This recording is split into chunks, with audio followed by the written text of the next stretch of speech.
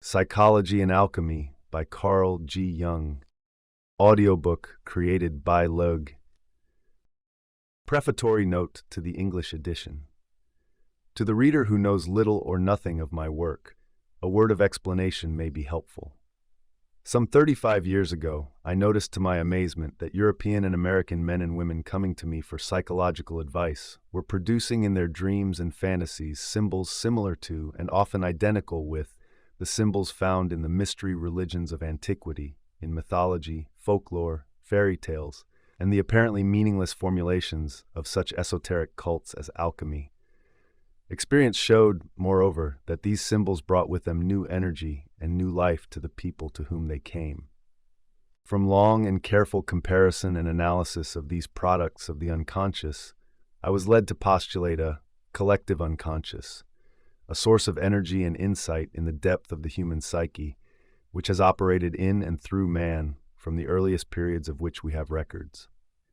In this present study of alchemy, I have taken a particular example of symbol formation, extending in all over some 17 centuries, and have subjected it to intensive examination, linking it at the same time with an actual series of dreams recorded by a modern European not under my direct supervision, and having no knowledge of what the symbols appearing in the dreams might mean. It is by such intensive comparisons as this, and not one but many, that the hypothesis of the collective unconscious, of an activity in the human psyche making for the spiritual development of the individual human being, may be scientifically established. Introduction to the religious and psychological problems of alchemy. The bruised reed he shall not break, and the smoking flax he shall not quench. Isaiah 42:3. For the reader familiar with analytical psychology, there is no need of any introductory remarks to the subject of the following study. But for the reader whose interest is not professional and who comes to this book unprepared, some kind of preface will probably be necessary. The concepts of alchemy and the individuation process are matters that seem to lie very far apart, so that the imagination finds it impossible at first to conceive of any bridge between them. To this reader I owe an explanation, more particularly as I have had one or two experiences since the publication of my recent lectures which lead me to infer a certain bewilderment in my critics. What I now have to put forward as regards the nature of the human psyche is based first and foremost on my observations of people. It has been objected that these observations deal with experiences that are either unknown or barely accessible. It is a remarkable fact, which we come across again and again, that absolutely everybody, even the most unqualified layman, thinks he knows all about psychology, as though the psyche were something that enjoyed the most universal understanding. But anyone who really knows the human psyche will agree with me when I say that it is one of the darkest and most mysterious regions of our experience. There is no end to what can be learned in this field. Hardly a day passes in my practice, but I come across something new and unexpected. True enough, my experiences are not commonplaces lying on the surface of life. They are, however, within easy reach of every psychotherapist working in this particular field. It is therefore rather absurd, to say the least, that ignorance of the experiences I have to offer should be twisted into an accusation against me. I do not hold myself responsible for the shortcomings in the lay public's knowledge of psychology. There is in the analytical process, that is to say in the dialectical discussion between the conscious mind and the unconscious, a development or an advance towards some goal or end, the perplexing nature of which has engaged my attention for many years. Psychological treatment may come to an end at any stage in the development without one's always or necessarily having the feeling that a goal has also been reached. Typical and temporary terminations may occur. 1. After receiving a piece of good advice. 2. After making a fairly complete but nevertheless adequate confession. 3. After having recognized some hitherto unconscious but essential psychic content, whose realization gives a new impetus to one's life and activity. 4. After a hard-won separation from the childhood psyche. 5. After having worked out a new and rational mode of adaptation to perhaps difficult or unusual circumstances and surroundings. 6. After the disappearance of painful symptoms. 7. After some positive turn of fortune, such as an examination, engagement, marriage, divorce, change of profession, etc. 8. After having found one's way back to the church or creed to which one previously belonged, or after a conversion. And finally, 9. After having begun to build up a practical philosophy of life, a philosophy in the classical sense of the word. Although the list could admit of many more modifications and additions, it ought to define, by and large, the main situations in which the analytical or psychotherapeutic process reaches a temporary or sometimes even a definitive end. Experience shows, however, that there is a relatively large number of patients for whom the outward termination of work with the doctor is far from denoting the end of the analytical process. It is rather the case that the dialectical discussion with the unconscious still continues, and follows much the same course as it does with those who have not given up their work with the doctor. Occasionally one meets such patients again after several years and hears the often highly remarkable account of their subsequent development. It was experiences of this kind which first confirmed me in my belief that there is in the psyche a process that seeks its own goal independently of external factors, and which freed me from the worrying feeling that I myself might be the sole cause of an unreal and perhaps unnatural process in the psyche of the patient. This apprehension was not altogether misplaced, inasmuch as no amount of argument based on any of the 9 categories mentioned above, not even a religious conversion or the most startling removal of neurotic symptoms, can persuade certain patients to give up their analytical work. It was these cases that finally convinced me that the treatment of neurosis opens up a problem which goes far beyond purely medical considerations and to which medical knowledge alone cannot hope to do justice.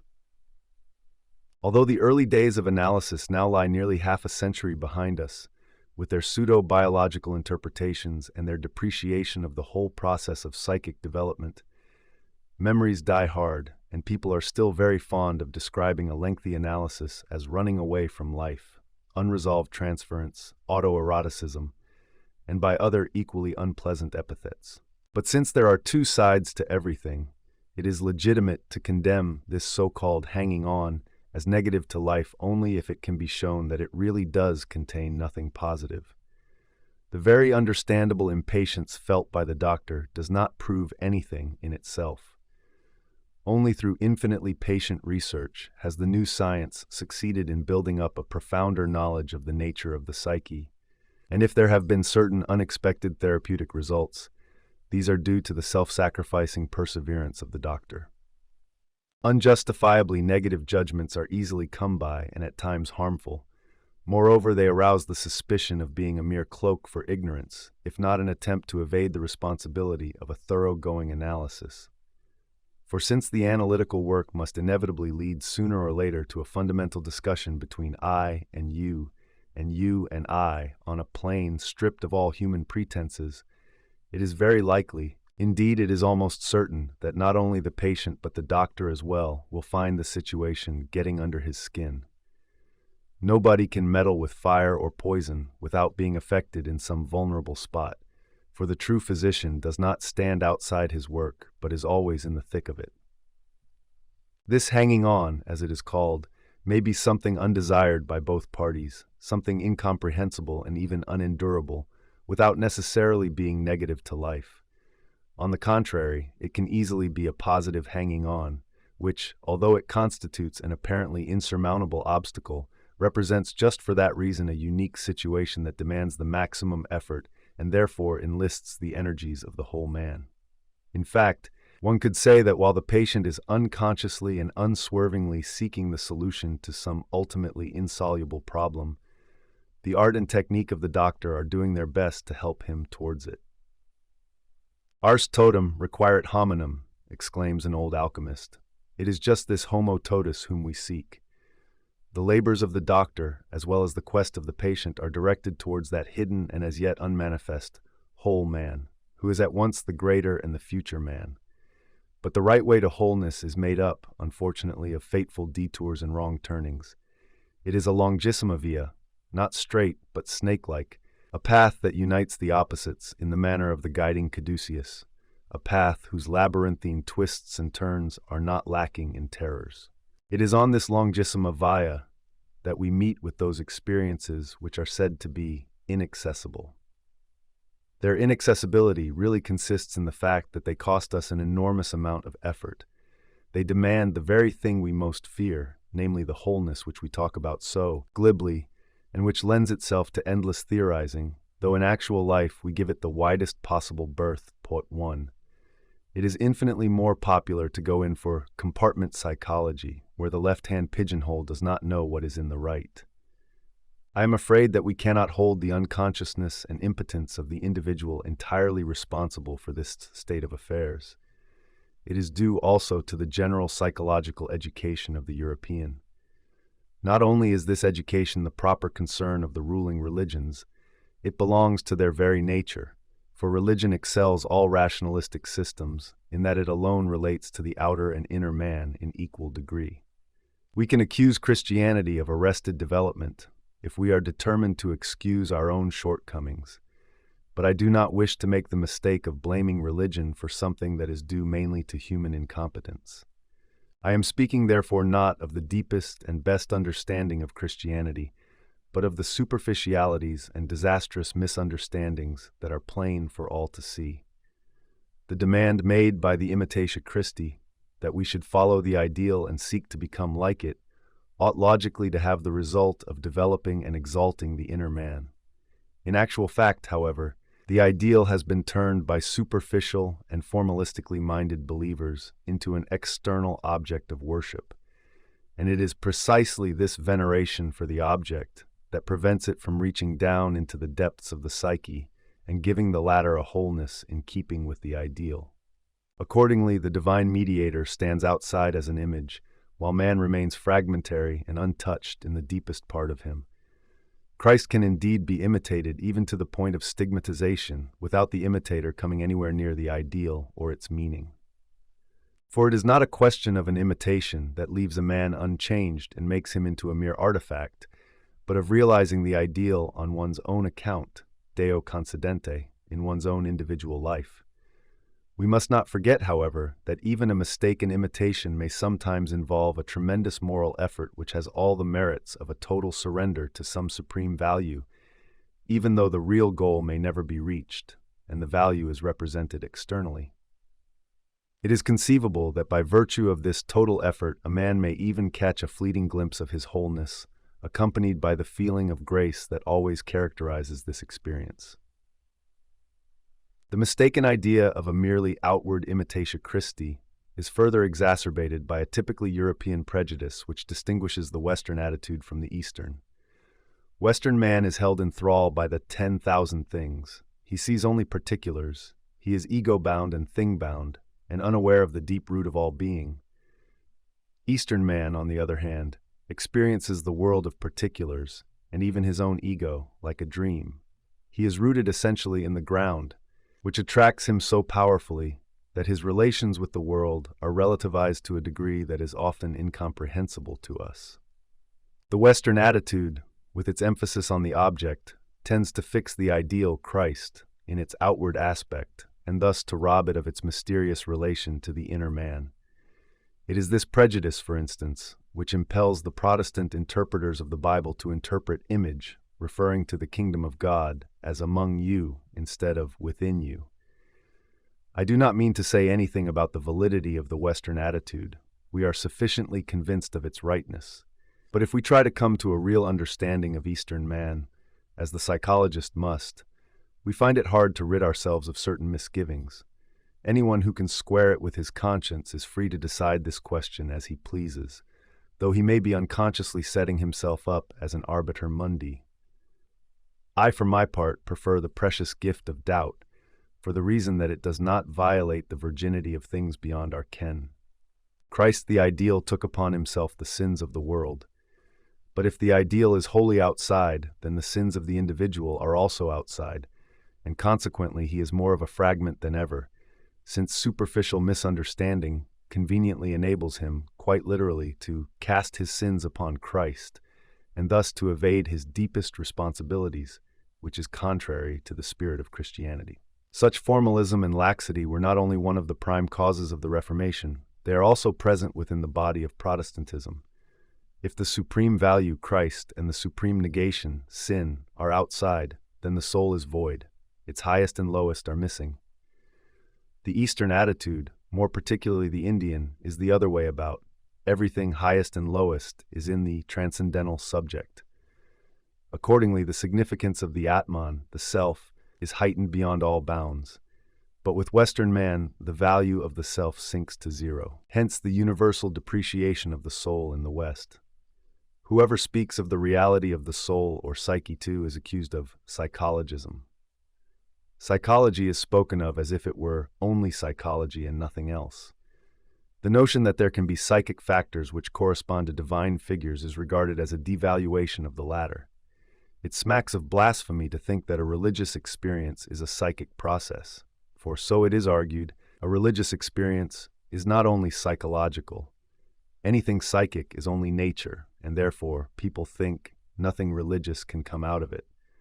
At the same time, such critics never hesitate to derive all religions, with the exception of their own, from the nature of the psyche.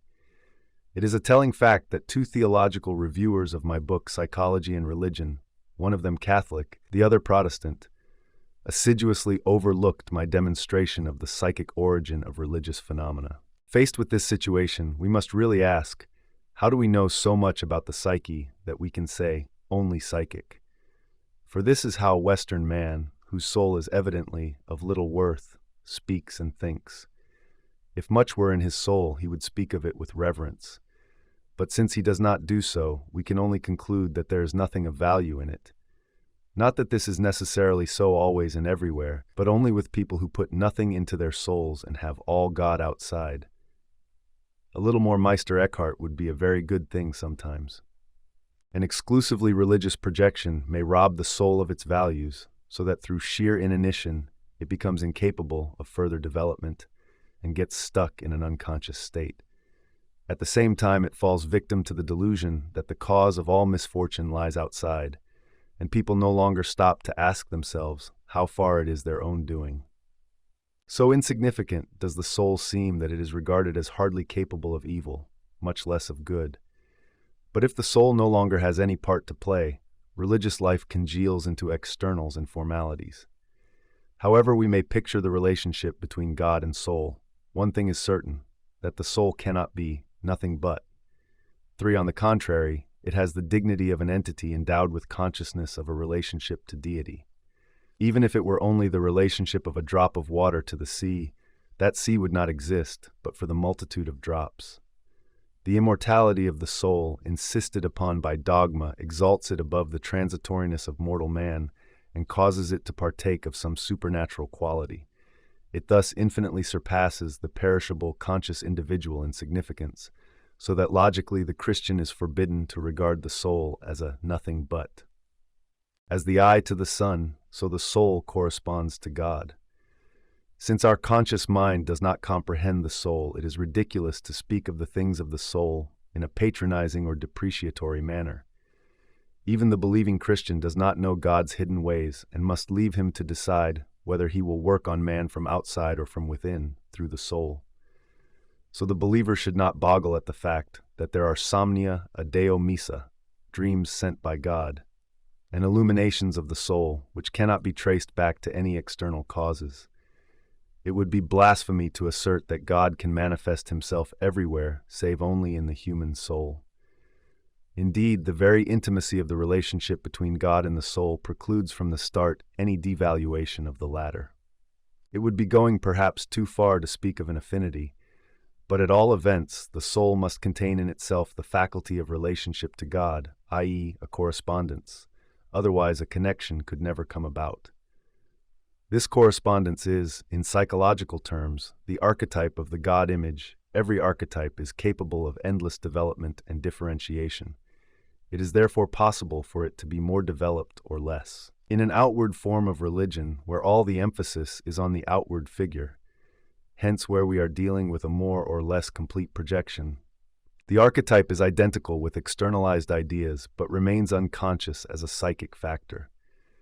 When an unconscious content is replaced by a projected image to that extent, it is cut off from all participation in and influence on the conscious mind. Hence, it largely forfeits its own life, because prevented from exerting the formative influence on consciousness natural to it. What is more, it remains in its original form, unchanged, for nothing changes in the unconscious. At a certain point, it even develops a tendency to regress to lower and more archaic levels. It may easily happen, therefore, that a Christian who believes in all the sacred figures is still undeveloped and unchanged in his inmost soul, because he has all God outside and does not experience him in the soul. His deciding motives, his ruling interests and impulses do not spring from the sphere of Christianity, but from the unconscious and undeveloped psyche, which is as pagan and archaic as ever. Not the individual alone, but the sum total of individual lives in a nation proves the truth of this contention. The great events of our world as planned and executed by man do not breathe the spirit of Christianity, but rather of unadorned paganism. These things originate in a psychic condition that has remained archaic and has not been even remotely touched by Christianity. The Church assumes, not altogether without reason, that the fact of simulcreditus, having once believed, leaves certain traces behind it, but of these traces nothing is to be seen in the broad march of events. Christian civilization has proved hollow to a terrifying degree. It is all veneer, but the inner man has remained untouched and therefore unchanged. His soul is out of key with his external beliefs. In his soul, the Christian has not kept pace with external developments. Yes, everything is to be found outside, in image and in word, in church and Bible, but never inside. Inside reign the archaic gods, supreme as of old. That is to say, the inner correspondence with the outer God image is undeveloped for lack of psychological culture, and has therefore got stuck in heathenism. Christian education has done all that is humanly possible, but it has not been enough. Too few people have experienced the divine image as the innermost possession of their own souls. Christ only meets them from without, never from within the soul. That is why dark paganism still reigns there, a paganism which, now in a form so blatant that it can no longer be denied, and now in all too threadbare disguise, is swamping the world of so-called Christian civilization. With the methods employed hitherto, we have not succeeded in Christianizing the soul to the point where even the most elementary demands of Christian ethics can exert any decisive influence on the main concerns of the Christian European. The Christian missionary may preach the gospel to the poor naked heathen, but the spiritual heathen who populate Europe have as yet heard nothing of Christianity. Christianity must indeed begin again from the very beginning if it is to meet its high educative task. So long as religion is only faith and outward form, and the religious function is not experienced in our own souls, nothing of any importance has happened. It has yet to be understood that the mysterium magnum is not only in actuality, but is first and foremost rooted in the human psyche. The man who does not know this from his own experience may be a most learned theologian, but he has no idea of religion and still less of education. Yet when I point out that the soul possesses by nature a religious function, 7, and when I stipulate that it is the prime task of all education, of adults, to convey the archetype of the God image, or its emanations and effects to the conscious mind, then it is precisely the theologian who seizes me by the arm and accuses me of psychologism. But were it not a fact of experience that supreme values reside in the soul, quite apart from the who is also there, psychology would not interest me in the least, for the soul would then be nothing but a miserable vapor. I know, however, from hundredfold experience, that it is nothing of the sort, but on the contrary contains the equivalents of everything that has been formulated in dogma and a good deal more, which is just what enables it to be an eye destined to behold the light. This requires limitless range and unfathomable depth of vision. I have been accused of deifying the soul. Not I, but God himself has deified it.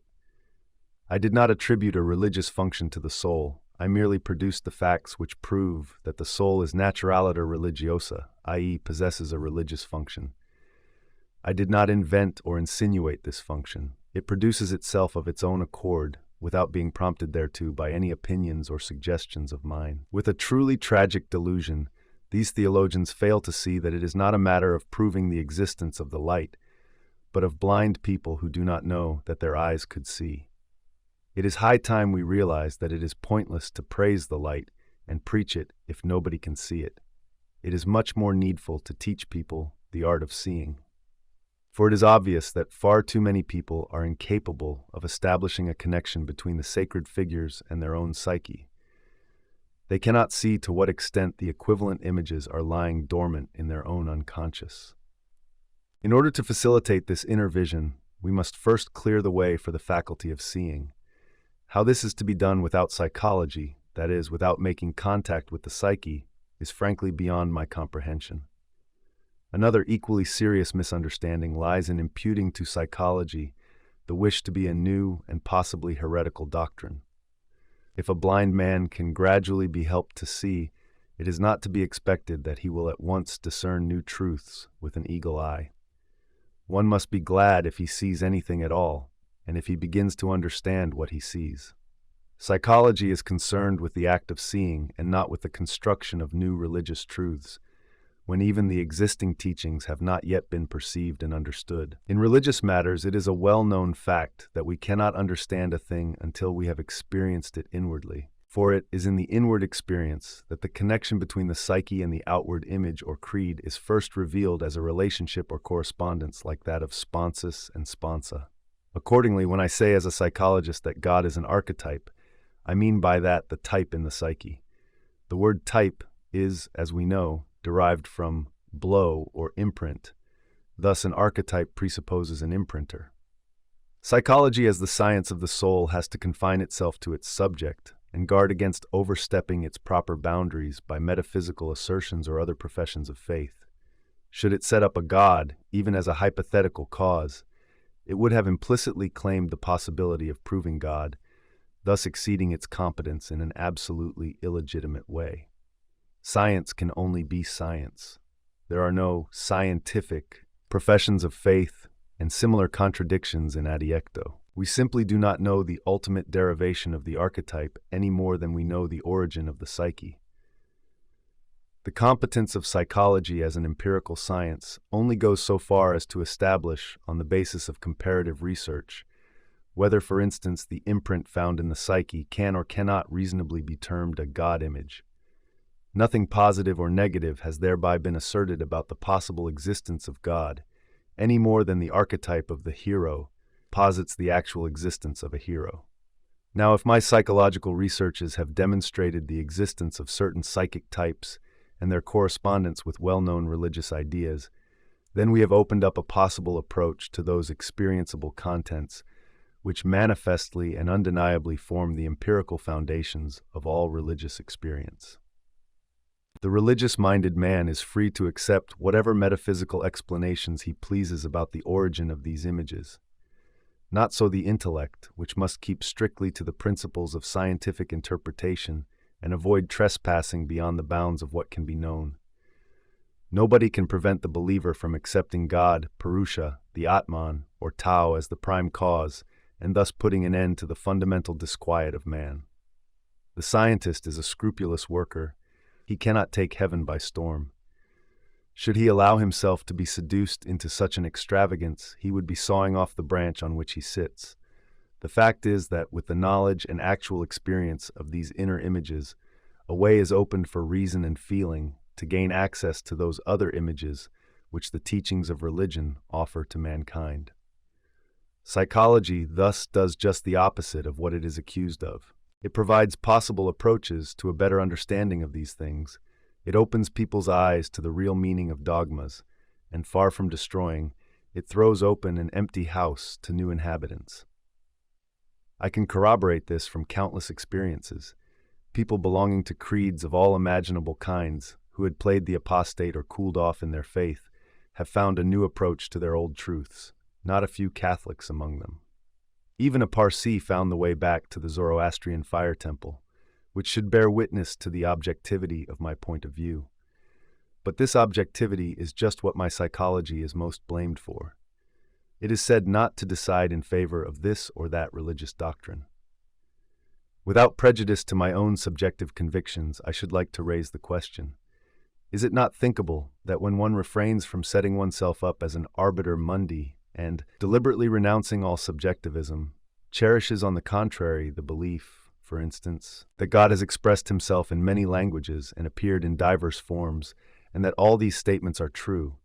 Is it not thinkable, I say, that this too is a decision? The objection raised, more particularly by Christians, that it is impossible for contradictory statements to be true, must permit itself to be politely asked. Does 1 equal 3? How can 3 be 1? Can a mother be a virgin? And so on. Has it not yet been observed that all religious statements contain logical contradictions and assertions that are impossible in principle, that this is in fact the very essence of religious assertion? As witness to this, we have Tertullian's avowal, and the Son of God is dead, which is worthy of belief because it is absurd, and when buried he rose again, which is certain because it is impossible. If Christianity demands faith in such contradictions, it does not seem to me that it can very well condemn those who assert a few paradoxes more. Oddly enough, the paradox is one of our most valuable spiritual possessions, while uniformity of meaning is a sign of weakness. Hence, a religion becomes inwardly impoverished when it loses or waters down its paradoxes.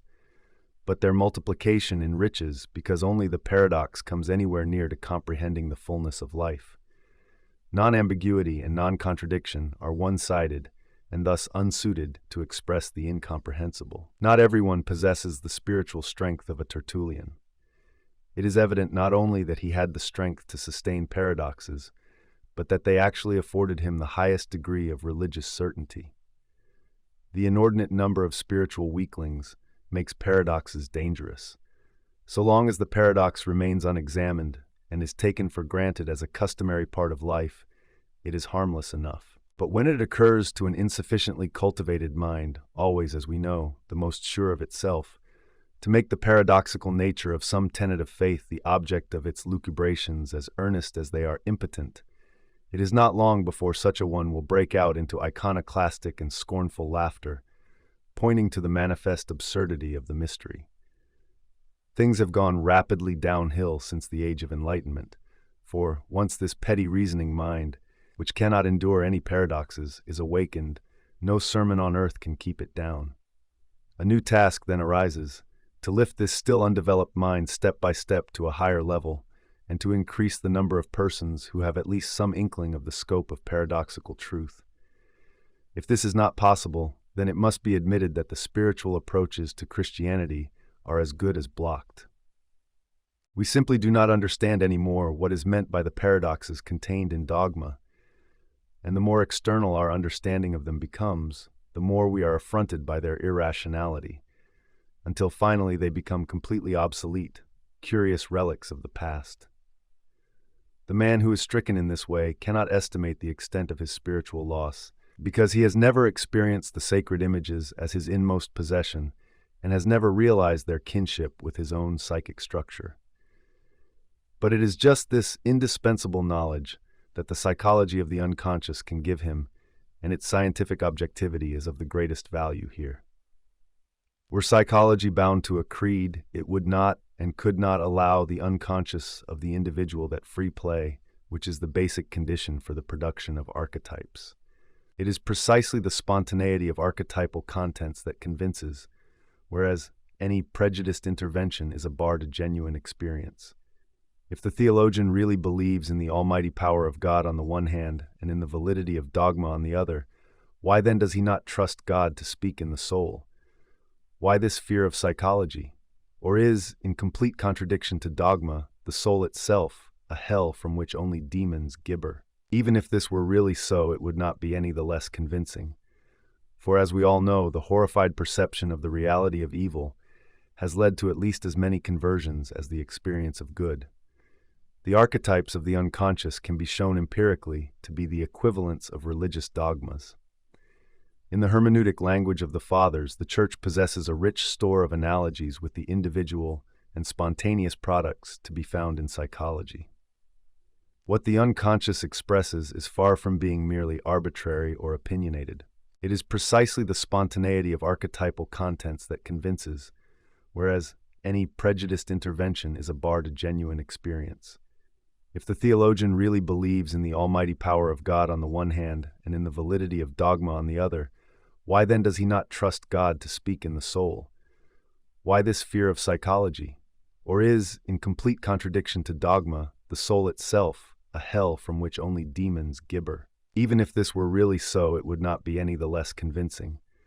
For as we all know, the horrified perception of the reality of evil has led to at least as many conversions as the experience of good. The archetypes of the unconscious can be shown empirically to be the equivalents of religious dogmas. In the hermeneutic language of the Fathers, the Church possesses a rich store of analogies with the individual and spontaneous products to be found in psychology. What the unconscious expresses is far from being merely arbitrary or opinionated.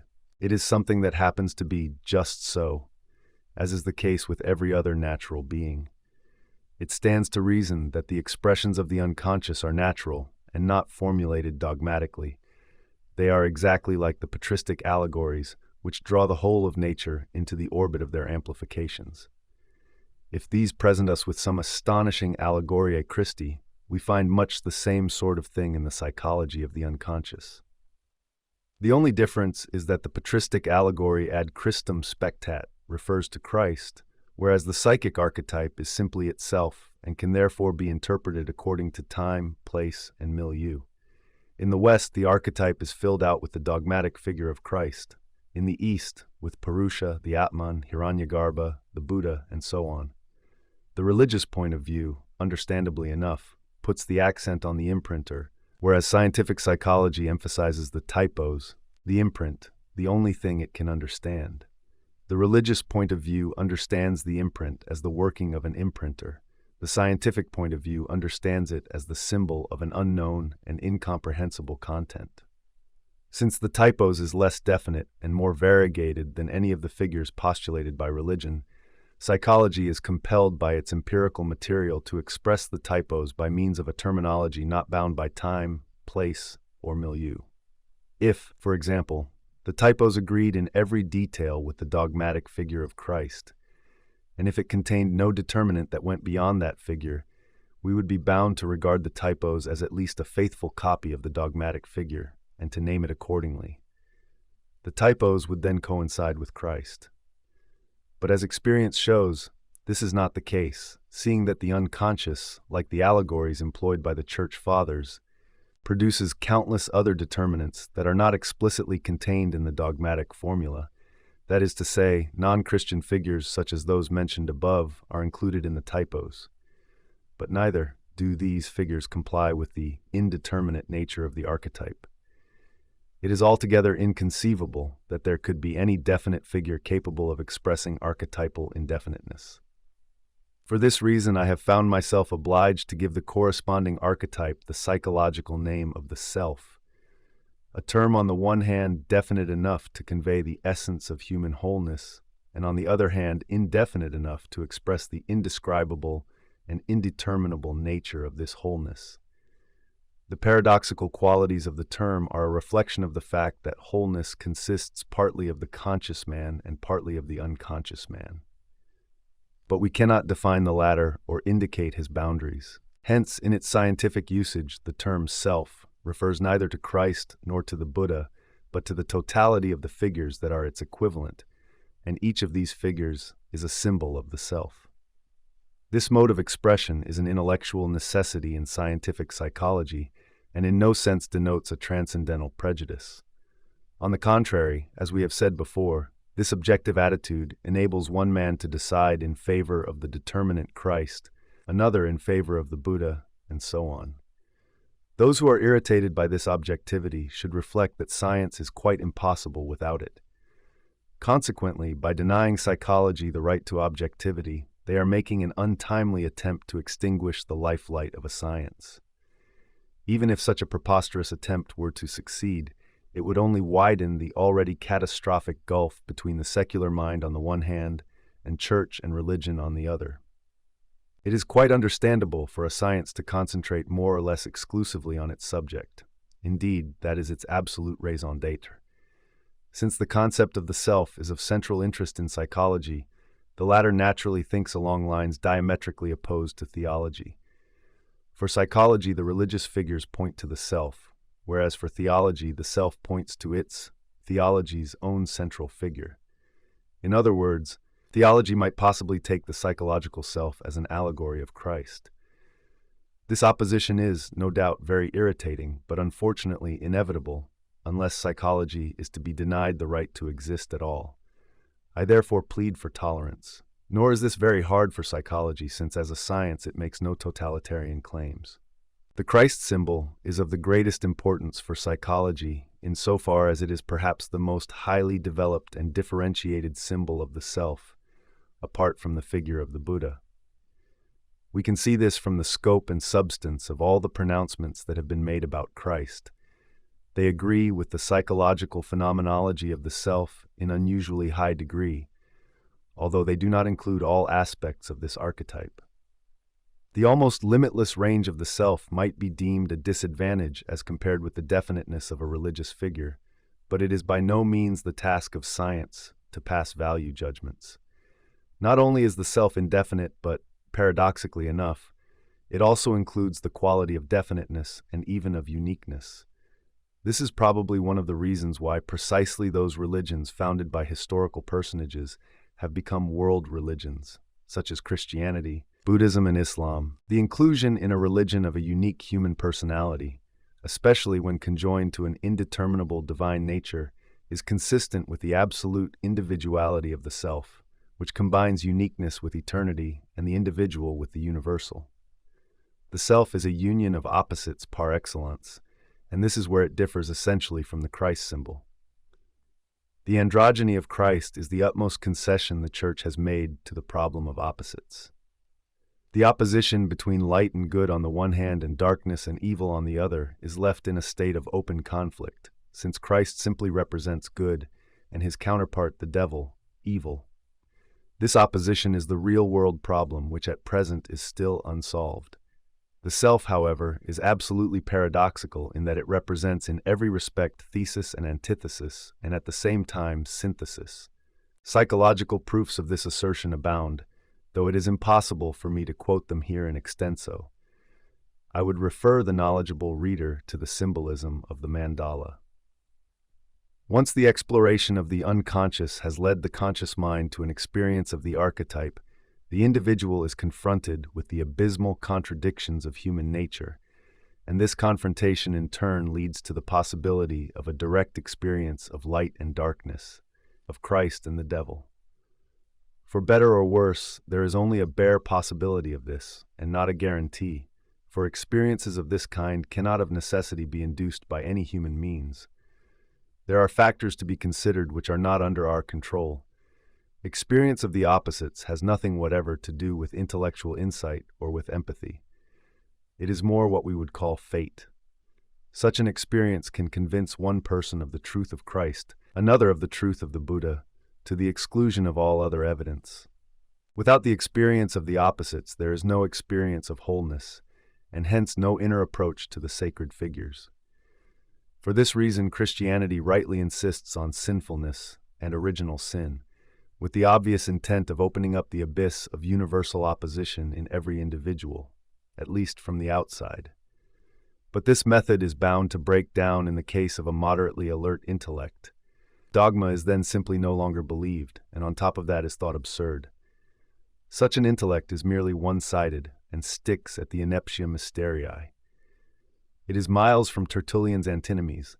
In fact, it is quite incapable of enduring the suffering such a tension involves. Cases are not unknown where the rigorous exercises and proselytizings of the Catholics and a certain type of Protestant education that is always sniffing out sin have brought about psychic damage that leads not to the kingdom of heaven, but to the consulting room of the doctor. Although insight into the problem of opposites is absolutely imperative, there are very few people who can stand it in practice, a fact which has not escaped the notice of the confessional.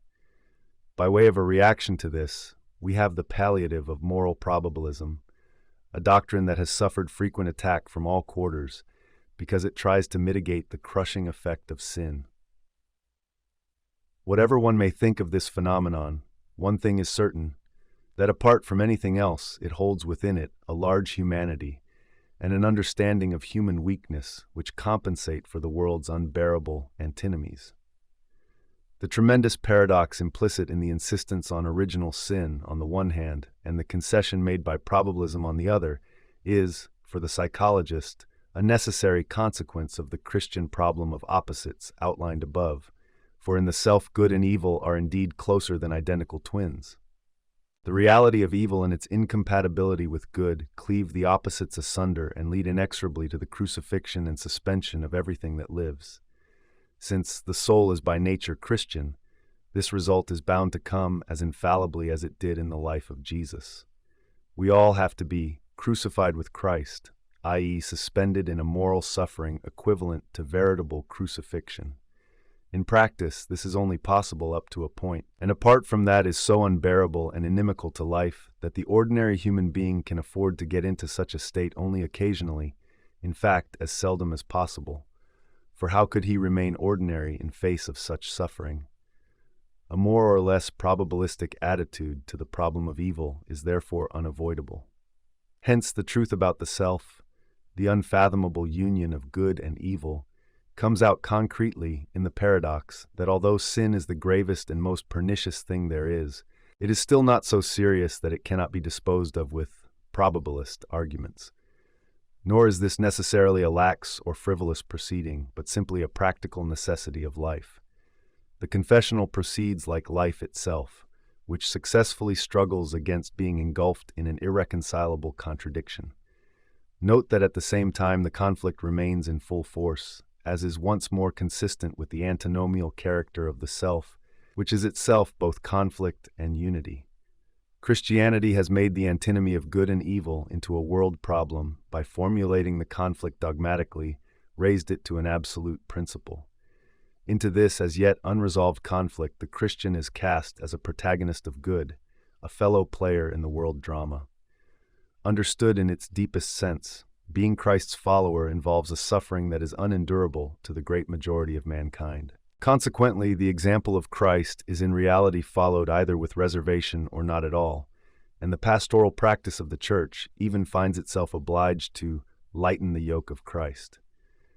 This means a pretty considerable reduction in the severity and harshness of the conflict, and hence, in practice, a relativism of good and evil. Good is equivalent to the unconditional imitation of Christ, and evil is its hindrance.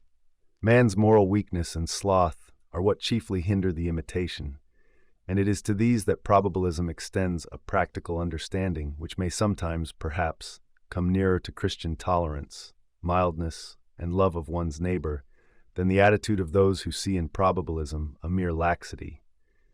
Although one must concede a number of cardinal Christian virtues to the probabilist endeavor, one must still not overlook the fact that it obviates much of the suffering involved in the imitation of Christ, and that the conflict of good and evil is thus robbed of its harshness and toned down to tolerable proportions. This brings about an approach to the psychic archetype of the self, where even these opposites seem to be united, though, as I say, it differs from the Christian symbolism, which leaves the conflict open. For the latter there is a rift running through the world, light wars against night and the upper against the lower. The two are not one, as they are in the psychic archetype. But even though religious dogma may condemn the idea of two being one, religious practice does, as we have seen, allow the natural psychological symbol of the self at one with itself an approximate means of expression. On the other hand, dogma insists that three are one, while denying that four are one. Since olden times, not only in the West but also in China, uneven numbers have been regarded as masculine and even numbers as feminine. The Trinity is therefore a decidedly masculine deity, of which the androgyny of Christ and the special position and veneration accorded to the Mother of God are not the real equivalent.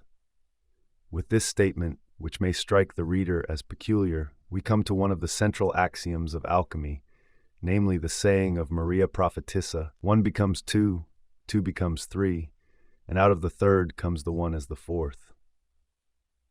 As the reader has already seen from its title, this book is concerned with the psychological significance of alchemy, and thus with a problem which, with very few exceptions, has so far eluded scientific research. Until quite recently, science was interested only in the part that alchemy played in the history of chemistry, concerning itself very little with the part it played in the history of philosophy and religion.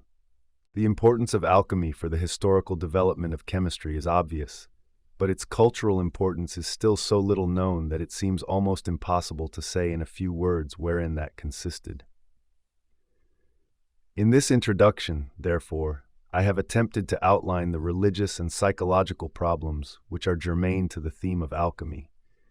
The point is that alchemy is rather like an undercurrent to the Christianity that ruled on the surface. It is to this surface as the dream is to consciousness, and just as the dream compensates the conflicts of the conscious mind, so alchemy endeavors to fill in the gaps left open by the Christian tension of opposites. Perhaps the most pregnant expression of this is the axiom of Maria Prophetessa, quoted above, which runs like a leitmotif throughout almost the whole of the lifetime of alchemy, extending over more than 17 centuries. In this aphorism, the even numbers which signify the feminine principle, earth, the regions under the earth, and evil itself, are interpolated between the uneven numbers of the Christian dogma. They are personified by the serpens Mercurii, the dragon that creates and destroys itself and represents the Prima Materia. This fundamental idea of alchemy points back to the Tehom, to Tiamat with her dragon attribute, and thus to the primordial matriarchal world which, in the theomachy of the Marduk myth, was overthrown by the masculine world of the father. The historical shift in the world's consciousness towards the masculine is compensated at first by the chthonic femininity of the unconscious. In certain pre-Christian religions, the differentiation of the masculine principle had taken the form of the father-son specification, a change which was to be of the utmost importance for Christianity. Were the unconscious merely complementary, this shift of consciousness would have been accompanied by the production of a mother and daughter, for which the necessary material lay ready to hand in the myth of Demeter and Persephone. But as alchemy shows, the unconscious chose rather the Cybele Attis type in the form of the Prima Materia and the Filius Macrocosmi, thus proving that it is not complementary but compensatory. This goes to show that the unconscious does not simply act contrary to the conscious mind, but modifies it more in the manner of an opponent or partner. The sun type does not call up a daughter as a complementary image from the depths of the chthonic unconscious. It calls up another sun. This remarkable fact would seem to be connected with the incarnation in our earthly human nature of a purely spiritual God brought about by the Holy Ghost, impregnating the womb of the Blessed Virgin. Thus the higher, the spiritual, the masculine inclines to the lower, the earthly, the feminine, and accordingly the mother, who was anterior to the world of the father, accommodates herself to the masculine principle and, with the aid of the human spirit, alchemy, or the philosophy, produces a son, not the antithesis of Christ, but rather his chthonic counterpart, not a divine man, but a fabulous being conforming to the nature of the primordial mother. And just as the redemption of man, the microcosm, is the task of the upper sun, so the lower sun has the function of a salvator macrocosmi. This, in brief, is the drama that was played out in the obscurities of alchemy. It is superfluous to remark that these two suns were never united, except perhaps in the mind and innermost experience of a few particularly gifted alchemists. But it is not very difficult to see the purpose of this drama. In the incarnation, it looked as though the masculine principle of the father world were approximating to the feminine principle of the mother world, with the result that the latter felt impelled to approximate in turn to the father world. What it evidently amounted to was an attempt to bridge the gulf separating the two worlds as compensation for the open conflict between them. I hope the reader will not be offended if my exposition sounds like a Gnostic myth. We are moving in those psychological regions where, as a matter of fact, gnosis is rooted. The message of the Christian symbol is gnosis, and the compensation effected by the unconscious is gnosis in even higher degree. Myth is the primordial language natural to these psychic processes, and no intellectual formulation comes anywhere near the richness and expressiveness of mythical imagery. Such processes are concerned with the primordial images, and these are best and most succinctly reproduced by figurative language. The process described above displays all the characteristic features of psychological compensation. We know that the mask of the unconscious is not rigid, it reflects the face we turn towards it. Hostility lends it a threatening aspect. Friendliness softens its features. It is not a question of mere optical reflection, but of an autonomous answer which reveals the self-sufficing nature of that which answers. Thus, the filius philosophorum is not just the reflected image in unsuitable material of the Son of God. On the contrary, this son of Tiamat reflects the features of the primordial maternal figure. Although he is decidedly hermaphroditic, he has a masculine name, a sign that the chthonic underworld, having been rejected by the spirit and identified with evil, has a tendency to compromise. There is no mistaking the fact that he is a concession to the spiritual and masculine principle, even though he carries in himself the weight of the earth and the whole fabulous nature of primordial animality. This answer of the mother world shows that the gulf between it and the father world is not unbridgeable, seeing that the unconscious holds the seed of the unity of both. The essence of the conscious mind is discrimination. It must, if it is to be aware of things, separate the opposites, and it does this contra naturam. In nature, the opposites seek one another, less extremes to touch, and so it is in the unconscious, and particularly in the archetype of unity, the self. Here, as in the deity, the opposites cancel out. But as soon as the unconscious begins to manifest itself, they split asunder, as at the creation. For every act of dawning consciousness is a creative act, and it is from this psychological experience that all our cosmogonic symbols are derived. Alchemy is preeminently concerned with the seed of unity, which lies hidden in the chaos of Tiamat and forms the counterpart to the divine unity. Like this, the seed of unity has a Trinitarian character in Christian alchemy and a triadic character in pagan alchemy. According to other authorities, it corresponds to the unity of the four elements and is therefore a quaternity. The overwhelming majority of modern psychological findings speaks in favor of the latter view. The few cases I have observed which produced the number 3 were marked by a systematic deficiency in consciousness, that is to say, by an unconsciousness of the inferior function. The number 3 is not a natural expression of wholeness, since 4 represents the minimum number of determinants in a whole judgment. It must nevertheless be stressed that side by side with the distinct leanings of alchemy and of the unconscious towards quaternity, there is always a vacillation between 3 and 4, which comes out over and over again. Even in the axiom of Maria Prophetissa, the quaternity is muffled and alembicated. In alchemy, there are 3 as well as 4 regimena or procedures, 3 as well as 4 colors. There are always 4 elements, but often 3 of them are grouped together, with the 4th in a special position, sometimes earth, sometimes fire. Mercurius 13 is of course quadratus, but he is also a 3-headed snake or simply a triunity. This uncertainty has a duplex character. In other words, the central ideas are ternary as well as quaternary. The psychologist cannot but mention the fact that a similar puzzle exists in the psychology of the unconscious. The least differentiated, or inferior, function is so much contaminated with the collective unconscious that, on becoming conscious, it brings up among others the archetype of the self as well, ton tetarten, as Maria Prophetissa says. 4 signifies the feminine, motherly, physical. 3 the masculine, fatherly, spiritual. Thus the uncertainty as to 3 or 4 amounts to a wavering between the spiritual and the physical. A striking example of how every human truth is a last truth but one. I began my introduction with human wholeness as the goal to which the psychotherapeutic process ultimately leads. This question is inextricably bound up with one's philosophical or religious assumptions. Even when, as frequently happens, the patient believes himself to be quite unprejudiced in this respect, the assumptions underlying his thought, mode of life, morale, and language are historically conditioned down to the last detail, a fact of which he is often kept unconscious by lack of education, combined with lack of self-criticism.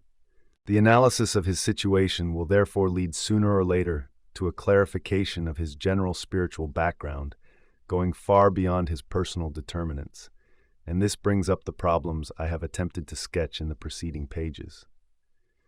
This phase of the process is marked by the production of symbols of unity, the so-called mandalas, which occur either in dreams or in the form of concrete visual impressions, often as the most obvious compensation of the contradictions and conflicts of the conscious situation. It would hardly be correct to say that the gaping rift 14 in the Christian order of things is responsible for this, since it is easy to show that Christian symbolism is particularly concerned with healing, or attempting to heal, this very wound.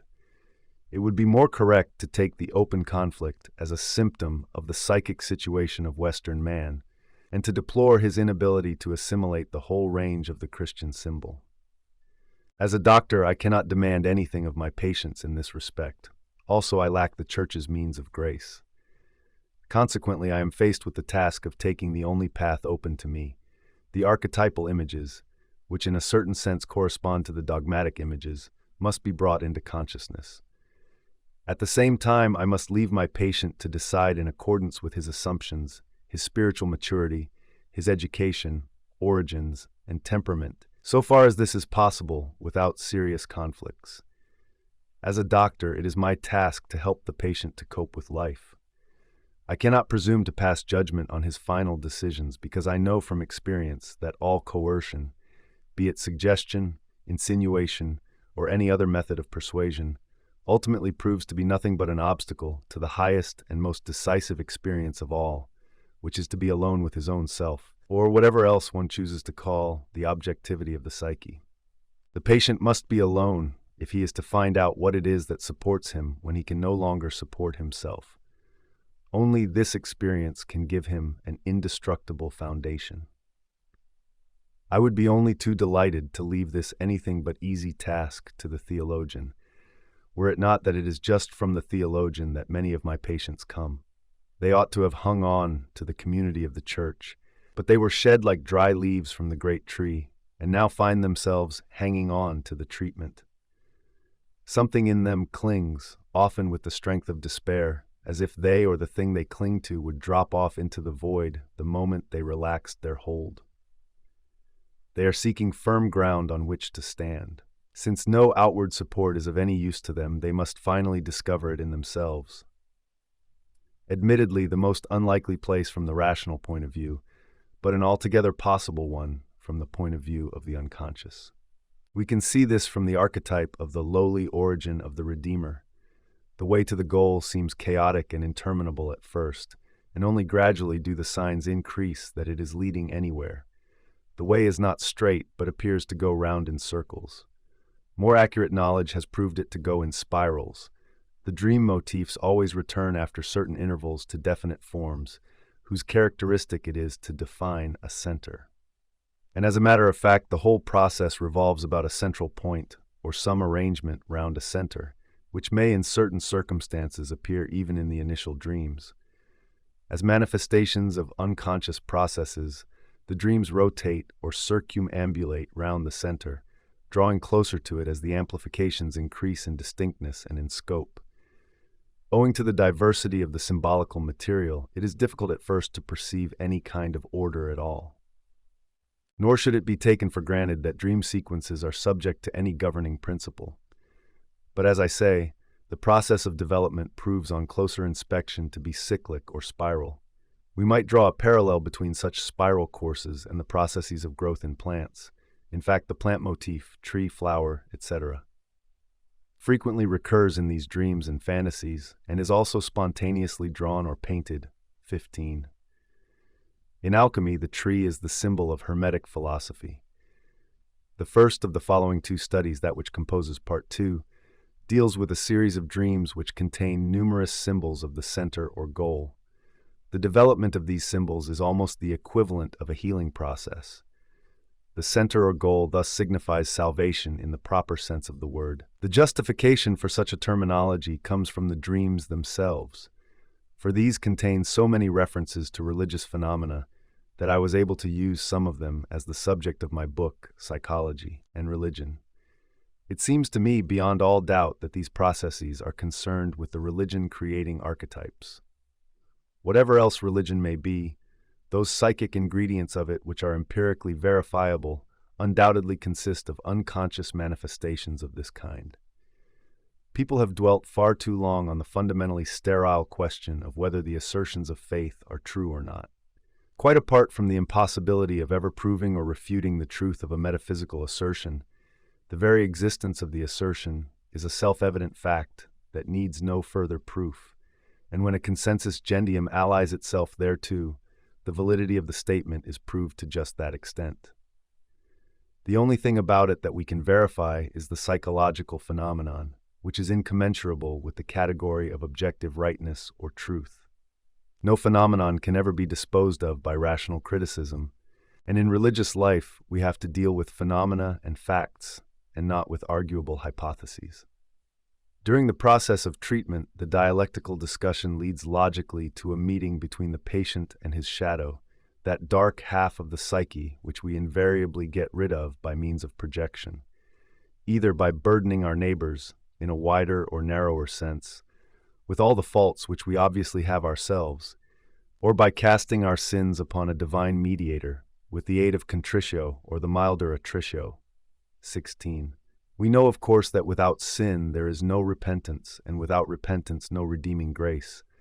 Also that without original sin the redemption of the world could never have come about.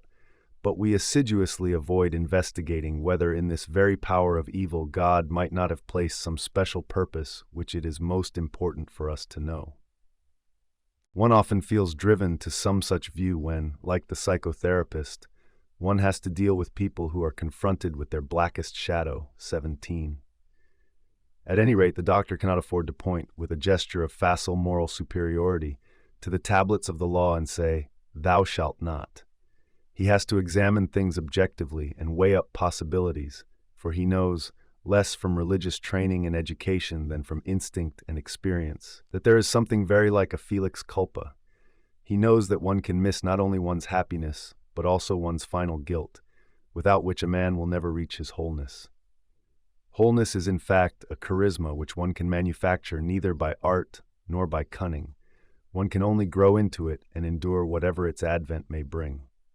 No doubt it is a great nuisance that mankind is not uniform, but compounded of individuals whose psychic structure spreads them over a span of at least 10,000 years. Hence, there is absolutely no truth that does not spell salvation to one person and damnation to another. All universalisms get stuck in this terrible dilemma. Earlier on, I spoke of Jesuit probabilism.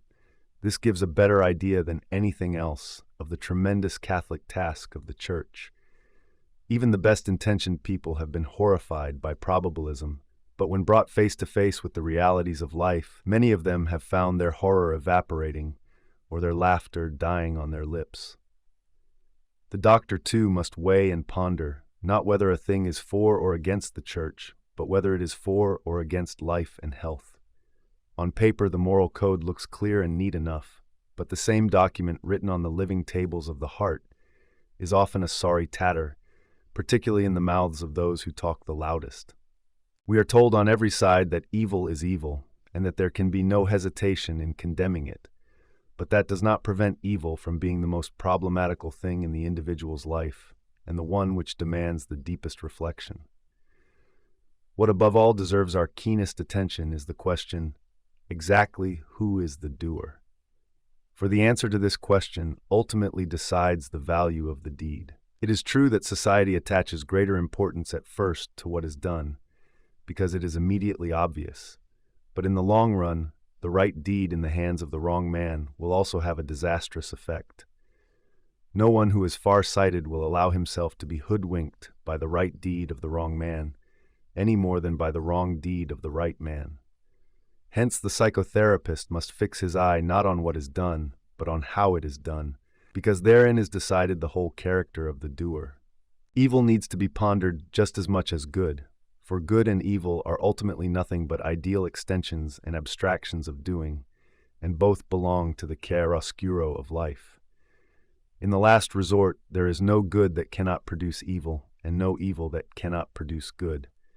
The encounter with the dark half of the personality, or shadow, comes about of its own accord in any moderately thorough treatment. This problem is as important as that of sin in the Church. The open conflict is unavoidable and painful. I have often been asked, and what do you do about it? I do nothing.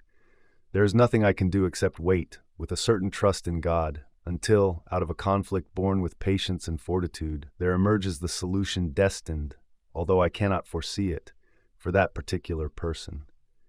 Not that I am passive or inactive meanwhile.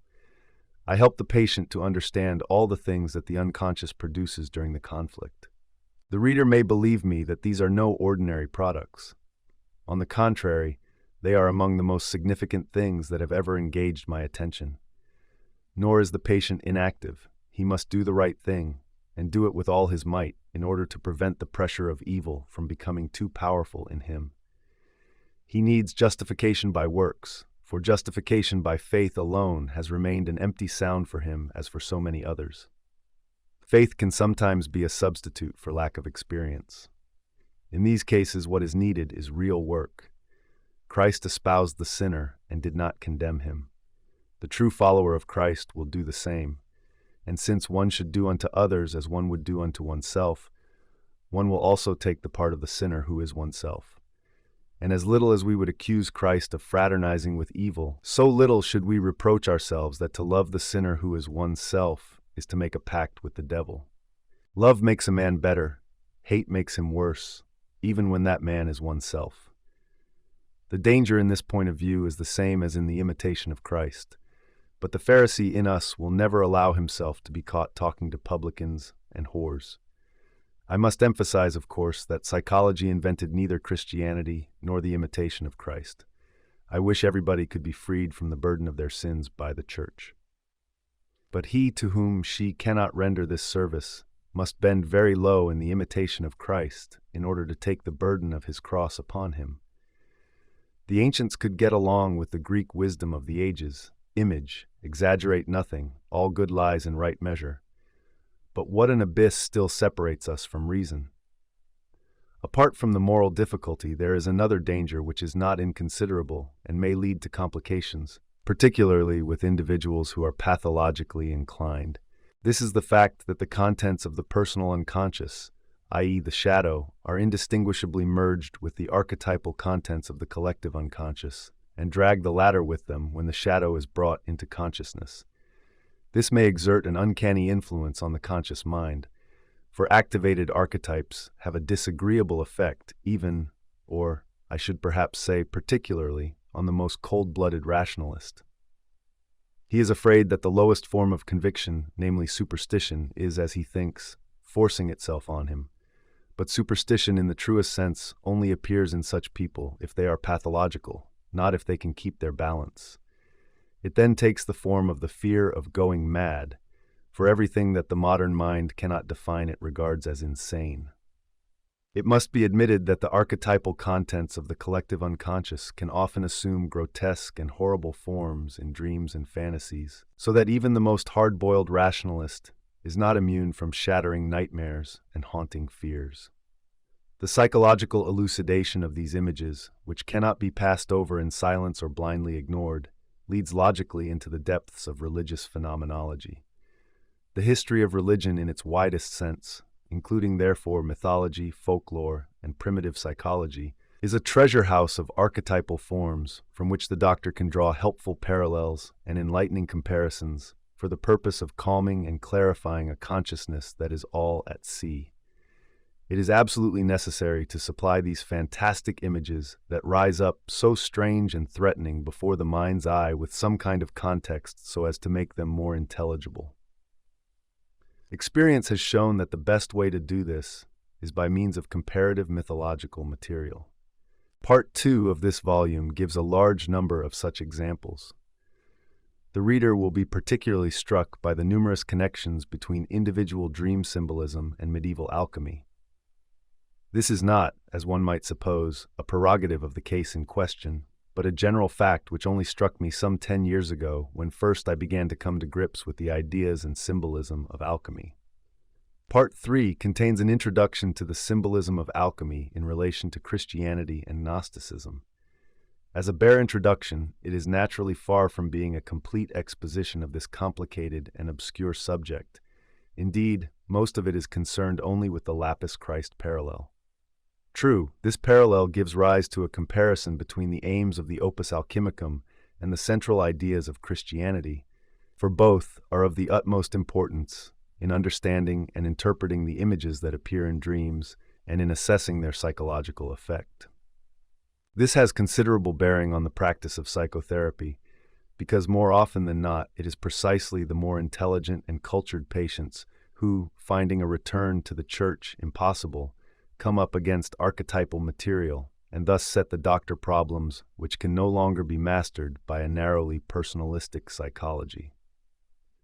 Nor is a mere knowledge of the psychic structure of a neurosis by any means sufficient, for once the process has reached the sphere of the collective unconscious, we are dealing with healthy material, i.e., with the universal basis of the individually varied psyche.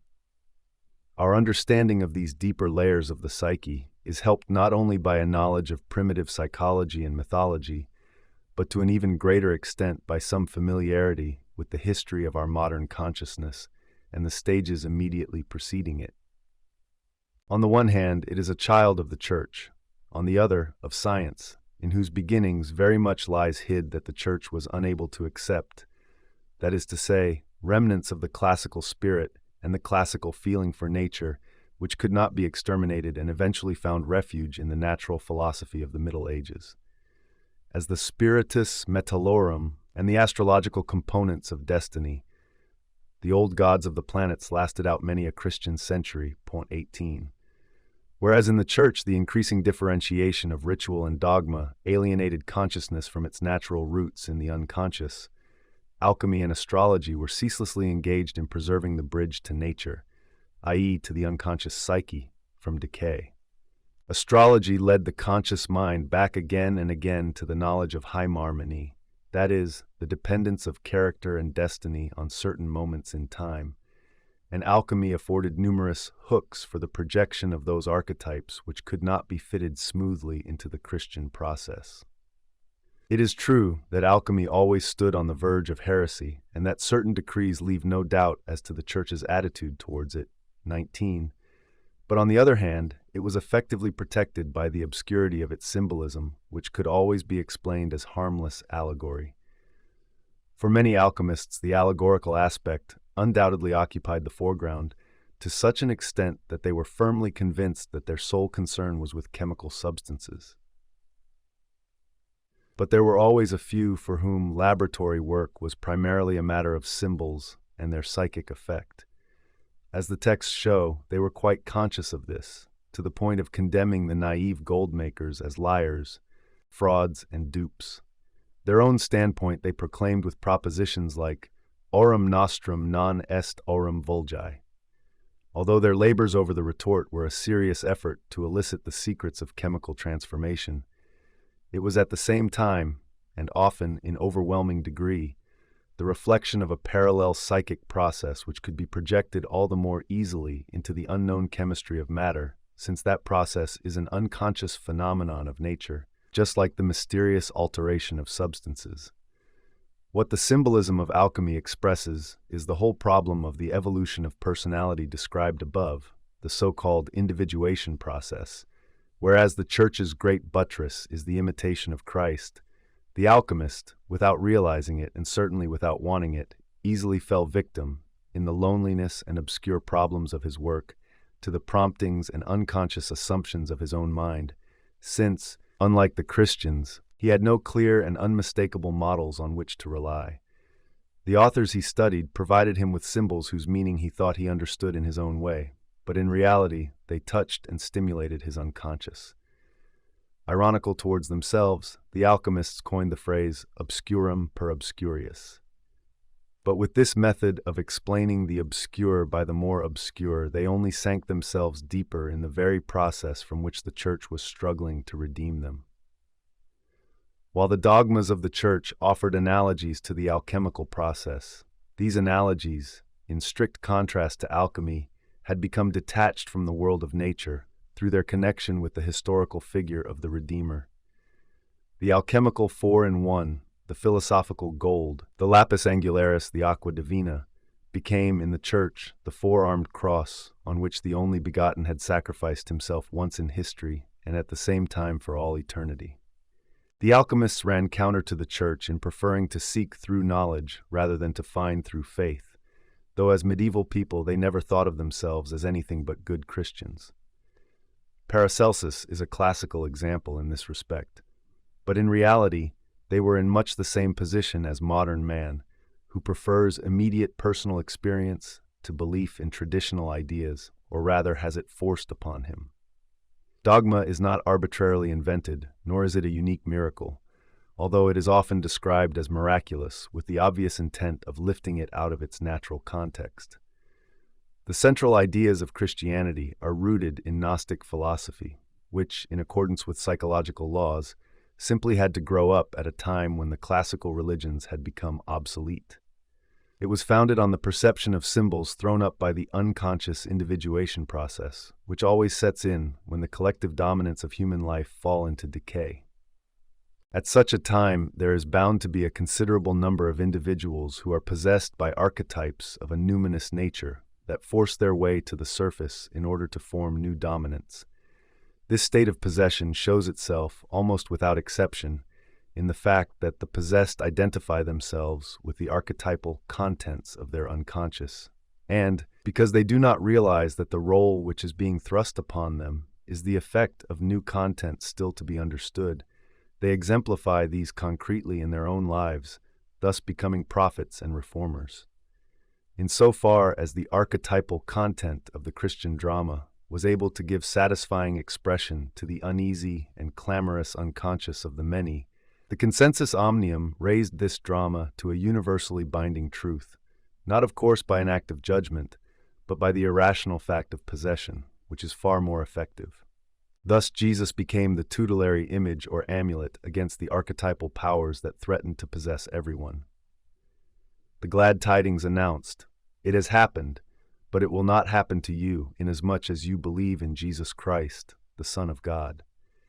Yet it could, and it can, and it will happen to everyone in whom the Christian dominant has decayed.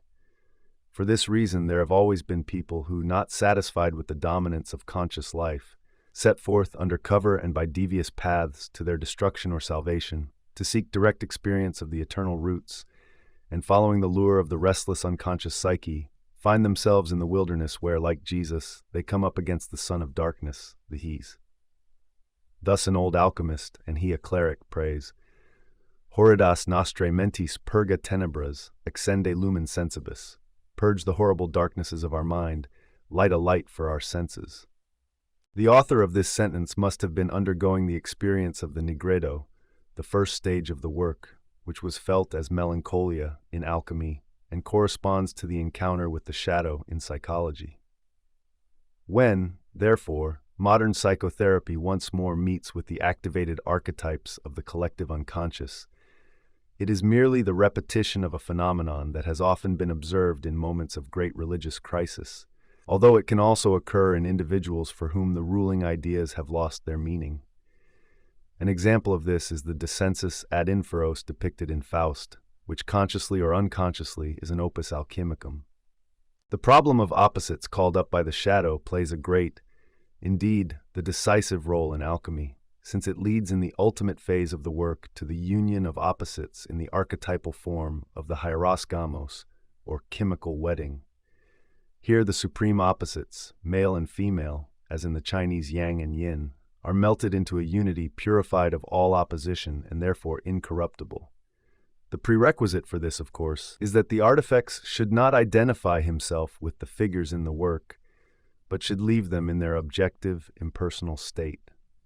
So long as the alchemist was working in his laboratory, he was in a favorable position, psychologically speaking, for he had no opportunity to identify himself with the archetypes as they appeared, since they were all projected immediately into the chemical substances. The disadvantage of this situation was that the alchemist was forced to represent the incorruptible substance as a chemical product, an impossible undertaking which led to the downfall of alchemy, its place in the laboratory being taken by chemistry. But the psychic part of the work did not disappear. It captured new interpreters, as we can see from the example of Faust, and also from the signal connection between our modern psychology of the unconscious and alchemical symbolism. Individual dream symbolism in relation to alchemy, a study of the unconscious processes at work in dreams.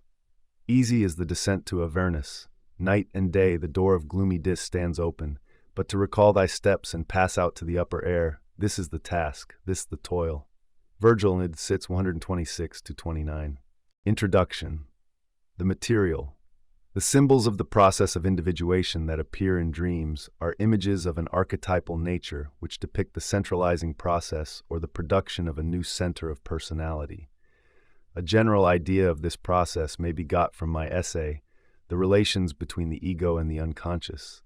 For certain reasons mentioned there, I call this center the self, which should be understood as the totality of the psyche. The self is not only the center, but also the whole circumference, which embraces both conscious and unconscious. It is the center of this totality, just as the ego is the center of consciousness. The symbols now under consideration are not concerned with the manifold stages and transformations of the individuation process, but with the images that refer directly and exclusively to the new center as it comes into consciousness. These images belong to a definite category, which I call mandala symbolism. In The Secret of the Golden Flower, published in collaboration with Richard Wilhelm, I have described this symbolism in some detail. In the present study, I should like to put before you an individual series of such symbols in chronological order. The material consists of over 1,000 dreams and visual impressions coming from a young man of excellent scientific education. 1. For the purposes of this study, I have worked on the first 400 dreams and visions, which covered a period of nearly 10 months. In order to avoid all personal influence, I asked one of my pupils, a woman doctor, who was then a beginner, to undertake the observation of the process. This went on for 5 months. The dreamer then continued his observations alone for 3 months. Except for a short interview at the very beginning, before the commencement of the observation, I did not see the dreamer at all during the first 8 months. Thus it happened that 355 of the dreams were dreamed away from any personal contact with myself. Only the last 45 occurred under my observation. No interpretations worth mentioning were then attempted, because the dreamer, owing to his excellent scientific training and ability, did not require any assistance. Hence, conditions were really ideal for unprejudiced observation and recording. First of all, then, I shall present extracts from the 22 initial dreams in order to show how the mandala symbolism makes a very early appearance and is embedded in the rest of the dream material. Later on, I shall pick out in chronological order the dreams that refer specifically to the mandala. With few exceptions, all the dreams have been abbreviated, either by extracting the part that carries the main thought or by condensing the whole text to essentials. This simplifying procedure has not only curtailed their length, but has also removed personal allusions and complications, as was necessary for reasons of discretion. Despite this somewhat doubtful interference, I have, to the best of my knowledge and scrupulosity, avoided any arbitrary distortion of meaning. The same considerations had also to apply to my own interpretation, so that certain passages in the dreams may appear to have been overlooked. Had I not made this sacrifice and kept the material absolutely complete, I should not have been in a position to publish this series, which in my opinion could hardly be surpassed in intelligence, clarity, and consistency. It therefore gives me great pleasure to express my sincere gratitude here and now to the author for the service he has rendered to science. The method. In my writings and lectures, I have always insisted that we must give up all preconceived opinions when it comes to the analysis and interpretation of the objective psyche. 3. In other words, the unconscious. We do not yet possess a general theory of dreams that would enable us to use a deductive method with impunity, any more than we possess a general theory of consciousness from which we can draw deductive conclusions. The manifestations of the subjective psyche, or consciousness, can be predicted to only the smallest degree, and there is no theoretical argument to prove beyond doubt that any causal connection necessarily exists between them. On the contrary, we have to reckon with a high percentage of arbitrariness and chance in the complex actions and reactions of the conscious mind. Similarly, there is no empirical, still less a theoretical, reason to assume that the same does not apply to the manifestations of the unconscious. The latter are just as manifold, unpredictable, and arbitrary as the former, and must therefore be subjected to as many different ways of approach. In the case of conscious utterances, we are in the fortunate position of being directly addressed and presented with a content whose purpose we can recognize. But with unconscious manifestations, there is no directed or adapted language in our sense of the word. There is merely a psychic phenomenon that would appear to have only the loosest connections with conscious contents. If the expressions of the conscious mind are incomprehensible, we can always ask what they mean. But the objective psyche is something alien even to the conscious mind through which it expresses itself. We are therefore obliged to adopt the method we would use in deciphering a fragmentary text or one containing unknown words. We examine the context. The meaning of the unknown word may become evident when we compare a series of passages in which it occurs. The psychological context of dream contents consists in the web of associations in which the dream is naturally embedded. Theoretically, we can never know anything in advance about this web, but in practice it is sometimes possible, granted long enough experience. Even so, careful analysis will never rely too much on technical rules. The danger of deception and suggestion is too great. In the analysis of isolated dreams above all, this kind of knowing in advance and making assumptions on the grounds of practical expectation or general probability is positively wrong. It should therefore be an absolute rule to assume that every dream and every part of a dream is unknown at the outset, and to attempt an interpretation only after carefully taking up the context.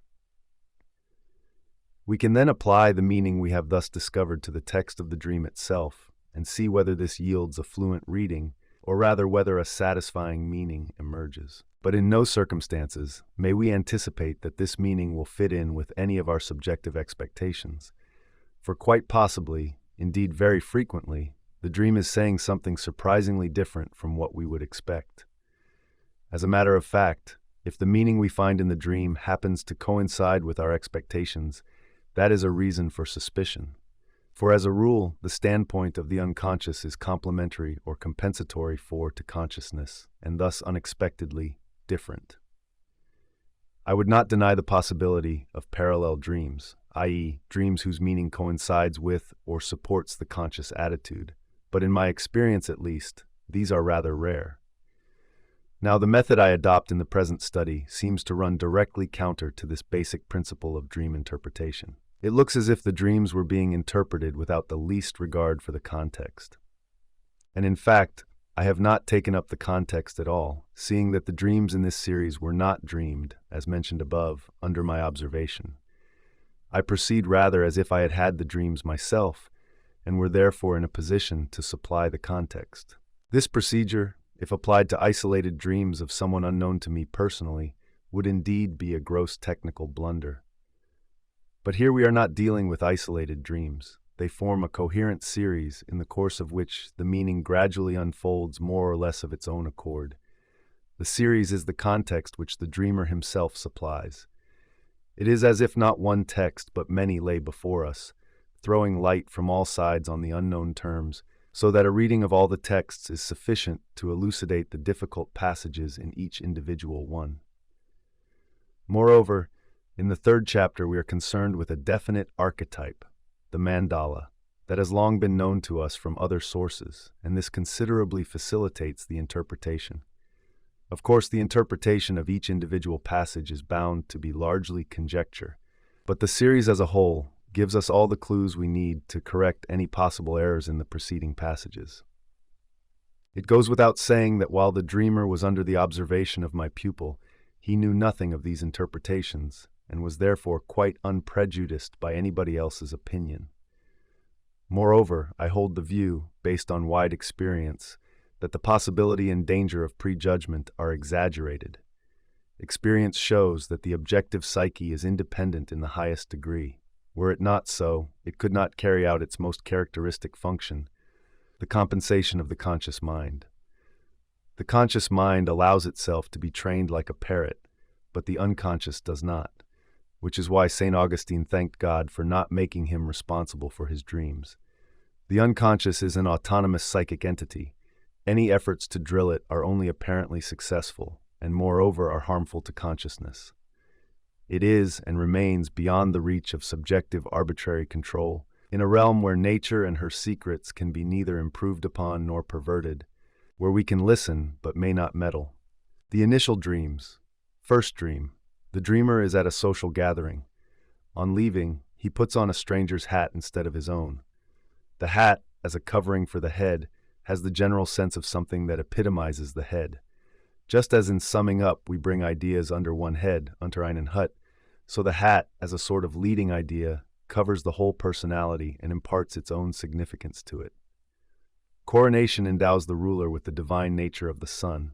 The doctor's hood bestows the dignity of a scholar, and a stranger's hat imparts a strange personality. Marink uses this theme in his novel The Golem, where the hero puts on the hat of Athanasius Pernath, and, as a result, becomes involved in a strange experience.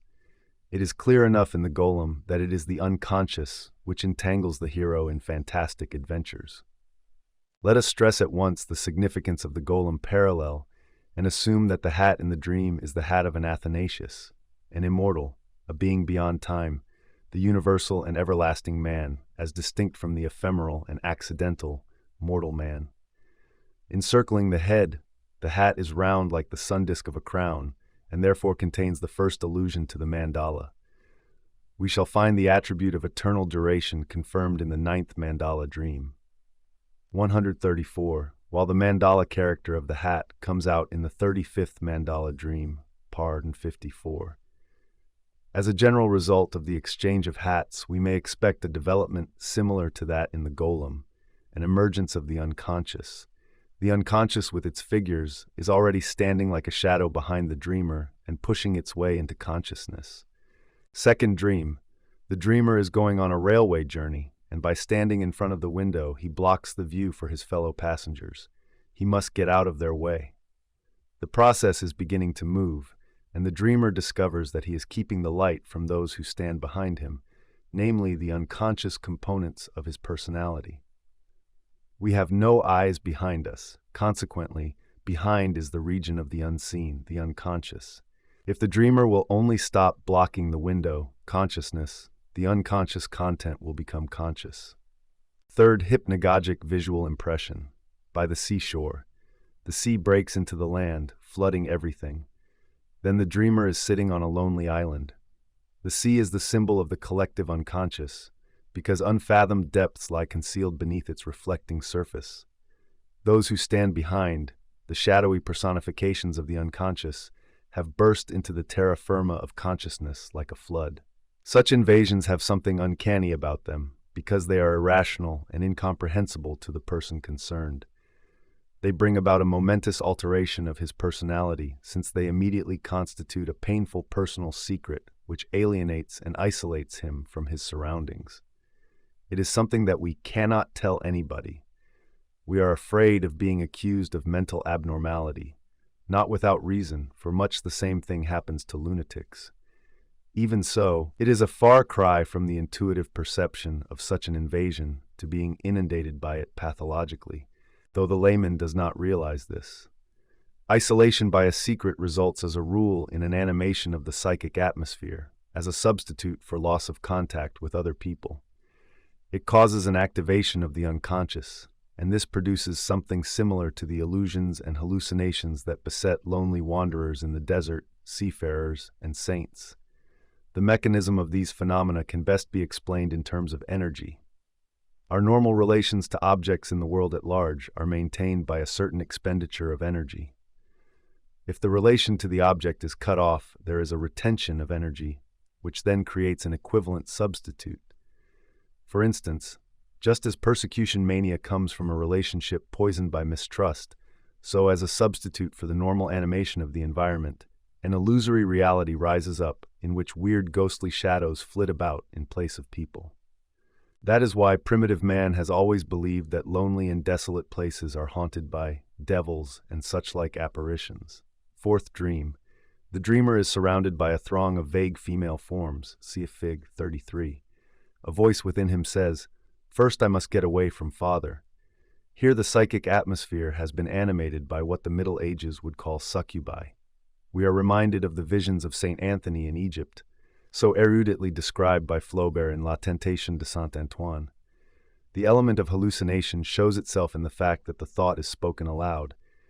The words, "First I must get away," call for a concluding sentence which would begin with "in order to." Presumably it would run, "in order to follow the unconscious, i.e. the alluring female forms." Fig. 9. The Father, the embodiment of the traditional spirit, as expressed in religion or a general philosophy of life, is standing in his way. He imprisons the dreamer in the world of the conscious mind and its values. The traditional masculine world, with its intellectualism and rationalism, is felt to be an impediment, from which we must conclude that the unconscious, now approaching him, stands in direct opposition to the tendencies of the conscious mind, and that the dreamer, despite this opposition, is already favorably disposed towards the unconscious. For this reason, the latter should not be subordinated to the rationalistic judgments of consciousness. It ought rather to be an experience sui generis. Naturally, it is not easy for the intellect to accept this, because it involves at least a partial, if not a total, sacrificium intellectus. Furthermore, the problem thus raised is very difficult for modern man to grasp. For to begin with, he can only understand the unconscious as an inessential and unreal appendage of the conscious mind, and not as a special sphere of experience with laws of its own. In the course of the later dreams, this conflict will appear again and again, until finally the right formula is found for the correlation of conscious and unconscious, and the personality is assigned its correct position between the two. Moreover, such a conflict cannot be solved by understanding, but only by experience. Every stage of the experience must be lived through. There is no feat of interpretation or any other trick by which to circumvent this difficulty, for the union of conscious and unconscious can only be achieved step by step. The resistance of the conscious mind to the unconscious and the depreciation of the latter were historical necessities in the development of the human psyche, for otherwise the conscious mind would never have been able to differentiate itself at all. But modern man's consciousness has strayed rather too far from the fact of the unconscious. We have even forgotten that the psyche is by no means of our design, but is for the most part autonomous and unconscious. Consequently, the approach of the unconscious induces a panic fear in civilized people, not least on account of the menacing analogy with insanity. The intellect has no objection to analyzing the unconscious as a passive object. On the contrary, such an activity would coincide with our rational expectations. But to let the unconscious go its own way and to experience it as a reality is something that exceeds the courage and capacity of the average European. He prefers simply not to understand this problem. For the spiritually weak-kneed, this is the better course, since the thing is not without its dangers. The experience of the unconscious is a personal secret communicable only to very few, and that with difficulty, hence the isolating effect we noted above. But isolation brings about a compensatory animation of the psychic atmosphere which strikes us as uncanny. The figures that appear in the dream are feminine, thus pointing to the feminine nature of the unconscious. They are fairies or fascinating sirens and lamias, who infatuate the lonely wanderer and lead him astray. Likewise, seductive maidens appear at the beginning of the Nekia 2 of Apollo 3, Fig. 33, and the Melusina of Paracelsus 4 is another such figure. Fifth visual impression, a snake describes a circle round the dreamer, who stands rooted to the ground like a tree. The drawing of a spellbinding circle is an ancient magical device used by everyone who has a special or secret purpose in mind. He thereby protects himself from the perils of the soul that threaten him from without and attack anyone who is isolated by a secret. The same procedure has also been used since olden times to set a place apart as holy and inviolable. In founding a city, for instance, they first drew the sulcus primigenius, or original furrow. The fact that the dreamer stands rooted to the center is a compensation of his almost insuperable desire to run away from the unconscious. He experienced an agreeable feeling of relief after this vision, and rightly, since he has succeeded in establishing a protected temenos, a taboo area, where he will be able to meet the unconscious. Sixth visual impression, directly following upon fifth, the veiled figure of a woman seated on a stair. The motif of the unknown woman, whose technical name is the anima, appears here for the first time. Like the throng of vague female forms in Dream 4, she is a personification of the animated psychic atmosphere. From now on, the figure of the unknown woman reappears in a great many of the dreams. Personification always indicates an autonomous activity of the unconscious. If some personal figure appears, we may be sure that the unconscious is beginning to grow active. The activity of such figures very often has an anticipatory character. Something that the dreamer himself will do later is now being done in advance. In this case, the allusion is to a stair, thus indicating an ascent or a descent. Since the process running through dreams of this kind has an historical analogy in the rites of initiation, it may not be superfluous to draw attention to the important part which the stairway of the 7 planets played in these rites, as we know from Apuleius, among others. The initiations of late classical syncretism, already saturated with alchemy, cf. the visions of Zosimos, were particularly concerned with the theme of ascent, i.e. sublimation. The ascent was often represented by a ladder, hence the burial gift in Egypt of a small ladder for the ka of the dead. The idea of an ascent through the 7 spheres of the planets symbolizes the return of the soul to the sun god from whom it originated, as we know, for instance, from Firmicus Maternus. Thus, the Isis mystery described by Apuleius culminated in what early medieval alchemy, going back to Alexandrian tradition as transmitted by the Arabs, called the solificatio, where the initiand was crowned as Helios. Seventh visual impression, the veiled woman uncovers her face. It shines like the sun. The solificatio is consummated on the person of the anima. The process would seem to correspond to the illuminatio or enlightenment. This mystical idea contrasts strongly with the rational attitude of the conscious mind, which recognizes only intellectual enlightenment as the highest form of understanding and insight. Naturally, this attitude never reckons with the fact that scientific knowledge only satisfies the little tip of personality that is contemporaneous with ourselves, not the collective psyche that reaches back into the gray mists of antiquity and always requires a special rite if it is to be united with present-day consciousness. It is clear, therefore, that a lighting up of the unconscious is being prepared, which has far more the character of an illuminatio than of rational elucidation. The solificatio is infinitely far removed from the conscious mind and seems to it almost chimerical. Eighth, visual impression. A rainbow is to be used as a bridge, but one must go under it and not over it. Whoever goes over it will fall and be killed. Only the gods can walk rainbow bridges in safety. Mere mortals fall and meet their death, for the rainbow is only a lovely semblance that spans the sky and not a highway for human beings with bodies. These must pass under it, Fig 16. But water flows under bridges too, following its own gradient and seeking the lowest place. This hint will be confirmed later. Ninth dream, a green land where many sheep are pastured. It is the land of sheep. This curious fragment, inscrutable at first glance, may derive from childhood impressions, and particularly from those of a religious nature, which would not be far to seek in this connection, e.g., he maketh me to lie down in green pastures, or the early Christian allegories of sheep and shepherd. The next vision points in the same direction. 10th visual impression. The unknown woman stands in the land of sheep and points the way. The anima, having already anticipated the solificatio, now appears as the psychopomp, the one who shows the way. The way begins in the children's land, i.e. at a time when rational present-day consciousness was not yet separated from the historical psyche, the collective unconscious. The separation is indeed inevitable, but it leads to such an alienation from that dim psyche of the dawn of mankind that a loss of instinct ensues. The result is instinctual atrophy and hence disorientation in everyday human situations. But it also follows from the separation that the children's land will remain definitely infantile and become a perpetual source of childish inclinations and impulses.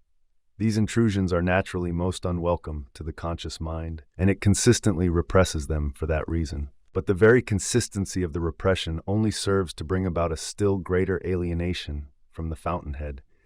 thus increasing the lack of instinct until it becomes lack of soul. As a result, the conscious mind is either completely swamped by childishness or else constantly obliged to defend itself in vain against the inundation by means of a cynical affectation of old age or embittered resignation. We must therefore realize that despite its undeniable successes, the rational attitude of present-day consciousness is, in many human respects, childishly unadapted and hostile to life. Life has grown desiccated and cramped, crying out for the rediscovery of the fountainhead. But the fountainhead can only be found if the conscious mind will suffer itself to be led back to the children's land, there to receive guidance from the unconscious as before. To remain a child too long is childish, but it is just as childish to move away and then assume that childhood no longer exists because we do not see it. But if we return to the children's land, we succumb to the fear of becoming childish, because we do not understand that everything of psychic origin has a double face. One face looks forward, the other back. It is ambivalent and therefore symbolic, like all living reality. We stand on a peak of consciousness, believing in a childish way that the path leads upward to yet higher peaks beyond. That is the chimerical rainbow bridge. In order to reach the next peak, we must first go down into the land where the paths begin to divide. 11th dream, a voice says, "But you are still a child." This dream forces the dreamer to admit that even a highly differentiated consciousness has not by any means finished with childish things, and that a return to the world of childhood is necessary. 12th dream, a dangerous walk with father and mother, up and down many ladders. A childish consciousness is always tied to father and mother, and is never by itself. Return to childhood is always the return to father and mother, to the whole burden of the psychic non-ego, as represented by the parents, with its long and momentous history. Regression spells disintegration into our historical and hereditary determinants, and it is only with the greatest effort that we can free ourselves from their embrace. Our psychic prehistory is in truth the spirit of gravity, which needs steps and ladders because, unlike the disembodied airy intellect, it cannot fly at will. Disintegration into the jumble of historical determinants is like losing one's way, where even what is right seems an alarming mistake. As hinted above, the steps and ladders theme points to the process of psychic transformation, with all its ups and downs. We find a classic example of this in Zosimos's Ascent and Descent of the 15 Steps of Light and Darkness. It is of course impossible to free oneself from one's childhood without devoting a great deal of work to it, as Freud's researches have long since shown. Nor can it be achieved through intellectual knowledge only. What is alone effective is a remembering that is also a re-experiencing. The swift passage of the years and the overwhelming inrush of the newly discovered world leave a mass of material behind that is never dealt with. We do not shake this off, we merely remove ourselves from it, so that when, in later years, we return to the memories of childhood, we find bits of our personality still alive, which cling round us and suffuse us with the feeling of earlier times. Being still in their childhood state, these fragments are very powerful in their effect. They can lose their infantile aspect and be corrected only when they are reunited with adult consciousness. This personal unconscious must always be dealt with first, that is, made conscious. Otherwise, the gateway to the collective unconscious cannot be opened. The journey with father and mother, up and down many ladders, represents the making conscious of infantile contents that have not yet been integrated. 13th dream, the father calls out anxiously, "That is the 7th." During the walk over many ladders, some event has evidently taken place which is spoken of as the 7th. In the language of initiation, 7 stands for the highest stage of illumination, and would therefore be the coveted goal of all desire. But to the conventional mind, the solificatia is an outlandish, mystical idea bordering on madness. We assume that it was only in the dark ages of misty superstition that people thought in such a nonsensical fashion, but that the lucid and hygienic mentality of our own enlightened days has long since outgrown such nebulous notions, so much so, indeed, that this particular kind of illumination is to be found nowadays only in a lunatic asylum. No wonder the father is scared and anxious, like a hen that has hatched out ducklings and is driven to despair by the aquatic proclivities of its young. If this interpretation, that the seventh represents the highest stage of illumination, is correct, it would mean in principle that the process of integrating the personal unconscious was actually at an end. Thereafter, the collective unconscious would begin to open up, which would suffice to explain the anxiety the father felt as the representative of the traditional spirit. Nevertheless, the return to the dim twilight of the unconscious does not mean that we should entirely abandon the precious acquisition of our forefathers, namely the intellectual differentiation of consciousness. It is rather a question of the man taking the place of the intellect, not the man whom the dreamer imagines himself to be, but someone far more rounded and complete. This would mean assimilating all sorts of things into the sphere of his personality, which the dreamer still rejects as disagreeable or even impossible. The father who calls out so anxiously, "That is the seventh," is a psychic component of the dreamer himself, and the anxiety is therefore his own. So the interpretation must bear in mind the possibility that the seventh means not only a sort of culmination, but something rather ominous as well. We come across this theme, for instance, in the fairy tale of Tom Thumb and the Ogre. Tom Thumb is the youngest of 7 brothers. His dwarf-like stature and his cunning are harmless enough, yet he is the one who leads his brothers to the ogre's lair, thus proving his own dangerous double nature as a bringer of good and bad luck. In other words, he is also the ogre himself. Since olden times, the 7 have represented the 7 gods of the planets. They form what the pyramid inscriptions call a pot neteru, a company of gods. Although a company is described as 9, it often proves to be not 9 at all, but 10, and sometimes even more. Thus, Maspero tells us that the first and last members of the series can be added to, or doubled, without injury to the number 9. Something of the sort happened to the classical pot of the Greco-Roman or Babylonian gods in the post-classical age, when the gods were degraded to demons and retired partly to the distant stars and partly to the metals inside the earth. It then transpired that Hermes, or Mercurius, possessed a double nature, being a chthonic god of revelation and also the spirit of quicksilver, for which reason he was represented as a hermaphrodite. As the planet Mercury, he is nearest to the sun, hence he is preeminently related to gold.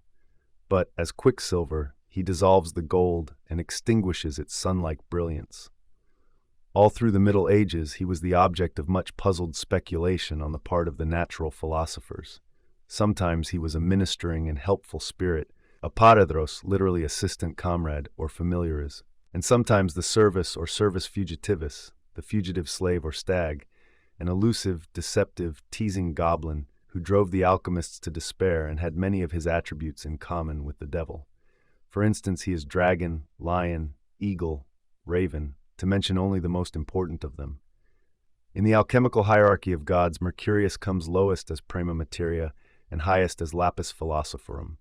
The Spiritus Mercurialis is the alchemist's guide, Hermes Psychopompos, and their tempter. He is their good luck and their ruin. His dual nature enables him to be not only the 7th, but also the 8th on Olympus, whom nobody thought of. It may seem odd to the reader that anything as remote as medieval alchemy should have relevance here. But the black art is not nearly so remote as we think. For as an educated man, the dreamer must have read Faust, and Faust is an alchemical drama from beginning to end, although the educated man of today has only the haziest notion of this. Our conscious mind is far from understanding everything, but the unconscious always keeps an eye on the age-old sacred things, however strange they may be, and reminds us of them at a suitable opportunity. No doubt Faust affected our dreamer much as Goethe was affected when, as a young man in his Leipzig days, he studied Theophrastus Paracelsus with Fräulein von Klettenberg.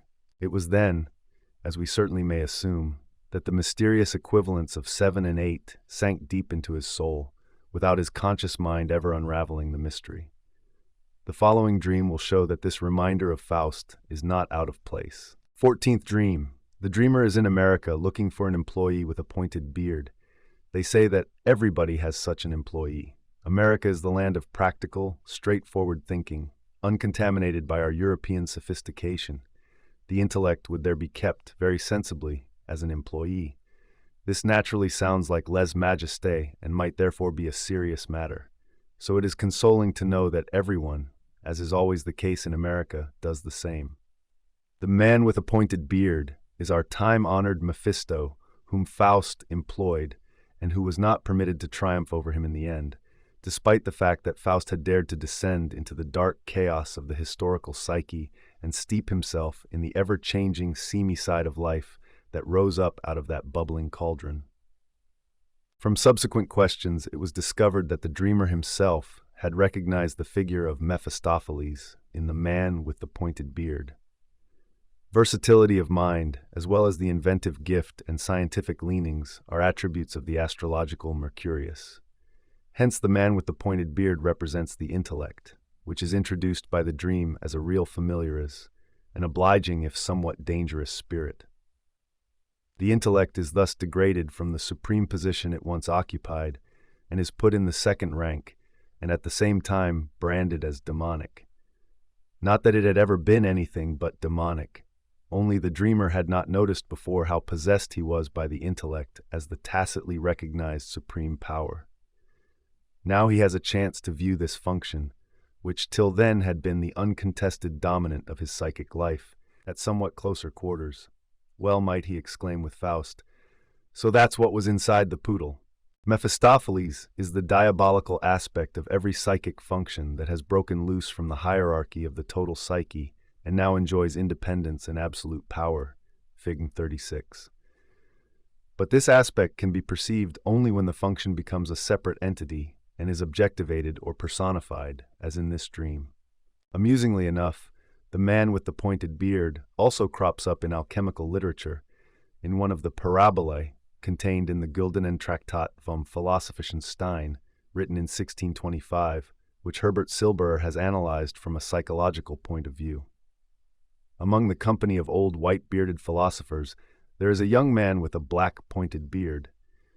Silberer is uncertain whether he should assume this figure to be the devil. Mercurius as Quicksilver is an eminently suitable symbol for the fluid, able intellect. Therefore, in alchemy, Mercurius is sometimes a spirit and sometimes a water, the so-called aqua permanens, which is none other than argentum vivum. 15th dream. The dreamer's mother is pouring water from one basin into another. The dreamer only remembered in connection with Vision 28 of the next series that this basin belonged to his sister. This action is performed with great solemnity. It is of the highest significance for the outside world. Then the dreamer is rejected by his father. Once more we meet with the theme of exchange. See if Dream 1. One thing is put in the place of another. The father has been dealt with, now begins the action of the mother. Just as the father represents collective consciousness, the traditional spirit, so the mother stands for the collective unconscious, the source of the water of life. Sephoth, the maternal significance of Pyi, the fons signatus, as an attribute of the Virgin Mary, etc. Fig. 26. The unconscious has altered the locus of the life forces, thus indicating a change of attitude.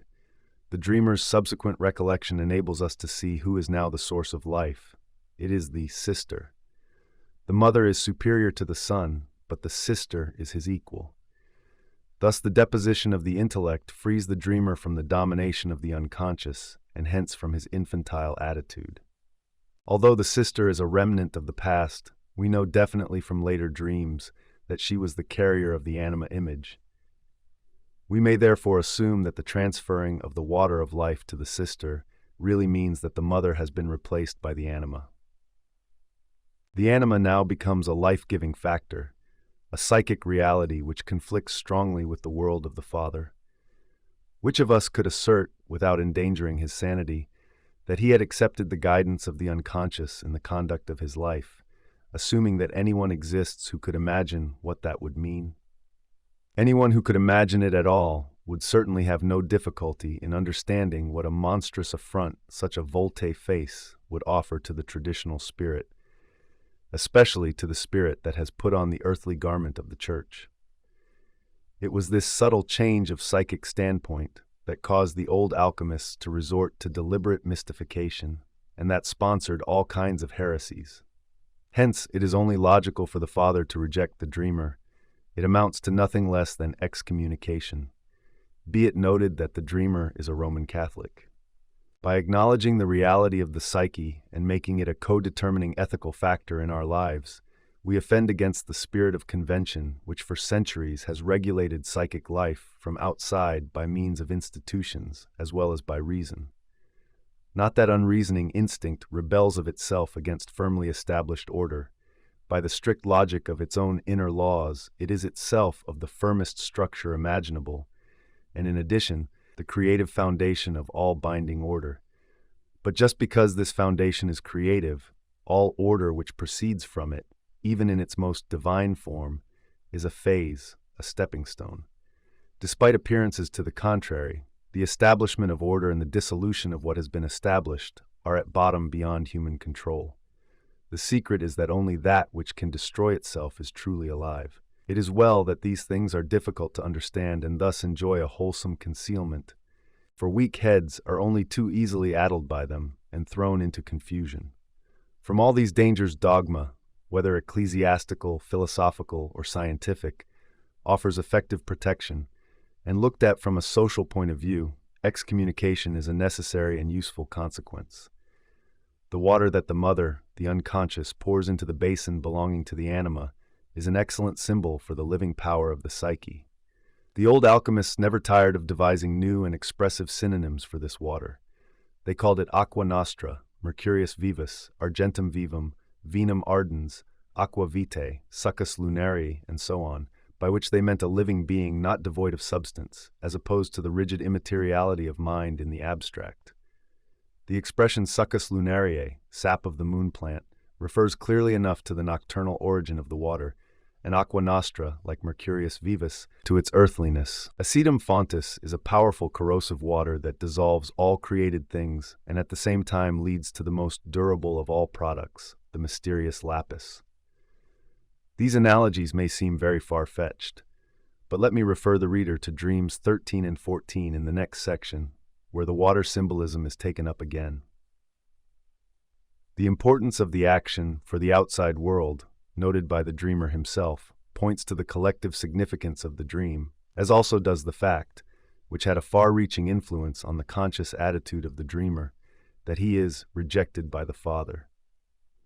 The saying, extra ecclesiam nulla salus, outside the church there is no salvation, rests on the knowledge that an institution is a safe, practicable highway with a visible or definable goal, and that no paths and no goals can be found outside it.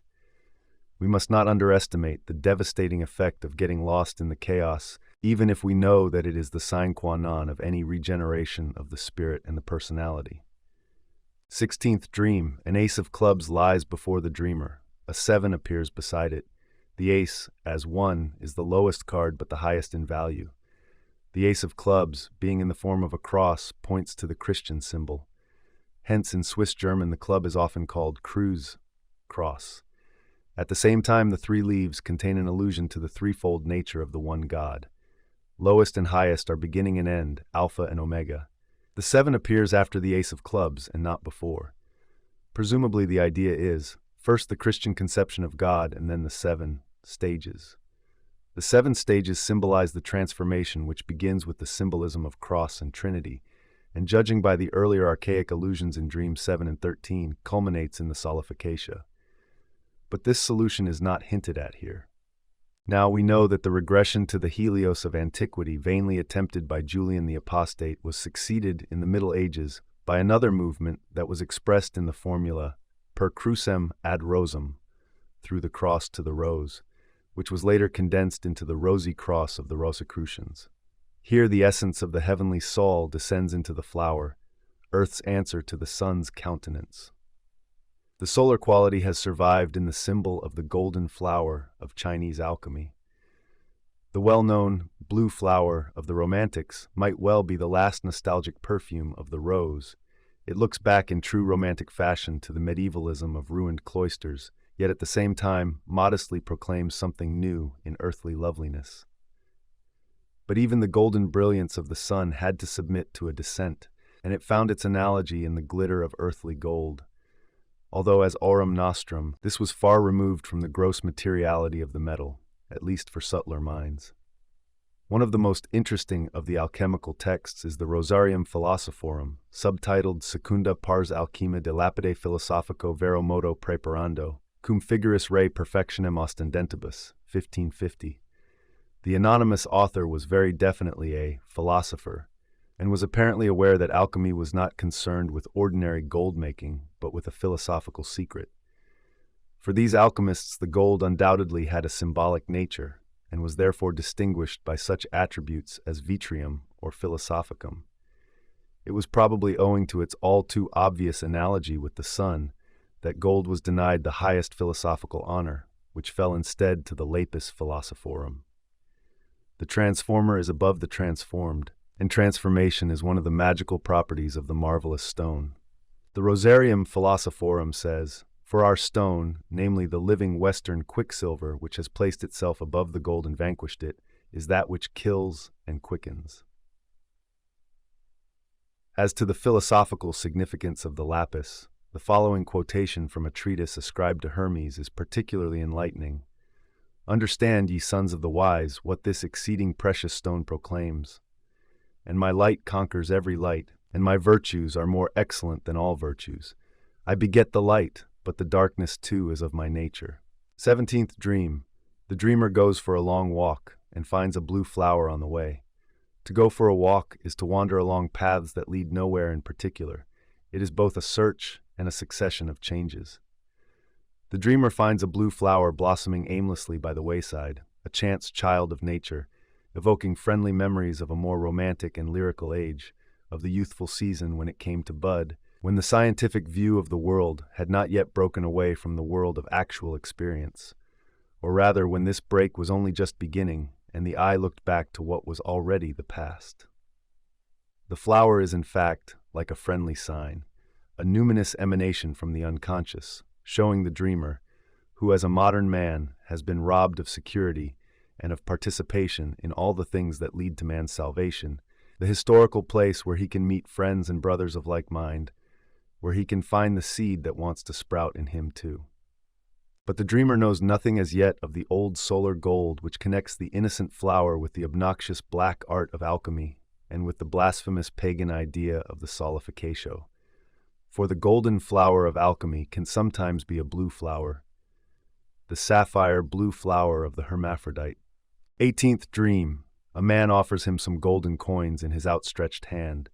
The dreamer indignantly throws them to the ground and immediately afterwards deeply regrets his action. A variety performance then takes place in an enclosed space. The blue flower has already begun to drag its history after it. The gold is offered and is indignantly refused. Such a misinterpretation of the Aurum Philosophicum is easy to understand. But hardly has it happened when there comes a pang of remorse that the precious secret has been rejected and a wrong answer given to the riddle of the Sphinx. The same thing happened to the hero in Mehrink's Golem, when the ghost offered him a handful of grain which he spurned.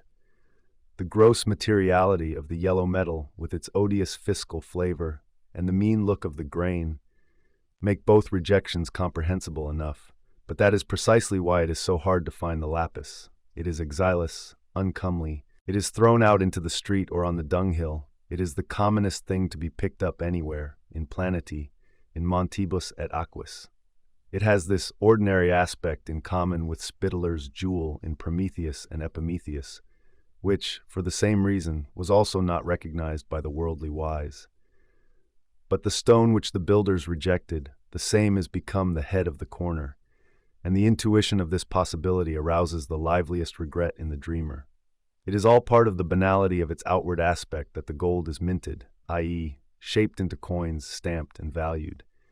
Applied psychologically, this is just what Nietzsche refuses to do in his Zarathustra, to give names to the virtues.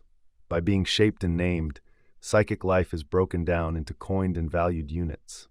But this is possible only because it is intrinsically a great variety of things, an accumulation of unintegrated hereditary units. Natural man is not a self. He is the mass and a particle in the mass, collective to such a degree that he is not even sure of his own ego. That is why, since time immemorial, he has needed the transformation mysteries to turn him into something and to rescue him from the animal collective psyche, which is nothing but a variete. But if we reject this unseemly variete of man as he is, it is impossible for him to attain integration, to become a self. And that amounts to spiritual death. Life that just happens in and for itself is not real life. It is real only when it is known. Only a unified personality can experience life, not that personality which is split up into partial aspects, that bundle of odds and ends which also calls itself man. The dangerous plurality already hinted at in Dream 4 is compensated in Vision 5, where the snake describes a magic circle and thus marks off the taboo area, the temenos. In much the same way, and in a similar situation, the temenos reappears here, drawing the many together for a united variety performance, a gathering that has the appearance of an entertainment, though it will shortly lose its entertaining character. The play of goats will develop into a tragedy.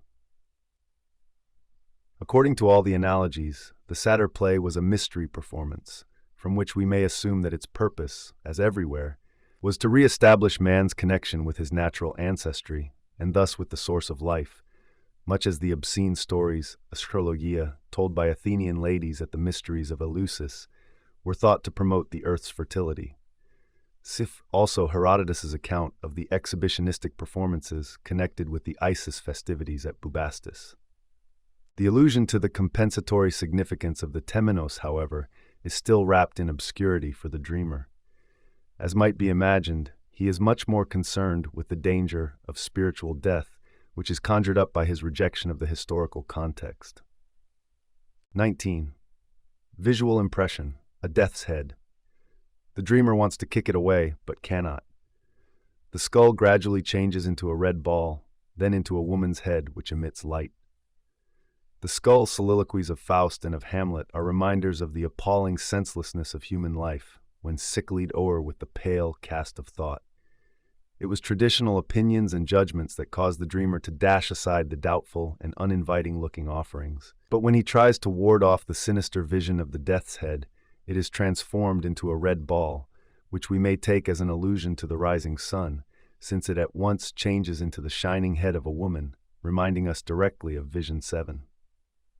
Evidently, an enantiodromia, a play of opposites, has occurred. After being rejected, the unconscious insists on itself all the more strongly. First, it produces the classical symbol for the unity and divinity of the self, the sun. Then it passes to the motif of the unknown woman who personifies the unconscious.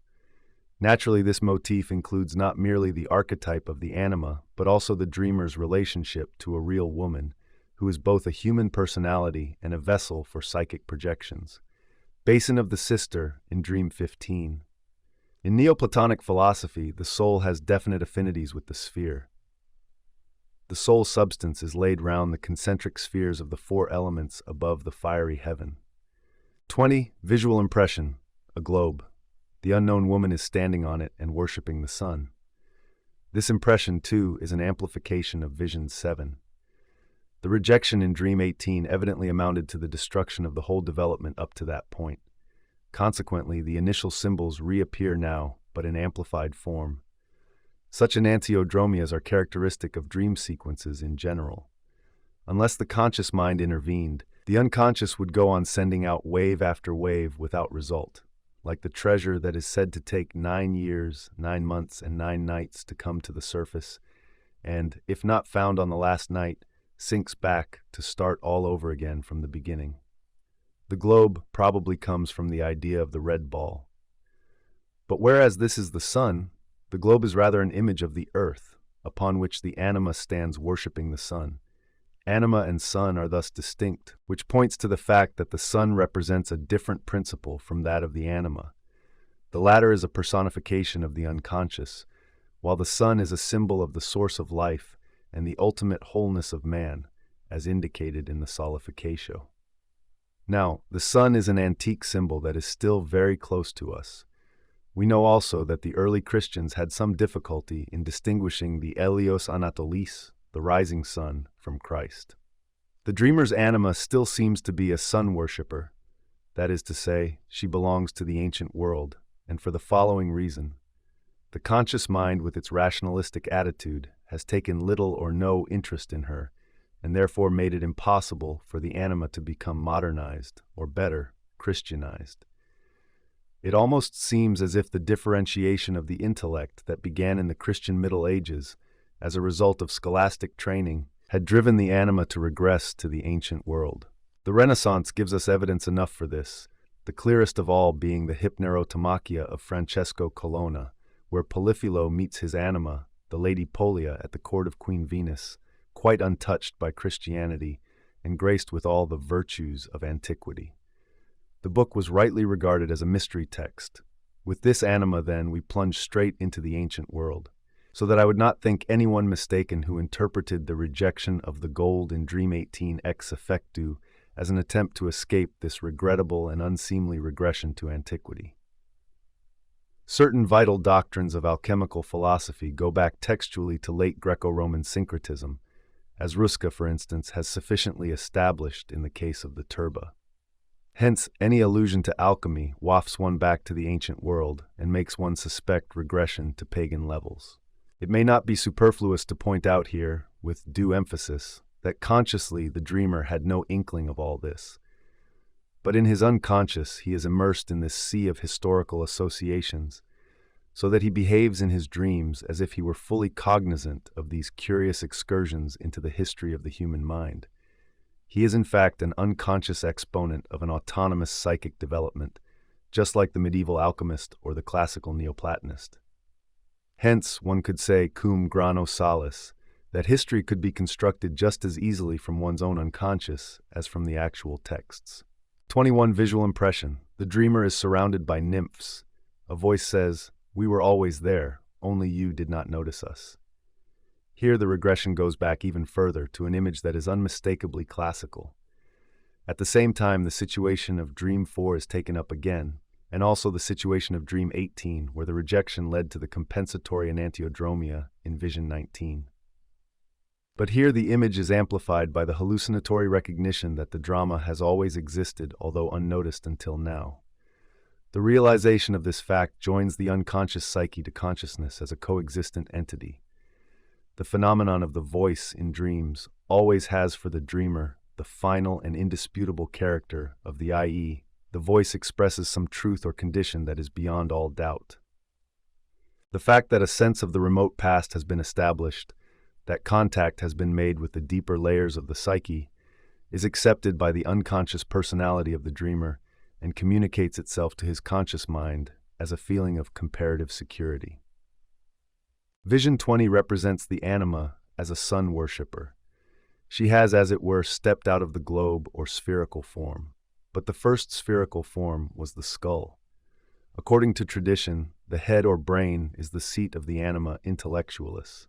For this reason, too, the alchemical vessel must be round like the head, so that what comes out of the vessel shall be equally round, i.e., simple and perfect like the anima mundi. The work is crowned by the production of the rotundum, which, as the materia globosa, stands at the beginning and also at the end, in the form of gold. Possibly the nymphs who were always there are an allusion to this. The regressive character of the vision is also apparent from the fact that there is a multiplicity of female forms, as in Dream 4.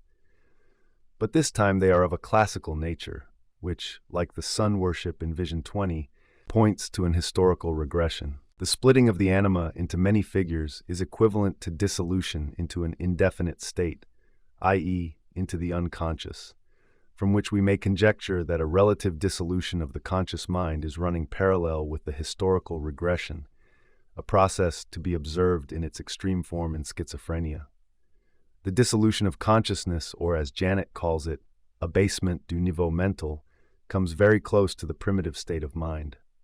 A parallel to this scene with the nymphs is to be found in the Paracelsan Regio Nymphiditica, mentioned in the treatise De Vita Longa as the initial stage of the individuation process. 22. Visual impression. In a primeval forest. An elephant looms up menacingly. Then a large ape-man, bear, or caveman threatens to attack the dreamer with a club. Suddenly the man with the pointed beard appears and stares at the aggressor, so that he is spellbound. But the dreamer is terrified. The voice says, "Everything must be ruled by the light." The multiplicity of nymphs has broken down into still more primitive components. That is to say, the animation of the psychic atmosphere has very considerably increased, and from this we must conclude that the dreamer's isolation from his contemporaries has increased in proportion. This intensified isolation can be traced back to Vision 21, where the union with the unconscious was realized and accepted as a fact. From the point of view of the conscious mind, this is highly irrational. It constitutes a secret which must be anxiously guarded, since the justification for its existence could not possibly be explained to any so-called reasonable person. Anyone who tried to do so would be branded as a lunatic. The discharge of energy into the environment is therefore considerably impeded, the result being a surplus of energy on the side of the unconscious. Hence, the abnormal increase in the autonomy of the unconscious figures, culminating in aggression and real terror. The earlier entertaining variety performance is beginning to become uncomfortable. We find it easy enough to accept the classical figures of nymphs thanks to their aesthetic embellishments. But we have no idea that behind these gracious figures there lurks the Dionysian mystery of antiquity, the satyr play with its tragic implications, the bloody dismemberment of the god who has become an animal. It needed a Nietzsche to expose in all its feebleness Europe's schoolboy attitude to the ancient world. But what did Dionysus mean to Nietzsche? What he says about it must be taken seriously, what it did to him still more so. There can be no doubt that he knew, in the preliminary stages of his fatal illness, that the dismal fate of Zagreus was reserved for him. Dionysus is the abyss of impassioned dissolution, where all human distinctions are merged in the animal divinity of the primordial psyche, a blissful and terrible experience. Humanity, huddling behind the walls of its culture, believes it has escaped this experience, until it succeeds in letting loose another orgy of bloodshed. All well-meaning people are amazed when this happens and blame high finance, the armaments industry, the Jews, or the Freemasons. At the last moment, friend Pointed Beard appears on the scene as an obliging deus ex machina and exorcises the annihilation threatened by the formidable ape-man. Who knows how much Faust owed his imperturbable curiosity as he gazed on the spooks and bogies of the classical Walpurgisnacht to the helpful presence of Mephisto and his matter-of-fact point of view. Would that more people could remember the scientific or philosophical reflections of the much-abused intellect at the right moment. Those who abuse it lay themselves open to the suspicion of never having experienced anything that might have taught them its value and shown them why mankind has forged this weapon with such unprecedented effort. One has to be singularly out of touch with life not to notice such things. The intellect may be the devil, but the devil is the strange son of chaos, who can most readily be trusted to deal effectively with his mother. The Dionysian experience will give this devil plenty to do should he be looking for work, since the resultant settlement with the unconscious far outweighs the labors of Hercules. In my opinion, it presents a whole world of problems which the intellect could not settle even in 100 years. The very reason why it so often goes off for a holiday to recuperate on lighter tasks.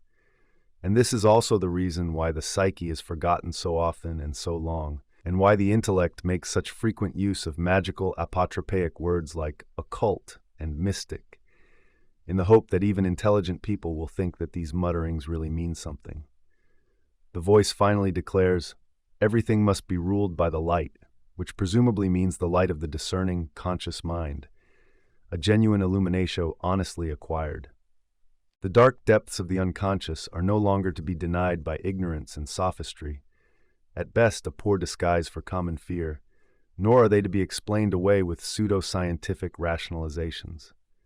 On the contrary, it must now be admitted that things exist in the psyche about which we know little or nothing at all, but which nevertheless affect our bodies in the most obstinate way, and that they possess at least as much reality as the things of the physical world, which ultimately we do not understand either.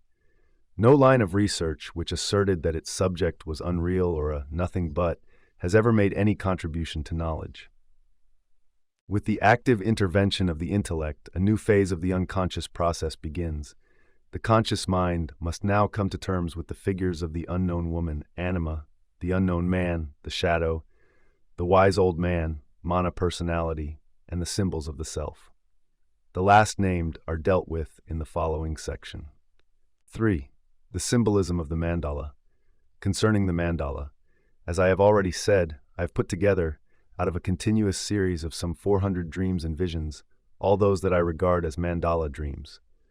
The term mandala was chosen because this word denotes the ritual or magic circle used in Lamaism and also in Tantric Yoga as a yantra or aid to contemplation. The Eastern mandalas used in ceremonial are figures fixed by tradition. They may be drawn or painted, or in certain special ceremonies, even represented plastically. In 1938, I had the opportunity, in the monastery of Bhutia Basti, near Darjeeling, of talking with a Lamaic Rinpoche, Lingdam Gamchen by name, about the kilkor or mandala. He explained it as a migpa, pronounced migpa, a mental image which can be built up only by a fully instructed lama through the power of imagination. He said that no mandala is like any other.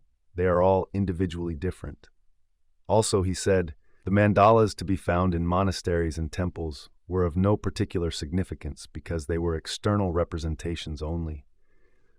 The true mandala is always an inner image, which is gradually built up through active imagination, at such times when psychic equilibrium is disturbed, or when a thought cannot be found and must be sought for, because it is not contained in holy doctrine. The aptness of this explanation will become apparent in the course of my exposition. The alleged free and individual formation of the mandala, however, should be taken with a considerable grain of salt, since in all Lamaic mandalas there predominates not only a certain unmistakable style, but also a traditional structure. For instance, they are all based on a quaternary system, a quadratura circuli, and their contents are invariably derived from Lamaic dogma. There are texts, such as the Sri Chakra Sambhara Tantra, which contain directions for the construction of these mental images. The kilkor is strictly distinguished from the so-called Sidpe Korlo, or world wheel, which represents the course of human existence in its various forms as conceived by the Buddhists. In contrast to the kilkor, the world wheel is based on a ternary system in that the three world principles are to be found in its center. The cock, equaling concupiscence, the serpent, hatred or envy, and the pig, ignorance or unconsciousness, avidya. Here we come upon the dilemma of 3 and 4, which also crops up in Buddhism. We shall meet this problem again in the further course of our dream series. It seems to me beyond question that these Eastern symbols originated in dreams and visions, and were not invented by some Mahayana church father. On the contrary, they are among the oldest religious symbols of humanity, and may even have existed in Paleolithic times, cf. the Rhodesian rock paintings. Moreover, they are distributed all over the world, a point I need not insist on here. In this section, I merely wish to show from the material at hand how mandalas come into existence. The mandalas used in ceremonial are of great significance because their centers usually contain one of the highest religious figures, either Shiva himself, often in the embrace of Shakti, or the Buddha, Amitabha, Avalokiteshvara, or one of the great Mahayana teachers, or simply the Dorje, symbol of all the divine forces together, whether creative or destructive. The text of the Golden Flower, a product of Taoist syncretism, specifies in addition certain alchemical properties of this center after the manner of the lapis and the elixir vitae, so that it is in effect a pharmakon athanasias. It is not without importance for us to appreciate the high value set upon the mandala, for it accords very well with the paramount significance of individual mandala symbols, which are characterized by the same qualities of a, so to speak, metaphysical nature. Unless everything deceives us, they signify nothing less than a psychic center of the personality, not to be identified with the ego. I have observed these processes and their products for close on 30 years on the basis of very extensive material drawn from my own experience. For 14 years I neither wrote nor lectured about them so as not to prejudice my observations. But when, in 1929, Richard Wilhelm laid the text of the Golden Flower before me, I decided to publish at least a foretaste of the results. One cannot be too cautious in these matters, for what, with the imitative urge and a positively morbid avidity to possess themselves of outlandish feathers and deck themselves out in this exotic plumage, far too many people are misled into snatching at such magical ideas and applying them externally, like an ointment. People will do anything, no matter how absurd, in order to avoid facing their own souls. They will practice Indian yoga and all its exercises, observe a strict regimen of diet, learn theosophy by heart, or mechanically repeat mystic texts from the literature of the whole world, all because they cannot get on with themselves and have not the slightest faith that anything useful could ever come out of their own souls. Thus the soul has gradually been turned into a Nazareth from which nothing good can come. Therefore let us fetch it from the four corners of the earth. The more far-fetched and bizarre it is, the better. I have no wish to disturb such people at their pet pursuits, but when anybody who expects to be taken seriously is deluded enough to think that I use yoga methods and yoga doctrines, or that I get my patients, whenever possible, to draw mandalas for the purpose of bringing them to the right point, then I really must protest and tax these people with having read my writings with the most horrible inattention. The doctrine that all evil thoughts come from the heart and that the human soul is a sink of iniquity must lie deep in the marrow of their bones. Were that so, then God had made a sorry job of creation, and it were high time for us to go over to Marcion the Gnostic and depose the incompetent demiurge. Ethically, of course, it is infinitely more convenient to leave God the sole responsibility for such a home for idiot children, where no one is capable of putting a spoon into his own mouth. But it is worth man's while to take pains with himself, and he has something in his soul that can grow. It is rewarding to watch patiently the silent happenings in the soul, and the most and the best happens when it is not regulated from outside and from above. I readily admit that I have such a great respect for what happens in the human soul that I would be afraid of disturbing and distorting the silent operation of nature by clumsy interference. That was why I even refrained from observing this particular case myself, and entrusted the task to a beginner who was not handicapped by my knowledge. Anything rather than disturb the process. The results which I now lay before you are the unadulterated, conscientious, and exact self-observations of a man of unerring intellect, who had nothing suggested to him from outside, and who would in any case not have been open to suggestion. Anyone at all familiar with psychic material will have no difficulty in recognizing the authentic character of the results. 2. The mandalas in the dreams. For the sake of completeness, I will recapitulate the mandala symbols which occur in the initial dreams and visions already discussed. 1. The snake that described a circle round the dreamer. 2. The blue flower. 3. The man with the gold coins in his hand, and the enclosed space for a variety performance. 4. The red ball. 5. The globe. The next mandala symbol occurs in the first dream of the new series. 6. Dream. An unknown woman is pursuing the dreamer. He keeps running round in a circle. The snake in the first mandala dream was anticipatory, as is often the case when a figure personifying a certain aspect of the unconscious does or experiences something that the subject himself will experience later. The snake anticipates a circular movement in which the subject is going to be involved, i.e., something is taking place in the unconscious, which is perceived as a circular movement, and this occurrence now presses into consciousness so forcefully that the subject himself is gripped by it. The unknown woman or anima representing the unconscious continues to harass the dreamer until he starts running round in circles. This clearly indicates a potential center which is not identical with the ego and round which the ego revolves. 7. Dream. The anima accuses the dreamer of paying too little attention to her. There is a clock that says 5 minutes to the hour. The situation is much the same. The unconscious pesters him like an exacting woman. The situation also explains the clock, for a clock's hands go round in a circle.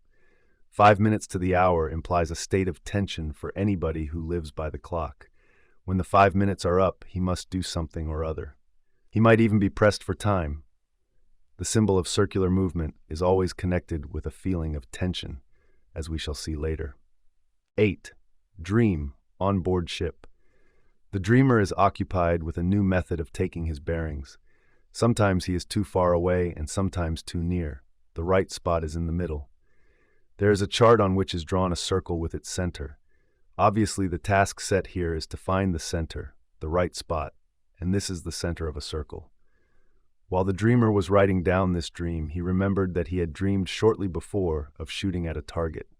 Sometimes he shot too high, sometimes too low. The right aim lay in the middle. Both dreams struck him as highly significant. The target is a circle with a center. Bearings at sea are taken by the apparent rotation of the stars round the Earth. Accordingly, the dream describes an activity whose aim is to construct or locate an objective center, a center outside the subject. 9. Dream. A pendulum clock that goes forever without the weights running down.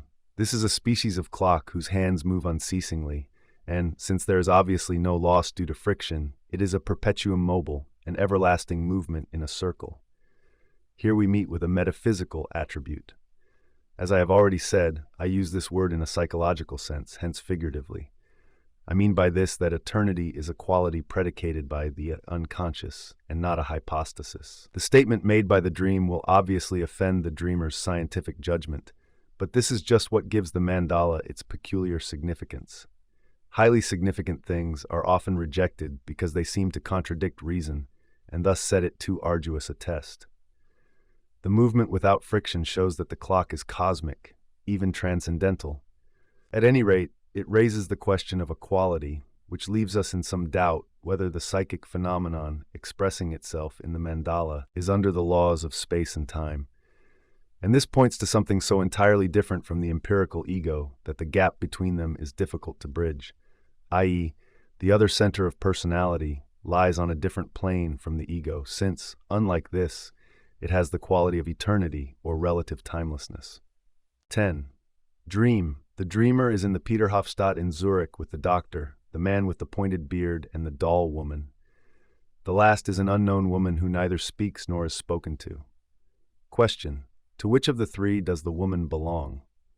The Tower of St. Peter's in Zurich has a clock with a strikingly large face. The Peterhofstadt is an enclosed space, a temenos in the truest sense of the word, a precinct of the church. The four of them find themselves in this enclosure. The circular dial of the clock is divided into 4 quarters, like the horizon. In the dream, the dreamer represents his own ego, the man with the pointed beard, the employed intellect, Mephisto, and the doll woman, the anima. Since the doll is a childish object, it is an excellent image for the non-ego nature of the anima, who is further characterized as an object by not being spoken to. This negative element, also present in dreams 6 and 7 above, indicates an inadequate relationship between the conscious mind and the unconscious, as also does the question of whom the unknown woman belongs to. The doctor, too, belongs to the non-ego. He probably contains a faint allusion to myself, although at that time I had no connections with the dreamer. The man with the pointed beard, on the other hand, belongs to the ego. This whole situation is reminiscent of the relations depicted in the diagram of functions. If we think of the psychological functions as arranged in a circle, then the most differentiated function is usually the carrier of the ego, and equally regularly has an auxiliary function attached to it. The inferior function, on the other hand, is unconscious, and for that reason is projected into a non-ego. It too has an auxiliary function. Hence, it would not be impossible for the 4 persons in the dream to represent the 4 functions as components of the total personality, i.e., if we include the unconscious. But this totality is ego plus non-ego. Therefore, the center of the circle, which expresses such a totality, would correspond not to the ego but to the self as the summation of the total personality. The center with a circle is a very well-known allegory of the nature of God. In the philosophy of the Upanishads, the self is in one aspect the personal Atman, but at the same time it has a cosmic and metaphysical quality as the suprapersonal Atman. We meet with similar ideas in Gnosticism. I would mention the idea of the anthropos, the pleroma, the monad, and the spark of light, Spinther, in a treatise of the Codex Brucianus. This same is he, Monogenes, who dwelleth in the monad, which is in the Cepheus, and which came from the place of which none can say where it is. From him it is the monad came, in the manner of a ship, laden with all good things, and in the manner of a field, filled or planted with every kind of tree, and in the manner of a city, filled with all races of mankind. This is the fashion of the monad, all these being in it. There are 12 monads as a crown upon its head, and to its veil which surroundeth it in the manner of a defense, pipiot, tower, there are 12 gates. This same is the mother city Metropolis of the only begotten image. By way of explanation, I should add that Sethius is a name for God, meaning creator. The monogenes is the son of God. The comparison of the monad with a field and a city corresponds to the idea of the temenos. Also, the monad is crowned, the hat which appears in Dream 1 of the first series and Dream 35 of this series. As metropolis, the monad is feminine, like the Padma or lotus, the basic form of the Lamaic mandala, the golden flower in China, and the rose or golden flower in the West. The Son of God, God made manifest, dwells in the flower. In the book of Revelation, we find the Lamb in the center of the heavenly Jerusalem. And in our Coptic text, we are told that Sethius dwells in the innermost and holiest recesses of the Pleroma, a city with 4 gates, equivalent to the Hindu city of Brahma on the world mountain Meru. In each gate there is a monad. The limbs of the anthropos born of the autogenes, os monogenes, correspond to the 4 gates of the city. The monad is a spark of light, spinther, and an image of the Father, identical with the monogenes. An invocation runs, "Thou art the house and the dweller in the house." The monogenes stands on a tetrapeza, a table or platform with 4 pillars corresponding to the quaternion of the 4 evangelists. The idea of the lapis has several points of contact with all this. In the Rosarium, the lapis says, quoting Hermes, "I beget the light, but the darkness too is of my nature. Therefore nothing better or more worthy of veneration can come to pass in the world than the conjunction of myself and my Son." Similarly, the monogenes is called the dark light, a reminder of the Sol Niger, the black sun of alchemy. The following passage from chapter 4 of the Tractatus Aureus provides an interesting parallel to the monogenes who dwells in the bosom of the mother city and is identical with the crowned and veiled monad. But the king reigns, as is witnessed by his brothers, and says, "I am crowned and I am adorned with the diadem. I am clothed with the royal garment, and I bring joy to the heart. For being chained to the arms and breast of my mother, and to her substance, I cause my substance to hold together and rest, and I compose the invisible from the visible, making the occult to appear, and everything that the philosophers have concealed will be generated from us. Hear then these words, and understand them, keep them, and meditate upon them, and seek for nothing more. Man is generated from the principle of nature, whose inward parts are fleshy, and from no other substance." The king refers to the lapis. That the lapis is the master is evident from the following Hermes quotation in the Rosarium. "Et sic philosophus non est magister lapidus, sed podius minister," and thus the philosopher is not the master of the stone, but rather its minister. Similarly, the final production of the lapis, in the form of the crowned hermaphrodite, is called the Enigma Regis. A German verse refers to the enigma as follows: "Here now is born the emperor of all honor, than whom there cannot be born any higher, neither by art nor by the work of nature, out of the womb of any living creature. Philosophers speak of him as their son, and everything they do by him is done." The last 2 lines might easily be a direct reference to the above quotation from Hermes. It looks as if the idea had dawned on the alchemists that the Son who, according to classical and Christian tradition, dwells eternally in the Father and reveals himself as God's gift to mankind, was something that man could produce out of his own nature, with God's help, of course, Deo concedente. The heresy of this idea is obvious. The feminine nature of the inferior function derives from its contamination with the unconscious. Because of its feminine characteristics, the unconscious is personified by the anima, that is to say, in men, in women it is masculine. If we assume that this dream and its predecessors really do mean something that justly arouses a feeling of significance in the dreamer, and if we further assume that this significance is more or less in keeping with the views put forward in the commentary, then we would have reached here a high point of introspective intuition, whose boldness leaves nothing to be desired. But even the everlasting pendulum clock is an indigestible morsel for a consciousness unprepared for it, and likely to hamper any too lofty flight of thought. 11. Dream. The dreamer, the doctor, a pilot, and the unknown woman are traveling by airplane. A croquet ball suddenly smashes the mirror, an indispensable instrument of navigation, and the airplane crashes to the ground. Here again there is the same doubt. To whom does the unknown woman belong? Doctor, pilot, and unknown woman are characterized as belonging to the non-ego by the fact that all three of them are strangers. Therefore, the dreamer has retained possession only of the differentiated function which carries the ego. That is, the unconscious has gained ground considerably. The croquet ball is part of a game where the ball is driven under a hoop. Vision 8 of the first series said that people should not go over the rainbow, fly, but must go under it. Those who go over it fall to the ground. It looks as though the flight had been too lofty after all. Croquet is played on the ground and not in the air. We should not rise above the earth with the aid of spiritual intuitions and run away from hard reality, as so often happens with people who have brilliant intuitions. We can never reach the level of our intuitions and should therefore not identify ourselves with them. Only the gods can pass over the rainbow bridge. Mortal men must stick to the earth and are subject to its laws. In the light of the possibilities revealed by intuition, man's earthliness is certainly a lamentable imperfection, but this very imperfection is part of his innate being, of his reality. He is compounded not only of his best intuitions, his highest ideals and aspirations, but also of the odious conditions of his existence, such as heredity and the indelible sequence of memories that shout after him, "You did it, and that's what you are." Man may have lost his ancient saurian's tail, but in its stead he has a chain hanging on to his psyche, which binds him to the earth. An anything but Homeric chain of given conditions which weigh so heavy that it is better to remain bound to them, even at the risk of becoming neither a hero nor a saint. History gives us some justification for not attaching any absolute value to these collective norms. That we are bound to the earth does not mean that we cannot grow.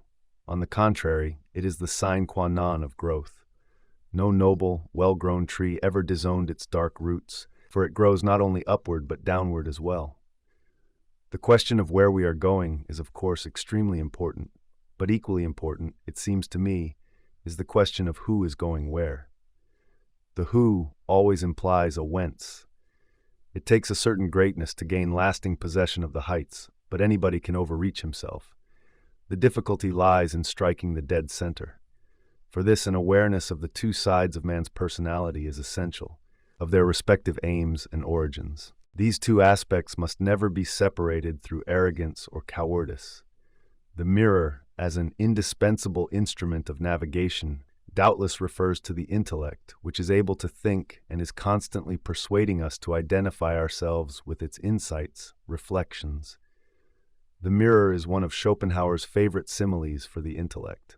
The term instrument of navigation is an apt expression for this, since it is indeed man's indispensable guide on pathless seas. But when the ground slips from under his feet and he begins to speculate in the void, seduced by the soaring flights of intuition, the situation becomes dangerous. Here again, the dreamer and the three dream figures form a quaternity. The unknown woman or anima always represents the inferior, i.e., the undifferentiated function, which in the case of our dreamer is feeling.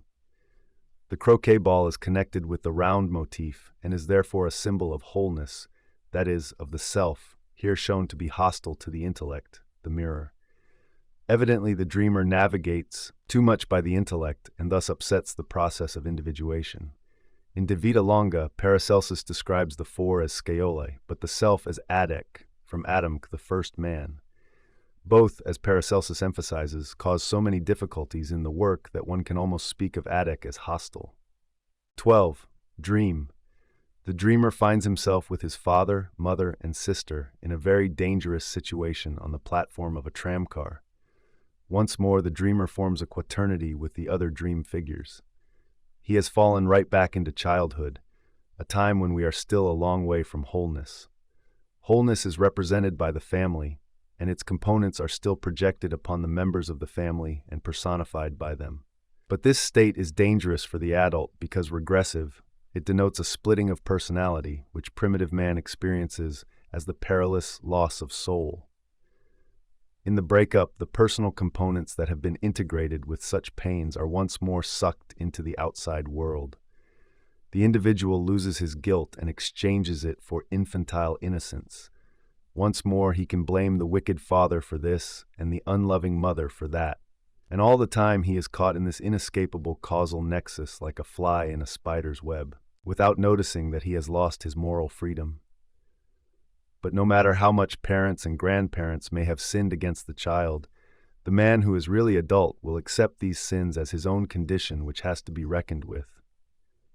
Only a fool is interested in other people's guilt, since he cannot alter it. The wise man learns only from his own guilt. He will ask himself, "Who am I that all this should happen to me?" To find the answer to this fateful question, he will look into his own heart. As in the previous dream, the vehicle was an airplane, so in this, it is a tram. The type of vehicle in a dream illustrates the kind of movement or the manner in which the dreamer moves forward in time. In other words, how he lives his psychic life, whether individually or collectively, whether on his own or on borrowed means, whether spontaneously or mechanically. In the airplane, he is flown by an unknown pilot, i.e., he is borne along on intuitions emanating from the unconscious. The mistake is that the mirror is used too much to steer by. But in this dream, he is in a collective vehicle, a tram, which anybody can ride in, i.e., he moves or behaves just like everybody else. All the same, he is again one of four, which means that he is in both vehicles on account of his unconscious striving for wholeness. 13. Dream. In the sea there lies a treasure. To reach it, he has to dive through a narrow opening. This is dangerous, but down below he will find a companion. The dreamer takes the plunge into the dark and discovers a beautiful garden in the depths, symmetrically laid out, with a fountain in the center. The treasure hard to attain lies hidden in the ocean of the unconscious, and only the brave can reach it. I conjecture that the treasure is also the companion, the one who goes through life at our side, in all probability a close analogy to the lonely ego who finds a mate in the self, for at first the self is the strange non-ego. This is the theme of the magical traveling companion, of whom I will give three famous examples: the disciples on the road to Emmaus, Krishna and Arjuna in the Bhagavad Gita, Moses and Al-Khidr in Surah 18 of the Quran. I conjecture further that the treasure in the sea, the companion, and the garden with the fountain are all one and the same thing, the self.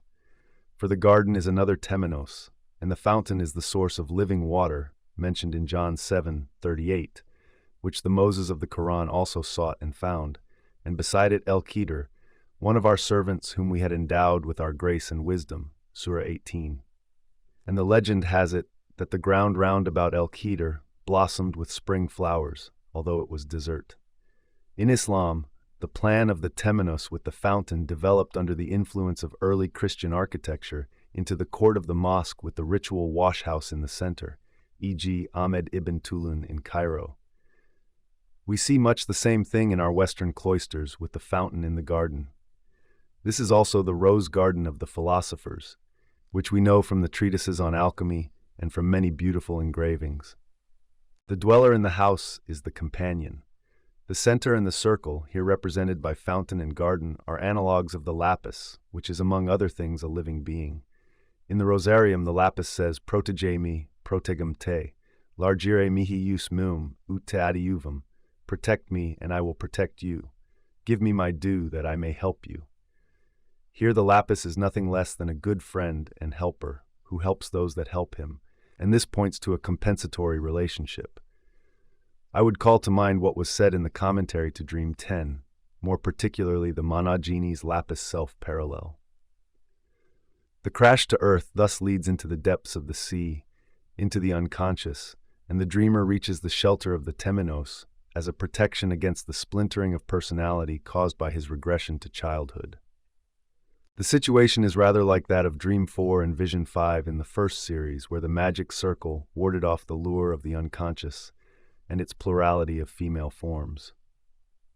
The dangers of temptation approach Polyphilo in much the same way at the beginning of his Nekia. The source of life is, like Al-Khidr, a good companion, though it is not without its dangers, as Moses of old found to his cost, according to the Quran. It is the symbol of the life force that eternally renews itself and of the clock that never runs down. An uncanonical saying of our Lord runs, "He who is near unto me is near unto the fire."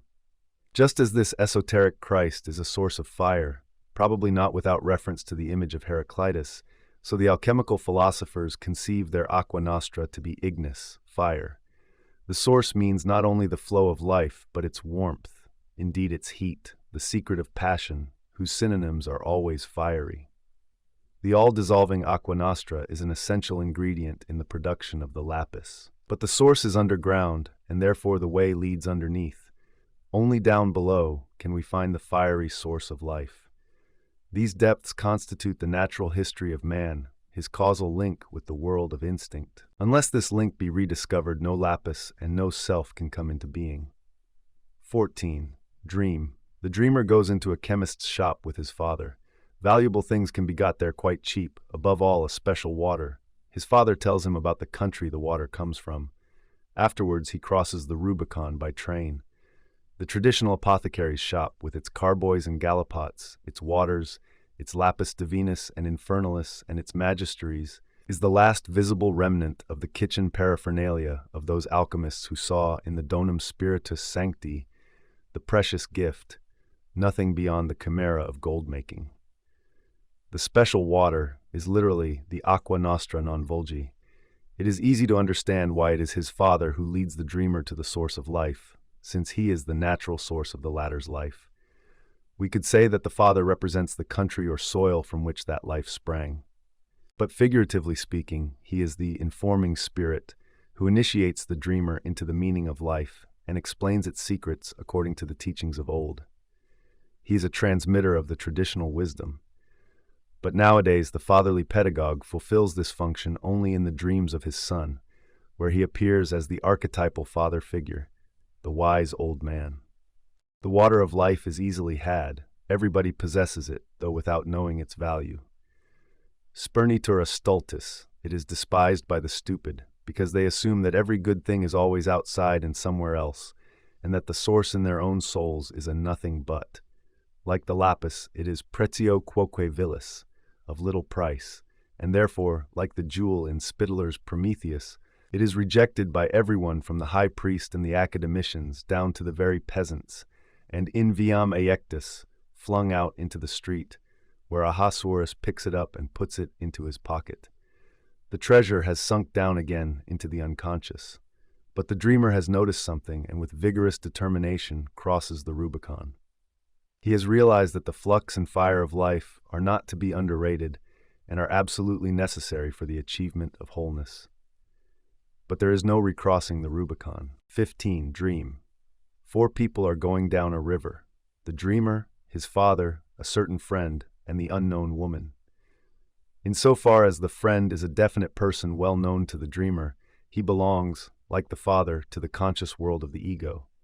Hence something very important has happened. In Dream 11, the unconscious was 3 against 1, but now the situation is reversed, and it is the dreamer who is 3 against 1, the latter being the unknown woman. The unconscious has been depotentiated. The reason for this is that by taking the plunge, the dreamer has connected the upper and the lower regions.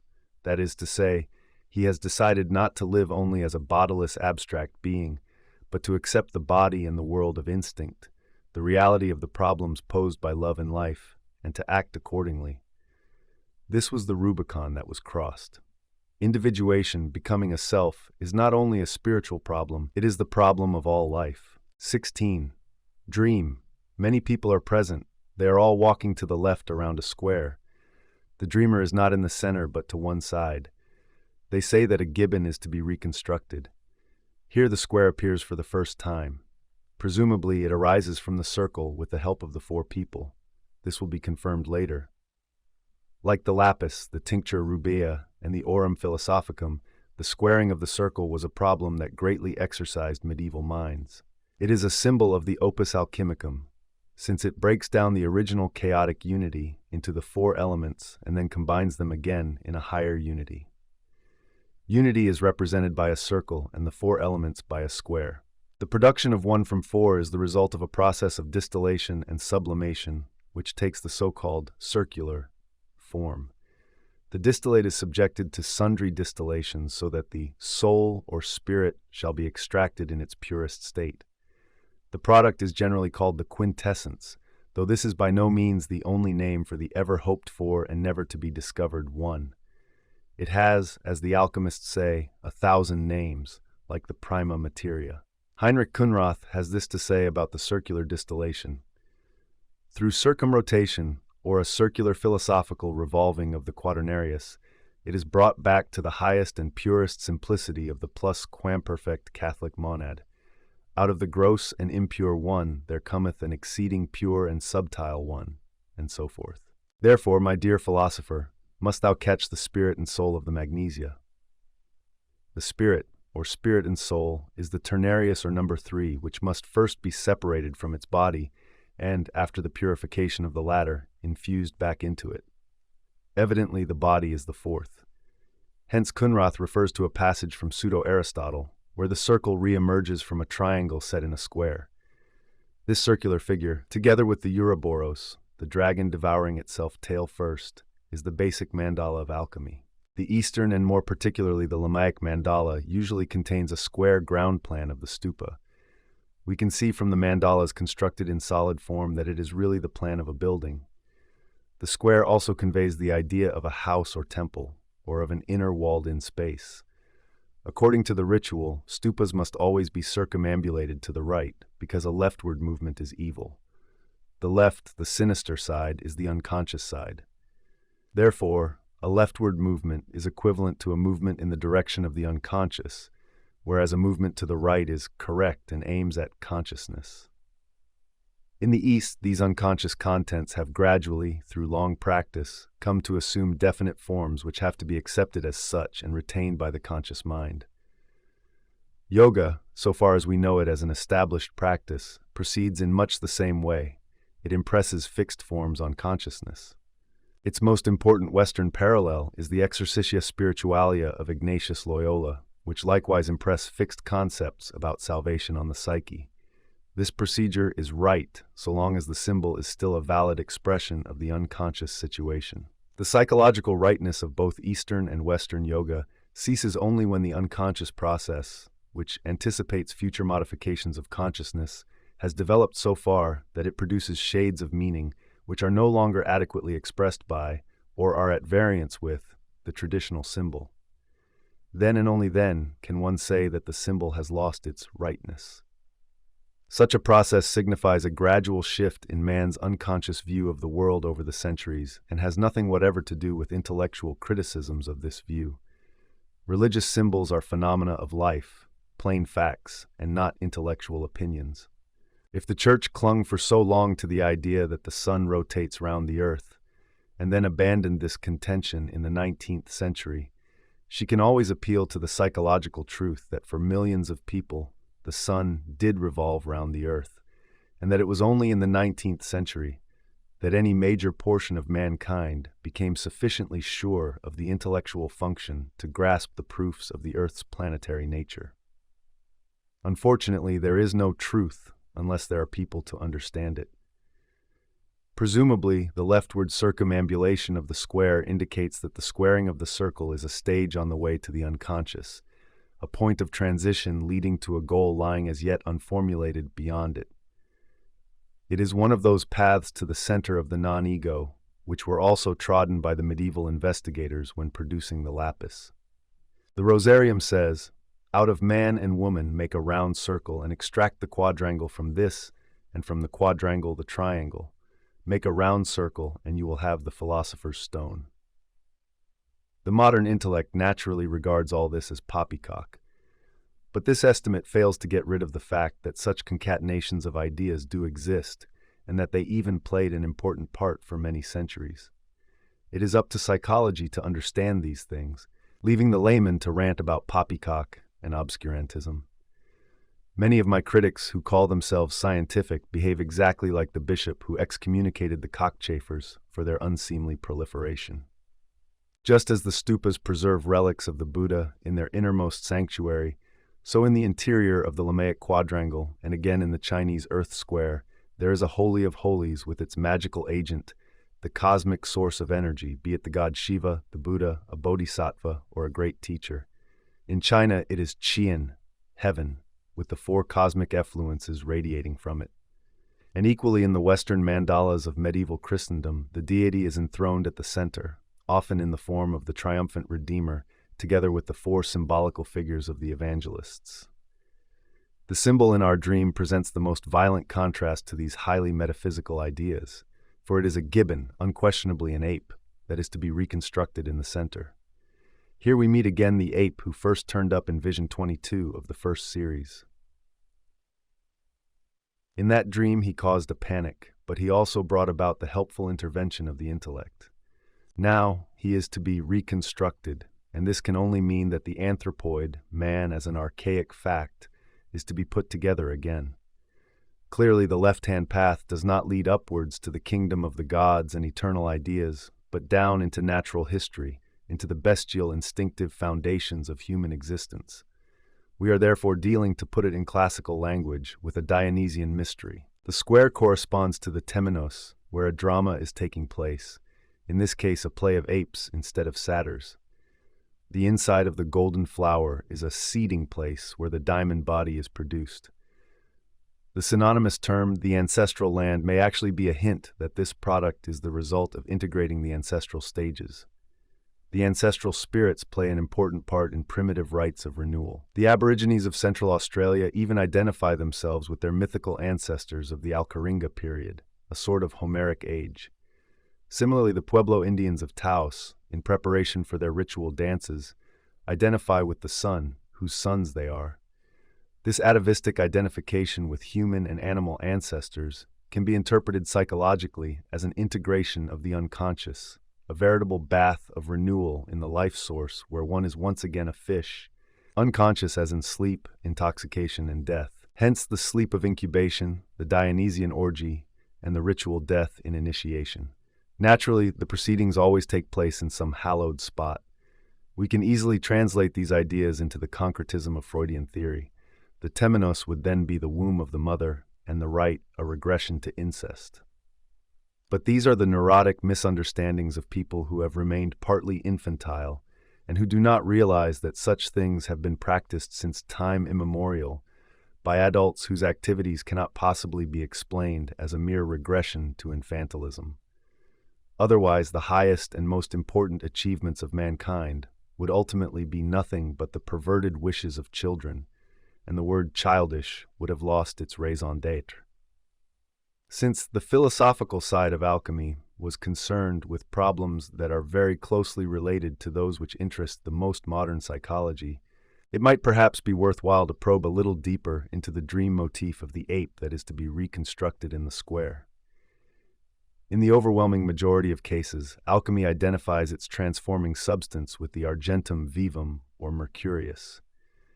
Chemically, this term denotes quicksilver, but philosophically it means the spiritus vitae, or even the world soul, so that Mercurius also takes on the significance of Hermes, god of revelation.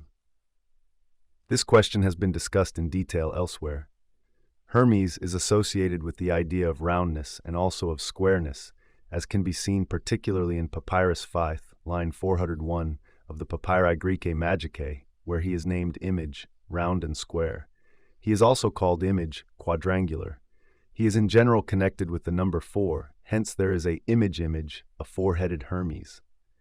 These attributes were known also in the Middle Ages, as the work of Cartari, for instance, shows. He says, again, the square figures of Mercury Hermes, made up of nothing but a head and a virile member, signify that the sun is the head of the world and scatters the seed of all things, while the four sides of the square figure have the same significance as the four-stringed sistrum, which was likewise attributed to Mercury, namely, the 4 quarters of the world, or the 4 seasons of the year. Or again, that the 2 equinoxes and the 2 solstices make up between them the 4 parts of the whole zodiac. It is easy to see why such qualities made Mercurius an eminently suitable symbol for the mysterious transforming substance of alchemy, for this is round and square, i.e., a totality consisting of 4 parts, 4 elements. Consequently, the Gnostic quadripartite original man as well as Christ Pantocrator is an imago lapidis. Western alchemy is mainly of Egyptian origin, so let us first of all turn our attention into the Hellenistic figure of Hermes Trismegistus, who, while standing sponsor to the medieval Mercurius, derives ultimately from the ancient Egyptian Thoth. The attribute of Thoth was the baboon, or again, he was represented outright as an ape. This idea was visibly preserved all through the numberless editions of the Book of the Dead, right down to the most recent times. It is true that in the existing alchemical texts, which with few exceptions belong to the Christian era, the ancient connection between Thoth Hermes and the ape has disappeared, but it still existed at the time of the Roman Empire. Mercurius, however, had several things in common with the devil, which we will not enter upon here, and so the ape once more crops up in the vicinity of Mercurius as the Simia Dei.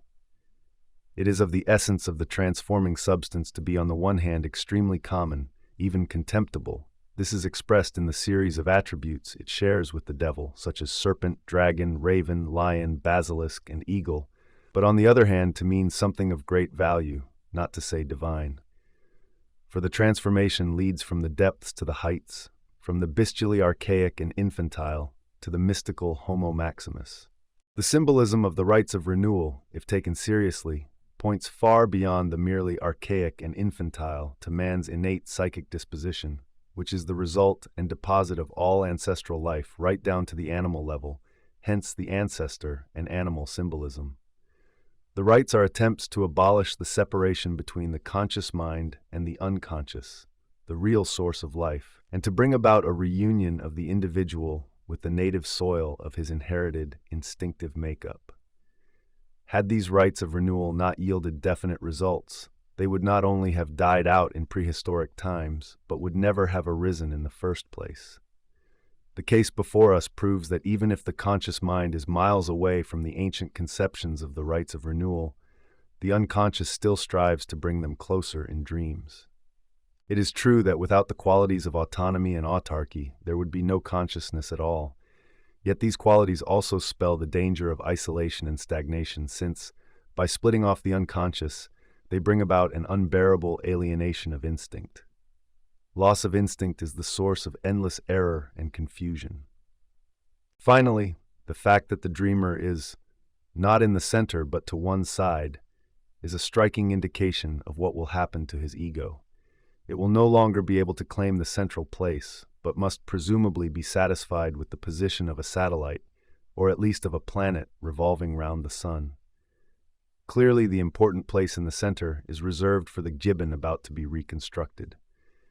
The gibbon belongs to the anthropoids, and on account of its kinship with man, is an appropriate symbol for that part of the psyche which goes down into the subhuman.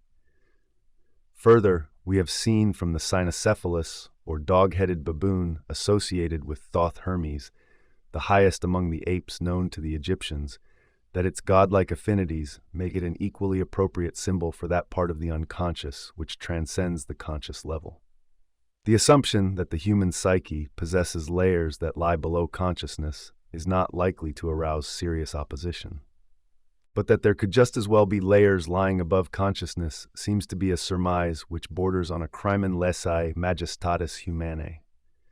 In my experience, the conscious mind can claim only a relatively central position and must accept the fact that the unconscious psyche transcends and, as it were, surrounds it on all sides. Unconscious contents connect it backwards with physiological states on the one hand and archetypal data on the other. But it is extended forwards by intuitions which are determined partly by archetypes and partly by subliminal perceptions, depending on the relativity of time and space in the unconscious. I must leave it to the reader, after thorough consideration of this dream series and the problems it opens up, to form his own judgment as to the possibility of such an hypothesis. The following dream is given unabridged in its original text. 17. Dream. All the houses have something theatrical about them, with stage scenery and decorations. The name of Bernard Shaw is mentioned. The play is supposed to take place in the distant future. There is a notice in English and German on one of the sets. This is the Universal Catholic Church. It is the Church of the Lord. All those who feel that they are the instruments of the Lord may enter. Under this is printed in smaller letters, "The church was founded by Jesus and Paul," like a firm advertising its long standing. I say to my friend, "Come on, let's have a look at this." He replies, "I do not see why a lot of people have to get together when they're feeling religious." I answer, "As a Protestant, you will never understand." A woman nods emphatic approval. Then I see a sort of proclamation on the wall of the church. It runs, "Soldiers, when you feel you are under the power of the Lord, do not address him directly. The Lord cannot be reached by words." We also strongly advise you not to indulge in any discussions among yourselves concerning the attributes of the Lord. It is futile, for everything valuable and important is ineffable. Say a pope. Now we go in. The interior resembles a mosque, more particularly the Hagia Sophia. No seats, wonderful effect of space, no images, only framed texts decorating the walls, like the Quran texts in the Hagia Sophia. One of the texts reads, "Do not flatter your benefactor." The woman who had agreed with me before bursts into tears and cries, "Then there's nothing left." I reply, "I find it quite right," but she vanishes. At first I stand with a pillar in front of me and can see nothing. Then I change my position and see a crowd of people. I do not belong to them and stand alone, but they are quite distinct, so that I can see their faces. They all say in unison, "We confess that we are under the power of the Lord. The kingdom of heaven is within us." They repeat this 3 times with great solemnity.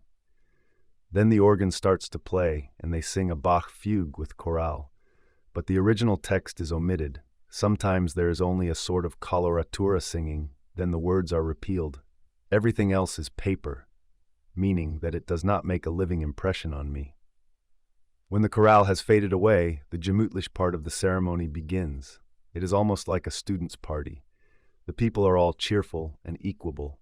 We move about, converse, and greet one another, and wine, from an Episcopal seminary, is served with other refreshments. The health of the church is drunk, and as if to express everybody's pleasure at the increase in membership, a loudspeaker blares out a ragtime melody with the refrain, "Charles is also with us now." A priest explains to me, "These somewhat trivial amusements are officially approved and permitted. We must adapt a little to American methods.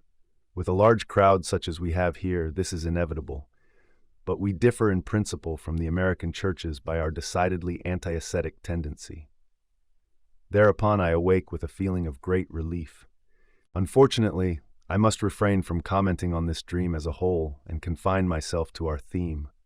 The temenos has become a sacred building, in accordance with the hint given earlier. The proceedings are thus characterized as religious.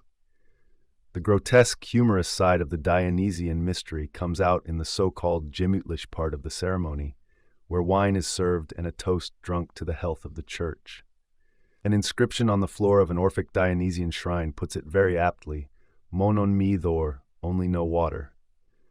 The Dionysian relics in the church, such as the fish and wine symbolism, the Damascus chalice, the seal cylinder with the crucifix, and the inscription "Op ok baki kok," and much else besides, can be mentioned only in passing.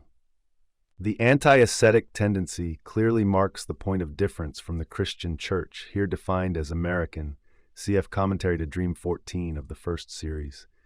America is the ideal home of the reasonable ideas of the practical intellect, which would like to put the world to rights by means of a brain trust.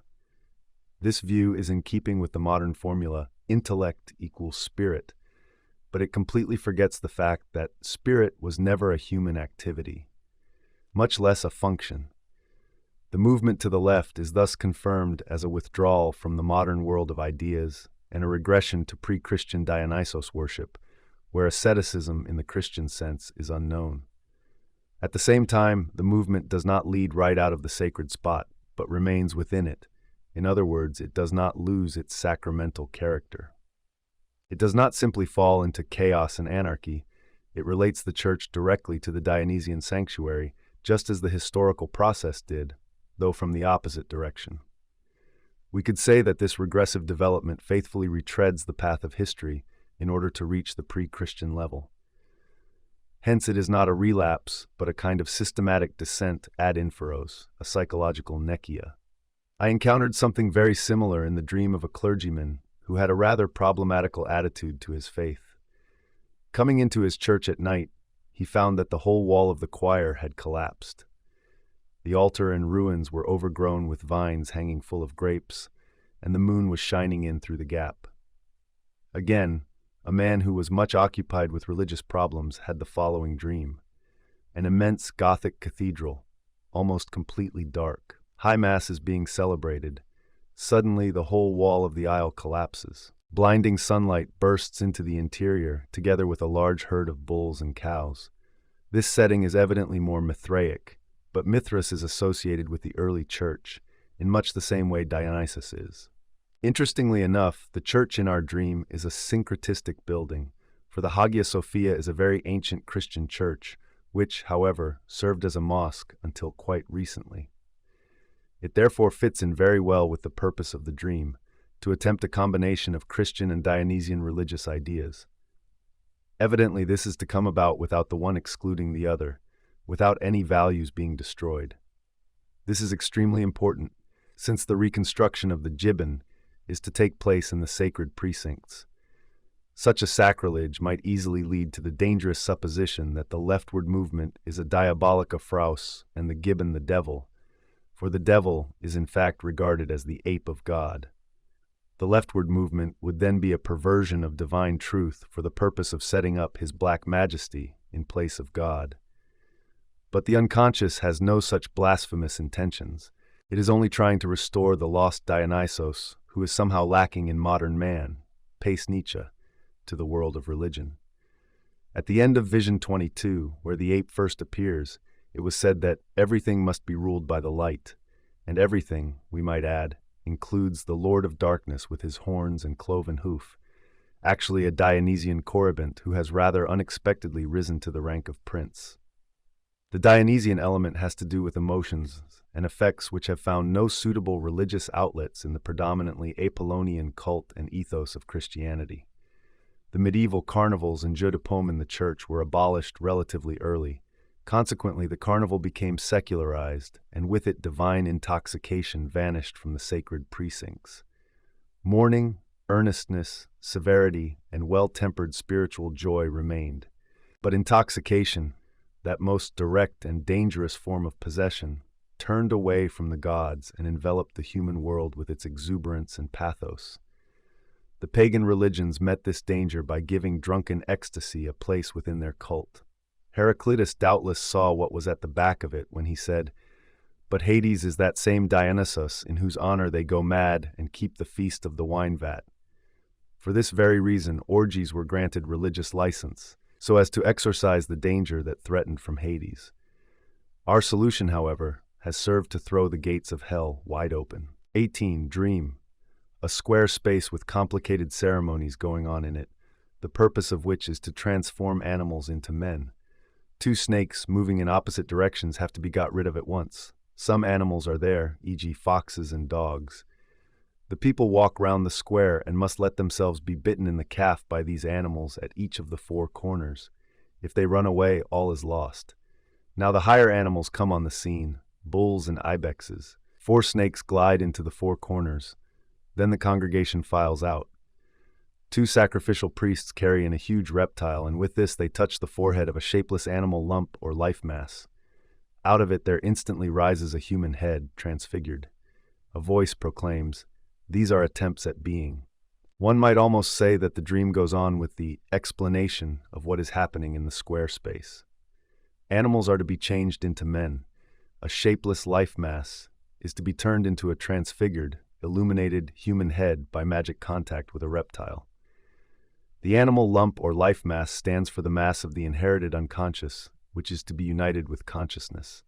This is brought about by the ceremonial use of a reptile, presumably a snake.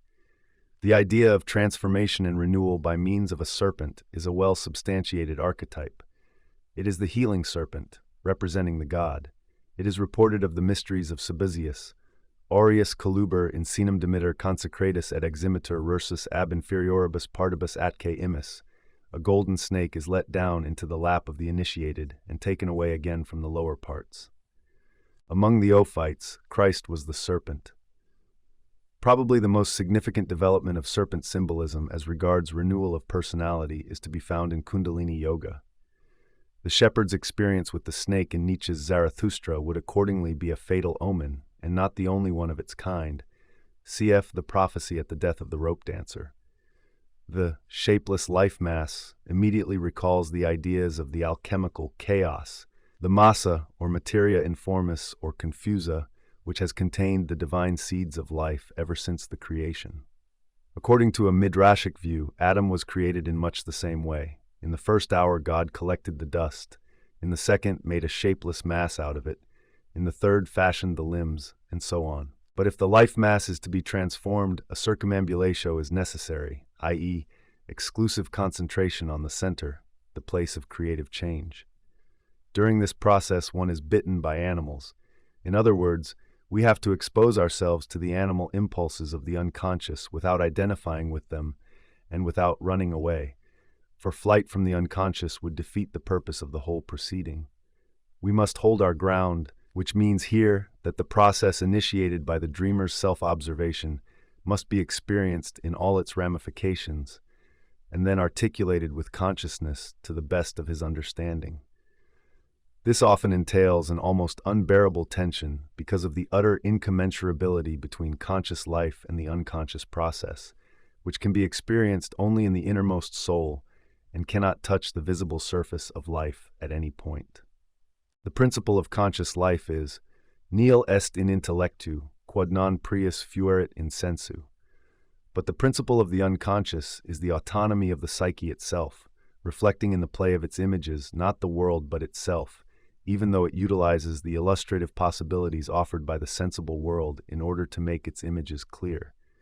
The sensory datum, however, is not the causa efficiens of this. Rather, it is autonomously selected and exploited by the psyche, with the result that the rationality of the cosmos is constantly being violated in the most distressing manner. But the sensible world has an equally devastating effect on the deeper psychic processes when it breaks into them as a causa efficiens. If reason is not to be outraged on the one hand, and the creative play of images not violently suppressed on the other, a circumspect and far-sighted synthetic procedure is required in order to accomplish the paradoxical union of irreconcilables, hence the alchemical parallels in our dreams. The focusing of attention on the center demanded in this dream and the warning about running away have clear parallels in the opus alchemicum. The need to concentrate on the work and to meditate upon it is stressed again and again. The tendency to run away, however, is attributed not to the operator but to the transforming substance. Mercurius is evasive and is labeled servus, servant, or servus fugitivus, fugitive stag. The vessel must be well sealed so that what is within may not escape. Irenaeus Philolithes says of this service, "You must be very wary how you lead him, for if he can find an opportunity, he will give you the slip and leave you to a world of misfortune." It did not occur to these philosophers that they were chasing a projection, and that the more they attributed to the substance, the further away they were getting from the psychological source of their expectations. From the difference between the material in this dream and its medieval predecessors, we can measure the psychological advance. The running away is now clearly apparent as a characteristic of the dreamer, i.e., it is no longer projected into the unknown substance. Running away thus becomes a moral question. This aspect was recognized by the alchemists insofar as they emphasized the need for a special religious devotion at their work. Though one cannot altogether clear them of the suspicion of having used their prayers and pious exercises for the purpose of forcing a miracle, there are even some who aspired to have the Holy Ghost as their familiar. But to do them justice, one should not overlook the fact that there is more than a little evidence in the literature that they realized it was a matter of their own transformation. For instance, Gerhard Dorn exclaims, "Transmutamini in vivos lapis philosophicos, transform yourselves into living philosophical stones." Hardly have conscious and unconscious touched when they fly asunder on account of their mutual antagonism. Hence, right at the beginning of the dream, the snakes that are making off in opposite directions have to be removed, i.e., the conflict between conscious and unconscious is at once resolutely stopped, and the conscious mind is forced to stand the tension by means of the circumambulatia. The magic circle thus traced will also prevent the unconscious from breaking out again, for such an eruption would be equivalent to psychosis. Non nulli perierunt in opera nostro. Not a few have perished in our work, we can say with the author of the Rosarium. The dream shows that the difficult operation of thinking in paradoxes, a feat possible only to the superior intellect, has succeeded. The snakes no longer run away but settle themselves in the four corners, and the process of transformation or integration sets to work. The transfiguration and illumination, the conscious recognition of the center, has been attained, or at least anticipated, in the dream.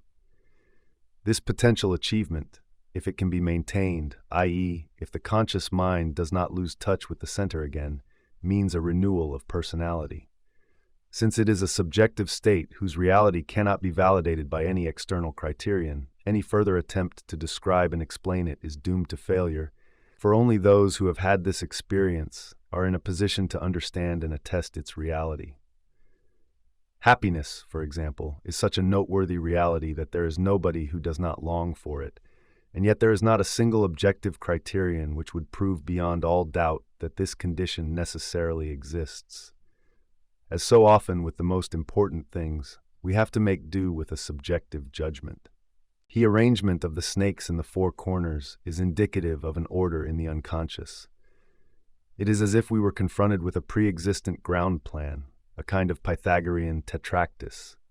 I have very frequently observed the number 4 in this connection. It probably explains the universal incidence and magical significance of the cross or of the circle divided into 4.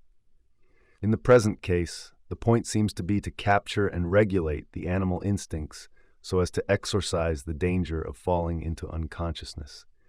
This may well be the empirical basis of the cross as that which vanquishes the powers of darkness. In this dream, the unconscious has managed to stage a powerful advance by thrusting its contents dangerously near to the conscious sphere. The dreamer appears to be deeply entangled in the mysterious synthetic ceremony and will unfailingly carry a lasting memory of the dream into his conscious life. Experience shows that this results in a serious conflict for the conscious mind, because it is not always either willing or able to put forth the extraordinary intellectual and moral effort needed to take a paradox seriously. Nothing is so jealous as a truth. As a glance at the history of the medieval mind will show, our whole modern mentality has been molded by Christianity. This has nothing to do with whether we believe the truths of Christianity or not. Consequently, the reconstruction of the ape in the sacred precincts as proposed by the dream comes as such a shock that the majority of people will seek refuge in blank incomprehension. Others will heedlessly ignore the abysmal depths of the Dionysian mystery and will welcome the rational Darwinian core of the dream as a safeguard against mystic exaltation. Only a very few will feel the collision of the two worlds and realize what it is all about. Yet the dream says plainly enough that in the place where, according to tradition, the deity dwells, the ape is to appear. This substitution is almost as bad as a black mass. In Eastern symbolism, the square, signifying the earth in China, the Padma or lotus in India, has the character of the yoni, femininity. A man's unconscious is likewise feminine and is personified by the anima. The anima also stands for the inferior function and for that reason frequently has a shady character. In fact, she sometimes stands for evil itself. She is as a rule the fourth person. She is the dark and dreaded maternal womb, which is of an essentially ambivalent nature. The Christian deity is one in 3 persons. The fourth person in the heavenly drama is undoubtedly the devil. In the more harmless psychological version, he is merely the inferior function. On a moral valuation, he is a man's sin, a function belonging to him and presumably masculine. The feminine element in the deity is kept very dark, the interpretation of the Holy Ghost as Sophia being considered heretical. Hence the Christian metaphysical drama. The prologue in heaven has only masculine actors, a point it shares with many of the ancient mysteries. But the feminine element must obviously be somewhere, so it is presumably to be found in the dark.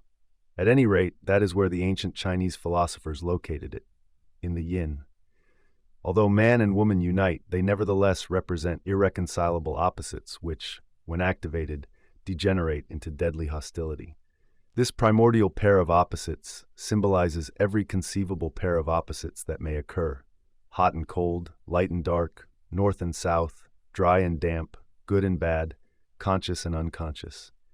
In the psychology of the functions, there are 2 conscious and therefore masculine functions, the differentiated function and its auxiliary, which are represented in dreams by, say, father and son, whereas the unconscious functions appear as mother and daughter. Since the conflict between the two auxiliary functions is not nearly as great as that between the differentiated and the inferior function, it is possible for the third function, that is, the unconscious auxiliary one, to be raised to consciousness and thus made masculine. It will, however, bring with it traces of its contamination with the inferior function, thus acting as a kind of link with the darkness of the unconscious. It was in keeping with this psychological fact that the Holy Ghost should be heretically interpreted as Sophia, for he was the mediator of birth in the flesh, who enabled the deity to shine forth in the darkness of the world.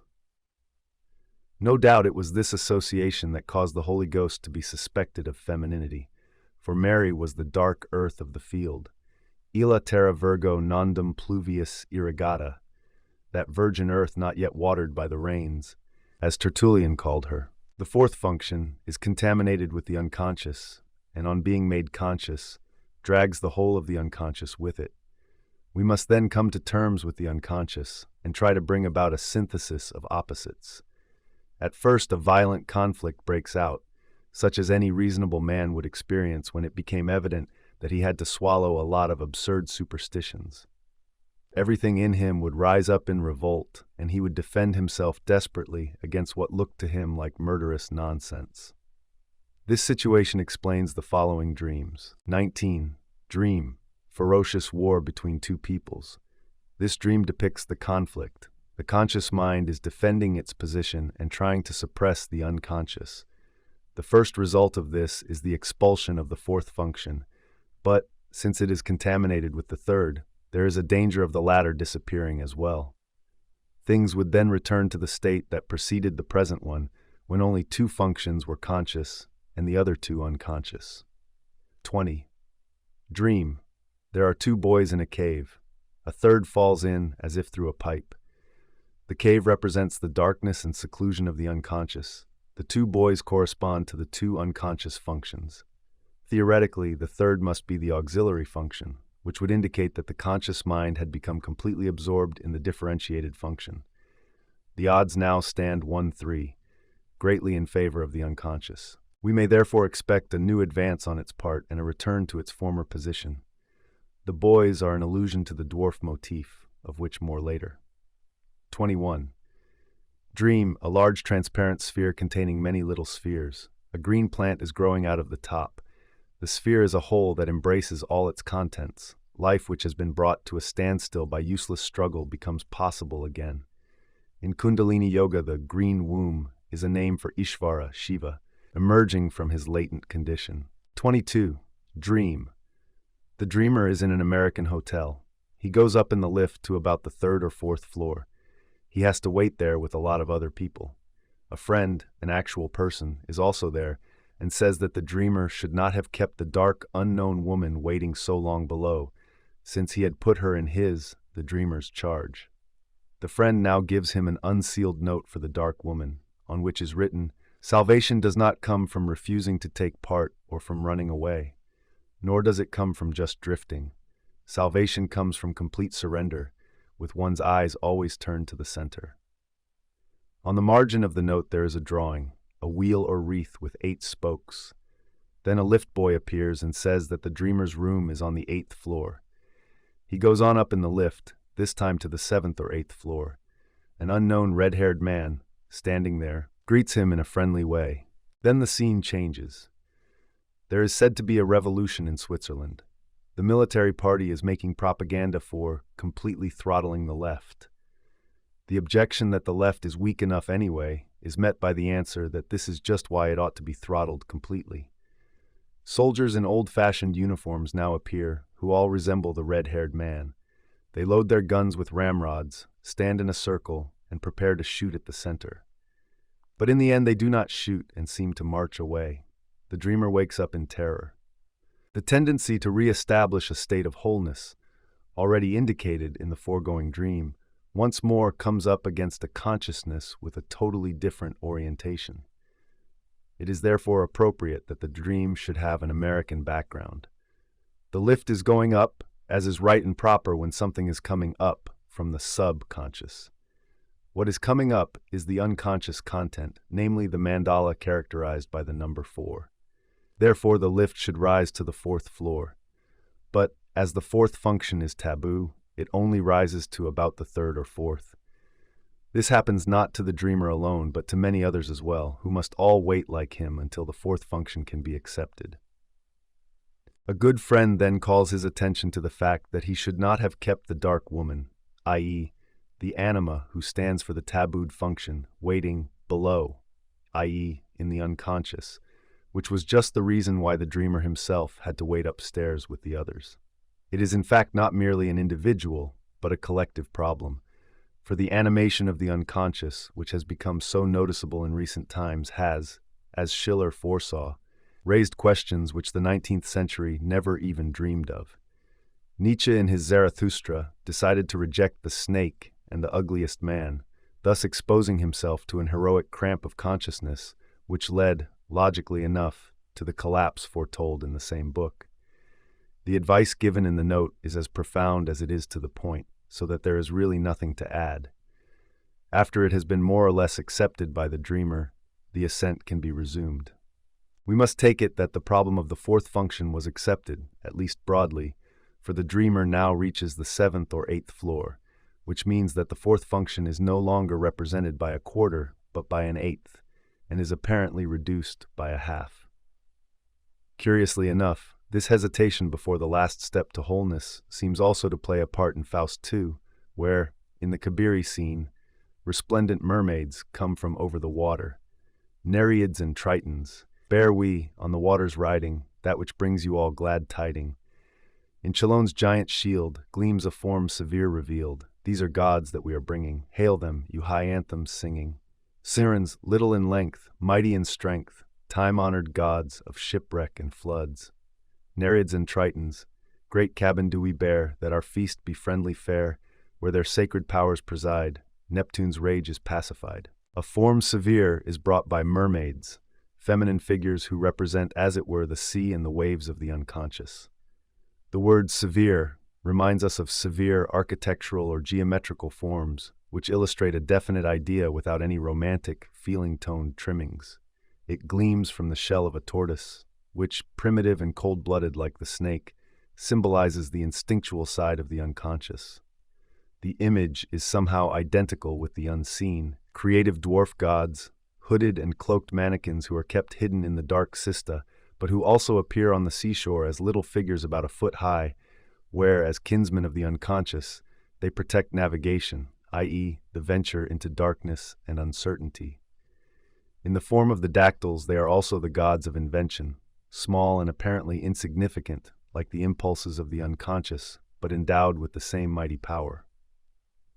El Gaber is the great, the mighty one. Nereids and Tritons, three have followed where we led, but the fourth refused to call. He the rightful seer, he said, his to think for one and all. Sirens, a god may count it sport to set a god at naught, honor the grace they bring, and fear their threatening. It is characteristic of Goethe's feeling-toned nature that the fourth should be the thinker. If the supreme principle is feeling is all, then thinking has to play an unfavorable role and be submerged. Faust portrays this development. Since Goethe acted as his own model, thinking became the fourth, taboo function. Because of its contamination with the unconscious, it takes on the grotesque form of the Kabiri, for the Kabiri, as dwarfs, are chthonic gods and misshapen accordingly. I call them pot-bellied freaks of common clay. They thus stand in grotesque contrast to the heavenly gods and poke fun at them. Sifi, the ape of God. The Nereids and Tritons sing, 7 there should really be. Sirens, where then stay the other 3? Nereids and Tritons, that we know not. You had best on Olympus make your quest. There an 8th may yet be sought, though none other gave him thought. Well inclined to us in grace, not all perfect yet their race. Beings there beyond compare, yearning, unexplainable, press with hunger's pang to share in the unattainable. We learn that there are really 7 of them, but again, there is some difficulty with the 8th as there was before with the 4th. Similarly, in contradiction to the previous emphasis placed on their lowly origin in the dark, it now appears that the Kabiri are actually to be found on Olympus, for they are eternally striving from the depths to the heights, and are therefore always to be found both below and above. The severe image is obviously an unconscious content that struggles towards the light. It seeks and itself is what I have elsewhere called the treasure hard to attain.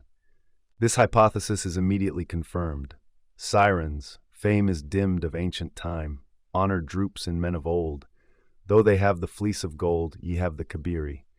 The golden fleece is the coveted goal of the argosy, the perilous quest that is one of the numerous synonyms for attaining the unattainable. Thales makes this wise remark about it.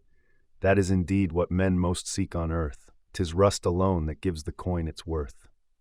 The unconscious is always the fly in the ointment, the skeleton in the cupboard of perfection, the painful lie given to all idealistic pronouncements, the earthliness that clings to our human nature and sadly clouds the crystal clarity we long for. In the alchemical view, rust, like verdigris, is the metal's sickness. But at the same time, this leprosy is the vera prima materia, the basis for the preparation of the philosophical gold.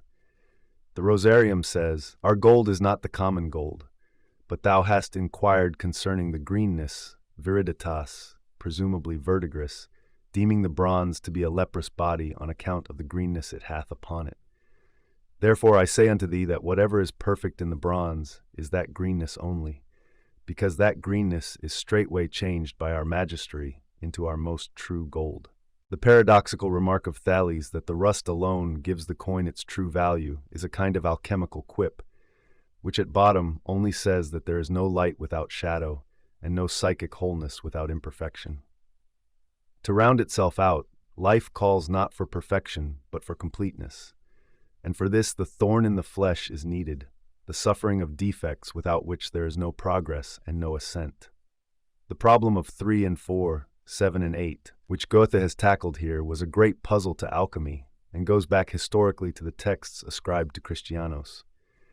In the treatise on the production of the mythical water, it is said, "Therefore the Hebrew prophetess cried without restraint, 1 becomes 2, 2 becomes 3, and out of the third comes the one as the fourth." In alchemical literature, this prophetess is taken to be Maria Prophetissa, also called the Jewess, sister of Moses, or the Copt, and it is not unlikely that she is connected with the Maria of Gnostic tradition.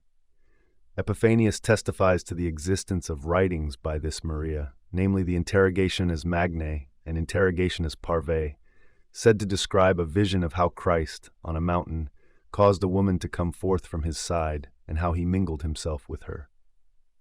It is probably no accident that the treatise of Maria deals with the theme of the matrimonium alchemicum in a dialogue with the philosopher Eros, from which comes the saying, often repeated later, "Marry gum with gum in true marriage." Originally it was gum arabic, and it is used here as a secret name for the transforming substance on account of its adhesive quality. Thus Kunrath declares that the red gum is the resin of the wise, a synonym for the transforming substance. This substance, as the life force, vis animans, is likened by another commentator to the glue of the world, glutenum mundi, which is the medium between mind and body and the union of both. The old treatise, Concilium Conugii, explains that the philosophical man consists of the 4 natures of the stone. Of these 3 are earthy or in the earth, but the 4th nature is the water of the stone, namely the viscous gold which is called red gum, and with which the 3 earthy natures are tinted. We learn here that gum is the critical 4th nature. It is duplex, i.e. masculine and feminine, and at the same time the one and only aqua mercurialis. So the union of the two is a kind of self-fertilization, a characteristic always ascribed to the mercurial dragon. From these hints it can easily be seen who the philosophical man is. He is the androgynous original man or anthropos of Gnosticism whose parallel in India is Purusha. Of him the Brihadaranyaka Upanishad says, "He was as large as a man and woman embracing. He divided his self-Atman in 2, and thence arose husband and wife. He united himself with her, and men were born," etc. The common origin of these ideas lies in the primitive notion of the bisexual original man. The 4th nature, to return to the text of the Concilium Conugii, leads straight to the anthropos idea that stands for man's wholeness, that is, the conception of a unitary being who existed before man and at the same time represents man's goal. The one joins the 3 as the 4th and thus produces the synthesis of the 4 in a unity. We seem to be dealing with much the same thing in the case of 7 and 8, though this motif occurs much less frequently in the literature. It is, however, to be found in Paracelsus' Eine andere Erklärung der ganzen Astronomie, to which Goethe had access. 1 is powerful, 6 are subjects, the 8th is also powerful, and somewhat more so than the first. 1 is the king, the 6 are his servants and his son. So here we have King Saul and the 6 planets or metallic homunculi, as depicted in the Preciosa Margarita novella of Petrus Bonus, Licinius edition, 1546. As a matter of fact, the 8th does not appear in this text. Paracelsus seems to have invented it himself. But since the 8th is even more powerful than the first, the crown is presumably bestowed on him. In Faust Theke, the 8th who dwells on Olympus is a direct reference to the Paracelsian text, insofar as this describes the astrology of Olympus, that is, the structure of the corpus astrale. Returning now to our dream, we find at the critical point, the 7th or 8th floor, the red-haired man, a synonym for the man with the pointed beard, and hence for the shrewd Mephisto, who magically changes the scene because he is concerned with something that Faust himself never saw, the severe image, symbolizing the supreme treasure, the immortal self. He changes himself into the soldiers, representatives of uniformity, of collective opinion, which is naturally dead against tolerating anything unsuitable. For collective opinion, the numbers 3 and 7 are, on the highest authority, sacred, but 4 and 8 are the very devil, something inferior, common clay, that in the stern judgment of bonzes of every hue has no right to exist. The left is to be completely throttled, meaning the unconscious and all the sinister things that come from it. An antiquated view, no doubt, and one that uses antiquated methods, but even muzzleloaders can hit the mark. For reasons unknown, i.e., not stated in the dream, the destructive attack on the center, to which, according to the advice in the note, one's eyes must always be turned, peters out. In the drawing on the margin of the note, this center is portrayed as a wheel with 8 spokes. 23. In the square space, the dreamer is sitting opposite the unknown woman whose portrait he is supposed to be drawing. What he draws, however, is not a face but 3-leaved clovers or distorted crosses in 4 different colors, red, yellow, green, and blue.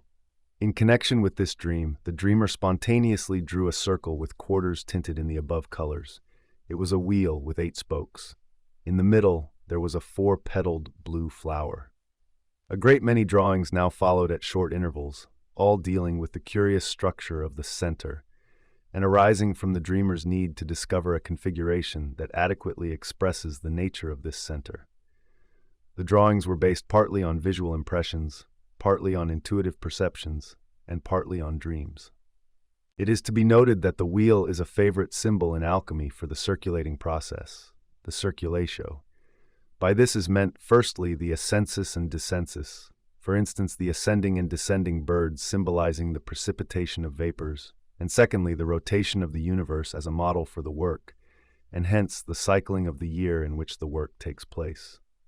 The alchemist was not unaware of the connection between the rotatio and his drawings of circles. The contemporary moral allegories of the wheel emphasize that the ascensus and descensus are, among other things, God's descent to man and man's ascent to God. On the authority of one of St. Bernard's sermons, by his descent he established for us a joyful and wholesome ascent.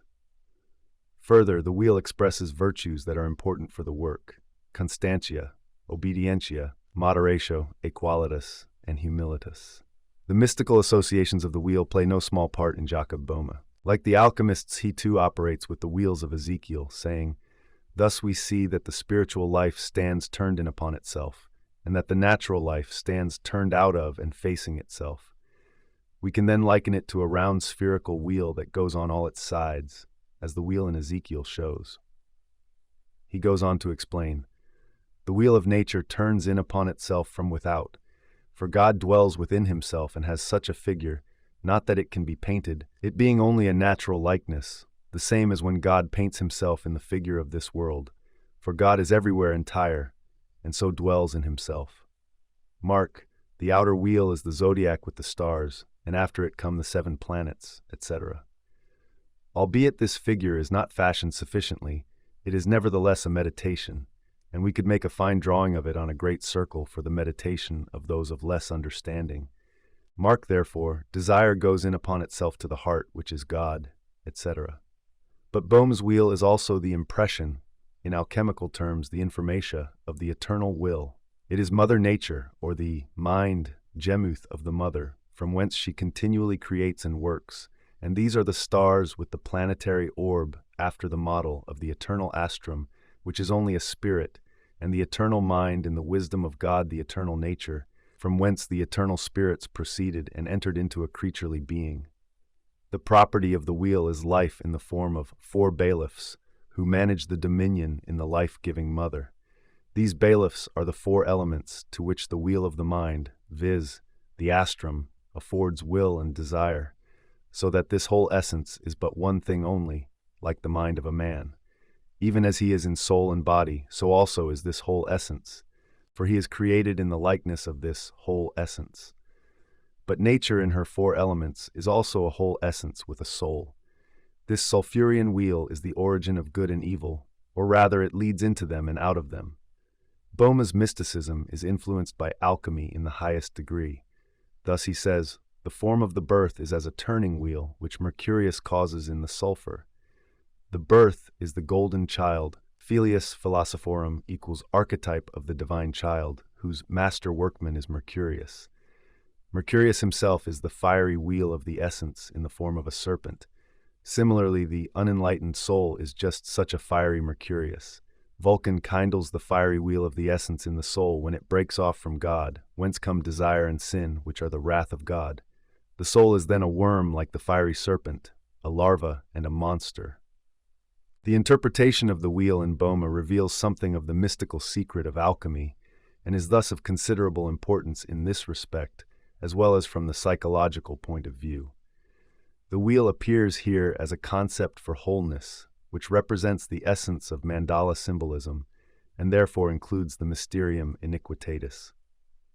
The idea of the center, which the unconscious has been repeatedly thrusting upon the conscious mind of the dreamer, is beginning to gain foothold there and to exercise a peculiar fascination. The next drawing is again of the blue flower, but this time subdivided into 8. Then follow pictures of 4 mountains round a lake in a crater, also of a red ring lying on the ground with a withered tree standing in it, round which a green snake creeps up with a leftward movement. The layman may be rather puzzled by the serious attention devoted to this problem, but a little knowledge of yoga and of the medieval philosophy of the lapis would help him to understand. As we have already said, the squaring of the circle was one of the methods for producing the lapis. Another was the use of imaginatio, as the following text unmistakably proves. And take care that thy door be well and firmly closed, so that he who is within cannot escape, and God willing, thou wilt reach the goal. Nature performeth her operations gradually, and indeed I would have thee do the same. Let thy imagination be guided wholly by nature, and observe according to nature, through whom the substances regenerate themselves in the bowels of the earth. And imagine this with true and not with fantastic imagination. The vas beni clausum, well-sealed vessel, is a precautionary measure very frequently mentioned in alchemy, and is the equivalent of the magic circle. In both cases, the idea is to protect what is within from the intrusion and admixture of what is without, as well as to prevent it from escaping. The imaginatio is to be understood here as the real and literal power to create images, Einbildungskraft, equals imagination, the classical use of the word in contrast to fantasia, which means a mere conceit in the sense of insubstantial thought. In the Satyricon, this connotation is more pointed still. Fantasia means something ridiculous. Imaginatio is the active evocation of inner images secundum naturam, an authentic feat of thought or ideation, which does not spin aimless and groundless fantasies into the blue, does not, that is to say, just play with its objects, but tries to grasp the inner facts and portray them in images true to their nature. This activity is an opus, a work, and we cannot call the manner in which the dreamer handles the objects of his inner experience anything but true work. Considering how conscientiously, accurately, and carefully he records and elaborates the content now pushing its way into consciousness. The resemblance to the opus is obvious enough to anyone familiar with alchemy. Moreover, the analogy is borne out by the dreams themselves, as Dream 24 will show. The present dream, from which the above-mentioned drawings originated, shows no signs of the left having been in any way throttled. On the contrary, the dreamer finds himself once more in the temenos facing the unknown woman who personifies the fourth or inferior function. His drawing of the wheel with a four-petaled blue flower in the middle was anticipated by the dream. What the dream represents in personified form, the dreamer reproduces as an abstract ideogram. This might well be a hint that the meaning of the personification could also be represented in quite another form. This other form, three-leaved clover, distorted cross, refers back to the Ace of Clubs in Dream 16 of the first series, where we pointed out its analogy with the irregular cross. The analogy is confirmed here. In this dream, however, the symbol of the Christian Trinity has been overshadowed or colored by the alchemical quaternity. The colors appear as a concretization of the tetractys. The Rosarium quotes a similar statement from the Tractatus Aureus: Vultur, clamat voce magna, inquiens, ego sum albus nigeret rubeus citrinus. The vulture exclaims in a loud voice, I am the white-black and the red-yellow. On the other hand, it is stressed that the lapis unites omnis colors in itself. We can thus take it that the quaternity represented by the colors is a kind of preliminary stage of the lapis. This is confirmed by the Rosarium. Our stone is from the four elements. The same applies to the Aurum Philosophicum. In the gold, the four elements are contained in equal proportions. The fact is that the four colors in the dream represent the transition from trinity to quaternity, and thus to the squared circle, which, according to the alchemists, comes nearest to the lapis on account of its roundness or perfect simplicity. For this reason, a recipe for the preparation of the lapis, attributed to Raymundus, says, Take of the body that is most simple and round, and do not take of the triangle or quadrangle, but of the round, for the round is nearer to simplicity than the triangle. Hence it is to be noted that a simple body has no corners, for it is the first and last among the planets, like the sun among the stars. 24. Dream. Two people are talking about crystals, particularly about a diamond. Here one can hardly avoid thinking of the lapis. In fact, this dream discloses the historical background and indicates that we really are dealing with the coveted lapis, the treasure hard to attain. The dreamer's opus amounts to an unconscious recapitulation of the efforts of Hermetic philosophy. More about the diamond in Dreams 37, 39, 50 below. 25. Dream. It is a question of constructing a central point and making the figure symmetrical by reflection at this point. The word constructing points to the synthetic character of the opus, and also to the laborious building process that taxes the dreamer's energy. The symmetry is an answer to the conflict in Dream 22, completely throttling the left.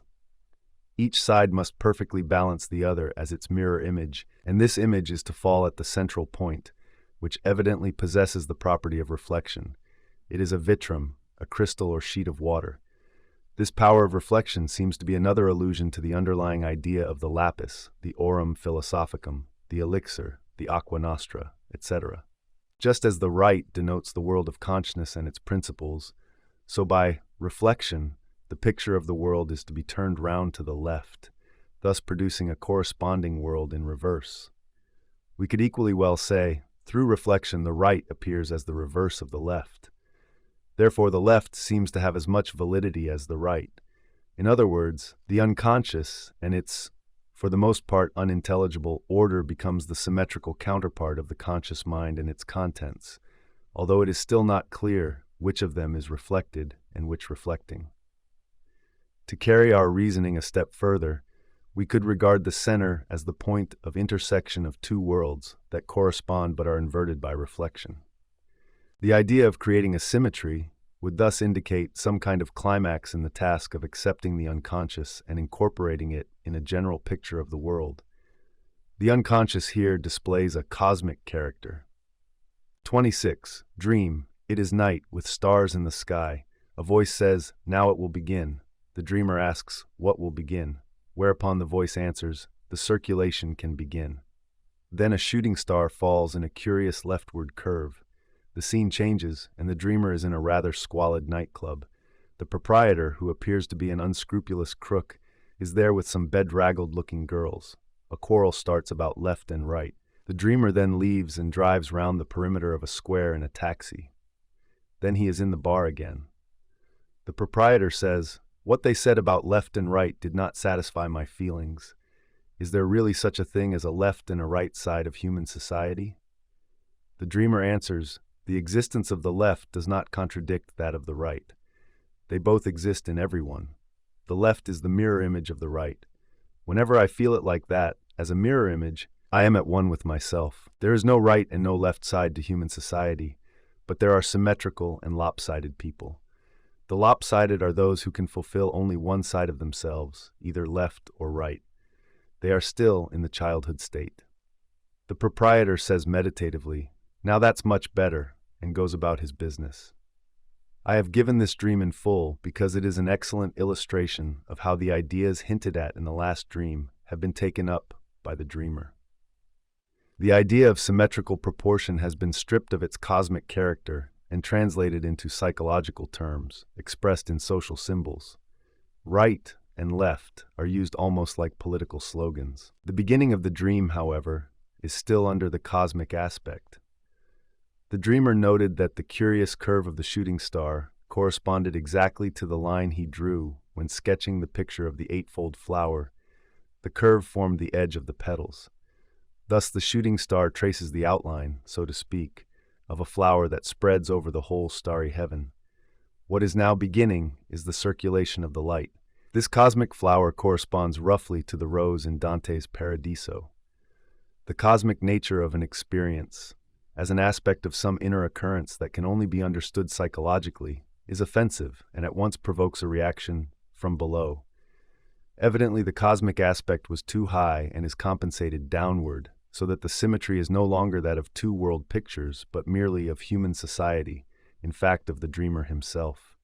When the proprietor remarks that the latter's psychological understanding is much better, he is making an estimate whose conclusion should run, but still not good enough. The quarrel about right and left that starts in the bar is the conflict which breaks out in the dreamer himself when he is called upon to recognize the symmetry. He cannot do this because the other side looks so suspicious that he would rather not investigate it too closely. That is the reason for the magical circumambulatia, driving round the square. He has to stay inside and learn to face his mirror image without running away. He does this as best he can, though not quite as the other side would wish. Hence the somewhat chill recognition of his merits. 27. Visual impression. A circle with a green tree in the middle. In the circle, a fierce battle is raging between savages. They do not see the tree. Evidently, the conflict between right and left has not yet ended. It continues because the savages are still in the childhood state, and therefore being lopsided, only know either the left or the right, but not a third that stands above the conflict. 28. Visual impression. A circle. Within it, steps lead up to a basin with a fountain inside. When a condition is unsatisfactory because some essential aspect of the unconscious content is lacking, the unconscious process reverts to earlier symbols, as is the case here. The symbolism goes back to Dream 13, where we met the mandala garden of the philosophers with its fountain of aqua nostra. Circle and basin emphasize the mandala, the rose of medieval symbolism. The rose garden of the philosophers is one of alchemy's favorite symbols. 29. Visual impression. A bunch of roses, then the sign image, but it should be image. A rose bouquet is like a fountain fanning out. The meaning of the first sign, possibly a tree, is not clear, whereas the correction represents the eightfold flower. Evidently, a mistake is being corrected which somehow impaired the wholeness of the rose. The aim of the reconstruction is to bring the problem of the mandala, the correct valuation and interpretation of the center, once more into the field of consciousness. 30. Dream. The dreamer is sitting at a round table with the dark unknown woman. Whenever a process has reached a culmination as regards either its clarity or the wealth of inferences that can be drawn from it, a regression is likely to ensue. From the dreams that come in between the ones we have quoted here, it is evident that the dreamer is finding the insistent demands of wholeness somewhat disagreeable. for their realization will have far-reaching practical consequences, whose personal nature, however, lies outside the scope of our study. The round table again points to the circle of wholeness, and the anima comes in as representative of the fourth function, especially in her dark aspect, which always makes itself felt when something is becoming concrete, i.e., when it has to be translated, or threatens to translate itself into reality. Dark means chthonic, i.e., concrete and earthy. This is also the source of the fear that causes the regression. 31. Dream. The dreamer is sitting with a certain man of unpleasant aspect at a round table. On it stands a glass filled with a gelatinous mass. This dream is an advance on the last in that the dreamer has accepted the dark as his own darkness, to the extent of producing a real shadow belonging to him personally. The anima is thus relieved of the moral inferiority projected upon her and can take up the living and creative function which is properly her own. This is represented by the glass with its peculiar contents, which we, like the dreamer, may compare with the undifferentiated life mass in Dream 18. It was then a question of the gradual transformation of primitive animality into something human.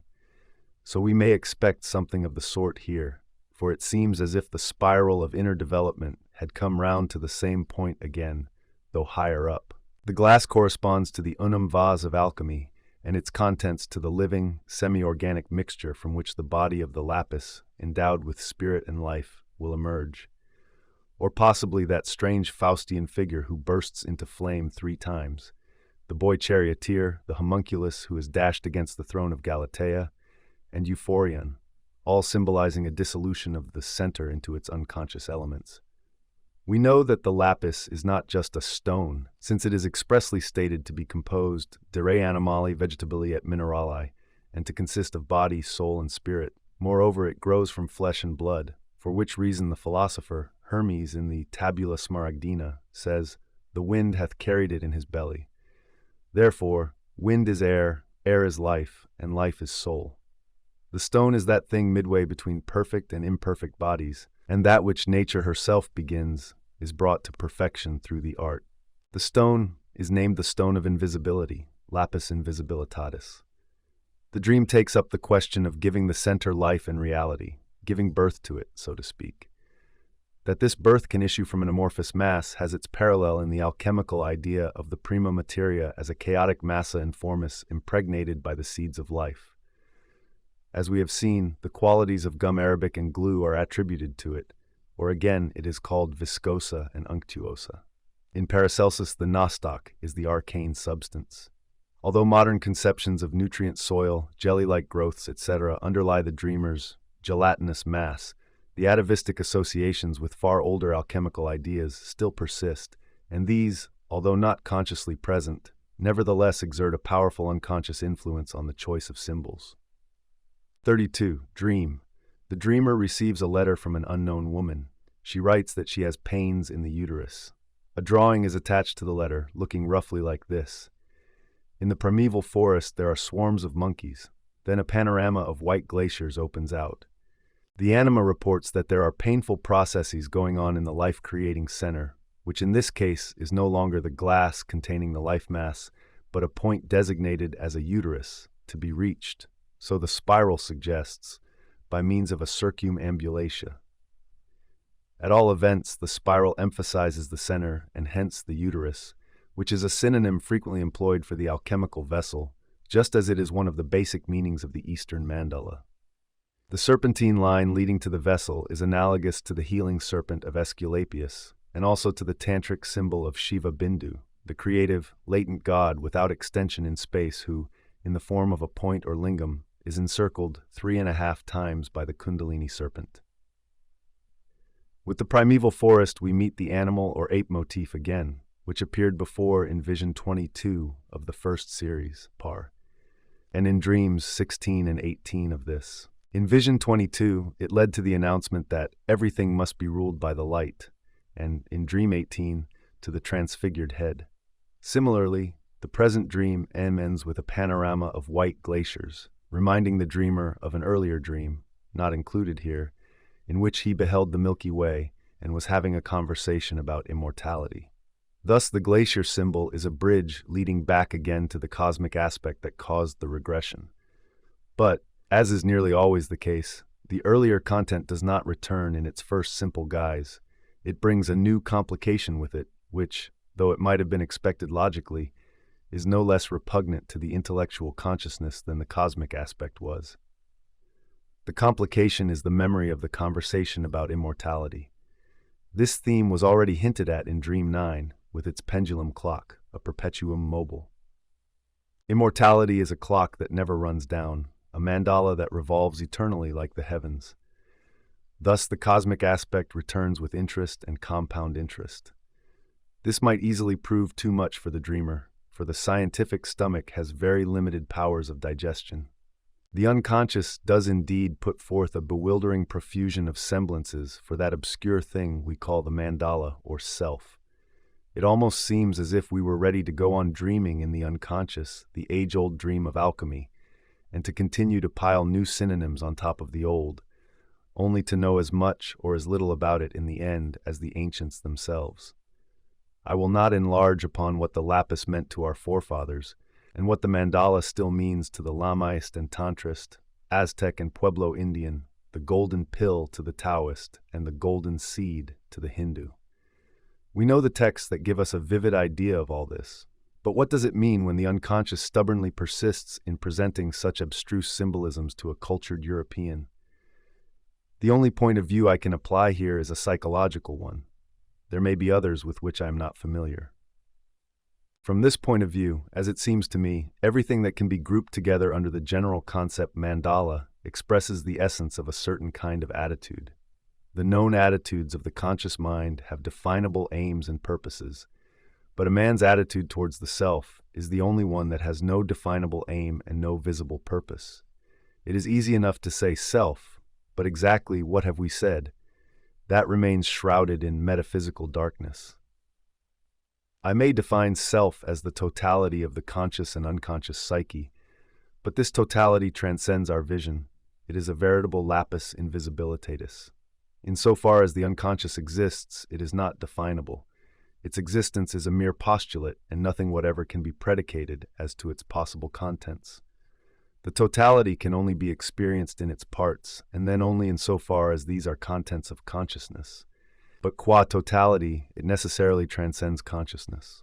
Consequently, the self is a pure borderline concept similar to Kant's Ding and Sich. True, it is a concept that grows steadily clearer with experience, as our dreams show, without, however, losing anything of its transcendence. Since we cannot possibly know the boundaries of something unknown to us, it follows that we are not in a position to set any bounds to the self. It would be wildly arbitrary and therefore unscientific to restrict the self to the limits of the individual psyche, quite apart from the fundamental fact that we have not the least knowledge of these limits, seeing that they also lie in the unconscious. We may be able to indicate the limits of consciousness, but the unconscious is simply the unknown psyche, and for that very reason illimitable, because indeterminable. Such being the case, we should not be in the least surprised if the empirical manifestations of unconscious contents bear all the marks of something illimitable, something not determined by space and time. This quality is numinous and therefore alarming. Above all, to a cautious mind that knows the value of precisely delimited concepts. One is glad not to be a philosopher or theologian, and so under no obligation to meet such noumena professionally. It is all the worse when it becomes increasingly clear that noumena are psychic entia that force themselves upon consciousness, since night after night our dreams practice philosophy on their own account. What is more, when we attempt to give these noumena the slip, and angrily reject the alchemical gold which the unconscious offers, things do in fact go badly with us. We may even develop symptoms in defiance of all reason. But the moment we face up to the stumbling block and make it, if only hypothetically, the cornerstone, the symptoms vanish and we feel unaccountably well. In this dilemma, we can at least comfort ourselves with the reflection that the unconscious is a necessary evil which must be reckoned with, and that it would therefore be wiser to accompany it on some of its strange symbolic wanderings, even though their meaning be exceedingly questionable. it might perhaps be conducive to good health to relearn Nietzsche's lesson of earlier humanity. The only objection I could make to such rationalistic explanations is that very often they do not stand the test of events. We can observe in these and similar cases how, over the years, the entelechy of the self becomes so insistent that consciousness has to rise to still greater feats if it is to keep pace with the unconscious. All that can be ascertained at present about the symbolism of the mandala is that it portrays an autonomous psychic fact, characterized by a phenomenology which is always repeating itself and is everywhere the same. It seems to be a sort of atomic nucleus about whose innermost structure and ultimate meaning we know nothing. We can also regard it as the actual, i.e., effective, reflection of a conscious attitude that can state neither its aim nor its purpose and, because of this failure, projects its activity entirely upon the virtual center of the mandala. The compelling force necessary for this projection always lies in some situation where the individual no longer knows how to help himself in any other way. That the mandala is merely a psychological reflex is, however, contradicted firstly by the autonomous nature of this symbol, which sometimes manifests itself with overwhelming spontaneity in dreams and visions, and secondly by the autonomous nature of the unconscious as such, which is not only the original form of everything psychic, but also the condition we pass through in early childhood and to which we return every night. There is no evidence for the assertion that the activity of the psyche is merely reactive or reflex. This is at best a biological working hypothesis of limited validity.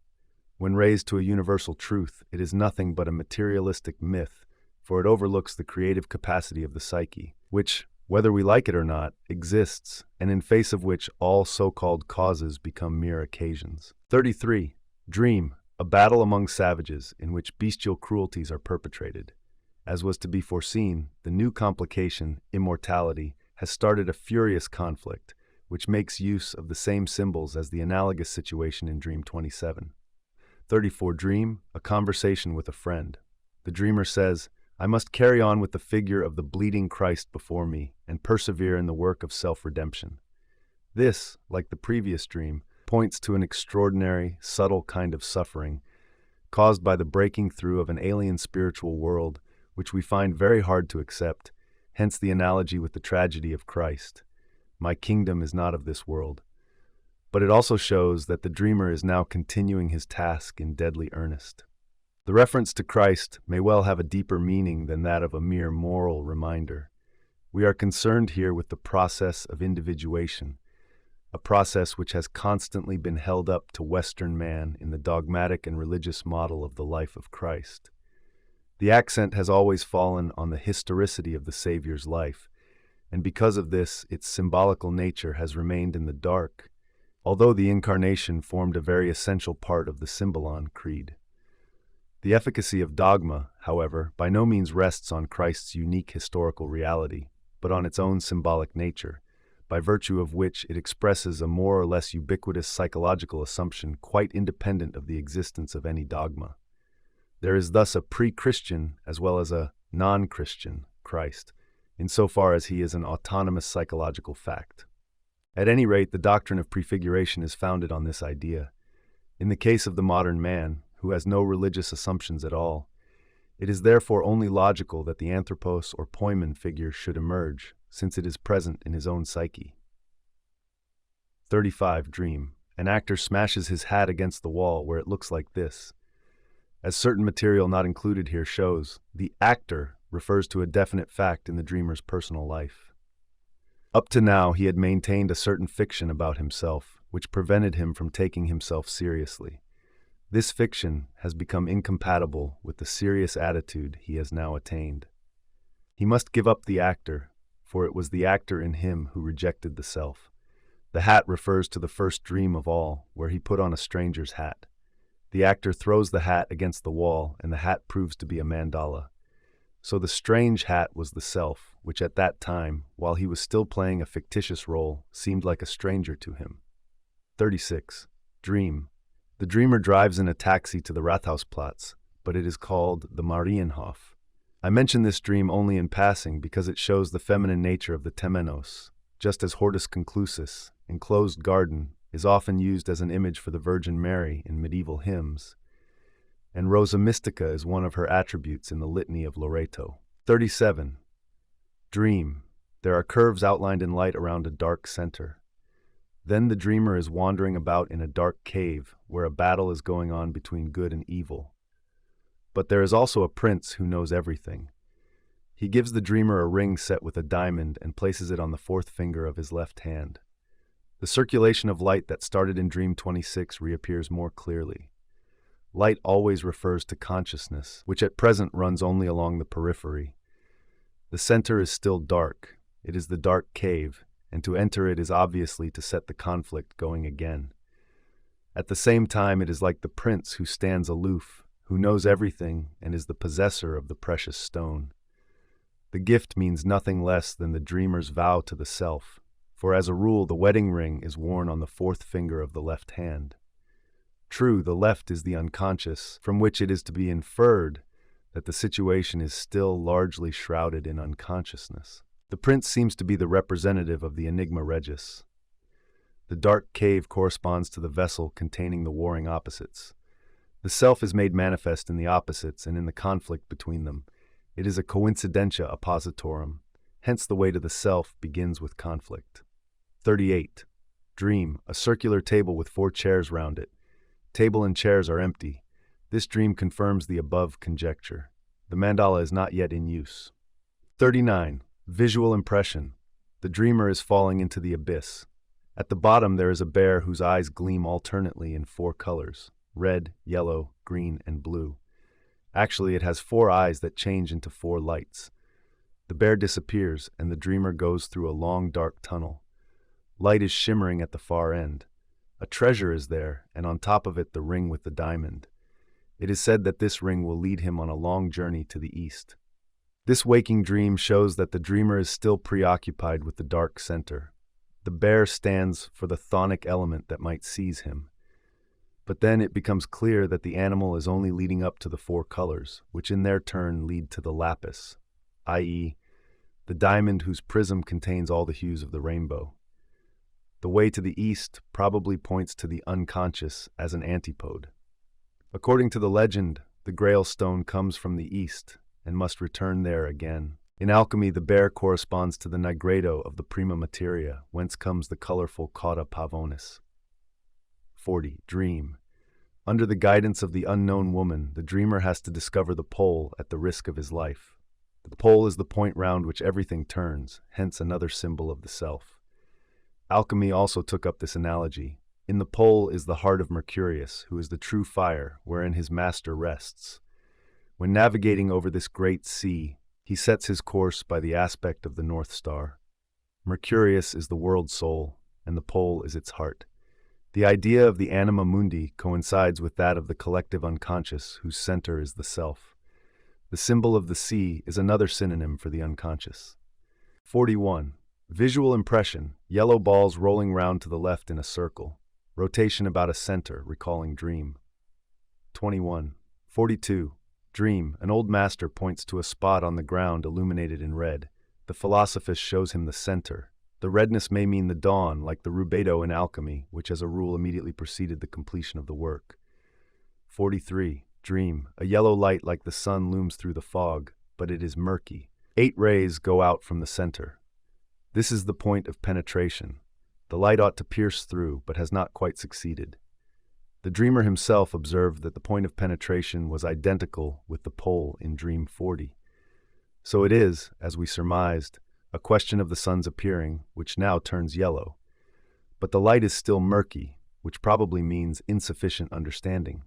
The penetration alludes to the need for effort in coming to a decision. In alchemy, yellow citronidas often coincides with the rubedo. The gold is yellow or reddish yellow. 44. Dream. The dreamer is in a square enclosure where he must keep still. It is a prison for Lilliputians, or children. A wicked woman is in charge of them. The children start moving and begin to circulate round the periphery. The dreamer would like to run away but may not do so. One of the children turns into an animal and bites him in the calf. The lack of clarity demands further efforts of concentration. Hence, the dreamer finds himself still in the childhood state, hence lopsided, and imprisoned in the temenos in the charge of a wicked mother anima. The animal appears as in Dream 18, and he is bitten, i.e., he must expose himself and pay the price. The circumambulation means, as always, concentration on the center. He finds this state of tension almost unendurable, but he wakes up with an intense and pleasant feeling of having solved something, as if he held the diamond in his hand. The children point to the dwarf motif, which may express Kabiric elements, i.e., it may represent unconscious formative powers, or it may at the same time allude to his still childish condition. 45. Dream, a parade ground with troops. They are not equipping themselves for war, but form an 8-rayed star rotating to the left.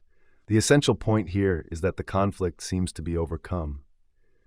The star is not in the sky and not a diamond, but a configuration on the earth formed by human beings. 46. Dream. The dreamer is imprisoned in the square enclosure. Lions and a wicked sorceress appear. He cannot get out of the chthonic prison because he is not yet ready to do something that he should. This is an important personal matter, a duty even, and the cause of much misgiving. Lions, like all wild animals, indicate latent effects. The lion plays an important part in alchemy and has much the same meaning. It is a fiery animal, an emblem of the devil, and stands for the danger of being swallowed by the unconscious. 47. Dream. The wise old man shows the dreamer a place on the ground marked in a peculiar way. This is probably the place on earth where the dreamer belongs if he is to realize the self, similar to Dream 42. 48. Dream. An acquaintance wins a prize for digging up a potter's wheel. The potter's wheel rotates on the ground and produces earthenware, earthly, vessels which may figuratively be called human bodies. Being round, the wheel refers to the self and the creative activity in which it is manifest. The potter's wheel also symbolizes the recurrent theme of circulation. 49. Dream, a starry figure rotating. At the cardinal points of the circle there are pictures representing the seasons. Just as the place was defined before, so now the time. Place and time are the most general and necessary elements in any definition. The determination of time and place was stressed right at the beginning. A definite location in place and time is part of a man's reality. The seasons refer to the quartering of the circle, which corresponds to the cycle of the year. The year is a symbol of the original man. The rotation motif indicates that the symbol of the circle is to be thought of not as static, but as dynamic. 50. Dream. An unknown man gives the dreamer a precious stone, but he is attacked by a gang of Apaches. He runs away, nightmare, and is able to escape. The unknown woman tells him afterwards that it will not always be so. Sometime he will have to stand his ground and not run away. When a definite time is added to a definite place, one is rapidly approaching reality. That is the reason for the gift of the jewel, but also for the fear of decision, which robs the dreamer of the power to make up his mind. 51. Dream. There is a feeling of great tension.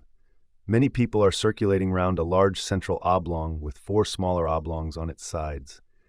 The circulation in the large oblong goes to the left, and in the smaller oblongs io the right. In the middle there is the 8-rayed star. A bowl is placed in the center of each of the smaller oblongs, containing red, yellow, green, and colorless water. The water rotates to the left. The disquieting question arises, is there enough water? The colors point once more to the preliminary stage. The disquieting question is whether there is enough water of life, aqua nostra, energy, libido, to reach the central star, i.e. the core or kernel, cf. next dream. The circulation in the central oblong is still going to the left, i.e. consciousness is moving towards the unconscious. The center is therefore not yet sufficiently illuminated. The rightward circulation in the smaller oblongs, which represent the quaternity, seems to suggest that the 4 functions are becoming conscious. The 4 are generally characterized by the 4 colors of the rainbow. The striking fact here is that the blue is missing, and also that the square ground plan has suddenly been abandoned. The horizontal has extended itself at the cost of the vertical. So we are dealing with a disturbed mandala.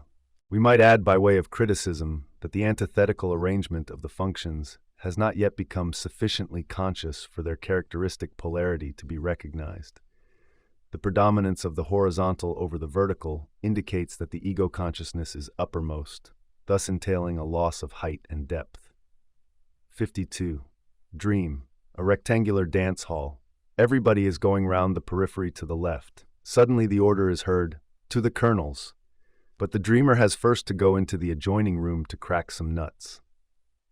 Then the people climb down rope ladders to the water.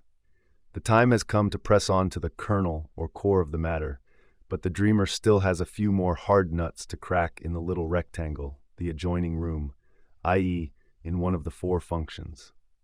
Meanwhile, the process goes on and descends to the water.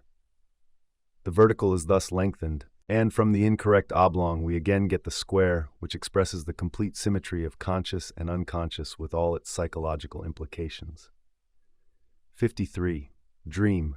The dreamer finds himself in an empty square room which is rotating. A voice cries, "Don't let him out. He won't pay the tax." This refers to the dreamer's inadequate self-realization in the personal matter already alluded to, which in this case was one of the essential conditions of individuation and therefore could not be circumvented.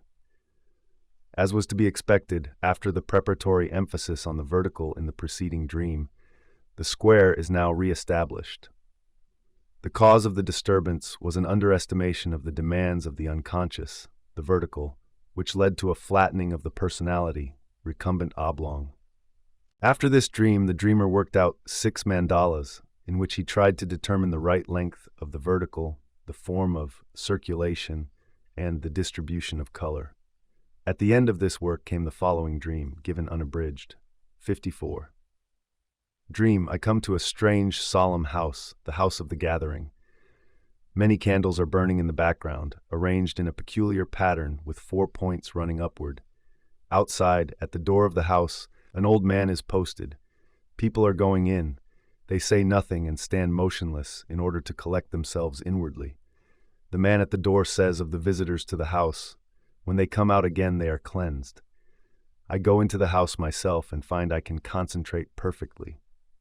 Then a voice says, "What you are doing is dangerous. Religion is not a tax to be paid so that you can rid yourself of the woman's image, for this image cannot be got rid of. Woe unto them who use religion as a substitute for another side of the soul's life. They are in error and will be accursed. Religion is no substitute. It is to be added to the other activities of the soul as the ultimate completion. Out of the fullness of life shall you bring forth your religion. Only then shall you be blessed." While the last sentence is being spoken in ringing tones, I hear distant music, simple chords on an organ. Something about it reminds me of Wagner's fire music. As I leave the house, I see a burning mountain, and I feel, "The fire that is not put out is a holy fire." Shaw, St. John. The dreamer notes that this dream was a powerful experience. Indeed, it has a numinous quality, and we shall therefore not be far wrong if we assume that it represents a new climax of insight and understanding. The voice has as a rule an absolutely authoritative character and generally comes at decisive moments. The house probably corresponds to the square, which is a gathering place. The 4 shining points in the background again indicate the quaternity. The remark about cleansing refers to the transformative function of the taboo area. The production of wholeness, which is prevented by the tax evasion, naturally requires the image of the woman, since as anima she represents the 4th inferior function, feminine, because contaminated with the unconscious. In what sense the tax is to be paid depends on the nature of the inferior function and its auxiliary, and also on the attitude type. The payment can be either concrete or symbolic, but the conscious mind is not qualified to decide which form is valid. The dream's view that religion may not be a substitute for another side of the soul's life will certainly strike many people as a radical innovation. According to it, religion is equated with wholeness. It even appears as the expression of the integration of the self in the fullness of life. The faint echo of the fire music, the Loki motif, is not out of key, for what does fullness of life mean? What does wholeness mean? I feel that there is every reason here for some anxiety, since man as a whole being casts a shadow. The 4th was not separated from the 3 and banished to the kingdom of everlasting fire for nothing. Does not an uncanonical saying of our Lord declare, Whoso is near unto me is near unto the fire. Such dire ambiguities are not meant for grown-up children, which is why Heraclitus of old was named the Dark, because he spoke too plainly and called life. The theme of the fire mountain is to be met with in the book of Enoch. Enoch sees the 7 stars chained like great mountains and burning with fire at the angel's place of punishment. Originally, the 7 stars were the 7 great Babylonian gods, but at the time of Enoch's revelation, they had become the 7 archons, rulers of this world, fallen angels condemned to punishment. In contrast to this menacing theme, there is an allusion to the miracles of Jehovah on Mount Sinai. While according to other sources, the number 7 is by no means sinister, since it is on the 7th mountain of the western land that the tree with the life-giving fruit is to be found, i.e., the Arbor Sapientia. 55. Dream. A silver bowl with 4 cracked nuts at the cardinal points. This dream shows that some of the problems in Dream 52 have been settled, though the settlement is not complete. The dreamer pictured the goal that has now been attained as a circle divided into 4, with the quadrants painted in the 4 colors. The circulation is to the left. Though this satisfies the demands of symmetry, the polarity of the functions is still unrecognized, despite the last very illuminating dream, because, in the painting, red and blue, green and yellow are side by side instead of opposite one another. From this we must conclude that the realization is meeting with strong inner resistances, partly of a philosophical and partly of an ethical nature, the justification for which cannot lightly be set aside. That the dreamer has an inadequate understanding of the polarity is shown by the fact that the nuts have still to be cracked in reality, and also that they are all alike, i.e., not yet differentiated. 56. Dream. 4 children are carrying a large dark ring. They move in a circle. The dark unknown woman appears and says she will come again, for it is the festival of the solstice. In this dream, the elements of Dream 44 come together again, the children and the dark woman, who was a wicked witch before. The solstice indicates the turning point. In alchemy, the work is completed in the autumn, Vindemia Hermetis. Children, dwarf gods, bring the ring, i.e., the symbol of wholeness is still under the sway of childlike creative powers. Note that children also play a part in the opus alchemicum. A certain portion of the work is called ludus puerorum. Save for the remark that the work is as easy as child's play, I have found no explanation for this. Seeing that the work is, in the unanimous testimony of all the adepts, exceedingly difficult, it must be a euphemistic and probably also a symbolical definition. It would thus point to a cooperation on the part of infantile or unconscious forces represented as kabiri and hobgoblins. 57. Visual impression, the dark ring with an egg in the middle. 58. Visual impression, a black eagle comes out of the egg and seizes in its beak the ring, now turned to gold. Then the dreamer is on a ship and the bird flies ahead. The eagle signifies height. Previously, the stress was on depth, people descending to the water. It seizes the whole mandala and with it, control of the dreamer, who, carried along on a ship, sails after the bird. Birds are thoughts and the flight of thought. Generally, it is fantasies and intuitive ideas that are represented thus, the winged Mercurius, Morpheus, genii, angels. The ship is the vehicle that bears the dreamer over the sea and the depths of the unconscious. As a man-made thing, it has the significance of a system or method, or a way. Cf. Hinayana and Mahayana, the lesser and greater vehicle, the 2 schools of Buddhism. The flight of thought goes ahead and methodical elaboration follows after. Man cannot walk the rainbow bridge like a god, but must go underneath with whatever reflective afterthoughts he may have. The eagle, synonymous with phoenix, vulture, raven, is a well-known alchemical symbol. Even the lapis, the rebis, compounded of 2 parts and therefore frequently hermaphroditic as an amalgam of Sol and Luna, is often represented with wings, denoting intuition or spiritual, winged potentiality. In the last resort, all these symbols depict the consciousness transcending fact we call the self. This visual impression is rather like a snapshot of an evolving process as it leads on to the next stage. In alchemy, the egg stands for the chaos apprehended by the artifacts, the PRIMA materia containing the captive world soul. Out of the egg, symbolized by the round cooking vessel, will rise the eagle or phoenix, the liberated soul, which is ultimately identical with the anthropos, who was imprisoned in the embrace of physis. Third, the vision of the world clock, 59. The great vision. There is a vertical and a horizontal circle, having a common center. This is the world clock. It is supported by the black bird. The vertical circle is a blue disk with a white border divided into 4x8, 32 partitions. A pointer rotates upon it. The horizontal circle consists of 4 colors. On it stand 4 little men with pendulums, and round about it is laid the ring that was once dark and is now golden, formerly carried by the children. The clock has 3 rhythms or pulses. 1. The small pulse. The pointer on the blue vertical disc advances by 1/30th F. 2. The middle pulse, 1 complete revolution of the pointer. At the same time, the horizontal circle advances by 1/30th F. 3. The great pulse. 32 middle pulses are equal to 1 revolution of the golden ring. This remarkable vision made a deep and lasting impression on the dreamer, an impression of the most sublime harmony, as he himself puts it. The world clock may well be the severe image, which is identical with the kabiri, i.e., the 4 children or 4 little men with the pendulums. It is a 3-dimensional mandala, a mandala in bodily form signifying realization.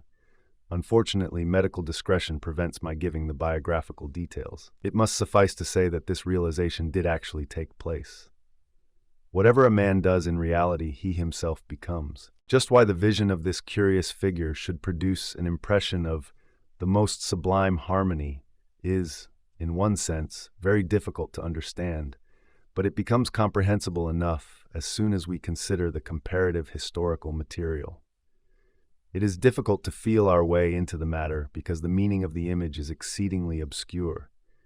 If the meaning is impenetrable and the form and color take no account of aesthetic requirements, then neither our understanding nor our sense of beauty is satisfied, and we are at a loss to see why it should give rise to the impression of the most sublime harmony. We can only venture the hypothesis that disparate and incongruous elements have combined here in the most fortunate way, simultaneously producing an image which realizes the intentions of the unconscious in the highest degree.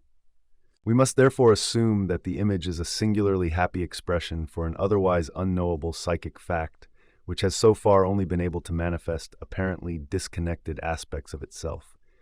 The impression is indeed extremely abstract. One of the underlying ideas seems to be the intersection of 2 heterogeneous systems by the sharing of a common center. Hence, if we start as before from the assumption that the center and its periphery represent the totality of the psyche and consequently the self, then the figure tells us that 2 heterogeneous systems intersect in the self, standing to one another in a functional relationship that is governed by law and regulated by 3 rhythms.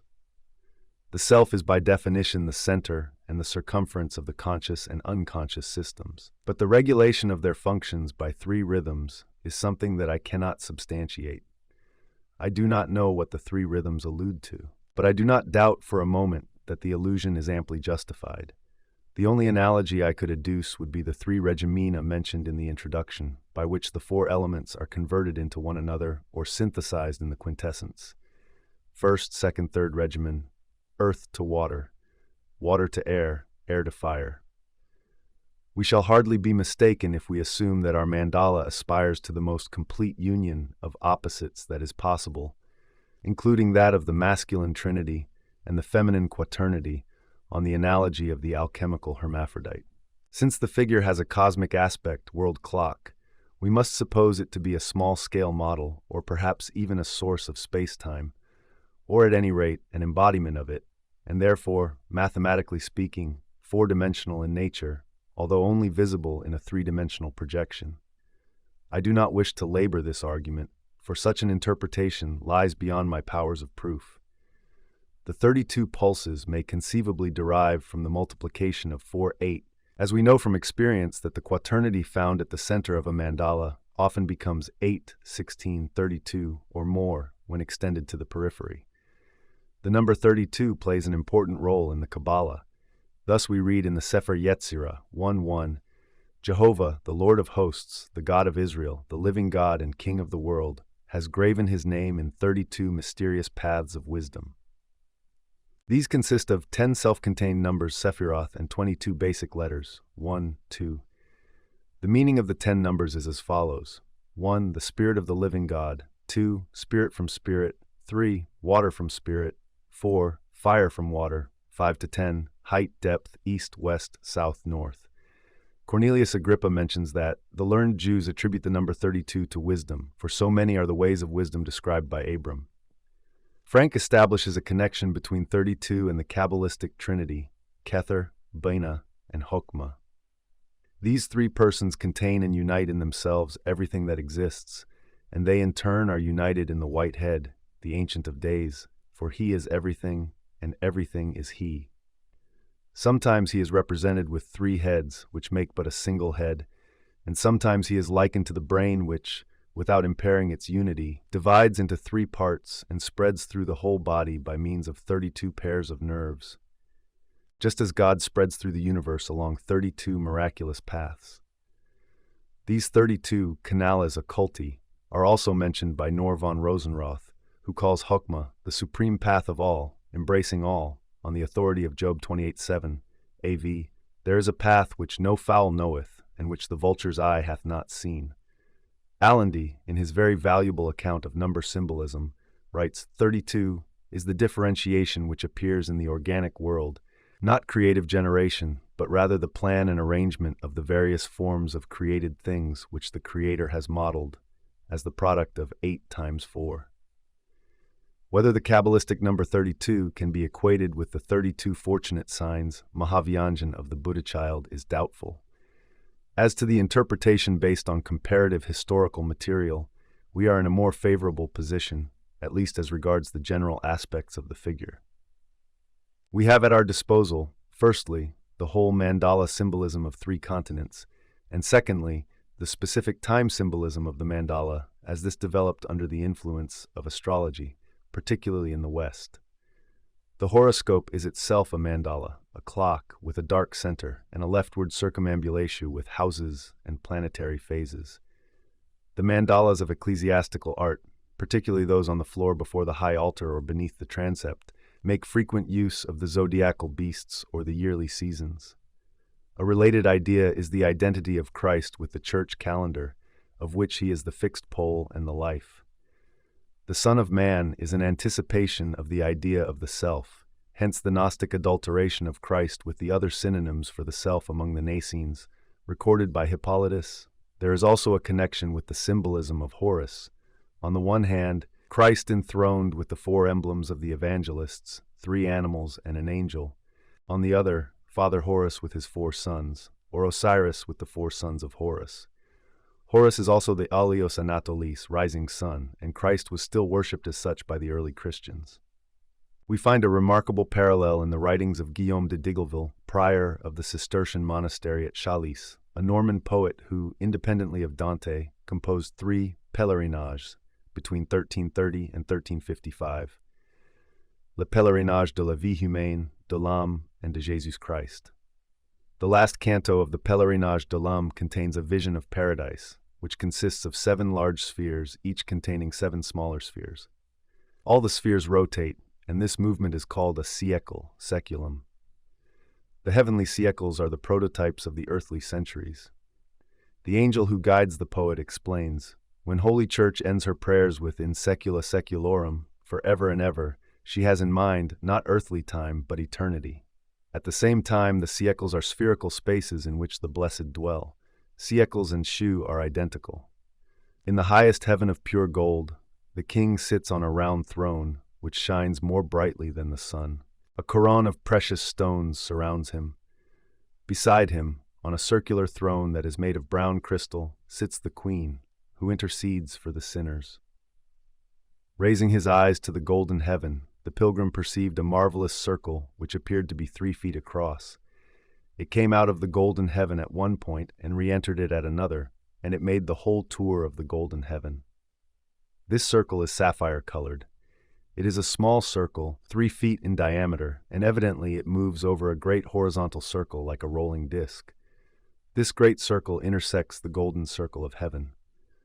While Guillaume is absorbed in this sight, 3 spirits suddenly appear clad in purple, with golden crowns and girdles, and enter the golden heaven.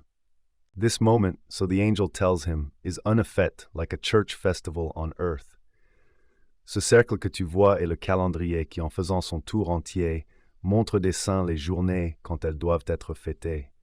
Chacun en fait le cercle un tour, chacune étoile y est pour jour, chacun soleil pour l'espace de jour 30 au zodiaque. This circle is the calendar, which spinning round the course entire shows the feast day of each saint, and when it should be celebrate. Each saint goes once round all the way, each star you see stands for a day, and every sun denotes a spell of 30 days zodiacal. The three figures are saints whose feast day is even now being celebrated. The small circle that enters the golden heaven is 3 feet in width, and likewise there are 3 figures who make their sudden entry. They signify the moment of time in eternity, as does the circle of the calendar. But why this should be exactly 3 feet in diameter, and why there are 3 figures remains a mystery.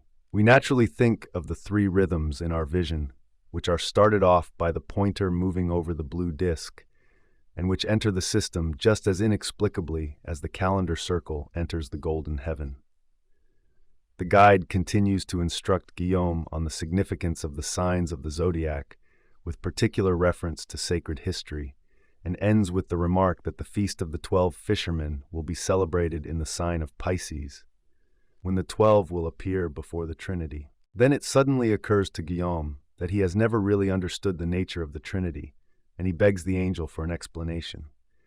The angel answers, "Now, there are 3 principal colors, namely green, red, and gold. These 3 colors are seen united in diverse works of watered silk and in the feathers of many birds, such as the peacock. The Almighty King who puts 3 colors in one, cannot he also make one substance to be 3?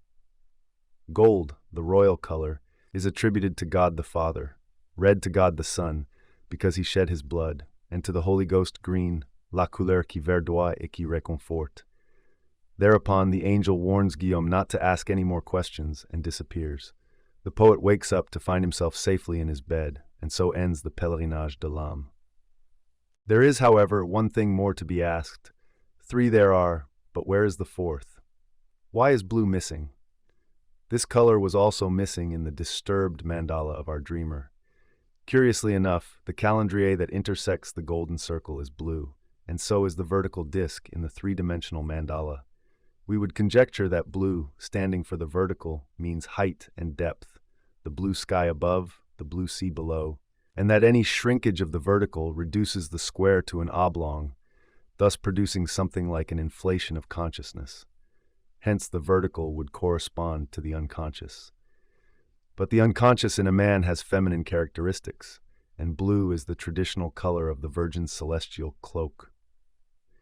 Guillaume was so absorbed in the Trinity and in the threefold aspect of the Roi that he quite forgot the rain.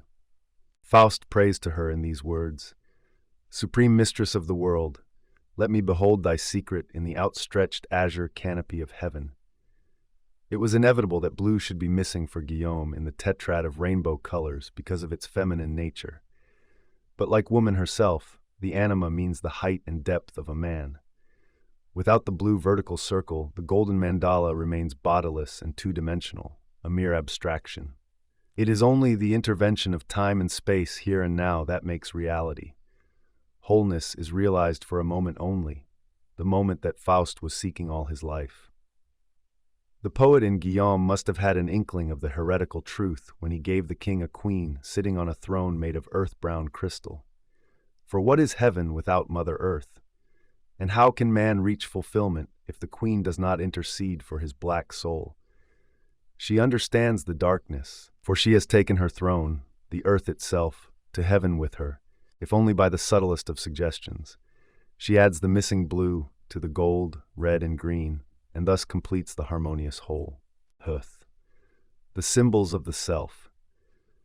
The vision of the world clock is neither the last nor the highest point in the development of the symbols of the objective psyche, but it brings to an end the first third of the material, consisting in all of some 400 dreams and visions.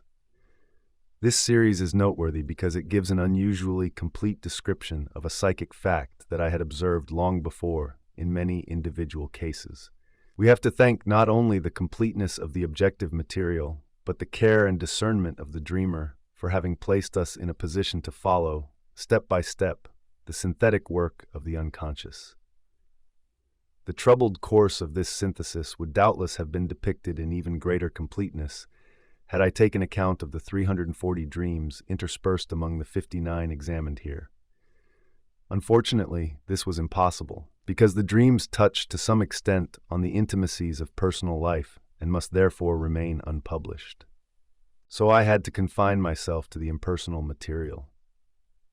I hope I may have succeeded in throwing some light upon the development of the symbols of the self and in overcoming, partially at least, the serious difficulties inherent in all material drawn from actual experience. At the same time, I am fully aware that the comparative material so necessary for a complete elucidation could have been greatly increased. But, so as not to burden the exposition unduly, I have exercised the greatest reserve in this respect. Consequently, there is much that is only hinted at, though this should not be taken as a sign of superficiality. I believe myself to be in a position to offer ample evidence for my views, but I do not wish to give the impression that I imagine I have said anything final on this highly complicated subject. It is true that this is not the first time I have dealt with a series of spontaneous manifestations of the unconscious. I did so once before in my book Psychology of the Unconscious, but there it was more a problem of neurosis in puberty, whereas this is the broader problem of individuation. Moreover, there is a very considerable difference between the two personalities in question. The earlier case, which I never saw at first hand, ended in psychic catastrophe, a psychosis. But the present case shows a normal development, such as I have often observed in highly intelligent persons. What is particularly noteworthy here is the consistent development of the central symbol. We can hardly escape the feeling that the unconscious process moves spiral-wise round a center, gradually getting closer, while the characteristics of the center grow more and more distinct. Or perhaps we could put it the other way round and say that the center, itself virtually unknowable, acts like a magnet on the disparate materials and processes of the unconscious and gradually captures them as in a crystal lattice. For this reason, the center is, in other cases, often pictured as a spider in its web, especially when the conscious attitude is still dominated by fear of unconscious processes. But if the process is allowed to take its course, as it was in our case, then the central symbol, constantly renewing itself, will steadily and consistently force its way through the apparent chaos of the personal psyche and its dramatic entanglements, just as the great Bernoulli's epitaph says of the spiral, idem mutata resurgo. Accordingly, we often find spiral representations of the center, as for instance, the serpent coiled round the creative point, the egg. Indeed, it seems as if all the personal entanglements and dramatic changes of fortune that make up the intensity of life were nothing but hesitations, timid shrinkings, almost like petty complications and meticulous excuses for not facing the finality of this strange and uncanny process of crystallization. Often one has the impression that the personal psyche is running round this central point like a shy animal, at once fascinated and frightened, always in flight, and yet steadily drawing nearer. I trust I have given no cause for the misunderstanding that I know anything about the nature of the center, for it is simply unknowable and can only be expressed symbolically through its own phenomenology, as is the case, incidentally, with every object of experience. Among the various characteristics of the center, the one that struck me from the beginning was the phenomenon of the quaternity, that it is not simply a question of, shall we say, the 4 points of the compass or something of that kind, is proved by the fact that there is often a competition between 4 and 3.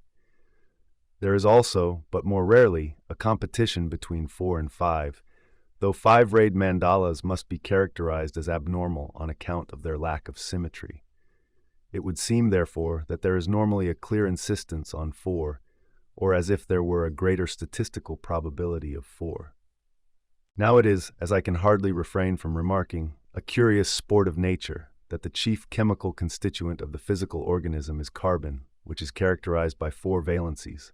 Also, it is well known that the diamond is a carbon crystal. Carbon is black, coal, graphite, but the diamond is purest water, To draw such an analogy would be a lamentable piece of intellectual bad taste, were the phenomenon of four merely a poetic conceit on the part of the conscious mind, and not a spontaneous product of the objective psyche. Even if we suppose that dreams could be influenced to any appreciable extent by autosuggestion, in which case it would naturally be more a matter of their meaning than of their form, it would still have to be proved that the conscious mind of the dreamer had made a serious effort to impress the idea of the quaternity on the unconscious. But in this case, as in many other cases I have observed, such a possibility is absolutely out of the question, quite apart from the numerous historical and ethnological parallels. Surveying these facts as a whole, we come, at least in my opinion, to the inescapable conclusion that there is some psychic element present which expresses itself through the quaternity. No daring speculation or extravagant fancy is needed for this. If I have called the center the self, I did so after mature consideration and a careful appraisal of the empirical and historical data. A materialistic interpretation could easily maintain that the center is nothing but the point at which the psyche ceases to be knowable because it there coalesces with the body. And a spiritualistic interpretation might retort that this self is nothing but spirit, which animates both soul and body and erupts into time and space at that creative point. I purposely refrain from all such physical and metaphysical speculations and content myself with establishing the empirical facts, and this seems to me infinitely more important for the advance of human knowledge than running after fashionable intellectual craze or jumped-up religious creeds. To the best of my experience, we are dealing here with very important nuclear processes in the objective psyche, images of the goal, as it were, which the psychic process, being goal-directed, apparently sets up of its own accord, without any external stimulus. Externally, of course, there is always a certain condition of psychic need, a sort of hunger, but it seeks for familiar and favorite dishes and never imagines as its goal some outlandish food unknown to consciousness. The goal which beckons to this psychic need, the image which promises to heal, to make whole, is at first strange beyond all measure to the conscious mind, so that it can find entry only with the very greatest difficulty. Of course, it is quite different for people who live in a time and environment when such images of the goal have dogmatic validity. These images are then eo ipso held up to consciousness, and the unconscious is thus shown its own secret reflection, in which it recognizes itself and so joins forces with the conscious mind. As to the question of the origin of the mandala motif, from a superficial point of view, it looks as if it had gradually come into being in the course of the dream series. The fact is, however, that it only appeared more and more distinctly and in increasingly differentiated form. In reality, it was always present and even occurred in the first dream. As the nymphs say later, "We were always there, only you did not notice us." It is therefore more probable that we are dealing with an a priori type, an archetype which is inherent in the collective unconscious and thus beyond individual birth and death. The archetype is, so to speak, an eternal presence, and the only question is whether it is perceived by the conscious mind or not. I think we are forming a more probable hypothesis, and one that better explains the observed facts, if we assume that the increase in the clarity and frequency of the mandala motif is due to a more accurate perception of an already existing type, rather than that it is generated in the course of the dream series. The latter assumption is contradicted by the fact, for instance, that such fundamental ideas as the hat which epitomizes the personality, the encircling serpent, and the perpetuum mobile appear right at the beginning.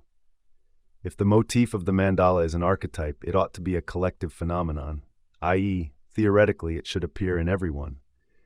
In practice, however, it is to be met with in distinct form in relatively few cases, though this does not prevent it from functioning as a concealed pole round which everything ultimately revolves.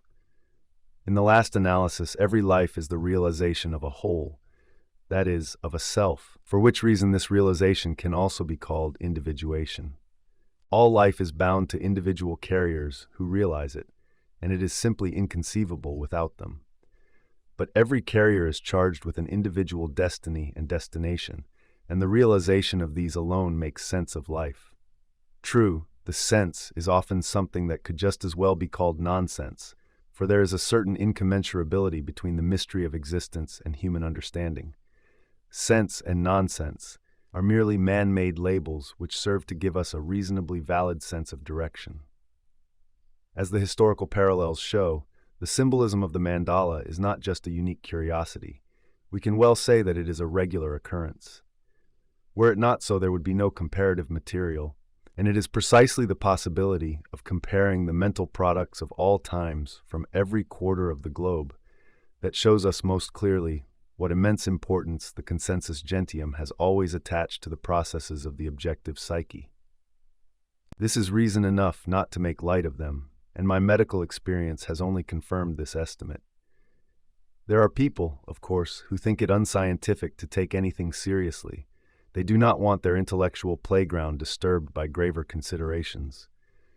But the doctor who fails to take account of man's feelings for values commits a serious blunder, and if he tries to correct the mysterious and well-nigh inscrutable workings of nature with his so-called scientific attitude, he is merely putting his shallow sophistry in place of nature's healing processes. Let us take the wisdom of the old alchemists to heart. Naturalissimum et perfectissimum opus est generare tale quale ipsum est. Religious ideas in alchemy, an historical survey of alchemical ideas. Habentibus symbolum facilis est transitus. For those who have the symbol, the passage is easy. An alchemical verbum magistri from Melius, Philosophia Reformata. 1 Basic Concepts of Alchemy. Introduction. Slowly, in the course of the 18th century, alchemy perished in its own obscurity. Its method of explanation, obscurum per obscurius, ignotum per ignotius, the obscure by the more obscure, the unknown by the more unknown, was incompatible with the spirit of enlightenment, and particularly with the dawning science of chemistry towards the end of the century.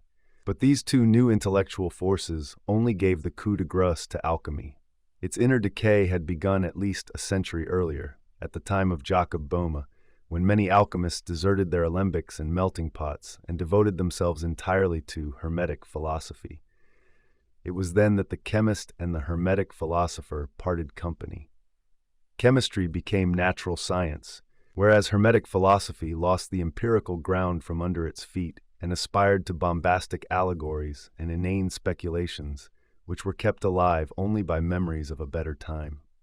This was a time when the mind of the alchemist was still grappling with the problems of matter, when the exploring consciousness was confronted by the dark void of the unknown, in which figures and laws were dimly perceived and attributed to matter, although they really belonged to the psyche. Everything unknown and empty is filled with psychological projection. It is as if the investigator's own psychic background were mirrored in the darkness. What he sees in matter, or thinks he can see, is chiefly the data of his own unconscious, which he is projecting into it. In other words, he encounters in matter, as apparently belonging to it, certain qualities and potential meanings of whose psychic nature he is entirely unconscious. This is particularly true of classical alchemy, when empirical science and mystical philosophy were more or less undifferentiated. The process of fission, which separated the Finsica from the Mystica, set in at the end of the 16th century and produced a quite fantastic species of literature, whose authors were, at least to some extent, conscious of the psychic nature of their alchemistical transmutations. On this aspect of alchemy, especially as regards its psychological significance, Herbert Silber's book Problems of Mysticism and its Symbolism gives us abundant information. The fantastic symbolism bound up with it is graphically described in a paper by R. Bernoulli, and a detailed account of Hermetic philosophy is to be found in a study by J. Evola. But a comprehensive study of the ideas contained in the texts and of their history is still lacking, although we are indebted to Reitzenstein for important preparatory work in this field. The alchemical process and its stages. Alchemy, as is well known, describes a process of chemical transformation and gives numberless directions for its accomplishment. Although hardly two authors are of the same opinion regarding the exact course of the process and the sequence of its stages, the majority are agreed on the principal points at issue, and have been so from the earliest times, i.e., since the beginning of the Christian era. 4 stages are distinguished: characterized by the original colors mentioned in Heraclitus: melanosis, blackening; leucosis, whitening; xanthosis, yellowing; and iosis, reddening. This division of the process into four was called the quartering of the philosophy. Later, about the 15th or 16th century, the colors were reduced to three, and the xanthosis, otherwise called the citronitis, gradually fell into disuse or was but seldom mentioned. Instead, the viriditas sometimes appears after the melanosis or nigredo in exceptional cases, though it was never generally recognized. Whereas the original tetrameria corresponded exactly to the quaternity of elements, it was now frequently stressed that although there were four elements, earth, water, fire, and air, and four qualities, hot, cold, dry, and moist, there were only three colors: black, white, and red. Since the process never led to the desired goal, and since the individual parts of it were never carried out in any standardized manner, the change in the classification of its stages cannot be due to extraneous reasons, but has more to do with the symbolical significance of the quaternity and the trinity. In other words, it is due to inner psychological reasons. The nigredo or blackness is the initial state, either present from the beginning as a quality of the prima materia, the chaos or massa confusa, or else produced by the separation, solutio, separatio, divisio, putrefactio of the elements. If the separated condition is assumed at the start, as sometimes happens, then a union of opposites is performed under the likeness of a union of male and female, called the conjugium, matrimonium, conjunctio, coitus, followed by the death of the product of the union, mortificatio, calcinatio, putrefactio, and a corresponding nigredo. From this the washing, ablutio, baptisma, either leads direct to the whitening, albedo, or else the soul, anima, released at the death, is reunited with the dead body and brings about its resurrection, or again the many colors, omnis colors, or peacock's tail, cauda pavonis, lead to the one white color that contains all colors. At this point, the first main goal of the process is reached, namely the albedo, tinctura alba, terra alba foliata, lapis albus, etc., highly prized by many alchemists as if it were the ultimate goal. It is the silver or moon condition, which still has to be raised to the sun condition. The albedo is, so to speak, the daybreak, but not till the rubedo is its sunrise. The transition to the rubedo is formed by the citronitis, though this, as we have said, was omitted later. The rubedo then follows direct from the albedo as the result of raising the heat of the fire to its highest intensity. The red and the white are king and queen, who may also celebrate their chemical wedding at this stage. Third, conceptions and symbols of the goal. The arrangement of the stages in individual authors depends primarily on their conception of the goal. Sometimes this is the white or red tincture aqua permanens, sometimes the philosopher's stone, which, as hermaphrodite, contains both, or again it is the panacea aurum potable elixir vitae, philosophical gold, golden glass, vitrum aureum, malleable glass, vitrum malleable. The conceptions of the goal are as vague and various as the individual processes. The lapis philosophorum, for instance, is often the prima materia, or the means of producing the gold. Or again, it is an altogether mystical being that is sometimes called Deus terrestris, Salvator, or Filius macrocosmi, a figure we can only compare with the Gnostic anthropos, the divine original man. Besides the idea of the prima materia, that of water, aqua permanens, and that of fire, ignis noster, play an important part. Although these two elements are antagonistic and even constitute a typical pair of opposites, they are yet one and the same according to the testimony of the authors. Like the prima materia, the water has 1,000 names. It is even said to be the original material of the stone. In spite of this, we are on the other hand assured that the water is extracted from the stone or prima materia as its life-giving soul, anima. This perplexity comes out very clearly in the following passage from the 8 Crucitatio in Turbam. Many dispute in long controversies whether the stone, under different names, consists of several substances, or of two, or only of one. But this philosopher cites, and Bonellus say that the whole work and the substance of the whole work are nothing but the water, and that the treatment regimen of the same also takes place in nothing but the water. And there is in fact one substance in which everything is contained, and that is the sulfur philosophorum, which is water and soul, oil, mercurius and soul, the fire of nature, the eagle, the lacrima, the first hyle of the wise, the materia prima of the perfect body.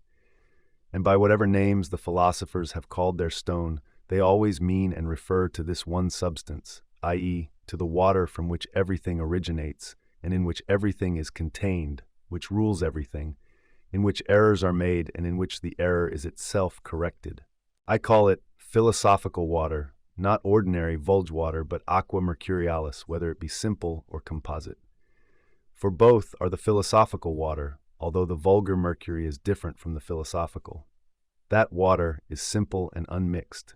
This water is composed of two substances, namely of our mineral and of simple water. These composite waters form the philosophical mercurius, from which it must be assumed that the substance, or the prima materia itself, consists of composite water. Some alchemists put 3 together, others only 2. For myself, 2 species are sufficient, male and female, or brother and sister. But they also call the simple water poison, quicksilver, argentum vivum, cambar, aqua permanens, gum, vinegar, urine, seawater, dragon, and serpent. This account makes one thing very evident. The philosophical water is the stone or the prima materia itself, but at the same time, it is also its solvent, as is proved by the prescription immediately following. Grind the stone to a very fine powder and put it into the sharpest celestial coelestino vinegar, and it will at once be dissolved into the philosophical water. It can also be shown that fire played the same role as water. Another, no less important idea is that of the hermetic vessel, vas hermetis, typified by the retorts or melting furnaces that contained the substances to be transformed. Although an instrument, it nevertheless has peculiar connections with the prima materia as well as with the lapis, so it is no mere piece of apparatus. For the alchemists, the vessel is something truly marvelous, a vas mirabile. Maria Prophetessa says that the whole secret lies in knowing about the hermetic vessel. Unum est vas, the vessel is one, is emphasized again and again.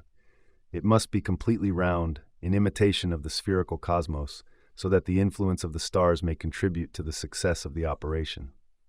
It is a kind of matrix or uterus from which the filius philosophorum, the miraculous stone, is to be born.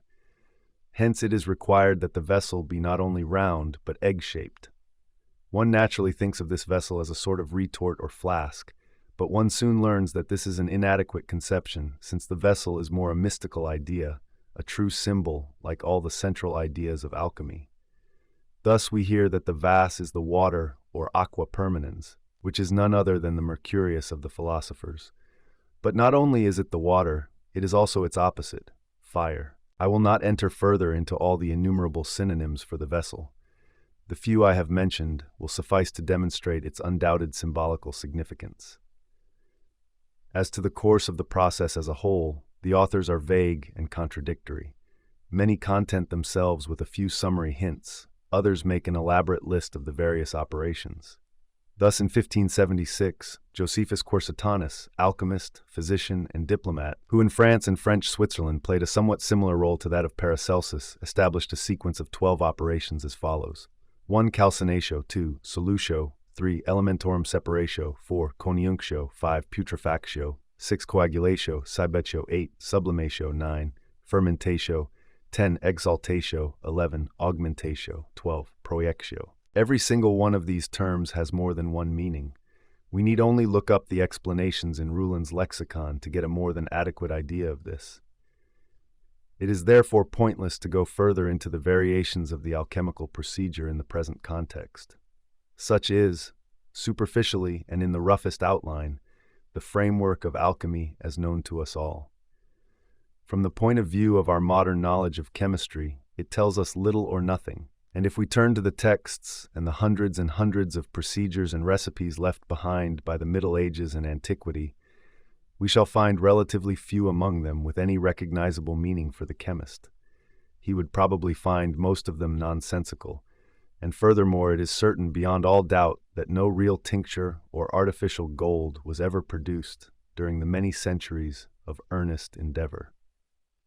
What then, we may fairly ask, induced the old alchemists to go on laboring, or, as they said, operating, so steadfastly, and to write all those treatises on the divine art, if their whole undertaking was so portentously futile? To do them justice, we must add that all knowledge of the nature of chemistry and its limitations was still completely closed to them, so that they were as much entitled to hope as those who dreamed of flying and whose successors made the dream come true after all. Nor should we underestimate the sense of satisfaction born of the enterprise, the excitement of the adventure, of the quaere, seeking, and the invenir, finding. This always lasts as long as the methods employed seem sensible. There was nothing at that time to convince the alchemist of the senselessness of his chemical operations. What is more, he could look back on a long tradition which contained not a few testimonies of such as had achieved the marvelous result. Finally, the matter was not entirely without promise, since a number of useful discoveries did occasionally emerge as byproducts of his labors in the laboratory. As the forerunner of chemistry, alchemy had a sufficient raison d'être. Hence, even if alchemy had consisted in, if you like, an unending series of futile and barren chemical experiments, it would be no more astonishing than the venturesome endeavors of medieval medicine and pharmacology. The psychic nature of the alchemical work are the projection of psychic contents. The alchemical opus deals in the main not just with chemical experiments as such, but with something resembling psychic processes expressed in pseudo-chemical language. The ancients knew more or less what chemical processes were, therefore they must have known that the thing they practiced was, to say the least of it, no ordinary chemistry. That they realized the difference is shown even in the title of a treatise by Pseudo-Democritus, ascribed to the 1st century, Tafnsikia ka Tamstika. And soon afterwards, a wealth of evidence accumulates to show that in alchemy there are two, in our eyes, heterogeneous currents flowing side by side, which we simply cannot conceive as being compatible. Alchemy's tam ethike quam physis, as much ethical, i.e. psychological, as physical, is impenetrable to our logic. If the alchemist is admittedly using the chemical process only symbolically, then why does he work in a laboratory with crucibles and alembics? And if, as he constantly asserts, he is describing chemical processes, why distort them past recognition with his mythological symbolisms? This puzzle has proved something of a headache to many an honest and well-meaning student of alchemy. On the one hand, the alchemist declares that he is concealing the truth intentionally, so as to prevent wicked or stupid people from gaining possession of the gold and thus precipitating a catastrophe. But on the other hand, the same author will assure us that the gold he is seeking is not, as the stupid suppose, the ordinary gold, aurum vulgi. It is the philosophical gold, or even the marvelous stone, the lapis invisibilitatis, the stone of invisibility, or the lapis ethereus, the ethereal stone, or finally the unimaginable hermaphroditic rebus, and he will end up by saying that all recipes whatsoever are to be despised. For psychological reasons, however, it is highly unlikely that the motive prompting the alchemist to secrecy and mystification was consideration for mankind. Whenever anything real is discovered, it is usually announced with a flourish of trumpets. The fact is that the alchemists had little or nothing to divulge in the way of chemistry, least of all the secret of gold-making. Mystification can be pure bluff for the obvious purpose of exploiting the credulous.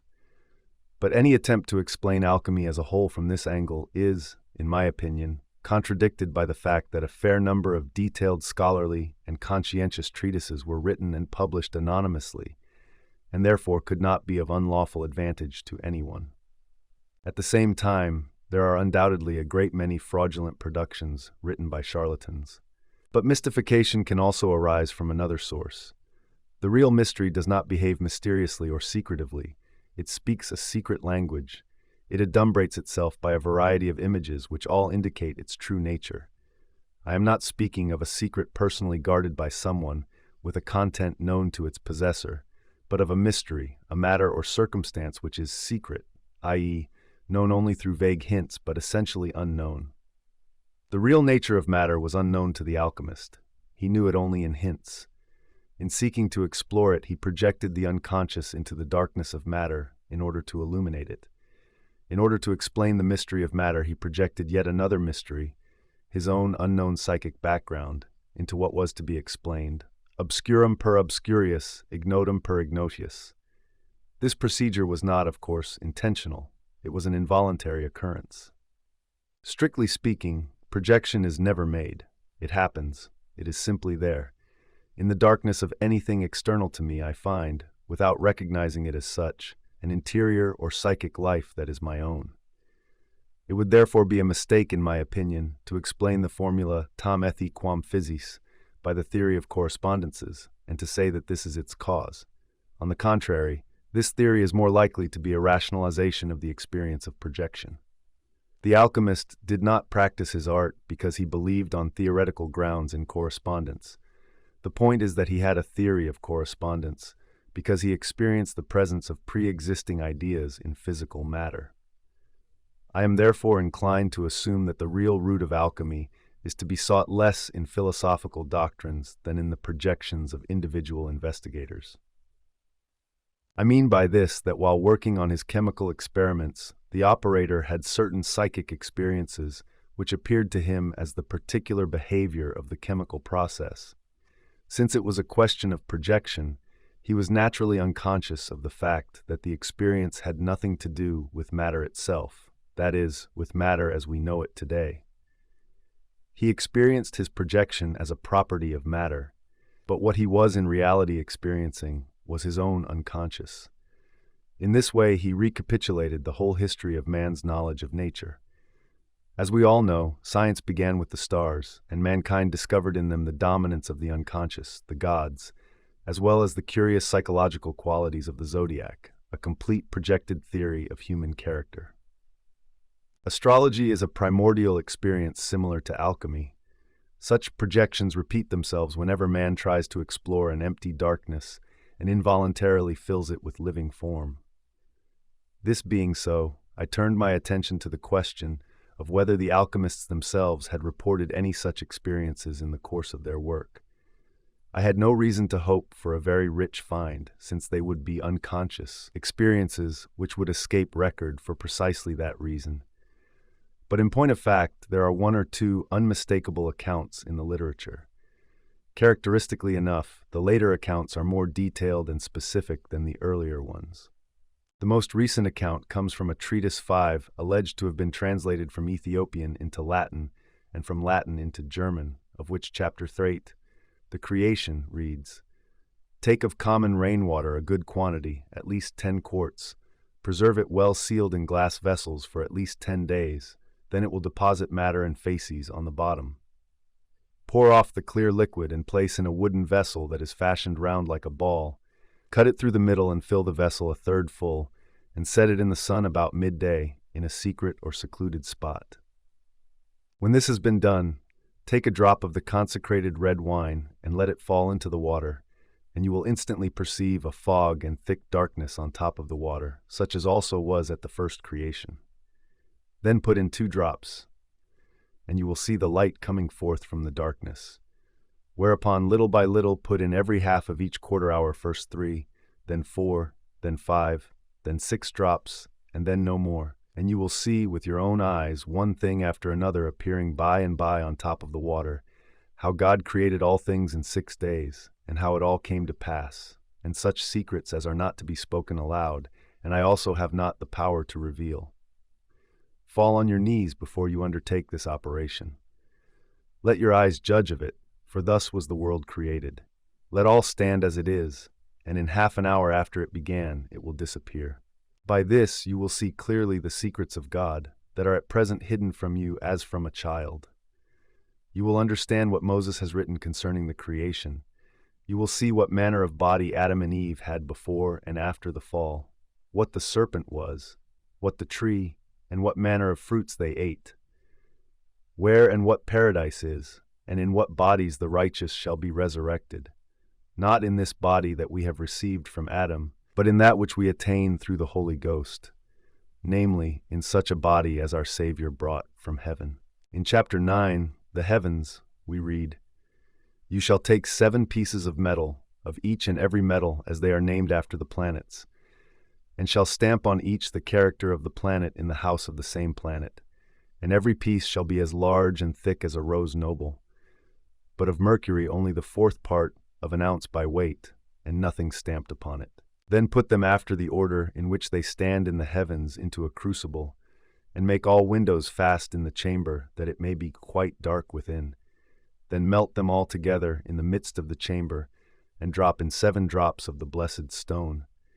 And forthwith a flame of fire will come out of the crucible, and spread itself over the whole chamber, fear no harm, and will light up the whole chamber more brightly than sun and moon. And over your heads you shall behold the whole firmament as it is in the starry heavens above, and the planets shall hold to their appointed courses as in the sky. Let it cease of itself. In a quarter of an hour, everything will be in its own place. Let us take another example from a treatise by Theobald de Hogelande, 16th century. They say also that different names are given to the stone on account of the wonderful variety of figures that appear in the course of the work, inasmuch as colors often come forth at the same time, just as we sometimes imagine in the clouds or in the fire strange shapes of animals, reptiles, or trees. I found similar things in a fragment of a book ascribed to Moses. When the body is dissolved, it is there written, then will appear sometimes 2 branches, sometimes 3 or more, sometimes also the shapes of reptiles. On occasion, it also seems as if a man with a head and all his limbs were seated upon a cathedra.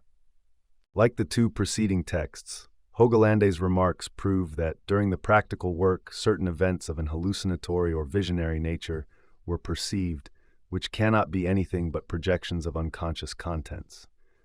Hogelande quotes Senior as saying that the vision of the hermetic vessel is more to be sought than the scripture. The authors speak of seeing with the eyes of the spirit, but it is not always clear whether they mean vision in a real or a figurative sense. Thus the Novum Lumen says, to cause things hidden in the shadow to appear, and to take away the shadow from them, this is permitted to the intelligent philosopher by God through nature. All these things happen, and the eyes of the common men do not see them, but the eyes of the understanding, intellectus, and of the imagination perceive them, percipient, with true and truest vision, visu. Raymond Lully writes, you should know, dear son, that the course of nature is turned about, so that without invocation, e.g. of the familiares, and without spiritual exaltation, you can see certain fugitive spirits condensed in the air in the shape of divers monsters, beasts and men, which move like the clouds hither and thither. Dorn says much the same. Thus he will come to see with his mental eyes, oculus mentalibus, an indefinite number of sparks shining through day by day, and more and growing into a great light. The psychologist will find nothing strange in a figure of speech becoming concretized and turning into an hallucination. Thus in his biographical notes, 1594, Hogelande describes how, on the 3rd day of the decoction, he saw the surface of the substance cover itself with colors, chiefly green, red, gray, and for the rest iridescent. Whenever he remembered that day, a verse of Virgil's came into his mind, ut vidi, ut peri, ut me malus abstulit error, when I saw how utterly I perished and evil delusion took me off. This error or optical illusion, ludibrium oculis oblatum, he said, was the cause of much subsequent trouble and expense, for he had believed that he was on the point of attaining the nigredo. But a few days later his fire went out in the night, which led to an irreparable damnum. In other words, he never succeeded in repeating the phenomenon.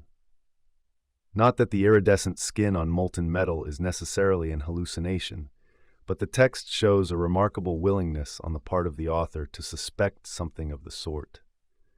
The Tractatus Aristotelis contains a passage that is noteworthy from the point of view of the alchemist's psychology. The serpent is more cunning than all the beasts of the earth. Under the beauty of her skin she shows a harmless face, and she forms herself in the manner of a materia hypostatica, through illusion when immersed in water. There she gathers together the virtues from the earth, which is her body. Because she is very thirsty, she drinks immoderately and becomes drunken, and she causes the nature wherewith she is united to vanish. The serpent is Mercurius, who as the fundamental substance, hypostatica, forms himself in the water and swallows the nature to which he is joined. Cf. Sun drowning in the fountain of Mercurius, lion devouring the sun, Bea dissolving Gabricus in her own body. Matter is thus formed through illusion, which is necessarily that of the alchemist. This illusion might well be the vera imaginatio possessed of informing power. The fact that visions allied themselves to the alchemical work may also explain why dreams and dream visions are often mentioned as important intermezzi or as sources of revelation. Thus, Nazari, for instance, puts his doctrine of transmutation in the form of 3 dreams, a fairly plain analogy to Polyphilo. The classical Vigio Arisley has a similar dream form. Ostanes likewise communicates his doctrine dressed up as a revelation in a dream. While the dreams and visions in these texts, as also in Senior and Crates, are mainly a literary convention, the dream vision of Zosimos has a much more authentic character. It is repeatedly stressed in the literature that the much sought-after aqua permanence would be revealed in a dream. Generally speaking, the prima materia, indeed the stone itself, or the secret of its production, is revealed to the operator by God. Thus Laurentius Ventura says, "But one cannot know the procedure unless it be a gift of God or through the instruction of a most experienced master, and the source of it all is the divine will." Kunrath is of the opinion that one could perfectly prepare our chaos naturae, quos prima materia, in the highest simplicity and perfection, from a special secret divine vision and revelation, without further probing and pondering of the causes. Haugeland explains the necessity for divine illumination by saying that the production of the stone transcends reason, and that only a supernatural and divine knowledge knows the exact time for the birth of the stone. This means that God alone knows the prima materia. After the time of Paracelsus, the source of enlightenment was the lumen naturae. This light is the true light of nature, which illuminates all the God-loving philosophers who come into this world. It is in the world, and the whole edifice of the world is beautifully adorned and will be naturally preserved by it until the last and great day of the Lord, but the world knows it not. Above all, it is the subject of the Catholic and great stone of the philosophers, which the whole world has before its eyes, yet knows not. The mental attitude towards the opus. A somewhat different aspect of the psyche's relations to the chemical work is apparent in the following quotation from the text of an anonymous author. "I pray you, look with the eyes of the mind at this little tree of the grain of wheat, regarding all its circumstances, that you may be able to plant the tree of the philosophers." This seems to point to active imagination as the thing that sets the process really going. Dorn says in his Philosophia Meditativa, "Thou wilt never make from others the one that thou seekest, except there first be made one thing of thyself." Whatever he may have meant by the one, it must refer to the artifacts, whose unity is postulated as the absolute condition for the completion of the work. We can hardly doubt that the psychological condition for the opus is meant, and that this is of fundamental importance. The Rosarium says, "Who therefore knows the salt and its solution, knows the hidden secret of the wise men of old. Therefore turn your mind upon the salt, and think not of other things, for in it alone, i.e. the mind, is the science concealed and the most excellent and most hidden secret of all the ancient philosophers." The Latin text has in ipsa sola, referring therefore to mens. One would have to assume a double misprint were the secret, after all, concealed in the salt. But as a matter of fact, mind and salt are close cousins, cum grano salis. Hence, according to Kunrath, the salt is not only the physical center of the earth, but at the same time the sal sapienti, of which he says, "Therefore direct your feelings, senses, reason, and thoughts upon this salt alone." The anonymous author of the Rosarium says in another place that the work must be performed with the true and not with the fantastic imagination, and again that the stone will be found when the search lies heavy on the searcher. This remark can only be understood as meaning that a certain psychological condition is indispensable for the discovery of the miraculous stone. Both these remarks, therefore, make it seem very possible that the author was in fact of the opinion that the essential secret of the art lies hidden in the human mind, or, to put it in modern terms, in the unconscious.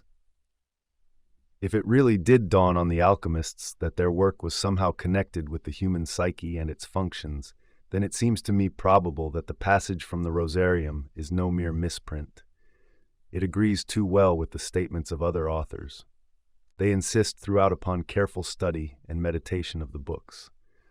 Thus Richardus Anglicus says in his so-called Correctorium Alchemiae, "Therefore all those who desire to attain the blessing of this art should apply themselves to study, should gather the truth from the books and not from invented fables and untruthful works.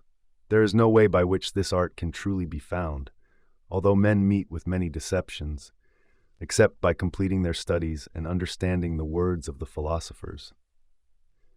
Bernard of Treviso tells us how he struggled in vain for many years till at last he was directed into the straight path through a sermon of Parmenides in the Turba. Hogelandus says he should collect the books of different authors, because otherwise it is impossible to understand them, and he should not throw aside a book which he has read once, twice, or even 3 times, although he has not understood it, but should read it again 10, 20, 50 times, or even more. At last he will see wherein the authors are mainly agreed. There the truth lies hidden. Quoting Raymond Lully as his authority, the same author says that owing to their ignorance, men are not able to accomplish the work until they have studied universal philosophy, which will show them things that are unknown and hidden from others. Therefore, our stone belongs not to the vulgar, but to the very heart of our philosophy. Dionysius Zacharias relates that a certain religiosus doctor excellentissimus advised him to refrain from useless expense in sophisticationibus diabolicis, and to devote himself rather to the study of the books of the old philosophers. After a fit of despair, he revived with the help of the Holy Spirit, and, applying himself to a serious study of the literature, read diligently, and meditated day and night until his finances were exhausted. Then he worked in his laboratory, saw the 3 colors appear, and on Easter Day of the following year, the wonder happened. Vidi perfectionem. I saw the perfect fulfillment. The quicksilver was conversum in purum aurum praemes oculis. This happened, so it was said, in 1550. There is an unmistakable hint here that the work and its goal depended very largely on a mental condition. Richardus Anglicus rejects all the assorted filth the alchemists worked with, such as eggshells, hair, the blood of a red-haired man, basilisks, worms, herbs, and human faces. Whatsoever a man soweth, that also shall he reap. Therefore, if he soweth filth, he shall find filth. Turn back, brethren, to the way of truth of which you are ignorant. I counsel you for your own sake to study and to labor with steadfast meditation on the words of the philosophers, whence the truth can be summoned forth.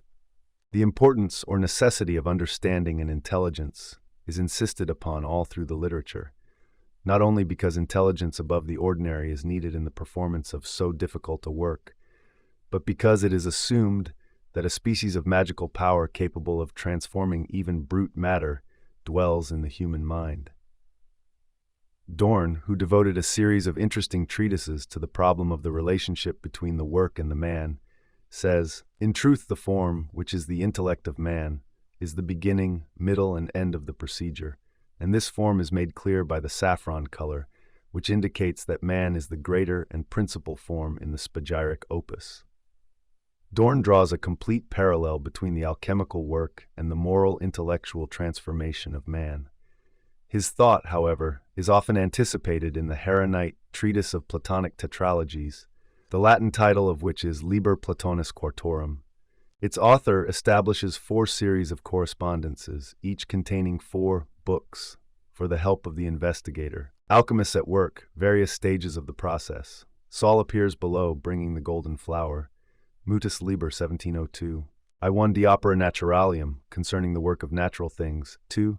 Exaltatio Divisionis Naturae, emphasis on or exaltation of the division of nature. 3. Exaltatio Anima, emphasis on or exaltation of the soul. 4. Exaltatio Intellectus, emphasis on or exaltation of the intellect. 2.1 Elementum Aqua. 2. Elementum Terrae. 3. Elementum Aeris. 4. Elementum Ignis. 3.1 Naturae Composite, composite natures. 2. Naturae Discreta, discriminated natures. 3. Simplicia, simple things. 4. Etheris Simplicioris, things pertaining to yet simpler ether. 4.1 Sensus, senses. 2. Discretio Intellectualis, intellectual discrimination. 3. Ratio, reason. 4. Res quam concludent hae effectus precedentes, the thing included in the foregoing effects. The 4 series show 4 aspects of the opus.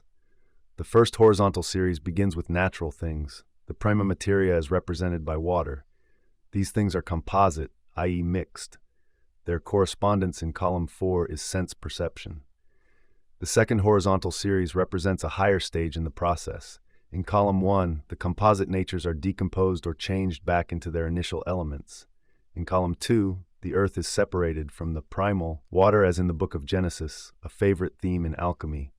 In column 3, there is a separation into categories, and column 4 is concerned with the psychological act of discrimination. The third horizontal series shows the upward advance still more clearly. In column 1, the soul emerges from nature. In column 2, there is an elevation into the realm of air. In column 3, the process reaches the simple things which, because of their unalloyed quality, are incorruptible, eternal, and akin to Platonist ideas. And in column 4, there is the final ascent from mens to ratio, to the anima rationalis, i.e. the highest form of the soul. The fourth horizontal series illustrates the perfection or completion of each of the vertical columns. First vertical series. This column has a phenomenological character, if such a modern term is permissible here. The psychic element emerges from the sum of natural phenomena and culminates in the exaltatio intellectus, the phenomenon of clear insight and understanding. We can, without doing violence to the text, take this intellectus as the highest lucidity of which consciousness is capable. Second vertical series. The earth emerges from the chaotic waters of the beginning, from the massa confusa, in accordance with the ancient alchemical view. Above it lies air, the volatile element rising from the earth. Highest of all comes fire as the finest substance, i.e., the fiery pneuma, which reaches up to the seat of the gods. Third vertical series. This column has a categorical or ideal character, hence it contains intellectual judgments. All composites are dissolved into their discriminated components, which in their turn are reduced to the simple substance. From this there finally emerge the quintessences, the simple primordial ideas. Ether is the quintessence. Fourth vertical series. This column is exclusively psychological. The senses mediate perception, while the discretio intellectualis corresponds to apperception. This activity is subject to the ratio or anima rationalis, the highest faculty bestowed by God on man. Above the anima rationalis there is only the res, which is the product of all the preceding effects. The Liber Platonis Quartorum interprets this res as the invisible and immovable God, whose will created the intelligence. From the will and intelligence, to be understood here as intellectus, is produced the simple soul, but the soul gives rise to the discriminated natures from which the composite natures are produced, and these show that a thing cannot be comprehended save by something superior to it. The soul is above nature, and through it nature is comprehended, but the intelligence is above the soul, and through it the soul is comprehended, and the intelligence is comprehended by that which is above itself, and is surrounded by the one God, whose nature is not to be comprehended. The original text runs, Sias quod scientia antiquorum quibus a preparare sunt scientia et virtutes, est quadras ex qua sunt res, est Deus invisibilis et immobilis, cuius voluntate intelligentia condita est, et voluntate et intelligentia est anima simplex. Per animum sunt naturae discretae, ex quibus generait sunt compositae, et indicant quod res non cognoscitur, nisi per suam superius. Anima vero est super naturam, et per urn cognoscitur natura, sed intelligentia est superior anima, et per urn cognotur anima, et intelligentia nascit, qui superior ea est, et circundet urn Deus unus, cuius qualitas apprehendi non potest. The author adds a quotation whose origin I have not been able to trace. It runs, The philosopher said in the Book of Dialogues, I went about the three heavens, namely the heaven of composite nature, the heaven of discriminated nature, and the heaven of the soul. But when I sought to go about the heaven of intelligence, the soul said to me, That way is not for thee. Then nature attracted me, and I was attracted. This saying of the philosopher was not intended by him to specify this science, but because he wished that his words should not fail to make clear the power which liberates the creature, and that by their means the lower process in this kind of work should be made known through the higher. In this very ancient text, which in its Arabic form cannot be much later than the 10th century, many of its components being still older, we find a systematic classification of the correspondences between the opus alchemicum and the philosophical and psychological processes running parallel with it. The text makes it abundantly clear just how much the chemical processes coincided with spiritual or psychic factors for these thinkers. Indeed, the connection went so far that the product to be extracted from matter was known as the cogitatio. This strange idea is explicable only on the assumption that the old philosophers did have a faint suspicion that psychic contents were being projected into matter. Because of the intimate connection between man and the secret of matter, both Dorn and the much earlier Liber Platonis Quartorum demand that the operator should rise to the height of his task. He must accomplish in his own self the same process that he attributes to matter, for things are perfected by their like. Therefore, the operator must himself participate in the work, oportet operatorum intris oper, for if the investigator does not remotely possess the likeness, i.e., to the work, he will not climb the height I have described, nor reach the road that leads to the goal. As a result of the projection, there is an unconscious identity between the psyche of the alchemist and the arcane substance, i.e., the spirit imprisoned in matter.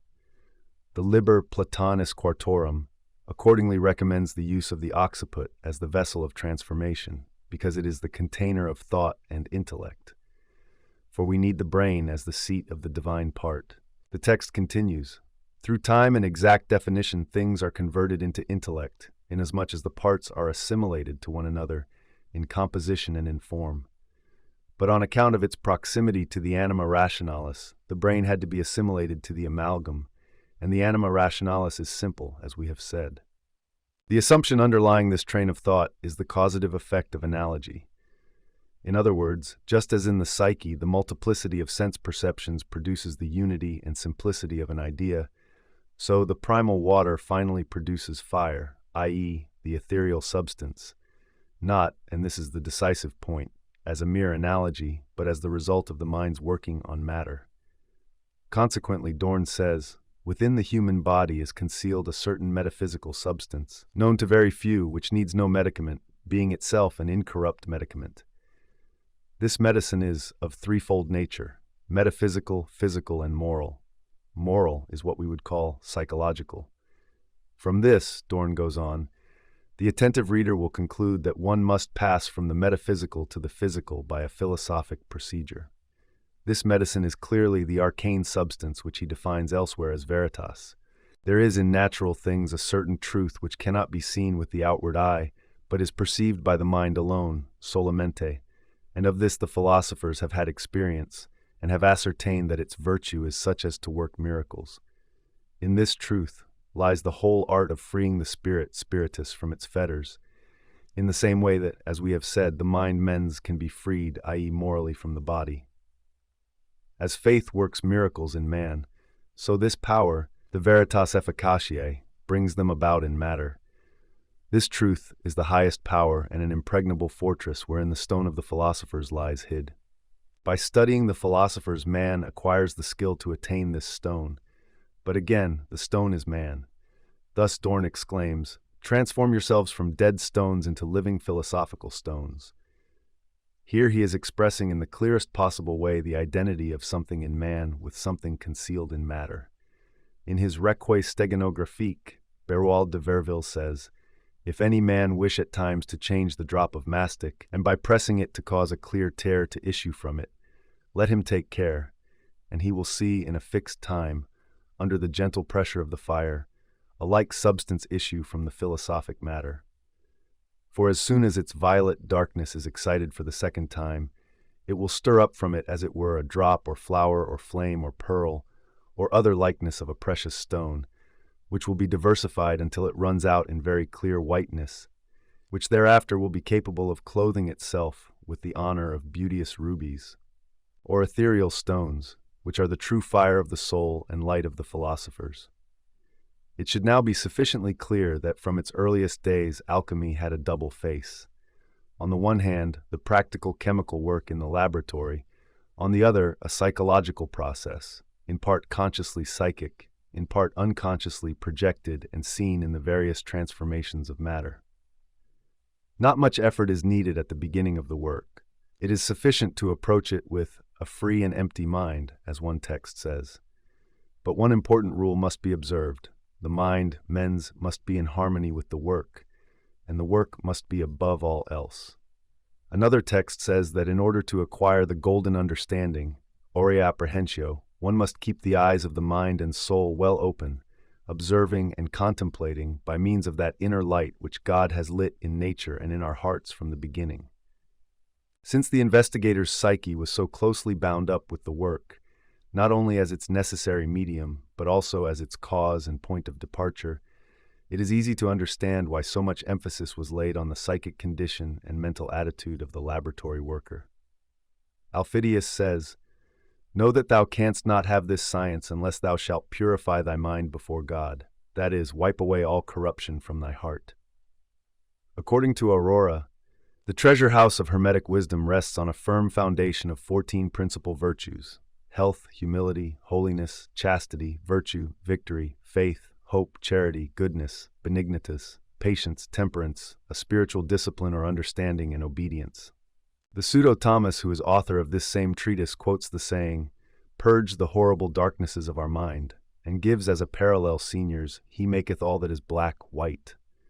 Here the darknesses of our mind coincide unmistakably with the negredo, i.e., the author feels or experiences the initial stage of the alchemical process as identical with his own psychic condition. Another old authority is Geber.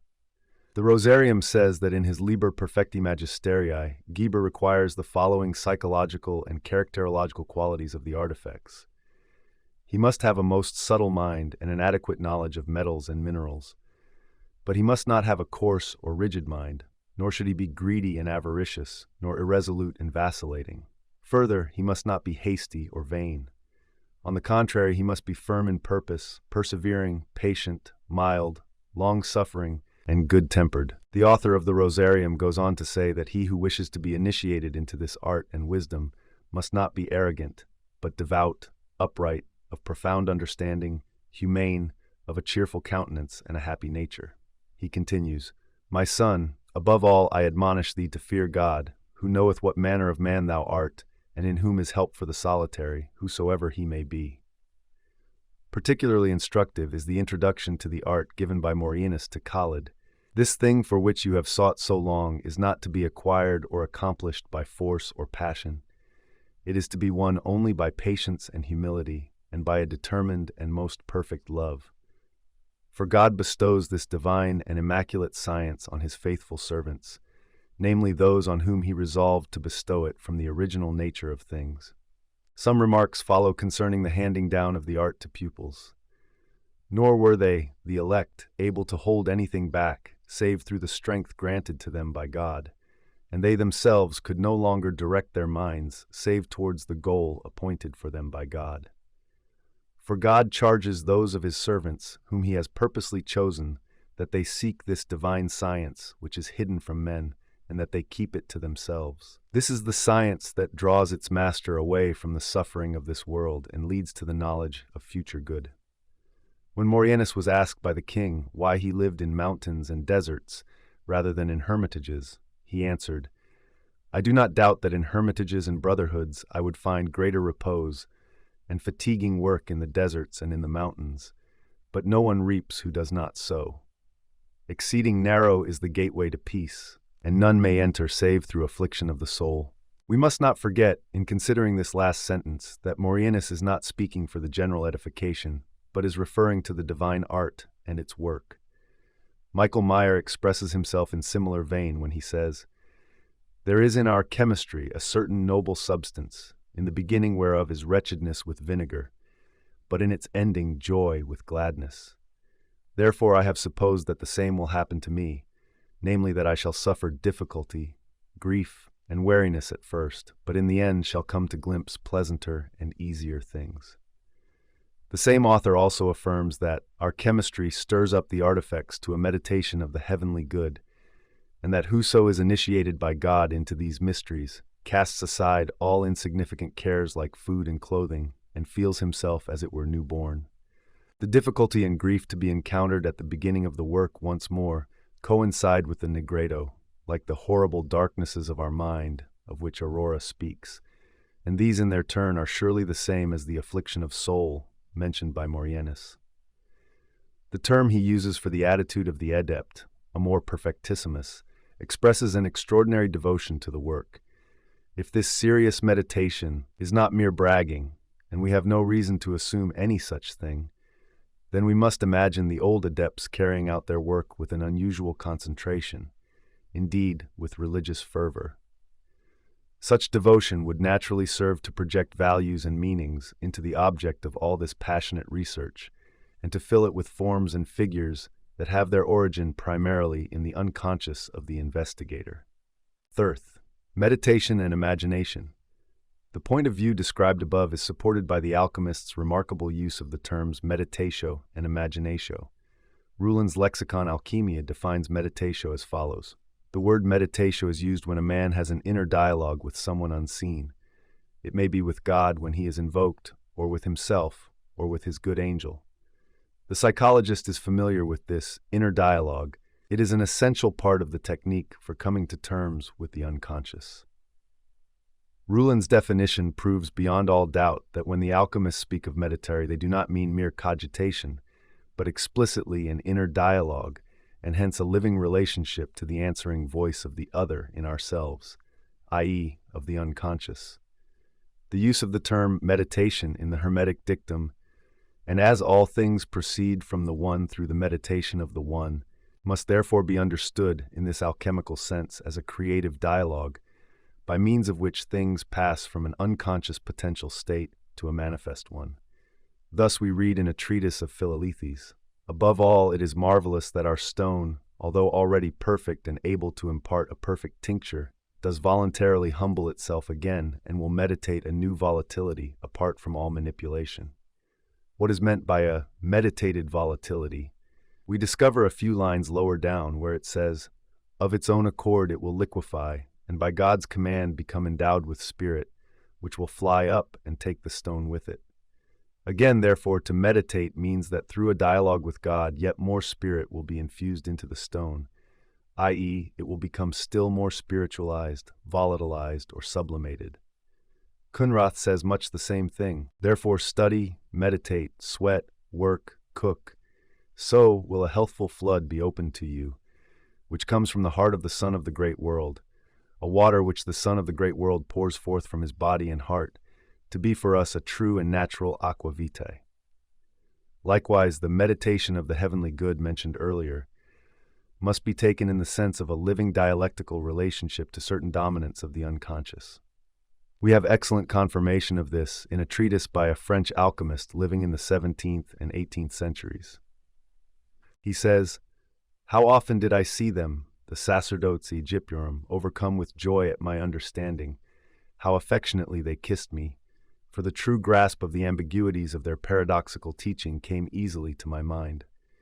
How often did their pleasure in the wonderful discoveries I made concerning the abstruse doctrines of the ancients move them to reveal unto my eyes and fingers the hermetic vessel, the salamander, the full moon, and the rising sun." This treatise, although it is not so much a personal confession as a description of the golden age of alchemy, nevertheless tells us how the alchemist imagined the psychological structure of his opus. Its association with the invisible forces of the psyche was the real secret of the magisterium. In order to express this secret, the old masters readily resorted to allegory. One of the oldest records of this kind, which had a considerable influence on the later literature, is the Visio Arislei, and its whole character relates it very closely to those visions known to us from the psychology of the unconscious. As I have already said, the term imaginatio, like meditatio, is of particular importance in the alchemical opus. Earlier on we came across that remarkable passage in the Rosarium telling us that the work must be done with the true imaginatio. And we saw elsewhere how the philosophical tree can be made to grow through contemplation. Ruhlen's lexicon once more helps us to understand what the alchemist meant by imaginatio. Ruhlen says, "Imagination is the star in man, the celestial or supercelestial body." This astounding definition throws a quite special light on the fantasy processes connected with the opus.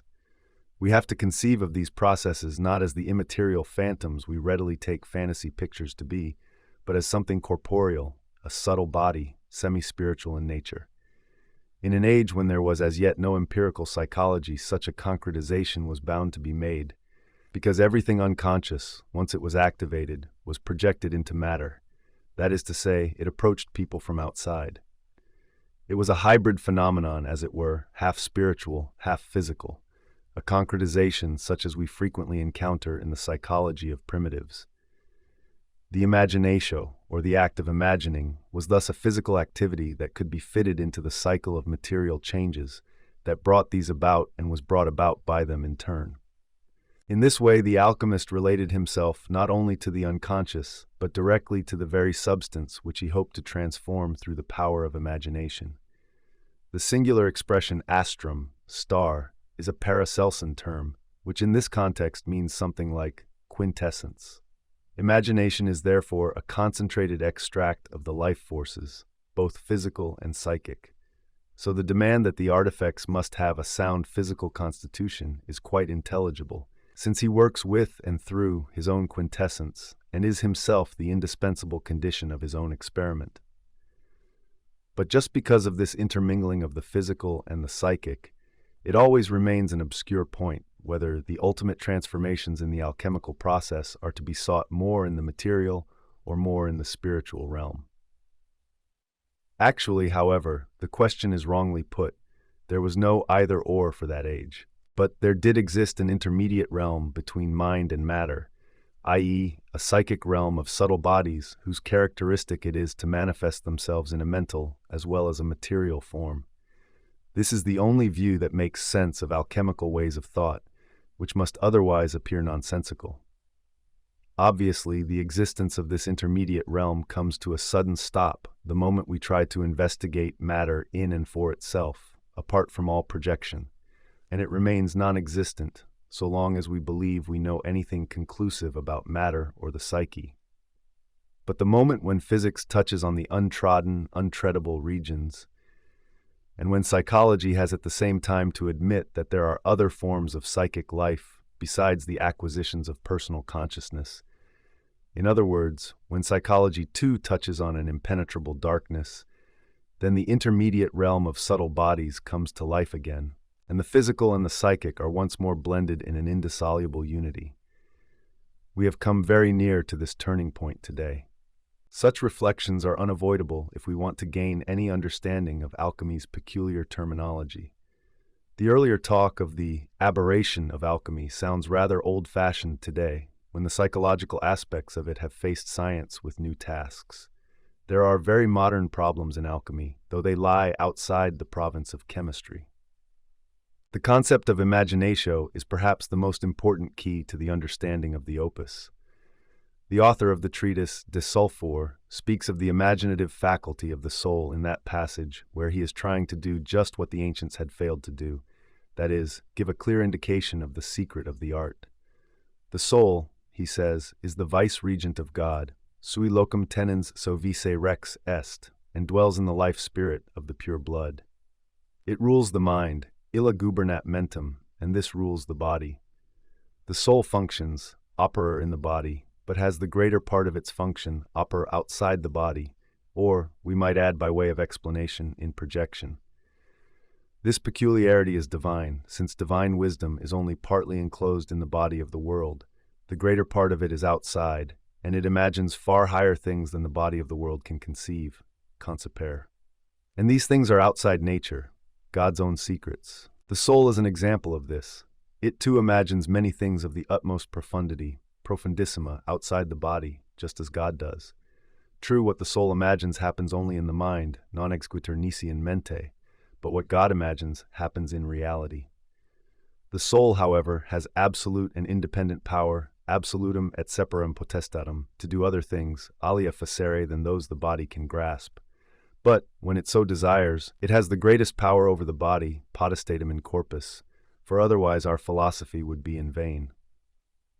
Thou canst conceive the greater, for we have opened the gates unto thee, v. soul and body. The passage just quoted affords us valuable insight into the alchemical way of thinking.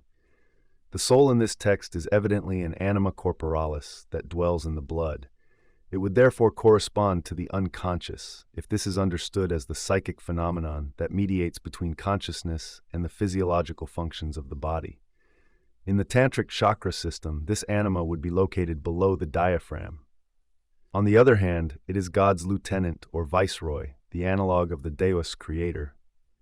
There are people who can never understand the unconscious as anything but a subconscious, and who therefore feel impelled to put a superconscious alongside or possibly above it. Such hypotheses do not trouble our philosophers, for according to their teaching, every form of life, however elementary, contains its own inner antithesis, thus anticipating the problem of opposites in modern psychology. What our author has to say about the element of air is significant in this respect.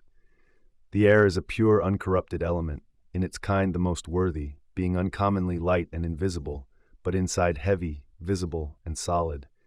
Enclosed within it, inclusus, is the Spirit of the Highest that moved over the waters before the creation, according to the testimony of the Holy Scripture, and he did fly upon the wings of the wind. All things are integrated, integre in this element, by the imagination of the fire. In order to understand such a statement, we must obviously empty our minds of all modern ideas about the nature of gases, and take it as purely psychological. In this sense, it deals with the projection of pairs of opposites such as light-heavy, visible-invisible, and so on. Now, identity of opposites is a characteristic feature of every psychic event in the unconscious state. Thus, the anima corporalis is at the same time spiritualis, and the air's heavy, solid kernel is at the same time the spiritus creator which moves over the waters. And just as the images of all creatures are contained in the creative spirit, so all things are imagined or pictured in air through the power of fire. Firstly, because fire surrounds the throne of God and is the source from which the angels and, descending in rank and quality, all other living beings are created or imagined through infusion of the fiery anima into the breath of life. Secondly, because fire destroys all composite things and infuses their images back into the air in the form of smoke. The soul, says our author, is only partly confined to the body, just as God is only partly enclosed in the body of the world. If we strip this statement of its metaphysics, it asserts that the psyche is only partly identical with our empirical conscious being. For the rest, it is projected, and in this state it imagines or realizes those greater things which the body cannot grasp, i.e., cannot bring into reality. The greater things, majora, correspond to the higher, altiora, referring to the world-creating imagination of God. But because these higher things are imagined by God, they at once become substantial instead of lingering in a state of potential reality, like the contents of the unconscious. That this activity of the soul, outside the body, refers to the alchemical opus is evident from the remark that the soul has the greatest power over the body, otherwise the royal art or philosophy would be in vain. Thou canst conceive the greater, says our author. Therefore your body can bring it into reality, with the help of the art and with God's permission, Dio concedente, this being a fixed formula in alchemy. The imaginatio, as the alchemists understand it, is in truth a key that opens the door to the secret of the opus.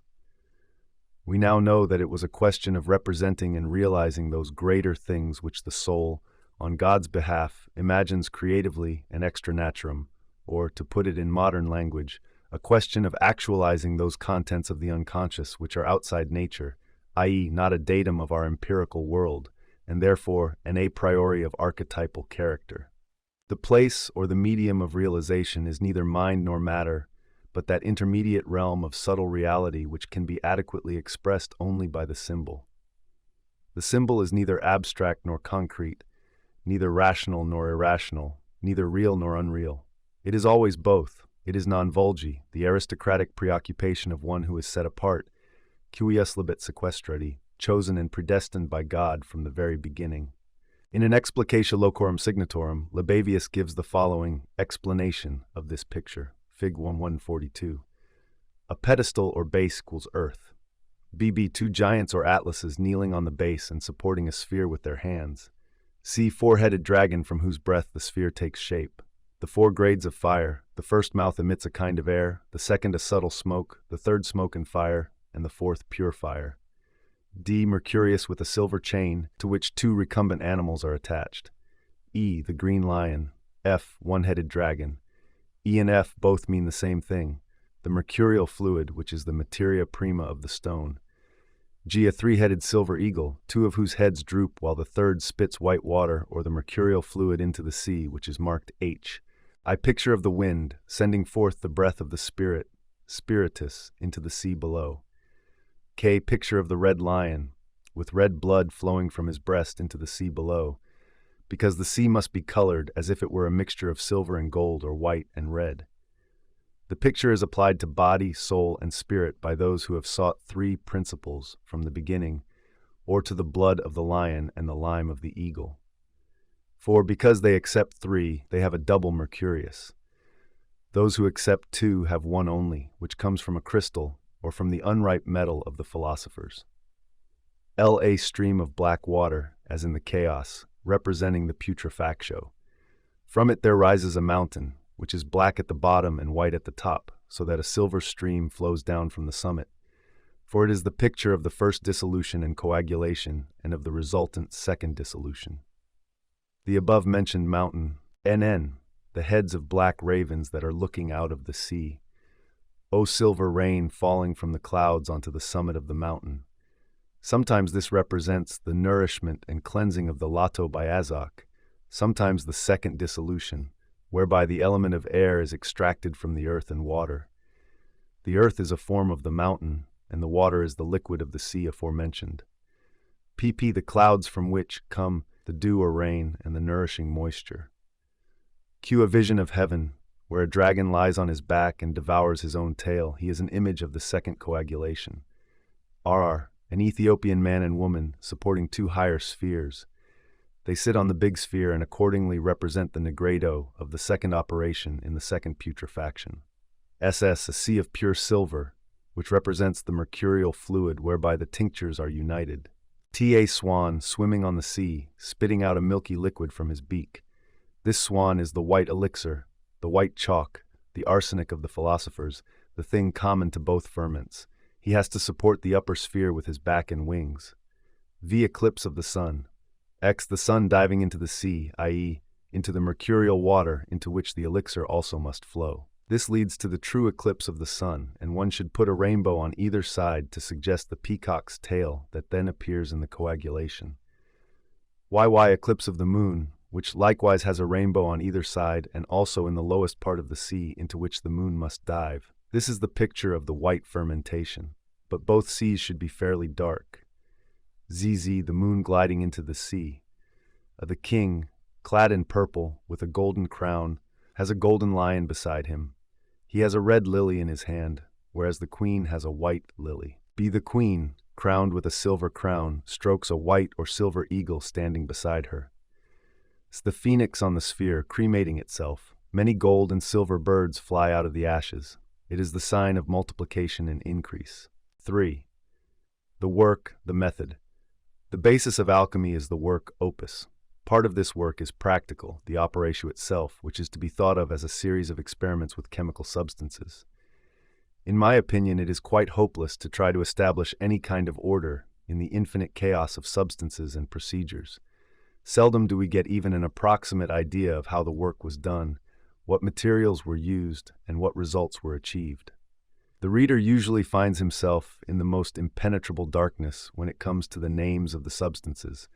They could mean almost anything, and it is precisely the most commonly used substances, like quicksilver, salt, and sulfur, whose alchemical meaning is one of the secrets of the art. Moreover, one must not imagine for a moment that the alchemists always understood one another. They themselves complain about the obscurity of the texts and occasionally betray their inability to understand even their own symbols and symbolic figures.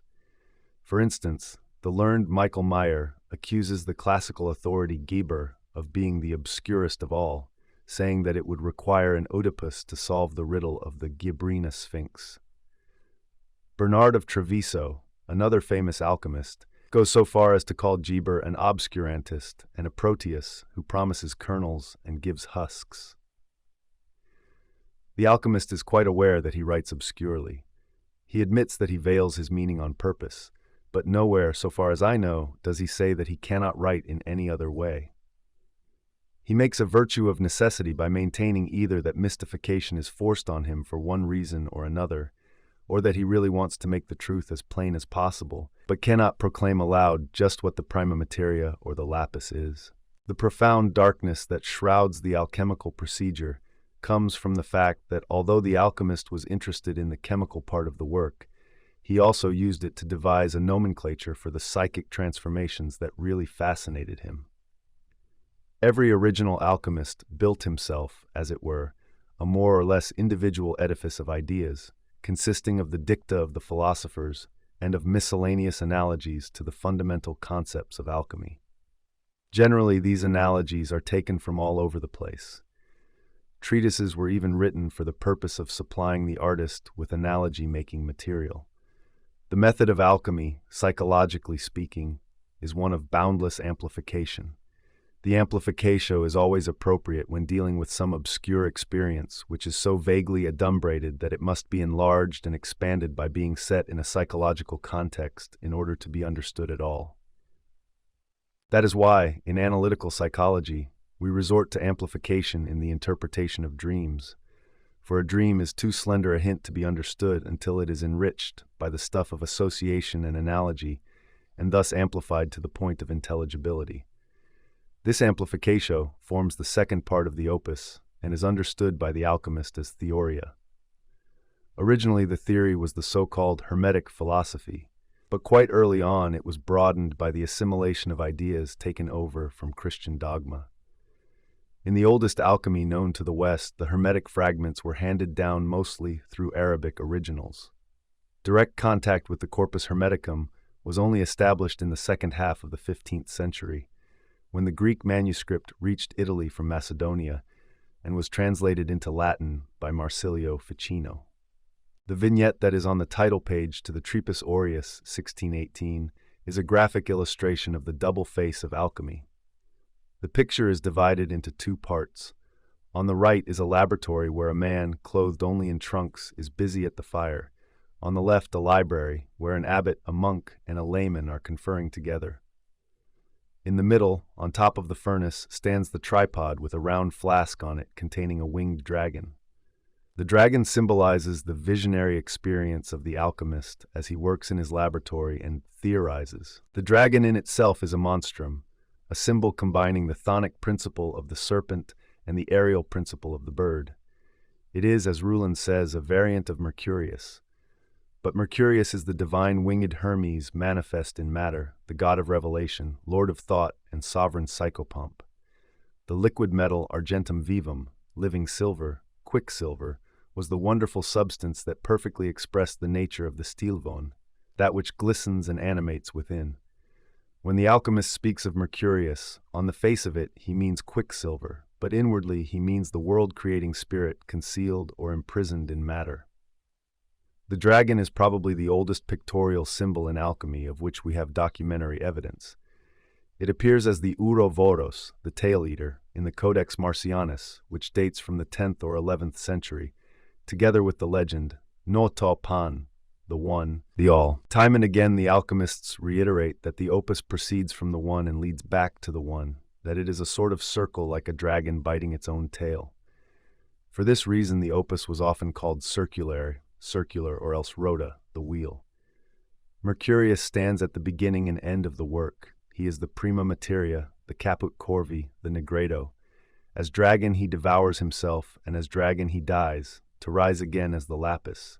He is the play of colors in the cauda pavonis and the division into four elements. He is the hermaphrodite that was in the beginning, that splits into the classical brother-sister duality and is reunited in the coniunctio to appear once again at the end in the radiant form of the lumen novum, the stone. He is metallic yet liquid, matter yet spirit, cold yet fiery, poison and yet healing draught, a symbol uniting all opposites. The spirit in matter. All these ideas were the common property of alchemy from earliest times. Zosimos, writing in the 3rd century AD, quotes one of the very old authorities on alchemy in his treatise concerning the art and its interpretation, namely Ostans, who belongs to the dawn of history and was known even to Pliny. His connection with Democritus, another of the earliest alchemical writers, probably dates from the 1st century BC. This Ostanes is reported to have said, Go to the waters of the Nile, and there you will find a stone that has a spirit, pneuma. Take this, divide it, thrust in your hand, and draw out its heart, for its soul is in its heart.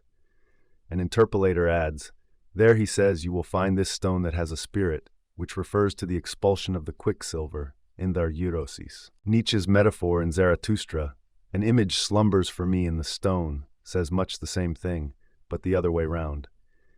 In antiquity, the material world was filled with the projection of a psychic secret, which from then on appeared as the secret of matter and remained so until the decay of alchemy in the 18th century.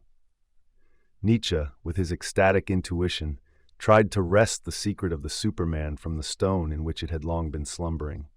It was in the likeness of this slumbering image that he wished to create the Superman, whom, in the language of antiquity, we may well call the divine man. But it is the other way about with the alchemists. They were looking for the marvelous stone that harbored a pneumatic essence in order to win from it the substance that penetrates all substances, since it is itself the stone-penetrating spirit, and transforms all base metals into noble ones by a process of coloration. This spirit substance is like quicksilver, which lurks unseen in the ore and must first be expelled if it is to be recovered in substantia. The possessor of this penetrating mercurius can project it into other substances and transform them from the imperfect into the perfect state. The imperfect state is like the sleeping state. Substances lie in it like the sleepers chained in Hades, and are awakened as from death to a new and more beautiful life by the divine tincture extracted from the inspired stone. It is quite clear that we have here a tendency not only to locate the mystery of psychic transformation in matter, but at the same time to use it as a theoria for effecting chemical changes.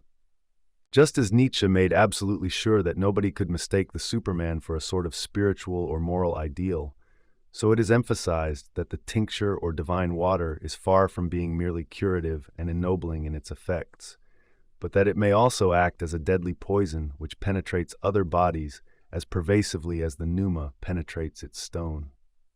Zosimos was agnostic who was influenced by Hermes. In his missive to Theosebea, he recommends the crater as a vessel of transformation. She should, he says, hasten to the Poimandres in order to be baptized in the crater. This crater refers to the divine vessel of which Hermes tells Thoth in the treatise entitled Kratir. After the creation of the world, God filled this vessel with nous, vo quos pneuma, and sent it down to earth as a kind of baptismal font. By so doing, God gave man, who wished to free himself from his natural, imperfect, sleeping state of avoya, or as we should say, insufficient consciousness, an opportunity to dip himself in the nous and thus partake of the higher state of voya, i.e. enlightenment or higher consciousness. The nous is thus a kind of vapheion, dyestuff or tincture, that ennobles base substances. Its function is the exact equivalent of the tincturing stone extract, which is also a pneuma and as mercurius, possesses the hermetic dual significance of redeeming psychopomp and quicksilver. Clearly enough, then, Zosimos had a mystic or Gnostic philosophy of sorts, whose basic ideas he projected into matter. When we speak of psychological projection, we must, as I have already pointed out, always remember that it is an unconscious process that works only so long as it stays unconscious. Since Zosimos, like all the other alchemists, is convinced not only that his philosophy can be applied to matter, but that processes also take place in it, which corroborate his philosophical assumptions, it follows that he must have experienced, in matter itself, at the very least an identity between the behavior of matter and the events in his own psyche. But, as this identity is unconscious, Zosimos is no more able than the rest of them to make any pronouncement about it. For him, it is simply there, and it not only serves as a bridge, it actually is the bridge that unites psychic and material events in one, so that what is within is also without.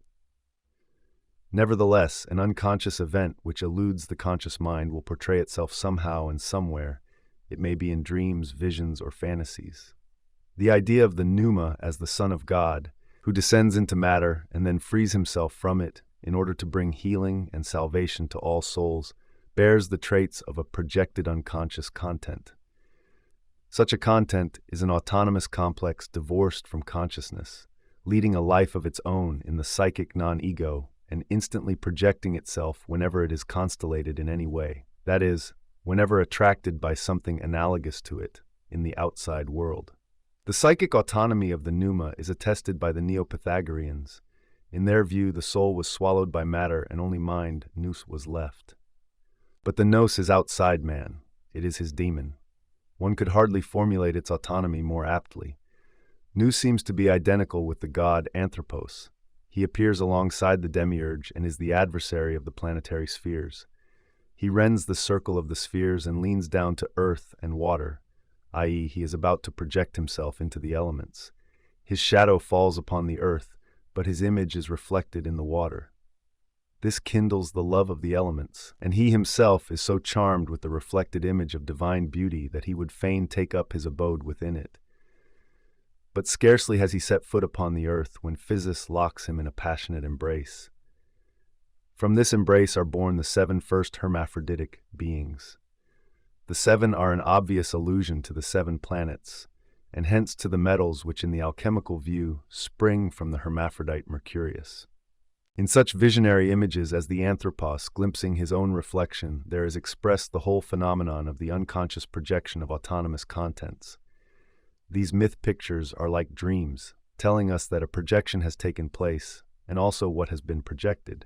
This, as the contemporary evidence shows, was nous, the divine daemon, the god-man, pneuma, etc. Insofar as the standpoint of analytical psychology is realistic, i.e., based on the assumption that the contents of the psyche are realities, all these figures stand for an unconscious component of the personality, which might well be endowed with a higher form of consciousness, transcending that of the ordinary human being. Experience shows that such figures always express superior insight or qualities that are not yet conscious. Indeed, it is extremely doubtful whether they can be attributed to the ego at all in the proper sense of the word. This problem of attribution may appear a captious one to the layman, but in practical work it is of great importance. A wrong attribution may bring about dangerous inflations which seem unimportant to the layman, only because he has no idea of the inward and outward disasters that may result. As a matter of fact, we are dealing here with a content that up to the present has only very rarely been attributed to any human personality. The one great exception is Christ. As Vos ton Anthropon, the Son of Man, and as Theos, the Son of God, he embodies the God-man, and as an incarnation of the Logos by pneumatic impregnation, he is an avatar of the divine Vos. Thus the Christian projection acts upon the unknown in man, or upon the unknown man, who becomes the bearer of the terrible and unheard of secret. The pagan projection, on the other hand, goes beyond man and acts upon the unknown in the material world, the unknown substance which, like the chosen man, is somehow filled with God. And just as in Christianity, the Godhead conceals itself in the man of low degree, so in the philosophy it hides in the uncomely stone. In the Christian projection, the descensus spiritus sancti stops at the living body of the chosen one, who is at once very man and very God, whereas in alchemy the descent goes right down into the darkness of inanimate matter, whose nether regions, according to the Neo-Pythagoreans, are ruled by evil. Evil and matter together form the dyad, the duality. This is feminine in nature, an anima mundi, the feminine physis who longs for the embrace of the one, the monad, the good and perfect. The Justinian Gnosis depicts her as Edom, virgin above, serpent below. Vengefully she strives against the pneuma because, in the shape of the demiurge, the second form of God, he faithlessly abandoned her. She is the divine soul imprisoned in the elements, whom it is the task of alchemy to redeem. Third, the work of redemption. Now all these myth pictures represent a drama of the human psyche on the further side of consciousness, showing man as both the one to be redeemed and the redeemer. The first formulation is Christian, the second alchemical. In the first case, man attributes the need of redemption to himself and leaves the work of redemption, the actual athlon or opus, to the autonomous divine figure. In the latter case, man takes upon himself the duty of carrying out the redeeming opus and attributes the state of suffering and consequent need of redemption to the anima mundi imprisoned in matter. In both cases, redemption is a work. In Christianity, it is the life and death of the God-man, which by a unique sacrifice bring about the reconciliation of man, who craves redemption and is sunk in materiality with God.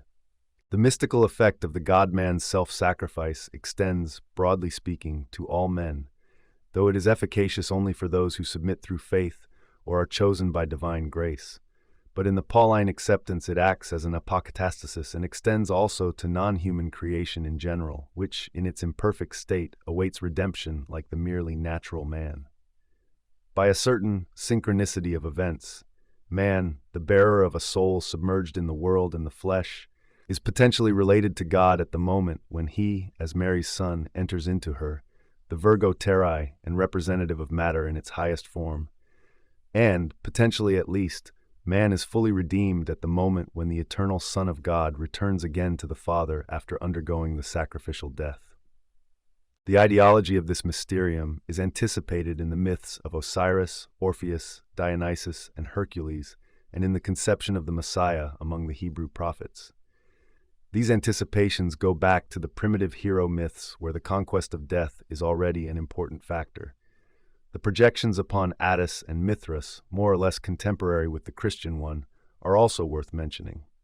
The Christian projection differs from all these manifestations of the mystery of redemption and transformation by reason of the historical and personal figure of Jesus.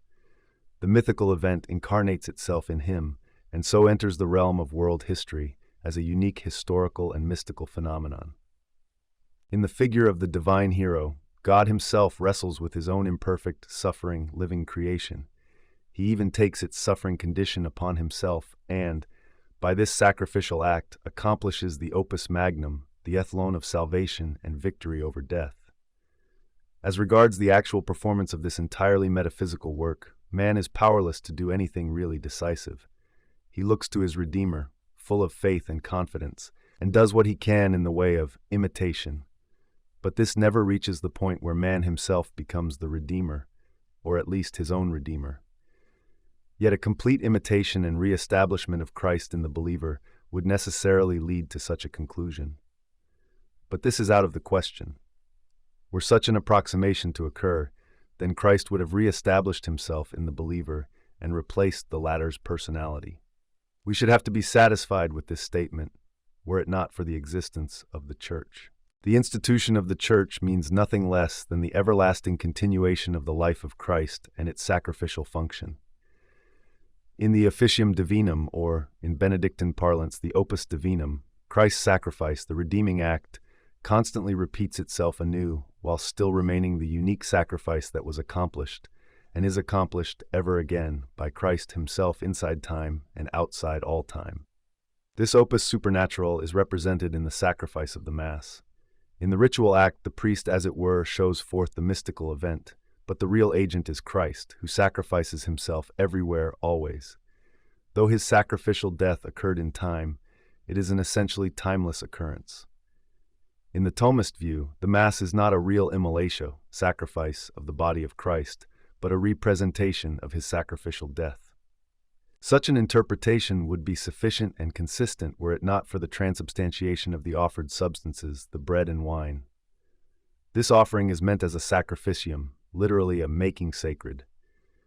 The etymology of the German word for sacrifice, Opfer, is obscure, it being a moot point whether it comes from offere, to offer, or from operari, to effect, to be active. In its ancient usage, operari deo meant to serve the god or to sacrifice to him. But if the opfer is an opus, then it is far more than an oblatio, the offering of such a modest gift as bread and wine. It must be an effectual act, giving the ritual words spoken by the priest a causal significance. The words of the consecration, qui predi quam pateretur, etc., are therefore to be taken not merely as representative, but as the causa efficiens of the transubstantiation. That is why the Jesuit Lessius, d. 1623, called the words of the consecration the sword with which the sacrificial lamb is slaughtered. The so-called theory of mactation, slaughtering, occupies an important place in the literature of the Mass, though it has not been generally accepted in its more objectionable outgrowths.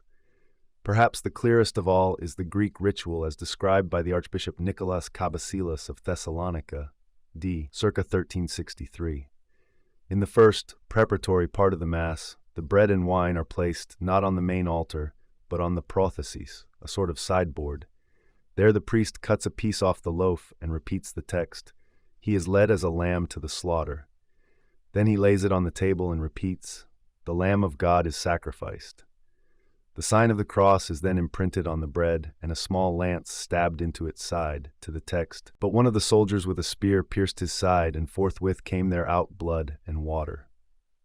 At these words, water and wine are mixed in the chalice. Then comes the oblatio in solemn procession, with the priest carrying the offering. Here the images, the gift represents the giver. Christ the sacrificant is also the sacrificed. Thus the priest reenacts the traditional event, and insofar as Christ, in the sacramental state, possesses a vita corporea actualis, an actual bodily life, one could say that a physical slaying, mortification of his body has taken place. This happens as a result of the consecrating words spoken by the priest, and the destruction of the offering, the oblalio auxisi ad cultum Dei, the offering up of the slain to the service of God, brings about the transubstantiation. The latter is a transmutation of the elements, which pass from a natural, soiled, imperfect material state into a subtle body. The bread, which must be wheaten, signifies the body, and the wine, representing blood, the soul. After the transubstantiation, a piece of the host is mingled with the wine, thus producing the conjunctio of the soul with the body and establishing the living body of Christ, namely the unity of the Church. St. Ambrose called the transformed bread medicina. It is the pharmakon athanasias, the drug of immortality, which, in the act of communion, displays its characteristic effect in and on the believer, the effect of uniting the body with the soul. This takes the form of a healing of the soul and a reformatio of the body. The text of the Missal shows us how this is meant. De nobis per huius aquae et vini mysterium, ius divinitatis esse consortes, qui humanitatis nostrae fieri dignatis est particeps, Jesus Christus. Grant that through the mystery of this water and wine we may have fellowship in the divine nature of him who vouchsafed to become partaker of our humanity. Perhaps I may be allowed to introduce a personal remark here. It was a real revelation for me, as a Protestant, to read the words of the offertory for the first time. Deus, qui humanae substantiae dignitatem mirabiliter condidisti, O God, who didst marvelously create the dignity of human nature, and quae humanitatis nostrae fieri dignatis est particeps, who vouchsafed to become partaker of our humanity. What respect for the dignity of human nature! Deus et homo. There is no sign of that unworthy sinful man whom Protestantism has so often slandered in the past and is only too ready to slander again. Moreover, there seems to be still something else hidden in this almost transcendental estimate of man. For if God, dignitas est, to become partaker of our human nature, then man may also deem himself worthy to become partaker of the divine nature. In a certain sense, this is just what the priest does in the performance of the sacrificial mystery, when he offers himself as the victim in place of Christ. And the congregation does likewise when it eats the consecrated body and thus shares in the substance of deity. By pronouncing the consecrating words that bring about the transformation, the priest redeems the bread and wine from their elemental imperfection as created things. This idea is quite unchristian. It is alchemical. Whereas Catholicism emphasizes the effectual presence of Christ, alchemy is interested in the fate and manifest redemption of the substances, for in them the divine soul lies captive and awaits the redemption that is granted to it at the moment of release. The captive soul then appears in the form of the Son of God. For the alchemist, the one primarily in need of redemption is not man, but the deity who is lost and sleeping in matter. Only as a secondary consideration does he hope that some benefit may accrue to himself from the transformed substance as the panacea, the medicina catholica, just as it may to the imperfect bodies, the base or sick metals, etc. His attention is not directed to his own salvation through God's grace, but to the liberation of God from the darkness of matter. By applying himself to this miraculous work, he benefits from its salutary effect, but only incidentally. He may approach the work as one in need of salvation, but he knows that his salvation depends on the success of the work, on whether he can free the divine soul. To this end he needs meditation, fasting, and prayer. More, he needs the help of the Holy Ghost as his papathpos. Since it is not man but matter that must be redeemed, the spirit that manifests itself in the transformation is not the Son of Man, but as Kunrath very properly puts it, the filius macrocosmi. Therefore, what comes out of the transformation is not Christ, but an ineffable material being named the stone, which displays the most paradoxical qualities apart from possessing corpus, anima, spiritus, and supernatural powers. One might be tempted to explain the symbolism of alchemical transformation as a parody of the Mass, were it not pagan in origin and much older than the latter. The substance that harbors the divine secret is everywhere, including the human body. It can be had for the asking and can be found anywhere, even in the most loathsome filth. In these circumstances, the opus is no longer a ritualistic officium, but the same work of redemption which God Himself accomplished upon mankind through the example of Christ, and which is now recognized by the philosopher who has received the donum spiritus sancti, the divine art, as his own individual opus. The alchemists emphasize this point. He who works through the spirit of another and by a hired hand will behold results that are far from the truth, and conversely, he who gives his services to another as assistant in the laboratory will never be admitted to the Queen's mysteries. One might quote the words of Cabasilas, "As kings, when they bring a gift to God, bear it themselves and do not permit it to be borne by others." Alchemists are, in fact, decided solitaries. Each has his say in his own way. They rarely have pupils, and of direct tradition there seems to have been very little, nor is there much evidence of any secret societies or the like. Each worked in the laboratory for himself and suffered from loneliness. On the other hand, quarrels were rare. Their writings are relatively free of polemic, and the way they quote each other shows a remarkable agreement on first principles, even if one cannot understand what they are really agreeing about. There is little of that disputatiousness and splitting of hairs that so often mar theology and philosophy. The reason for this is probably the fact that true alchemy was never a business or a career, but a genuine opus to be achieved by quiet, self-sacrificing work.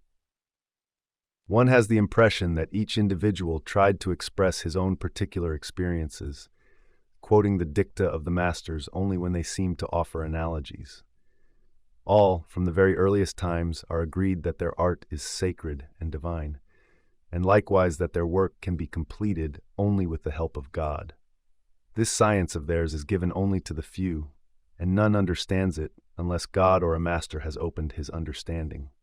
The knowledge acquired may not be passed on to others unless they are worthy of it.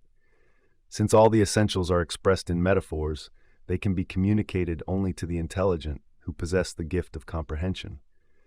The foolish allow themselves to be infatuated by literal interpretations and recipes and fall into error. When reading the literature, one must not be content with just one book, but must possess many books, for one book opens another. Moreover, one must read carefully, paragraph by paragraph. Then one will make discoveries. The terminology is admitted to be quite unreliable. Sometimes the nature of the coveted substance will be revealed in a dream. The materia lapidis may be found by divine inspiration. The practice of the art is a hard road and the longest road.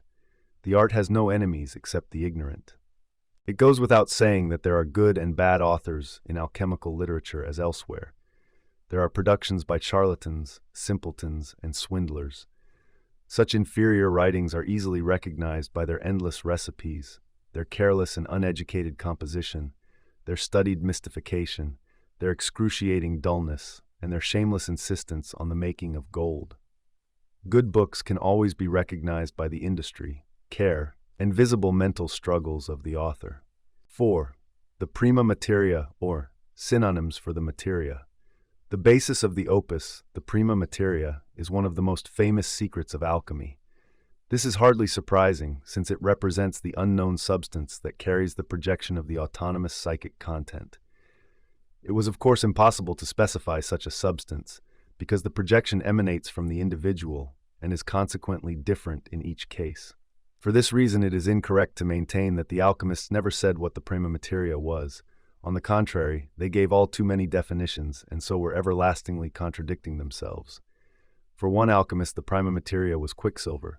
For others, it was ore, iron, gold, lead, salt, sulfur, vinegar, water, fire, earth, blood, water of life, lapis, poison, spirit, cloud, sky, dew, shadow, sea, mother, moon, dragon, Venus, chaos, microcosm. Ruland's lexicon gives no less than 50 synonyms, and a great many more could be added. Besides these half-chemical, half-mythological definitions, there are also some philosophical ones which have a deeper meaning. Thus, in the treatise of Komarios, we find the definition Hades. In Olympiodorus, the black earth contains the accursed of God, Theokataratos.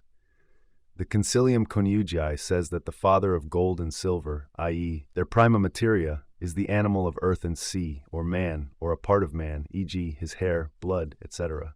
Dorn calls the prima materia Adamica and, basing himself on Paracelsus, Limbus microcosmicus. The material of the stone is no other than the fiery and perfect Mercurius, and the true hermaphroditic, atom and microcosm, equals man. Hermes Trismegistus is said to have called the stone the orphan. Since Dorn was a pupil of Paracelsus, his views are probably connected with the anthropos doctrine of his master. For this, I must refer the reader to my essay, Paracelsus as a Spiritual Phenomenon. Further connections between man and the prima materia are mentioned in other authors, but I cannot quote them all here. The mercurial dragon of Greek alchemy, surnamed En-Talpan, gave rise to descriptions of the prima materia as unum, unica res, and monad, and to the statement in Liber Platonis Quartorum that man is well qualified to complete the work because he possesses that which is simple, i.e. the soul. Milius describes the prima materia as the elementum primordiale.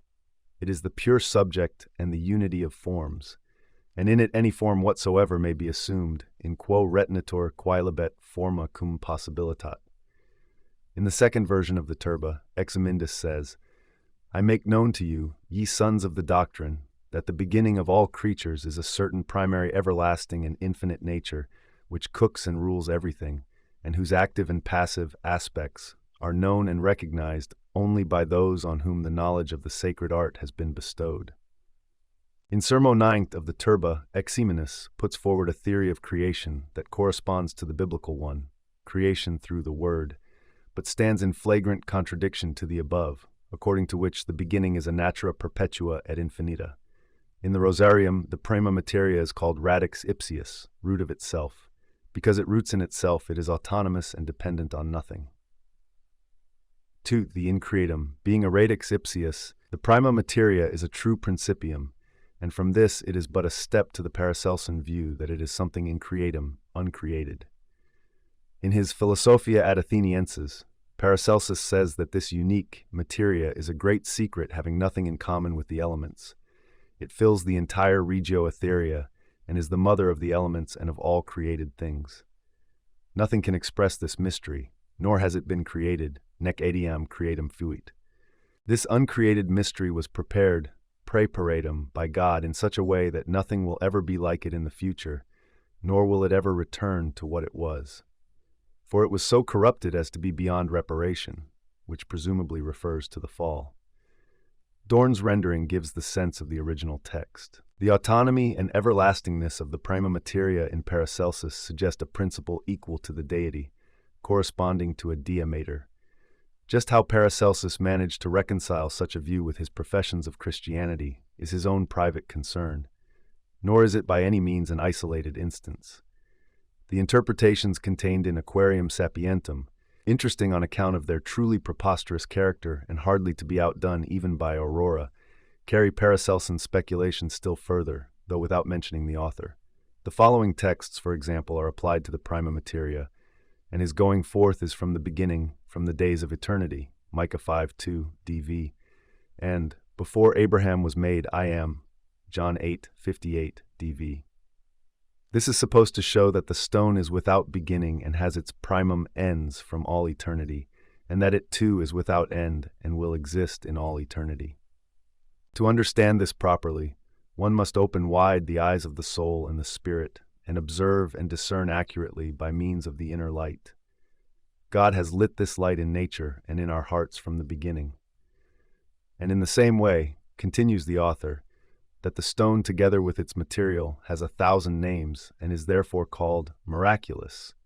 All these names can in eminent degree be predicated of God, and the author thereupon proceeds to this application. A Christian can hardly believe his ears, But this conclusion only repeats what has already been said quite plainly in the Liber Platonis Quartorum. Res ex qua sunt res, est Deus invisibilis et immobilis, that from which things arise is the invisible and immovable God. The first res is the subject matter of the divine art. It is true that very few of the philosophers pressed forward to this conclusion expressis verbis, but it is an aspect that makes their hints and veiled allusions decidedly more transparent. Moreover, such a conclusion was inevitable psychologically, because the unconscious, being unknown, is bound to coincide with itself everywhere. Lacking all recognizable qualities, no unconscious content can be distinguished from any other.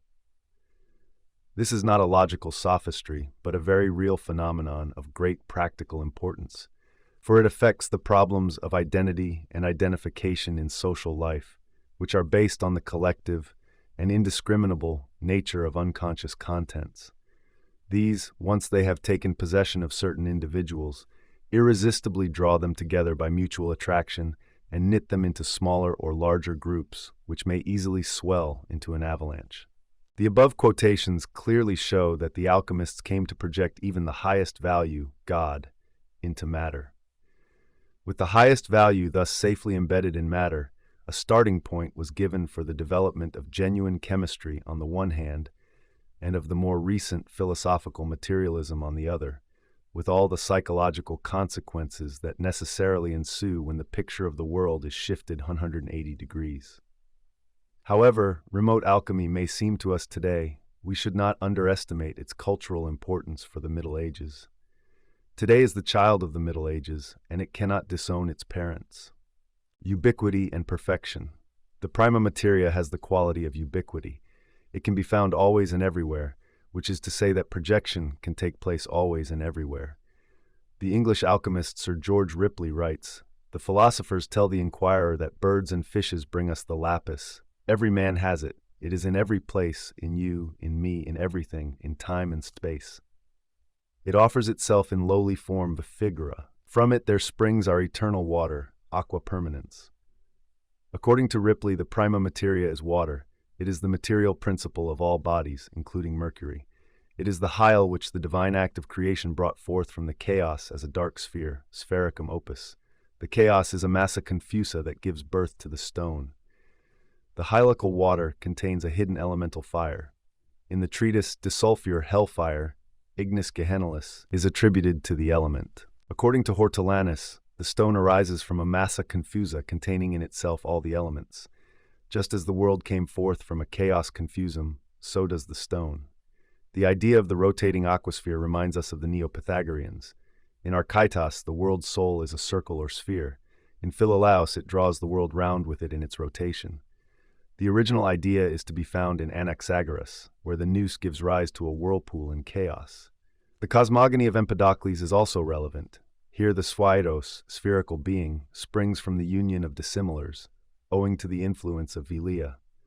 The definition of this spherical being as the most serene God sheds a special light on the perfect, round nature of the lapis, which arises from and constitutes the primal sphere. Hence the prima materia is often called lapis.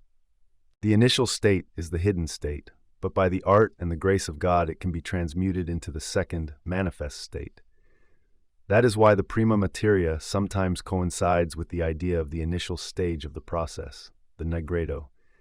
It is then the black earth in which the gold or the lapis is sown like the grain of wheat. It is the black, magically fecund earth that Adam took with him from paradise, also called antimony and described as a black blacker than black, negrum negrius negro. Before, the king and the king's son, as the grain of fire lies concealed in the hyle, so the king's son lies in the dark depths of the sea as though dead, but yet lives and calls from the deep. Whosoever will free me from the waters and lead me to dry land, him will I prosper with everlasting riches. The connection with the Rex Marinus of the Visio Erisle is obvious. Erisleus tells of his adventure with the Rex Marinus, in whose kingdom nothing prospers and nothing is begotten. Moreover, there are no philosophers there, only like mates with like. Consequently, there is no procreation. The king must seek the counsel of the philosophers and mate Thebricius with Bea, his two children whom he has hatched in his brain. When we are told that the king is exanimous, inanimate, or that his land is unfruitful, it is equivalent to saying that the hidden state is one of latency and potentiality. The darkness and depths of the sea symbolize the unconscious state of an invisible content that is projected. Inasmuch as such a content belongs to the total personality and is only apparently severed from its context by projection, there is always an attraction between conscious mind and projected content. Generally, it takes the form of a fascination. This, in the alchemical allegory, is expressed by the king's cry for help from the depths of his unconscious, dissociated state. The conscious mind should respond to this call. One should operare regi, render service to the king, for this would be not only wisdom, but salvation as well. Yet this brings with it the necessity of a descent into the dark world of the unconscious. The ritual katavasis is andron, the perilous adventure of the night sea journey, whose end and aim is the restoration of life, resurrection, and the triumph over death. Eraslius and his companions brave the quest, which ends in catastrophe, the death of Fabricius.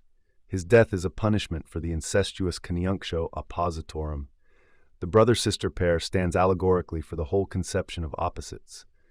These have a wide range of variation: dry-moist, hot-cold, male-female, sun-moon, gold-silver, mercury-sulfur, round-square, water-fire, volatile-solid, physical-spiritual, and so on. The Regus Filius is a rejuvenated form of the Father King. The youth is frequently shown with a sword and represents the spirit, while the father represents the body. In the Rosarium version of the Vigio, the death of the son is the result of his complete disappearance into the body of Bea during coitus. In another version, he is eaten by his father, or the son is drowned in Mercurius or swallowed by the lion. Fabricius is the masculine, spiritual principle of light and logos which, like the Gnostic nous, sinks into the embrace of physical nature, physis. Death, therefore, represents the completion of the spirit's descent into matter. The alchemists depicted the sinful nature of this occurrence in various ways, but because they do not appear to have quite understood it, they rationalize or minimize the incest, in itself so repellent. 5. The myth of the hero. Resulting as it did from the advice of the philosophers, the death of the king's son is naturally a delicate and dangerous matter. By descending into the unconscious, the conscious mind puts itself in a perilous position, for it is apparently extinguishing itself. It is in the situation of the primitive hero who is devoured by the dragon. Since all this means a diminution or extinction of consciousness, an abasement du niveau mental equivalent to that peril of the soul, which is primitive man's greatest dread, i.e. the fear of ghosts, the deliberate and indeed wanton provocation of this state is a sacrilege or breach of taboo attended by the severest punishments. Accordingly, the king imprisons Eraslius and his companions in a triple glass house together with the corpse of the king's son. The heroes are held captive in the underworld at the bottom of the sea, where, exposed to every kind of terror, they languish for 80 days in an intense heat. At the request of Eraslius, Bea is imprisoned with them. The Rosarium version of the Vigio interprets the prison as Bea's womb. Clearly, they have been overpowered by the unconscious and are helplessly abandoned, which means that they have volunteered to die in order to beget a new and fruitful life in that region of the psyche, which has hitherto lain fallow in darkest unconsciousness and under the shadow of death. Although the possibility of life is hinted at by the brother-sister pair, these unconscious opposites must be activated by the intervention of the conscious mind, otherwise they will merely remain dormant. But this is a dangerous undertaking. We can understand the anxious plea in Aurora Consurgens, Horridas nostrae mentis purga tenebras, accende lumen sensibus. We can also understand why Michael Meyer found few that were willing to plunge into the sea. Eraslius is in danger of succumbing to the fate of Theseus and Perithaus, who descended into Hades and grew fast to the rocks of the underworld, which is to say that the conscious mind, advancing into the unknown regions of the psyche, is overpowered by the archaic forces of the unconscious, a repetition of the cosmic embrace of nous and physis. The purpose of the descent, as universally exemplified in the myth of the hero, is to show that only in the region of danger, watery abyss, cavern, forest, island, castle, etc., can one find the treasure hard to attain, jewel, virgin, life potion, victory over death. The dread and resistance which every natural human being experiences when it comes to delving too deeply into himself is, at bottom, the fear of the journey to Hades. If it were only resistance that he felt, it would not be so bad. In actual fact, however, the psychic substratum, that dark realm of the unknown, exercises a fascinating attraction that threatens to become the more overpowering the further he penetrates into it. The psychological danger that arises here is the disintegration of personality into its functional components, i.e., the separate functions of consciousness, the complexes, hereditary units, etc. Disintegration, which may be functional or occasionally a real schizophrenia, is the fate which overtakes Gabricus in the Rosarium version. He is dissolved into atoms in the body of Bea, this being equivalent to a form of mortification. Here again we have a repetition of the conjunctio of nous and physis, but the latter is a cosmogonic event, whereas this is a catastrophe brought about by the intervention of the philosophers. So long as consciousness refrains from acting, the opposites will remain dormant in the unconscious. Once they have been activated, the regis filius, spirit, logos, nous, is swallowed up by physis. That is to say, the body and the psychic representatives of the organs gain mastery over the conscious mind. In the hero myth, this state is known as being swallowed up in the belly of the whale or dragon. The heat there is usually so intense that the hero loses his hair, i.e., he is reborn bald as a babe. This heat is the ignis gehennalis, the hell into which Christ descended in order to conquer death as part of his opus. The philosopher makes the journey to hell as a redeemer. The hidden fire forms the inner antithesis to the cold wetness of the sea.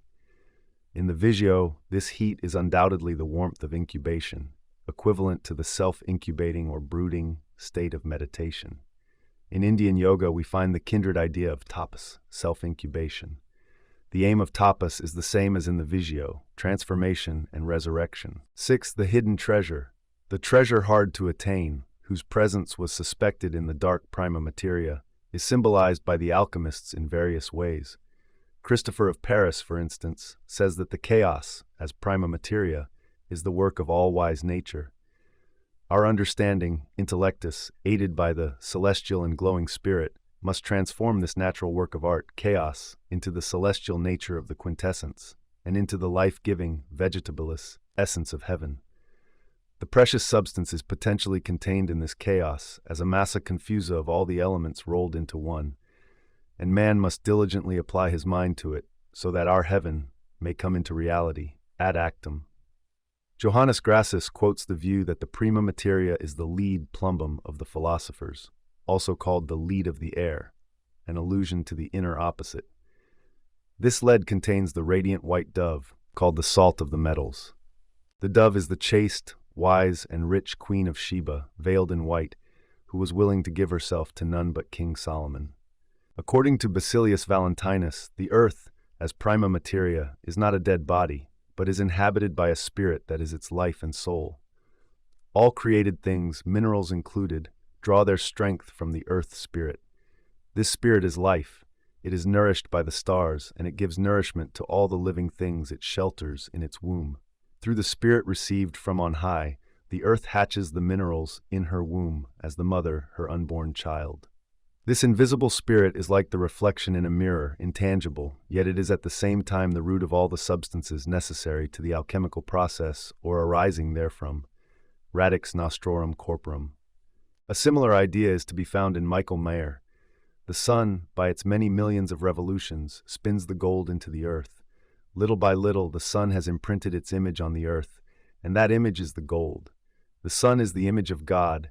The heart is the sun's image in man, just as gold is the sun's image in the earth, also called dois terranis, and God is known in the gold. This golden image of God is the anima aurea, which, when breathed into common quicksilver, changes it into gold. Ripley is of the opinion that the fire must be extracted from the chaos and made visible.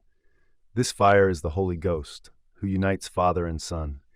He is often represented as a winged old man, i.e., Mercurius, in the form of the god of revelation, who is identical with Hermes Trismegistus, and together with the king and the king's son, forms the alchemical trinity. God wrought this fire in the bowels of the earth, just as he wrought the purging flames of hell, and in this fire God himself glows with divine love. 5. The LAPIS-CHRIST parallel worth, the renewal of life. The examples given in the last chapter show that there is a spirit hidden in the PRIMA materia, just as there was in the Nile stone of Osthenes. This spirit was eventually interpreted as the Holy Ghost in accordance with the ancient tradition of the nous, swallowed up by the darkness while in the embrace of physis. With this difference, however, that it is not the supreme feminine principle, Earth, who is the devourer, but No in the form of Mercurius, or the tail-eating Ouroboros. In other words, the devourer is a sort of material earth spirit, and hermaphrodite possessing a masculine spiritual and feminine corporeal aspect. The original Gnostic myth has undergone a strange transformation. Nous and physis are indistinguishably one in the prima materia and have become a natura abscondita. The psychological equivalent of this theme is the projection of a highly fascinating unconscious content, which, like all such contents, exhibits a numinous, divine, or sacred quality. Alchemy set itself the task of acquiring this treasure hard to attain and of producing it in visible form, as the physical gold or the panacea or the transforming tincture, insofar as the art still busied itself in the laboratory. But since the practical, chemical work was never quite free from the unconscious contents of the operator, which found expression in it, it was at the same time a psychic activity which can best be compared with what we call active imagination. This method enables us to get a grasp of contents that also find expression in dream life.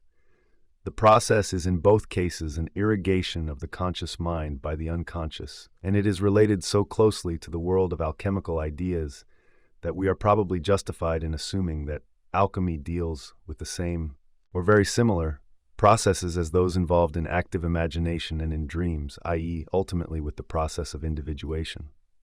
Earlier on, we left Aristeas and his companions, together with Bea and the dead Fabricius, in the triple glass house where they had been imprisoned by the Rex Marinus.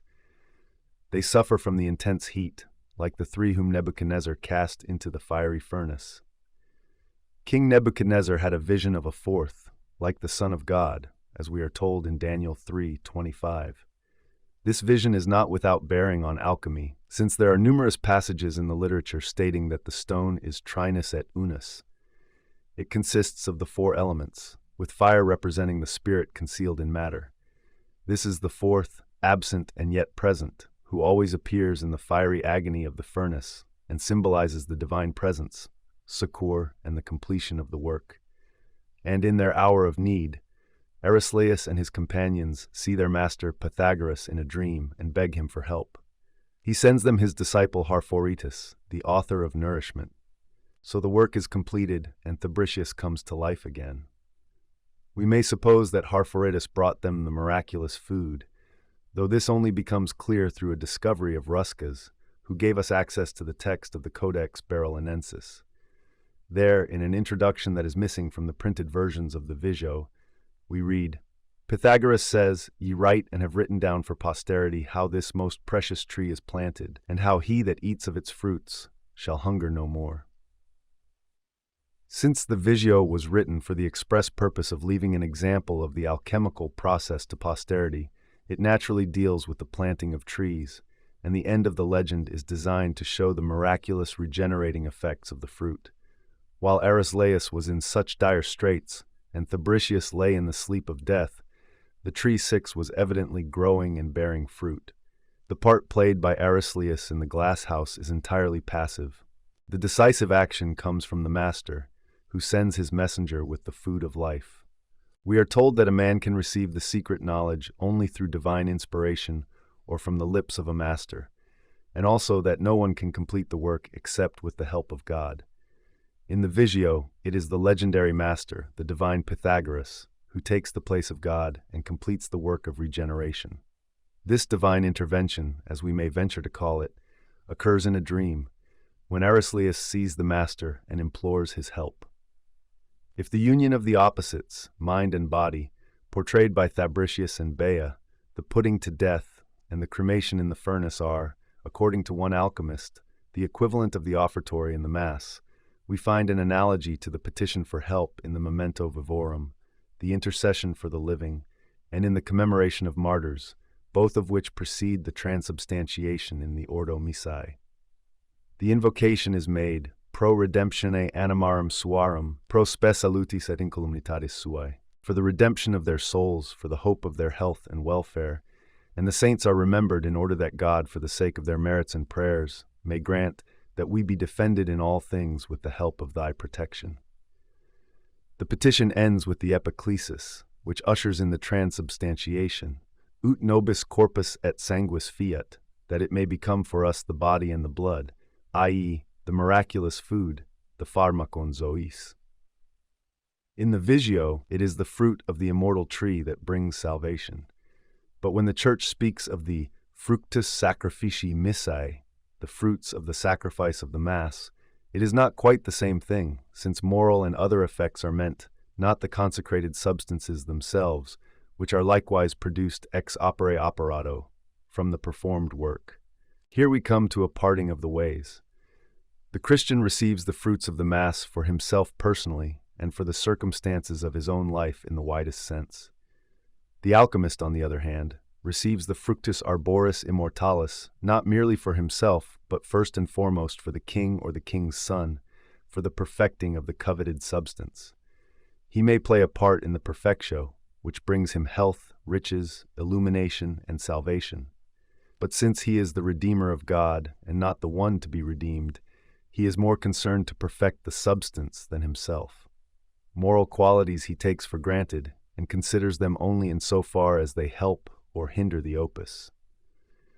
We could say that he lays the whole emphasis on the effect ex opere operantis, of the work of the operator, naturally to a much higher degree than the Church, since he takes the place of the Christ who sacrifices himself in the Mass. One should not for a moment suppose that he presumes to the role of Redeemer from religious megalomania. He does so even less than the officiating priest who figuratively sacrifices Christ. The alchemist always stresses his humility and begins his treatises with invocations to God. He does not dream of identifying himself with Christ. On the contrary, it is the coveted substance, the lapis, that he likens to Christ. It is not really a question of identification at all, but of the hermeneutic sicut as or like, which characterizes the analogy. For medieval man, however, analogy was not so much a logical figure as a secret identity, a remnant of primitive thinking which is still very much alive. An instructive example of this is the rite of hallowing the fire on the Saturday before Easter. The fire is like unto Christ, an imago Christi. The stone from which the spark is struck is the cornerstone, another imago, and the spark that leaps from the stone is yet again an imago Christi. The analogy with the extraction of the pneuma from the stone in the saying of Austanes forces itself upon us.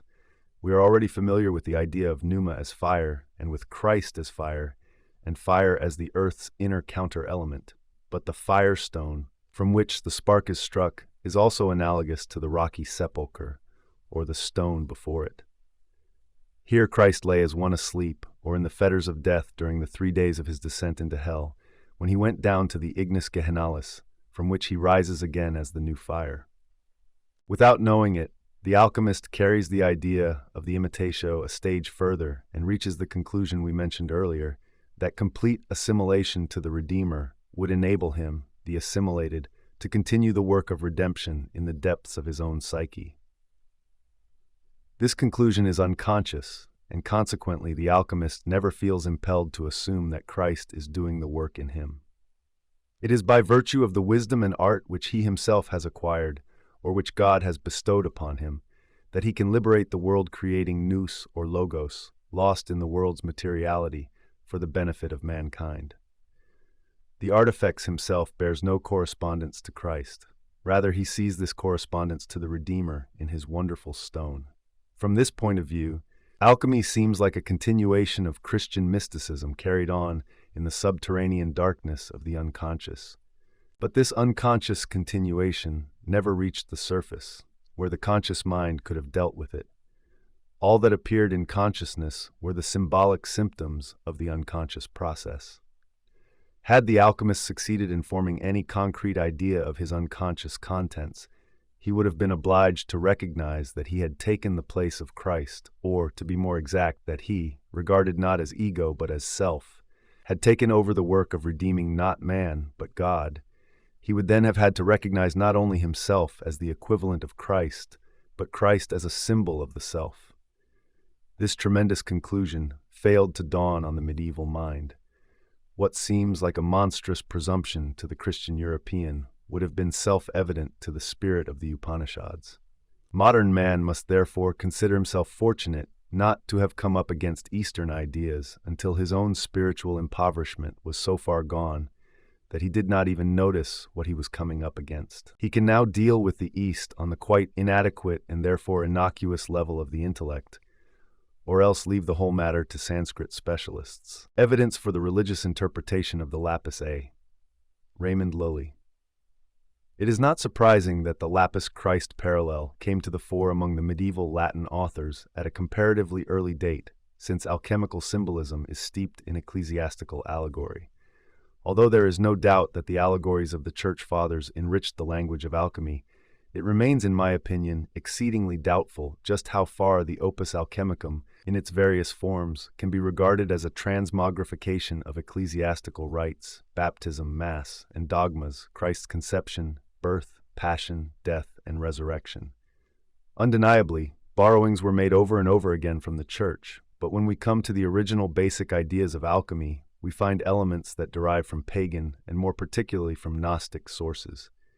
The roots of Gnosticism do not lie in Christianity at all. It is far truer to say that Christianity was assimilated through Gnosticism. Apart from this, we have a Chinese text, dating from the middle of the 2nd century, which displays fundamental similarities with Western alchemy. Whatever the connection between China and the West may have been, there is absolutely no doubt that parallel ideas exist outside the sphere of Christianity, in places where Christian influence is simply out of the question. A.E. Waite has expressed the opinion that the first author to identify the stone with Christ was the Paracelsus, Heinrich Kunrath, 1560–1605, whose Amphitheatrum appeared in 1598. In the writings of the somewhat later Jacob Boehme, who frequently uses alchemical terms, the stone has already become a metaphor for Christ. Waite's assumption is undoubtedly erroneous, for we have much earlier testimonies to the connection between Christ and the lapis, the oldest that I have so far been able to discover being contained in the Codicillus 9 of Raymond Lully, 1235–1315. Even if many of the treatises ascribed to him were written by his Spanish and Provençal disciples, that does not alter the approximate date of his main works, to which the Codicillus belongs. At any rate, I know of no authoritative opinion that puts this treatise later than the 14th century. There it is said, "And as Jesus Christ, of the house of David, took on human nature for the deliverance and redemption of mankind, who were in the bonds of sin on account of Adam's disobedience, so likewise in our art, that which has been wrongfully defiled by one thing is absolved by its opposite, cleansed and delivered from that stain." Tractatus Aureus. A still older source would assuredly be the Tractatus Aureus, ascribed to Hermes and regarded as of Arabic origin even in the Middle Ages, where Christ mentioned directly by name. The reason why I nevertheless quote it is that it describes things which bear a remarkable resemblance to the mysterious happenings at Eastertide, and yet are clothed in quite another language. The passage runs as follows: "Our precious stone that was cast upon the dung heap is altogether vile. But when we marry the crowned king with the red daughter, she will conceive a son in the gentle fire, and shall nourish him through our fire. Then is he transformed, and his tincture remains red as flesh. Our son of royal birth takes his tincture from the fire, and death, darkness, and the waters flee away. The dragon shuns the light of the sun, and our dead son shall live. The king shall come forth from the fire, and rejoice in the marriage. The hidden things shall be disclosed, and the virgin's milk be whitened. The sun is become a warrior fire and surpasses the tincture, for he himself is the treasure, and himself is attired in the philosophic matter. Come hither, ye sons of wisdom, and rejoice, for the dominion of death is over, and the sun reigns. He wears the red garment, and the purple is put on." We can take this text as a variant of the mythical God-man and his triumph over death, and thus as an analogy of the Christian drama. Since the age and origin of this Hermetic text are still unknown, We cannot decide with any certainty whether Christian influence is at work here. Probably not. There is no reason to suspect Christian influence in the very early texts, such as that of Komarios. The Christian prefaces, etc., to these manuscripts are interpolations by Byzantine monastic copyists. And yet it is just the Komarios text that has all the characteristics of a regeneration mystery, although here the resurrection of the dead is effected not by a redeemer but by the eudor theon, the aqua permanens of the Latinists, to which the Christian water symbolism, aqua equals spiritus veritatis, baptism, and Eucharist, forms an unmistakable parallel. See Zosimos and the doctrine of the Anthropos. In the later texts, however, which are ascribed to Zosimos, we find the Son of God in unmistakable association with the priestly art, hieratiki techni. I give the relevant passages in a literal translation. For, if you have meditated and have dwelt in human community, you will see that the Son of God has become all things for the sake of devout souls, in order to draw the soul forth from the dominion of Hymarmene into the realm of the incorporeal. Behold, how he has become all, God, angel, and man capable of suffering. For having power in all, he can become all as he wills, and he obeys the Father inasmuch as he penetrates all bodies and illuminates the mind of each soul, spurring it on to follow him up to the blessed region where it was before the beginning of corporeal things, yearning and led by him into the light. 5. And consider the tablet which Bedos also wrote, and the thrice great Plato and the infinitely great Hermes, saying that the first man is designated with the first hieratic word thoith, who is the interpreter of all things that are and the giver of names to all corporeal things. The Chaldeans, Parthians, Medes, and Hebrews call him Adam, which is, being interpreted, virgin earth, blood red or bloody earth, fiery or carnal earth. This is to be found in the libraries of the Ptolemies.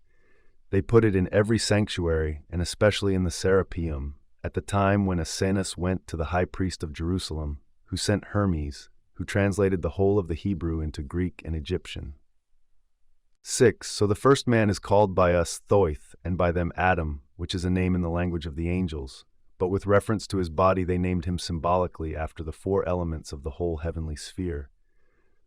For his letter A stands for ascent, Anatoli, the east, or the air, D for descent, Thesis, the west, because the earth is heavy, A for Arctic, the north, and M for meridian, Megimvria, the south, the midmost of these bodies, the fire that burns in the midst of the fourth region. Thus, the fleshly Adam, according to his outward and visible form, is called Thoith, but the spiritual man in him has a proper name as well as the name by which he is called. His proper name as yet I know not, for Nicotheus alone knows this, and he is not to be found. But his common name is man, which is light, wherefore it came that men are called photos. 7. Now when the man of light abode in paradise, pervaded by the breath of Hymarmene, they, the elements, persuaded him, who was without evil and free from their activity, to put on the Adam that was with him, namely the Adam wrought of the four elements of Hymarmene. And he in his innocence did not turn aside, but they boasted that he was their slave. Wherefore Hesiod called the outer man the bond with which Zeus bound Prometheus. But after this fetter Zeus sent him yet another, Pandora, whom the Hebrews call Eve. For in the allegorical language, Prometheus and Epimetheus are but one man, namely soul and body. And sometimes he bears the likeness of the soul, sometimes that of the spirit, and sometimes the likeness of the flesh, because of the disobedience of Epimetheus, who heeded not the counsel of Prometheus his own mind. For our mind says, the Son of God, having power in all things, and becoming all things when he wills, appears as he wills to each. Jesus Christ made himself one with Adam, and bore him up to that place where the men of light dwelt before. 8. But he appeared to the very feeble as a man capable of suffering, and like one scourged. And after he had privily stolen away the men of light that were his own, he made known that in truth he did not suffer, and that death was trampled down and cast out. And to this day and to the end of the world he is present in many places, both secretly and openly consorting with his own, counseling them secretly, yea, through their own minds, to suffer confusion with the Adam who was with them, that he might be beaten away from them and slain, this blind chatterer who is envious of the spiritual man of light. Thus they kill their Adam. 9. And these things are so until the coming of the daemon Antimimos, the jealous one, who seeks to lead them astray as before, declaring that he is the Son of God, although he is formless in both body and soul. But they, having become wiser since the true Son of God has taken possession of them, deliver up to him their own Adam to be put to death, and bring their shining spirits safely back to the place where they were before the beginning of the world. Yet before Antimimos, the jealous one, does this, he sends his forerunner from Persia, who circulates false fables and leads men astray through the power of hymarmony. The letters of his name are 9, if you keep the diphthong, corresponding to hymarmony. Later, at the end of about 7 periods, he will appear in his own shape. 10. And only the Hebrews and the sacred books of Hermes tell of these things concerning the man of light and his guide, the Son of God, and concerning the earthly Adam and his guide Antimos, who blasphemously calls himself the Son of God to lead men astray. But the Greeks call the earthly Adam Epimetheus, who was counseled by his own mind, his brother, not to accept the gifts of Zeus. Yet inasmuch as he erred and afterwards repented, seeking the abode of bliss, he makes everything plain and fully advises them that have spiritual hearing. But those that have only bodily hearing are slaves of hymarmony, for they neither understand nor admit anything else. 11. And all who meet with success in the matter of colorings at the propitious moment consider nothing but the great book about furnaces, for they do not esteem the art, nor do they understand the poet when he says, "But the gods have not given to men equally." Neither do they observe and see the manner of men's lives, how, even in the same art, men may reach the goal in different ways and practice the same art in different ways, according to their different characters and the constellations of the stars in the exercise of the same art. How one worker is inactive, another alone, one blasphemously desiring too much, another too timid, and therefore without progress. This is so in all the arts. And how those who practice the same art use different implements and procedures, having also different attitudes to the spiritual conception of it and its practical realization. 12. And this is more to be considered in the sacred art than in all the other arts. To all appearances, Zosimos, Son of God, is agnostic Christ, who has more affinity with the Iranian conception of Gaiomart than with the Jesus of the Gospels. The author's connections with Christianity are by no means clear, since he undoubtedly belonged to the Hermetic Poimandres sect, as is evident from the passage about the crater. As in later Christian alchemy, the Son of God is a sort of paradigm of sublimation, i.e., of the freeing of the soul from the grip of hymarmene. In both cases, he is identical with Adam, who is a quaternity compounded of 4 different earths. He is the anthropos, the first man, symbolized by the 4 elements, just like the lapis, which has the same structure. He is also symbolized by the cross, whose ends correspond to the 4 cardinal points. This motif is often replaced by corresponding journeys, such as those of Osiris, the labors of Heracles, the travels of Enoch, and the symbolic peregrinatio to the 4 quarters in Michael Mayer, 1568 to 1622. Journeys are also related of Hermes Trismegistus, and this may have inspired Mayer's peregrinatio, although it is more probable that Mayer imagined the opus as a wandering or odyssey, rather like the voyage of the Argonauts in quest of the Aureum Velis, golden fleece, so beloved of the alchemists, a theme that figures in the title of more than one treatise. Alexander's campaign is mentioned in a treatise ascribed to Albertus Magnus, the journey ending in the discovery of Hermes' grave, where a stork is perched on the tree instead of a phoenix. Adam corresponds to Thoth, Thos, the Egyptian Hermes. Adam's inner spiritual man is named Phos, light. Nicotheus, who knows the man of light's secret name, occurs twice in Zosimos as a mysterious personage, and he is also mentioned in a Coptic Gnostic text as one who has beheld the monogenes, unigenitus. Porphyry, in his Life of Plotinus, speaks of him as the author of an apocalypse. The Manichees reckon him among the prophets, along with Shem, Sem, Enosh, and Enoch. Prometheus and Epimetheus represent the inner and outer man, like Christ and Adam. The ability to become all, attributed to the Son of God, is an attribute not only of the pneuma, but of the alchemical Mercurius, whose boundless powers of transformation are praised in accordance with the versatility of the astrological Mercury. He is the materia lapidis, the transforming substance par excellence, and is said to penetrate all bodies like a poison.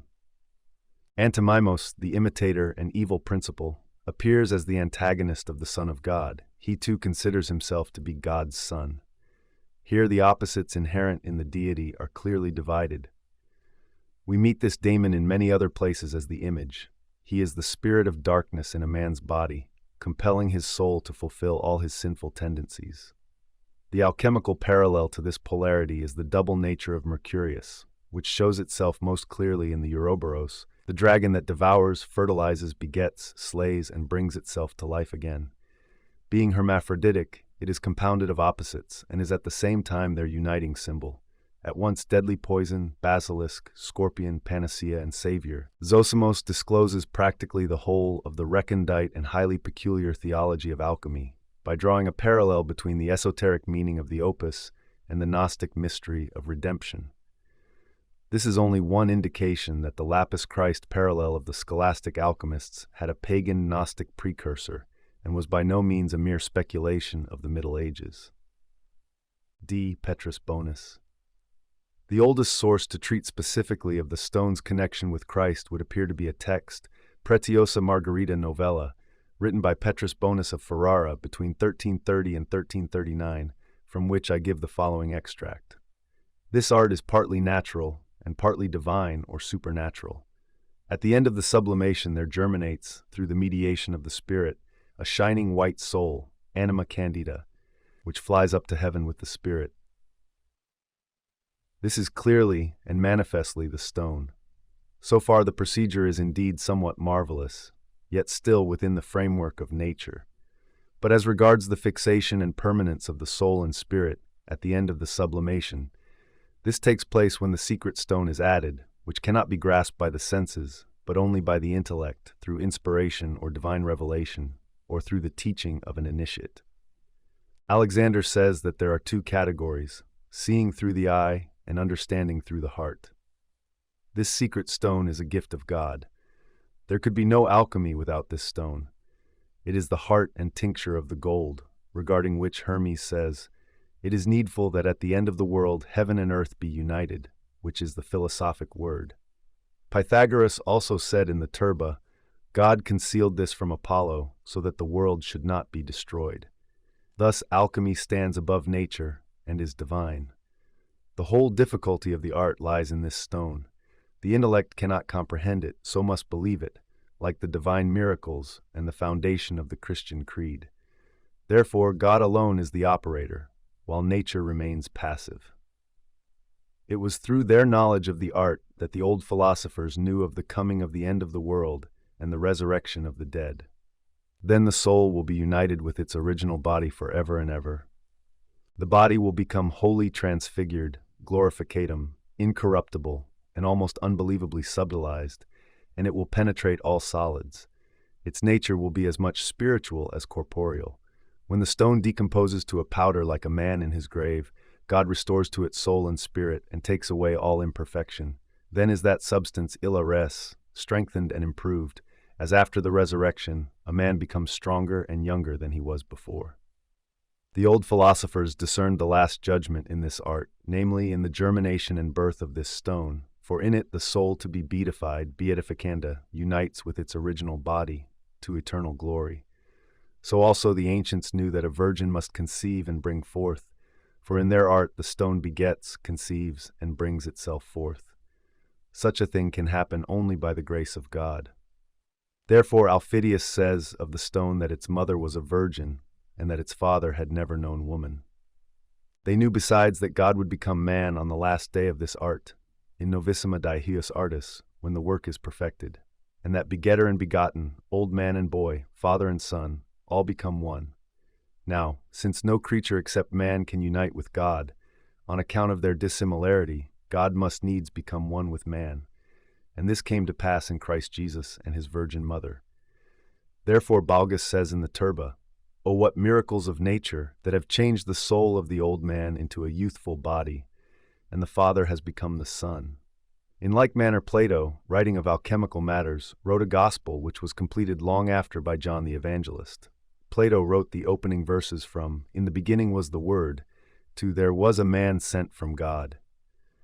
God has shown the philosopher this wonderful example that he might perform supernatural works.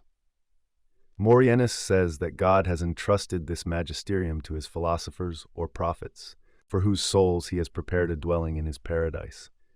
This text, which is at least a century older than Kunrath, shows beyond all doubt that the connection between the mystery of Christ and the mystery of the Lapis was even then so obvious that the philosophical opus seemed like a parallel and imitation, perhaps even a continuation of the divine work of redemption. Aurora Consurgens and the Doctrine of Sapientia. The next source is Aurora Consurgens, of which a manuscript copy of the 15th century, the Codex Renoviensis, from the monastery at Rheinau is to be found in Zurich. Unfortunately, the manuscript is mutilated and begins only at the fourth parable. I was made aware of it through the fact that the printer of Artis Aurifera, 1593, published only part 2 of Aurora. He prefixed to it a short notice to the reader, in which he says that he has purposely omitted the entire treatise consisting of parables or allegories because the author, in the ancient manner of obscurantists, antiquo more tenebrionum, treated almost the whole Bible, particularly Proverbs, Psalms, but above all the Song of Songs, in such a way as to suggest that the Holy Scriptures had been written solely in honor of alchemy. The author, he says, has even profaned the most holy mystery of the incarnation and death of Christ by turning it into the mystery of the lapis, not, of course, with any evil intent, as he, the typographer Conrad Waldkirch, readily admits, but as was only to be expected in that benighted epoch, Seculum illud tenebrarum. By this Waldkirch meant the pre-Reformation epoch, whose conception of man and the world, and experience of the divine presence in the mystery of matter, had entirely vanished from the purview of the Protestants of his own day. The treatise is preserved entire in the Codex Paracinus Latinus 1406. There is also a printing of it in the compilation edited by Johannes Renanus, Harmonia in Perscrutabilis Chimico-Philosophic, Decades Douai, Frankfurt 1625. The age of the text, which is attributed to St. Thomas Aquinas, d. 1274, may be gauged more or less from the fact that the most recent author quoted in it is Albertus Magnus, 1193 to 1280. The other authors who are everywhere quoted in the 15th century, Arnold of Villanova, d. 1313, and Raymond Lully, d. 1315, are not mentioned. Since Thomas was canonized in 1323 and was thus at the height of his fame, it was worthwhile ascribing texts to him from that time on. We shall probably not be far out if we put the date in the first half of the 14th century. The author is evidently a cleric who knows his Vulgate by heart. His whole idiom is steeped in biblical quotation, just as his mind is full of alchemical philosophy. Alchemy is for him absolutely identical with the Sapientia Dei. He begins his treatise with words taken from the Wisdom of Solomon, 7:11, and Proverbs 1:20-21. Venerant mihi omni bona pariter cum illa sapientia austri, in platis dat vosum suam, in capita turbarum clamitat, in foribus portarum urbis profert verba sua decens. Accedit ad me, et illuminamini, et operationis vestre non confundentur. Omnes qui concupiscitis me divitis meis ad implemini. Venite ergo fili audite me scientiam Dei docebo vos. Qui sapiens et intelligit hanc, quam Alphidius dicit homines et pueros in vis et plates preterire et quotidia iumentis et pecoribus in sterquilinio conculcari. All good things come to me together with her, that wisdom of the south, who preacheth abroad, who uttereth her voice in the streets, crieth out at the head of the multitudes, and in the entrance of the gates of the city uttereth her words, saying, Come ye to me and be enlightened, and your operations shall not be confounded. All ye that desire me shall be filled with my riches. Come, children, hearken to me, I will teach you the science of God. Who is wise, and understandeth this, of which Alphidius saith, that men and children pass her by daily in the streets and public places, and she is trodden into the mire by beasts of burden and by cattle. The Sapientia Austri is, in patristic usage, the wisdom of the Holy Ghost. For our author Sapientia is the Regina Austri, quae ab oriente dicitur Venice, ut aurora consurgens, queen of the south, who is said to have come from the east, like unto the morning rising. Without mentioning our text, the Rosarium quotes it as follows. This Sapientia is my daughter, for whose sake men say that the Queen of the South came out of the East, like the rising dawn, in order to hear, understand, and behold the wisdom of Solomon. Power, honor, strength, and dominion are given into her hand. She wears the royal crown of 7 glittering stars like a bride adorned for her husband, and on her robe is written in golden lettering, in Greek, Arabic, and Latin, "I am the only daughter of the wise, utterly unknown to the foolish." This is without doubt a citation from Aurora. The original text has 12 instead of 7 stars, the latter evidently referring to the 7 stars in the hand of the apocalyptic one like unto the Son of Man, Rev. 1:13-2:1. These represent the 7 angels of the 7 churches and the 7 spirits of God. The historical sous-entendu of the 7 is the antique company of 7 gods who later took up their abode in the 7 metals of alchemy. They were deposed by science only during the last 150 years. For Paracelsus, the gods were still enthroned as archons in the mysterium magnum of the PRIMA MATERIA, to their own undoing and ours. The 12 stars of the original text refer to the 12 disciples and the 12 signs of the zodiac. The agathidamon serpent on Gnostic gems also has 7 or 12 rays about its head. In Clement's second homily it is observed that the number of apostles corresponds to the 12 months. In the Manichaean system, the Savior constructs a cosmic wheel with 12 buckets, the zodiac, for the raising of souls. This wheel has a significant connection with the rota or opus circulatorium of alchemy, which serves the same purpose of sublimation. As Dorn says, the wheel of creation takes its rise from the prima materia, whence it passes to the simple elements. Enlarging on the idea of the rota philosophica, Ripley says that the wheel must be turned by the 4 seasons and the 4 quarters, thus connecting this symbol with the peregrinatia and the quaternity. The wheel turns into the wheel of the sun rolling round the heavens, and so becomes identical with the sun god or hero, who submits to arduous labors and to the passion of self-cremation, like Heracles, or to captivity and dismemberment at the hands of the evil principle, like Osiris. A well-known parallel to the chariot of the sun is the fiery chariot in which Elijah ascended to heaven. Accordingly, Pseudo-Aristotle says, "Take the serpent and place it on the chariot with 4 wheels, and let it be turned about on the earth until it is immersed in the depths of the sea, and nothing more is visible but the blackest Dead Sea."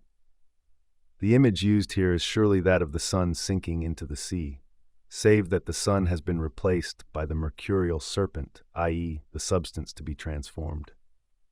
Michael Meyer actually takes the opus circulatorium as an image of the sun's course.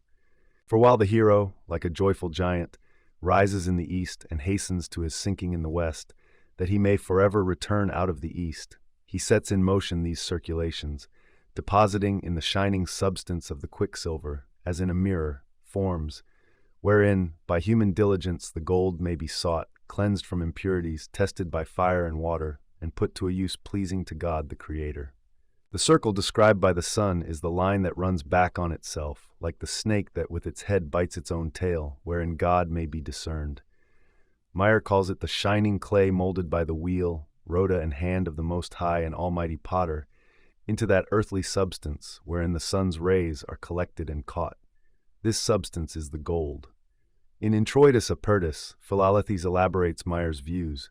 "There is in our mercury," he says, "a fiery sulfur or sulphureous fire.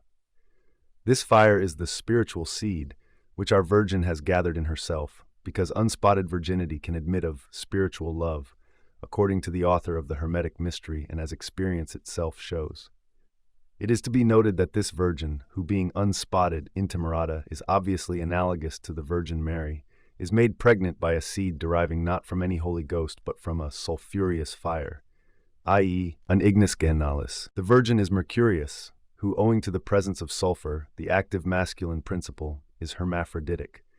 Sulfur is the aurum volatile, a spiritual gold, the aurum non vulgi of the Rosarium, and at the same time the prima movens, quod rotum vertit axemque vertit in gyrum, prime mover that turns wheel and axle in a circle. Laurentius Ventura cannot resist connecting the wheel with the vision of Ezekiel. Thus, speaking of the lapis, he says that Ezekiel saw in its shape the wheel within the wheel, and the spirit of the living creature that was in the midst of the wheels. Wherefore, he says, this mysterium has been called by some the Deus Terrestris. It appears that this last thought is not a conceit of Ventura's, but, as he says, a quotation from Lilium, a source I have been unable to trace, though it must go back to the 14th century or even earlier. The idea of the circulatory opus, or rotating arcane substance, finds expression as early as Camarios, who speaks of the mystery of the whirlwind in the manner of a wheel, instidion tis lelapos trochoi dikin. Compare Zach 9:14, and the Lord God will sound the trumpet and go in the whirlwind of the south. The mystic Logion of Zosimos probably has some bearing here. And what meaneth this, the nature that conquers the natures, and it is perfected and becometh like a whirl? Keyinati yisa. The transforming substance is an analogy of the revolving universe, of the macrocosm, or a reflection of it imprinted in the heart of matter. Psychologically, it is a question of the revolving heavens being reflected in the unconscious, an imago mundi that was projected by the alchemist into his own prima materia. But such an interpretation is somewhat one-sided, since the idea of the arcane substance is itself an archetype, expressed most simply in the idea of the soul spark, scintilla, spinther, and the monad. The personification of sapientia in the wisdom of Solomon evidently caused the author of Aurora to identify her with the Queen of the South. In alchemy, she always appears as Sapientia Dei, and in the writings of the Church Fathers, the south wind is an allegory of the Holy Ghost, presumably because it is hot and dry. For the same reason, the process of sublimation is known in Arabic alchemy as the Great South Wind, referring to the heating of the retort. The Holy Ghost, too, is fiery and causes an exaltation. His equivalent, so to speak, is the hidden fire, the spiritus igneus dwelling in Mercurius, whose opposite poles are an agens, i.e. fire, and a patiens, i.e. quicksilver. When therefore Abul Qasim speaks of the fire as the great south wind, he is in agreement with the ancient Greek view that Hermes was a wind god. I have dwelt at some length on the opening passages of Aurora because they are an excellent illustration of the composition as a whole, as regards both language and subject matter. Here I will mention only a few of the LAPIS-CHRIST parallels. In C2, the author calls the science, i.e., alchemy, a gift and a sacrament of God, a divine matter that the wise have veiled in images. From this it appears that the opus alchemicum is deemed the equal of the opus divinum or mass. In Ch. 6, the stone is described in the words of the Song of Songs 5:16, such is my beloved, and Ps 44:3 dv. Behold ye him, beautiful above the sons of men, at whose beauty the sun and moon wonder. The Filius Philosophorum is here identified with the bridegroom, who, as we know, is interpreted as Christ. In the second parable, of the flood of waters and of death, we read, Then the fullness of the time shall come, when God shall send his Son, as he hath said, whom he hath appointed heir of all things, by whom also he made the world, to whom he said of old time, Thou art my Son, today have I begotten thee, to whom the wise men from the east brought 3 precious gifts. Here again Christ is a parallel of the lapis. In the fourth parable of the philosophic faith, a parallel is drawn with the Holy Trinity. Like as the Father is, so is the Son, and so also is the Holy Spirit, and these 3 are one, body, spirit, and soul, for all perfection consisteth in the number 3, that is, in measure, number, and weight. The sixth parable, of heaven and earth and the arrangement of the elements, says, In the Turba Philosophorum it is written, The earth, since it is heavy, beareth all things, for it is the foundation of the whole heaven, because it appeared dry at the separation of the elements. Therefore in the Red Sea there was a way without hindrance, since this great and wide sea smote the rock, and the metallic waters flowed forth. Then the rivers disappeared in dry land, which make the city of God joyful. When this mortal shall put on immortality, and the corruption of the living shall put on incorruption, then indeed shall that word come to pass which is written, Death is swallowed up in victory. O death, where is thy victory? Where thy sin abounded, there now grace doth more abound. For as in Adam all die, so also in Christ all shall be made alive. For by a man indeed came death, and by himself the resurrection of the dead. For the first Adam and his sons took their beginning from the corruptible elements, and therefore it was needful that the composed should be corrupted. But the second Adam, who is called the philosophic man, from pure elements entered into eternity. Therefore, what is composed of simple and pure essence remaineth forever. As Senior saith, there is one thing that never dieth, for it continueth by perpetual increase, when the body shall be glorified in the final resurrection of the dead. Wherefore the Creed beareth witness to the resurrection of the flesh and eternal life after death. Then saith the second Adam to the first and to his sons, Come, ye blessed of my Father, possess you the eternal kingdom prepared for you from the beginning of the work, and eat my bread and drink the wine which I have mingled for you, for all things are made ready for you. He that hath ears to hear, let him hear what the Spirit of the doctrine saith to the sons of the discipline concerning the earthly and the heavenly Adam, which the philosophers treat of in these words, When thou hast water from earth, air from water, fire from air, earth from fire, then shalt thou fully and perfectly possess our art. What is particularly interesting in this passage is the parallel between the lapis or the aqua sapientum and the second Adam, which connects Christ, through the quotation in Senior, with the alchemical doctrine of the anthropos. Christ is identified with the homo philosophicus, the microcosm, the one that dieth not and bringeth alive anything dead. The homo philosophicus appears to have two meanings. He is the one, i.e., the tincture or elixir of life, but he is also the everlasting inner man, identical or at least connected with the anthropos.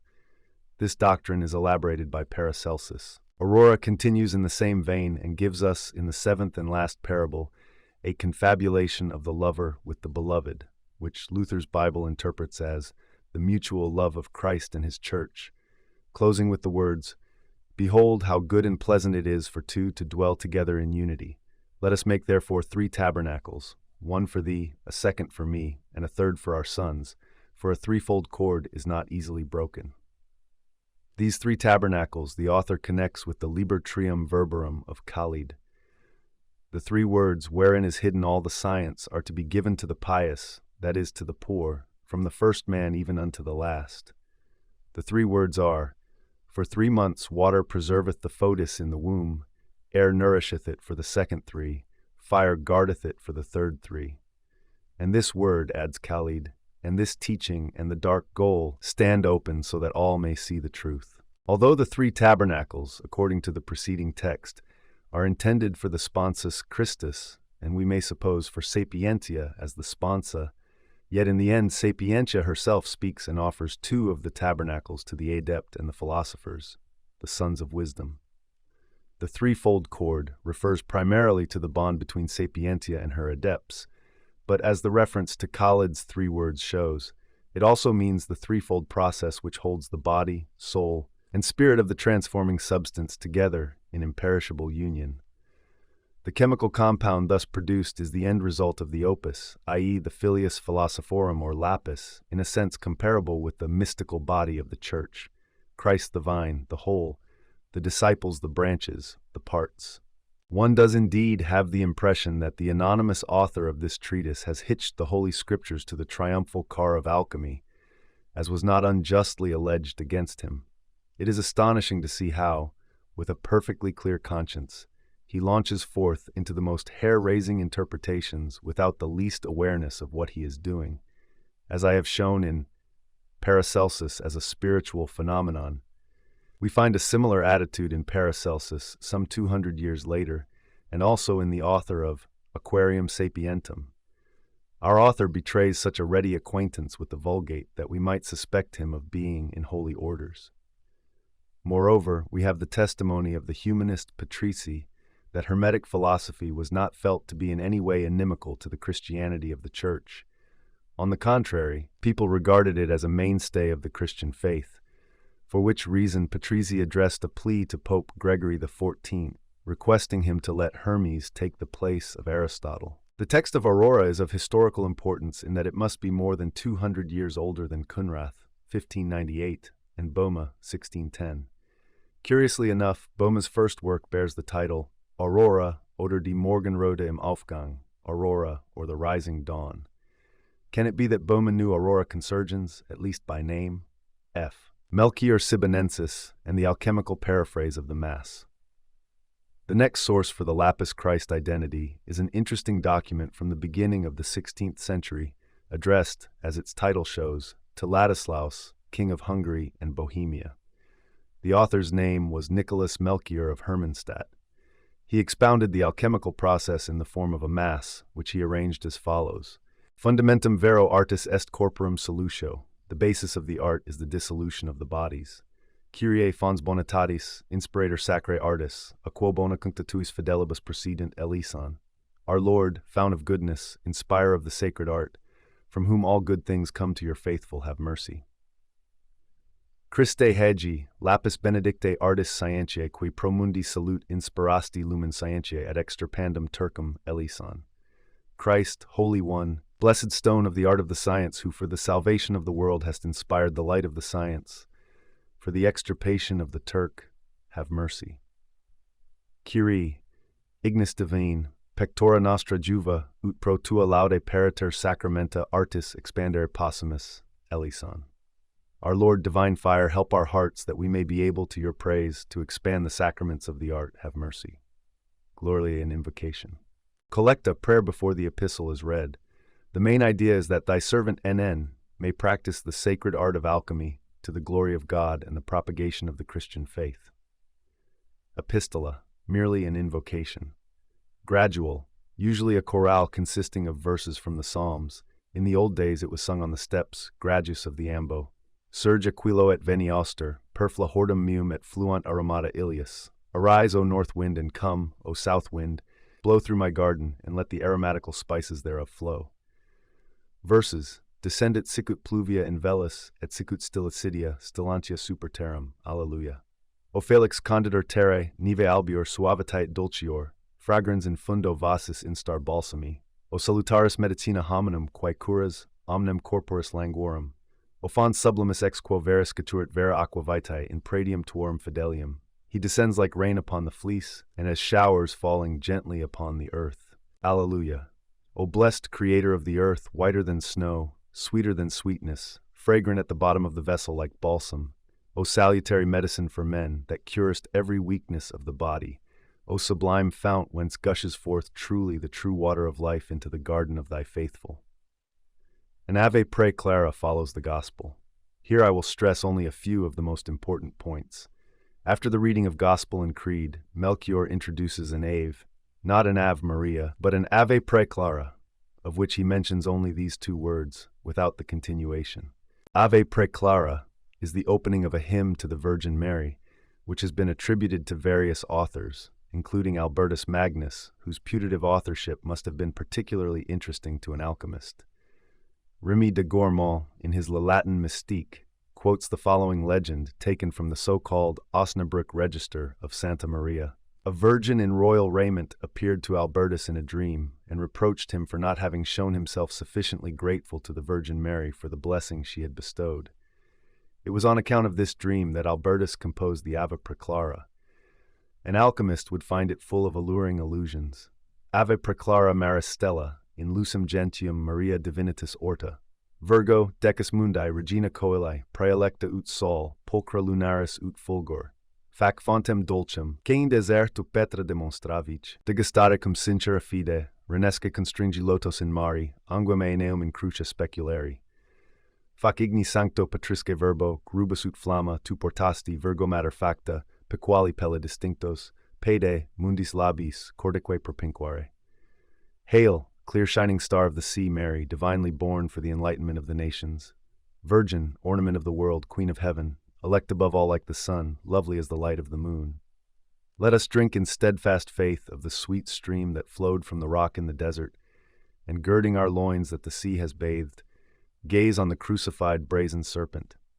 O Virgin, who hast been made mother by the sacred fire and the Father's word, which thou didst bear like the burning bush, let us, as cattle ring-straked, speckled and spotted, draw near with our feet, with pure lips and heart. While Melchior's text leaves it an open question whether Preclara means the aqua vitae, he leaves us in no doubt that it refers not only to the Virgin but to a hymn in her praise, for he goes on to say, "The Ave Preclara must be sung.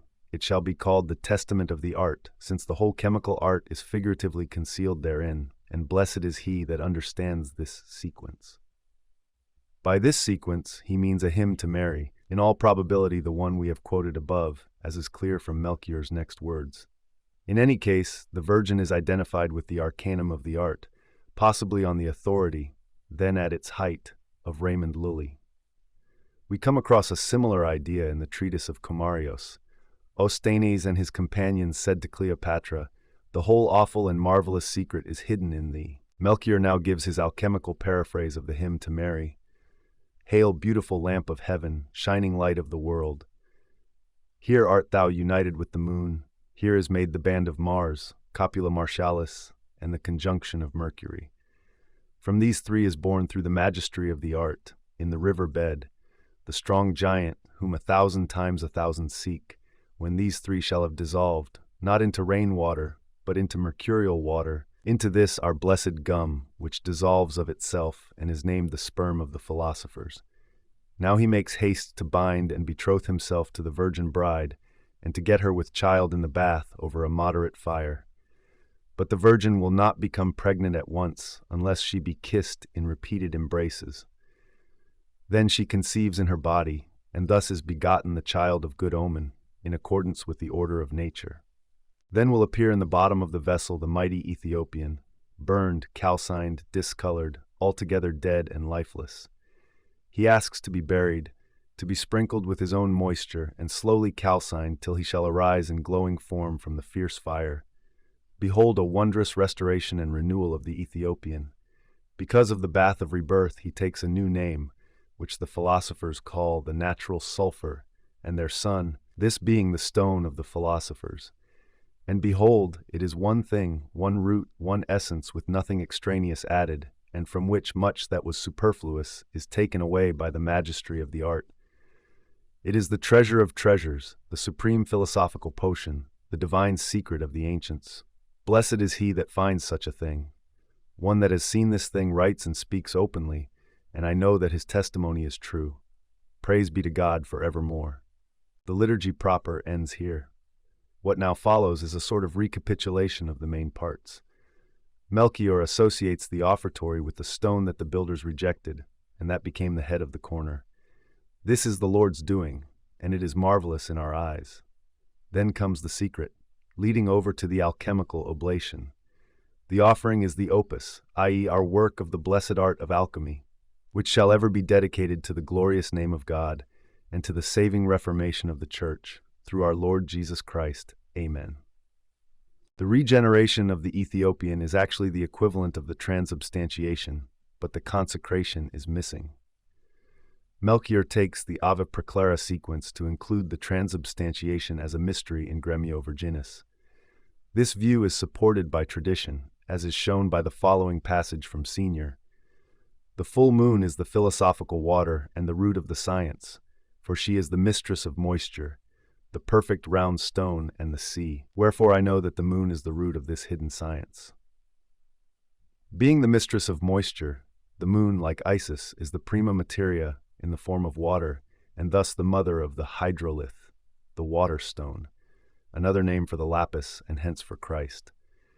Since the terms scientia and prima materia are often used as though they were identical, scientia or sapientia is here identical with the moon, the feminine principle. Hence the Gnostic doctrine of Sophia as the mother or bride of Christ. Last of all comes the post-communion. Glory be to our King who comes out of the fire, who is illumined and crowned with the diadem forever and ever. Amen. In conclusion, there is a form of compline for the strengthening of the Christian faith and the extermination of the Turk. Apart from its bad taste, the text is highly illuminating for our theme. Melchior obviously recognized the analogy between the two opera and naively substituted the individual opus, in all its poverty, for the time-honored words of the Mass. He lived at the time of the Reformation, and not so long afterwards the Mass was replaced over a wide area of Europe by the far from sacrosanct words of various preachers, all declaring the Word of God in their own way. Melchior was doing something of this kind. If we grant him the right to a subjective credo, he becomes more acceptable. It is clear enough from the text that he felt the alchemical process to be the equivalent of the transubstantiation in the Mass, and that he had the need to express his experience in precisely that form. It is to be noted, however, that he puts the alchemical transmutation not in the place of the transubstantiation, but somewhere in the vicinity of the credo, so that the action breaks off before the consecration. In the second version of the recapitulation, the climax of the rite is again missing, and the sequence jumps straight from the secret at the offertory to the post-communion. This peculiarity may be explained by the holy awe of the most solemn and moving part of the Mass, namely the consecration. One could therefore take it as at least an indirect sign of a conflict of conscience, a conscience torn between the experience of a rite acting from without and an individual experience acting from within. Although Christ is nowhere mentioned as the lapis or medicina, their identity is overpoweringly evident from the whole drift of the text. G. Sir George Ripley. Additional evidence, which ought to have been known to Waite, is furnished by his countryman Sir George Ripley, 1415-90, Canon of Bridlington, whose main work, Liber Duodecim Portarum, is prefaced by a table of philosophical correspondences, compiled by B. Portu Aquitanis. The table sets forth the correspondences between the 7 metals and chemical substances, and what are called types, by which are meant the alchemical symbols, e.g. tinctures, the ages of man, signs of the zodiac, and so forth. These correspondences include 7 mysteries, the Mysterium Altaris, i.e. the Mass, being attributed to gold, whereas the alchemical equivalent is the transmutatio. The kind of grain that belongs to this mystery is triticum, wheat. B. Portu is probably to be identified with Bernhardus Georgius Penotus, the Paracelsus, who was born between 1520 and 1530 at Port-Ste-Marie in Guyenne, part of the old Aquitaine, and who died in 1620 in the poorhouse at Yverdon, Vaud, Switzerland, hoary with age and disillusioned with the Paracelsian optimism that had fired his student days in Basel. He shared the inevitable fate of those who lacked sufficient humor to understand the testy old master, and who found that the secret teaching about the aurum non vulgi remained all too secret. But his table shows that the analogy between the opus and the Mass was also valid in Paracelsus circles. Paracelsus was a contemporary of Melchior's, but may well have reached similar conclusions independently, for such ideas were then in the air.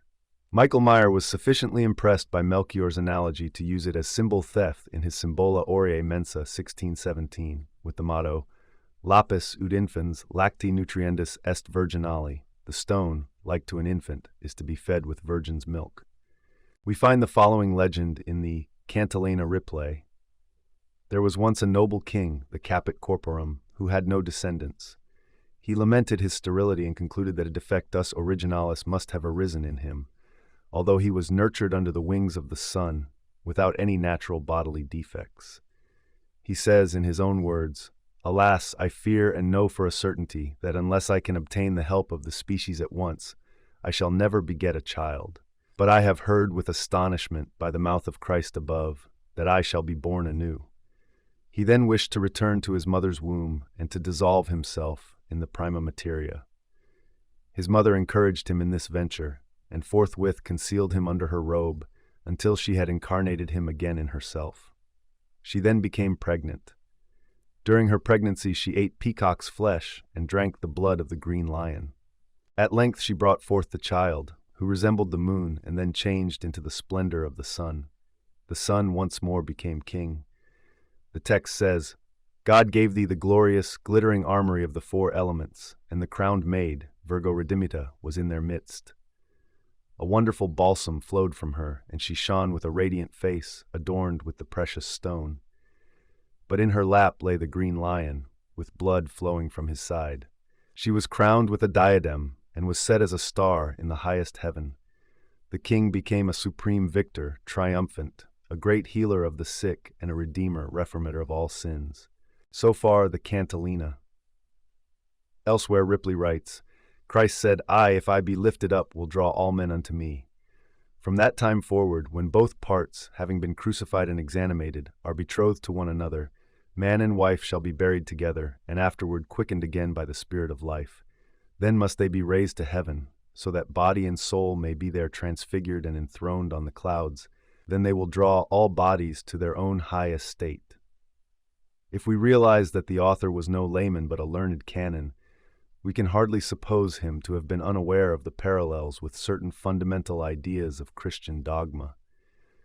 It is never said outright that the stone is Christ, but the sacred figures can easily be recognized in the guise of the King and the Virgin Mother. Ripley must have made a deliberate choice of these parallels without being conscious of any blasphemy. The Basel typographer, Conrad Waldkirch, would have rained fire and brimstone on his head. Ripley belonged to an age when God and his mysteries still dwelt in nature, when the mystery of redemption was at work on every level of existence, because unconscious happenings still lived in untroubled paradisal participation with matter and could be experienced there. I came across a last outcropping of this medieval view of the world in my youth, in the form of the following tale. We had at that time a cook from the Swabian part of the Black Forest, on whom fell the duty of executing the victims from the poultry yard destined for the kitchen. We kept bantams, and bantam cocks are renowned for their singular quarrelsomeness and malice. One of these exceeded all others in savagery, and my mother commissioned the cook to dispatch the malefactor for the Sunday roast. I happened to come in just as she was bringing back the decapitated cock and saying to my mother, "He died like a Christian, although he was so wicked. He cried out, 'Forgive me,' before I cut off his head, so now he'll go to heaven." My mother answered indignantly, "What nonsense! Only human beings go to heaven." The cook retorted in astonishment, "But of course, there's a chicken heaven for chickens, just as there's a human heaven for humans." "But only people have an immortal soul and a religion," said my mother, equally astonished. "No, that's not so," replied the cook. "Animals have souls too, and they all have their special heaven, dogs, cats, and horses, because when the Savior of men came down to earth, the chicken Savior also came to the chickens, and that's why they must repent of their sins before they die if they want to go to heaven."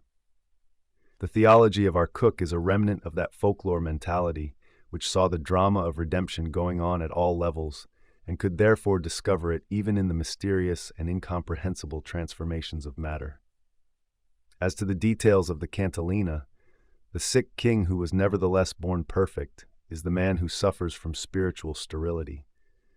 In the vision of Aristæus, the land is unfruitful, because only like mates with like, instead of the opposites being united. The philosophers advise the king to join his son and daughter together and make the land fruitful again by means of a brother-sister incest.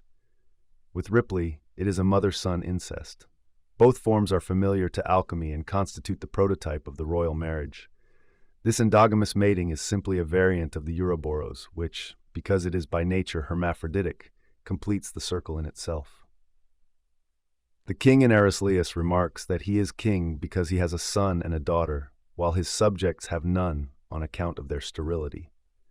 The gestation in the brain points to a psychic content, or more accurately, to a psychic pair of opposites that can become creative of their own accord. But evidently the king has so far not allowed his children to propagate by repressing or ignoring the manifestations of their vitality. It looks as though he had been unconscious of their existence and had only become aware of their significance on the advice of the philosophers. The blame for his sterility is to be sought in the projection of unconscious contents, which can neither develop nor find redemption until they are integrated with consciousness. The brother-sister pair stands for the unconscious or for some essential content. A modern psychologist would therefore have advised the king to remember the existence of his unconscious and so put an end to his stagnation. As generally happens in such cases, an opposition, a painful conflict, thereupon comes to the surface, and it is easy to understand why the king preferred to remain unconscious of it. Since the conflict is never lacking in moral complications, it is, from this point of view, appropriately expressed in the morally obnoxious form of incest. In Ripley, the mother incest is disguised under the classical rite of adoption, but the mother becomes pregnant all the same.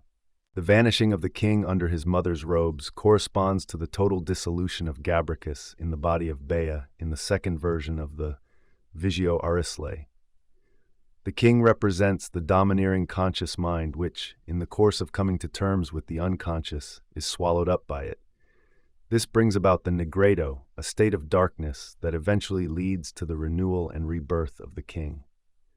The strange idea of the king, nurtured under the wings of the sun, may refer to the passage in Malachi DV 4:2, which helped to put the early worship of Christ as Helios or Saul on a rational basis, a tendency that St. Augustine still had to combat.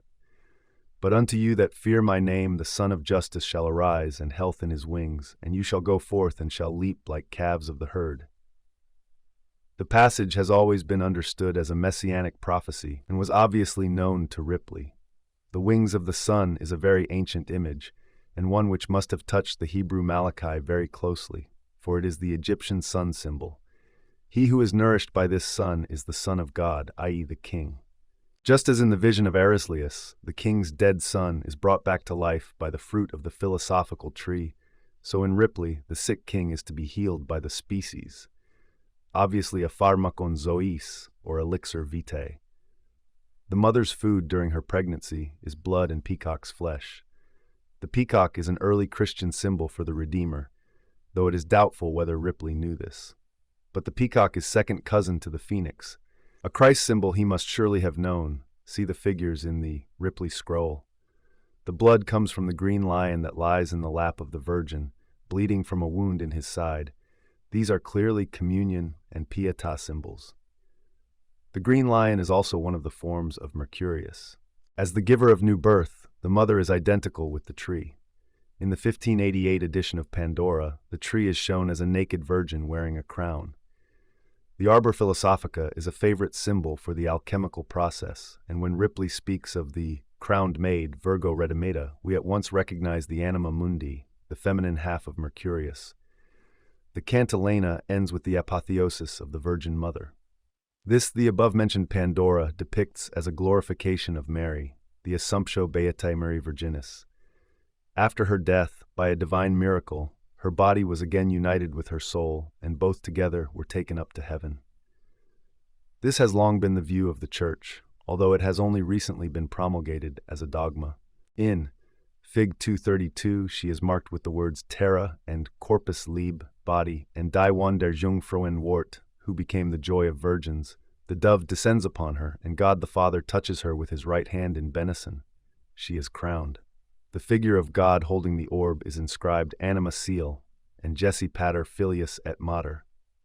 Mater refers to the Queen of Heaven enthroned beside him, the King, for in her the earth substance, becoming transfigured in her resurrected body, is absorbed into the Godhead. On the left is a bearded figure equal in rank to God the Father, inscribed Sapientia Wishite. In the shield below there is a picture of the rebus being freed from the PRIMA materia. The whole has the form of a mandala, framed by the emblems of the evangelists. The inscription at the bottom of the picture reads, Figura speculi sanctae trinitatis, Gestalt des Spiegels der Heiligen Dreiheit, figure of the mirror of the Holy Trinity. Ripley portrays his king as victor, healer of the sick, and redeemer from sin. At the end of the Rosarium, there is a picture of the risen Christ, with the inscription, After my many sufferings and great martyry, I rise again transfigured, of all blemish free. The Epigoni, by Epigoni I mean the authors of the 17th century, an age which saw the full flowering of alchemy, but which also inaugurated its downfall by separating the mystica more and more clearly from the physica. The mystical and philosophical trend became ever more pronounced, while on the other hand, chemistry proper began to mark itself off more distinctly. The age of science and technology was dawning, and the introspective attitude of the Middle Ages was fast approaching its decline. Religious and metaphysical values became less and less able to give adequate expression to the psychic experiences brought to light by the opus alchemicum. Only after the lapse of several centuries did it fall to empirical psychology to throw new light on the obscure psychic content of Hermetic experiences. In the literature written at the close of the 16th and the beginning of the 17th centuries, mystical speculation, no doubt encouraged by humanism and the schism of the Church, began to emerge from behind the veil of the earlier esotericism, insofar as it was possible for the authors to express the inexpressible at all in words and images. But the pictorial symbolism they produced, much of it quite grotesque, not only made no contribution towards elucidating the arcanum, but was largely responsible for devaluing it in the eyes of the profane, thus accelerating the decay of Hermetic wisdom. How much was lost to the spiritual heritage of Europe in this way we, with our sharpened psychological understanding, are just beginning to realize as we contemplate the unparalleled disorganization of our continent. Happily, the loss is not irreparable. Natura tamen usque recurrit. In what follows, I should like to mention a few more LAPIS-CHRIST parallels drawn from this literature. In the treatise entitled Liber de Arte Chimica by an anonymous author, there is a Mercurius Lapis parallel which I cannot pass over without mention, since it is an equiparatio of Mercurius with the Virgin Mary. Give ear to this profound parable. The ethereal heaven was closed to all men, so that they descended into hell and remained imprisoned there forever. But Christ Jesus unlocked the gate of the ethereal Olympus and threw open the realm of Pluto, that the souls might be freed, when the Virgin Mary, with the cooperation of the Holy Ghost in an unutterable mystery and most profound sacrament, conceived in her virginal womb that which was most sublime in heaven and on earth, and finally bore for us the Savior of the whole world, who by his overflowing goodness shall save all those who are lost in their sins. If only the sinner will often turn to him. But the Virgin remained incorrupt and inviolate. Wherefore it is not without good reason that Mercurius is made equal, non emerito, equiparator, to the most glorious and worshipful Virgin Mary.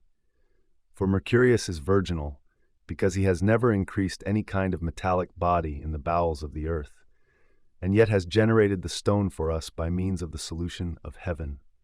That is to say, he opens the gold and leads out the soul, which you must understand as a divinity, divinitatum, and for a little while he carries it in his belly, and in his own time he changes it into a purified body, whence there shall come to us the boy pur, the lapis, by whose blood the lower bodies are tinctured, tincta, and taken back whole to the golden heaven.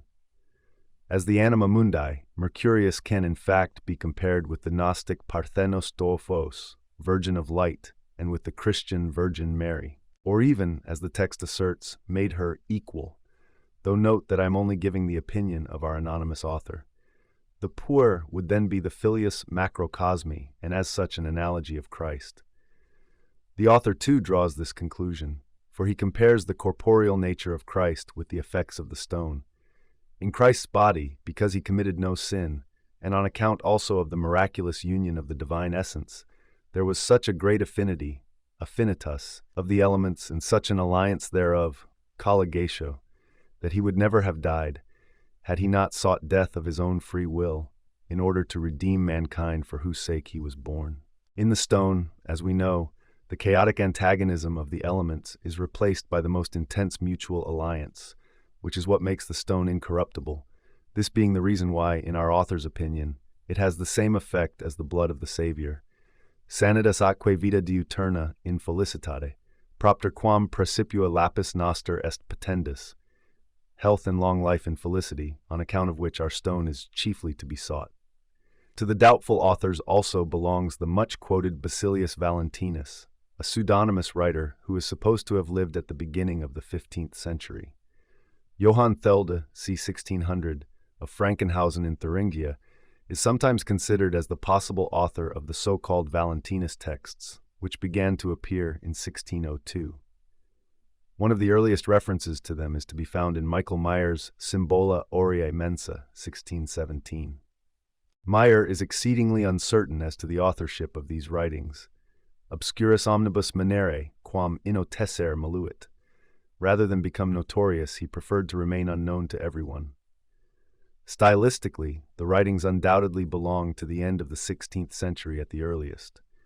The author is strongly influenced by Paracelsus and has taken over his idea of the archeus, as well as his doctrines about astral and elemental spirits. In the complete edition of 1700, now lying before me, there is an Allegoria Sanctissimae Trinitatis et Lepidus Philosophici, from which I extract the following. Therefore, Mercurius Philosophorum is to be considered a spiritual body, as the philosophers call him. From God the Father was born his own Son, Jesus Christ, who is God and man, and is without sin, and who also had no need to die. But he died of his own free will, and rose again for the sake of his brothers and sisters, that they might live with him without sin forever.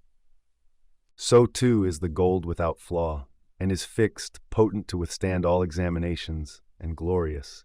Yet for the sake of its imperfect and sick brothers and sisters, it dies and rises again, glorious and redeemed, and tinctures them to eternal life, making them perfect like to pure gold. The third person of the Trinity is God the Holy Ghost, a comforter sent by our Lord Jesus Christ to his faithful Christians to strengthen and console them in the faith until eternal life. Therefore the Spiritus Solus is likewise Materialis or Mercurius Corporis. When they come together, he is called Mercurius Duplicatus, that is, the two spirits, God the Father and God the Holy Ghost. But God the Son is the Homo Glorificatus, like our glorified and fixed gold, the Lapis Philosophorum. Wherefore this lapis is also called Trinus, namely ex duabus aquis vel spiritibus, minerali and vegetabili, and from the animal sulphur solus. In the year 1619, there appeared an alchemical book of devotions entitled Wasserstein der Wesen. On page 67, the anonymous author says that he will now set forth how the rejected cornerstone, lapis angularis equals Christ, accords and is in exceeding subtle and artful agreement with the terrestrial and corporeal philosophical stone, from which it will be seen how that the terrestrial philosophical stone is a veritable harmonia, contrafactor, and prototype of the true spiritual and heavenly stone Jesu Christ. The demonstration occupies close on 50 pages. The book made a great stir, and even Jacob Boehme is to be counted among its admirers. Kopp, who mentions the book, is scandalized by the blasphemous mixture of alchemical ideas, which make use of highly obnoxious symbols and religion. We should not, however, judge medieval naivete too severely, but must try to understand what such an unwieldy language was intended to convey. The LAPIS-CHRIST parallel plays an important role in Jacob Boehme, 1575 to 1624, but I do not want to go into this here. A characteristic passage is to be found in De Signatura Rerum. It is clear enough from this material what the ultimate aim of alchemy really was. It was trying to produce a corpus subtile, a transfigured and resurrected body, i.e., a body that was at the same time spirit.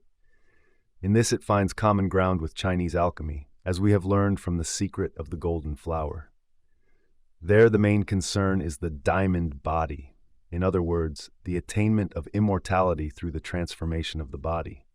The diamond is an excellent symbol because it is hard, fiery, and translucent.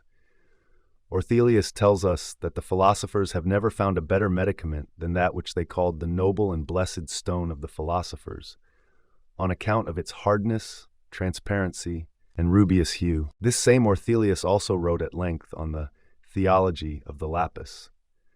Since he is later than Boehme, I mention him here only because of his preoccupation with the spirit embedded in matter.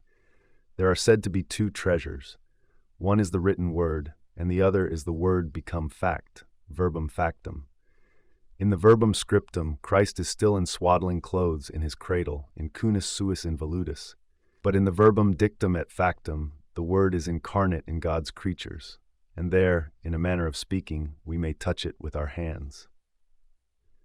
From them we must raise up our treasure, for the Word is nothing other than the fire, the life, and the Spirit, which the Holy Trinity did scatter abroad from the beginning of creation, and which brooded incubavit on the face of the waters, and which was breathed into in spiritus all things by the Word of God, and embodied in them, as it is written, the Spirit of God filled the whole world.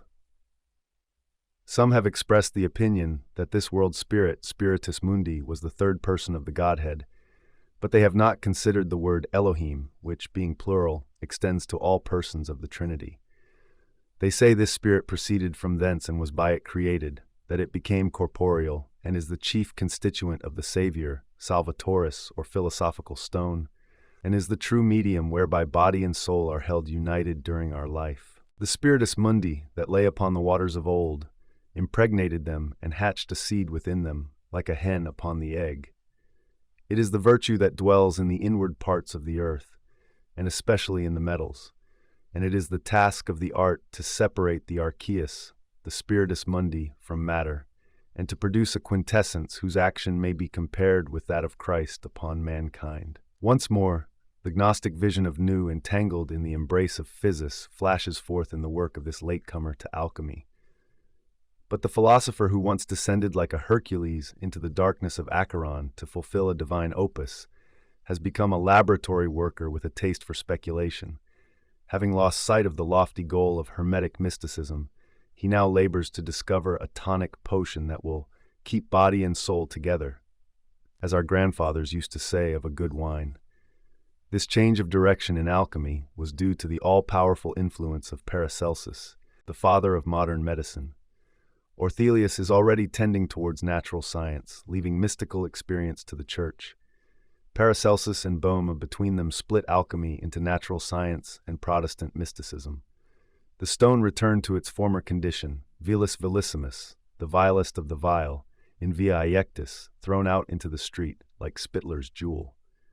Morienus could say again today, "Take that which is trodden underfoot in the dunghill, for if thou dost not, thou wilt fall on thine head when thou wouldst climb without steps." Meaning that if a man refuses to accept what he has spurned, it will recoil upon him the moment he wants to go higher. The LAPIS-CHRIST parallel recurs all through the last days of alchemy in the 17th century, but only in epigonic form. This was the age that saw the rise of the secret societies, above all the Rosicrucians, the best proof that the secret of alchemy had worn itself out. For the whole raison d'etre of a secret society is to guard a secret that has lost its vitality and can only be kept alive as an outward form. Michael Meyer allows us a glimpse into this tragedy. At the end of his chef d'oeuvre, he confesses that in the course of his grand peregrinatio, he found neither Mercurius nor the phoenix, but only a feather, his pen. This is a delicate hint at his realization that the great adventure had led to nothing beyond his copious literary achievements, whose merits would no doubt have gone unremembered had it depended solely on the spirit of the next 3 centuries. But, although the growing materialism of the age dismissed alchemy as a huge disappointment and an absurd aberration, there is yet quaedam substantia in merquae nunquam moritur, a fascination that never entirely disappeared, even when wrapped in the fool's garb of gold-making. 6th, alchemical symbolism in the history of religion. The unconscious as the matrix of symbols. After chemistry in the real sense had broken away from the groping experiments and speculations of the royal art, only the symbolism was left as a sort of phantasmal mist, seemingly devoid of all substance. Yet it never lost a certain fascinating quality, and there was always somebody who felt its enchantment in greater or lesser degree. A symbolism as rich as that of alchemy invariably owes its existence to some adequate cause, never to mere whim or play of fancy. At the very least, it is the expression of an essential part of the psyche. This psyche, however, was unknown, for it is rightly called the unconscious. Although there is, materialistically speaking, no prima materia at the root of everything that exists, yet nothing that exists could be discerned were there no discerning psyche. Only by virtue of psychic existence do we have any being at all. Consciousness grasps only a fraction of its own nature, because it is the product of a preconscious psychic life which made the development of consciousness possible in the first place. Consciousness always succumbs to the delusion that it developed out of itself, but scientific knowledge is well aware that all consciousness rests on unconscious premises, in other words, on a sort of unknown prima materia, and of this the alchemists said everything that we could possibly say about the unconscious. For instance, the prima materia comes from the mountain in which there are no differences, or as Abul Qasim says, it is derived from one thing and not from separate things, nor from things distinguishing or distinguished. And in the Mysterium Magnum of Paracelsus, which is the same as the prima materia, there is no kind of gender. Or the prima materia is found in the mountain where, as Abul Qasim also says, everything is upside down, and the top of this rock is confused with its base, and its nearest part reaches to its farthest, and its head is in the place of its back, and vice versa. Such statements are intuitions about the paradoxical nature of the unconscious, and the only place where intuitions of this kind could be lodged was in the unknown aspect of things, be it of matter or of man. There was a feeling, often expressed in the literature, that the secret was to be found either in some strange creature or in man's brain. The prima materia was thought of as an ever-changing substance, or else as the essence or soul of that substance.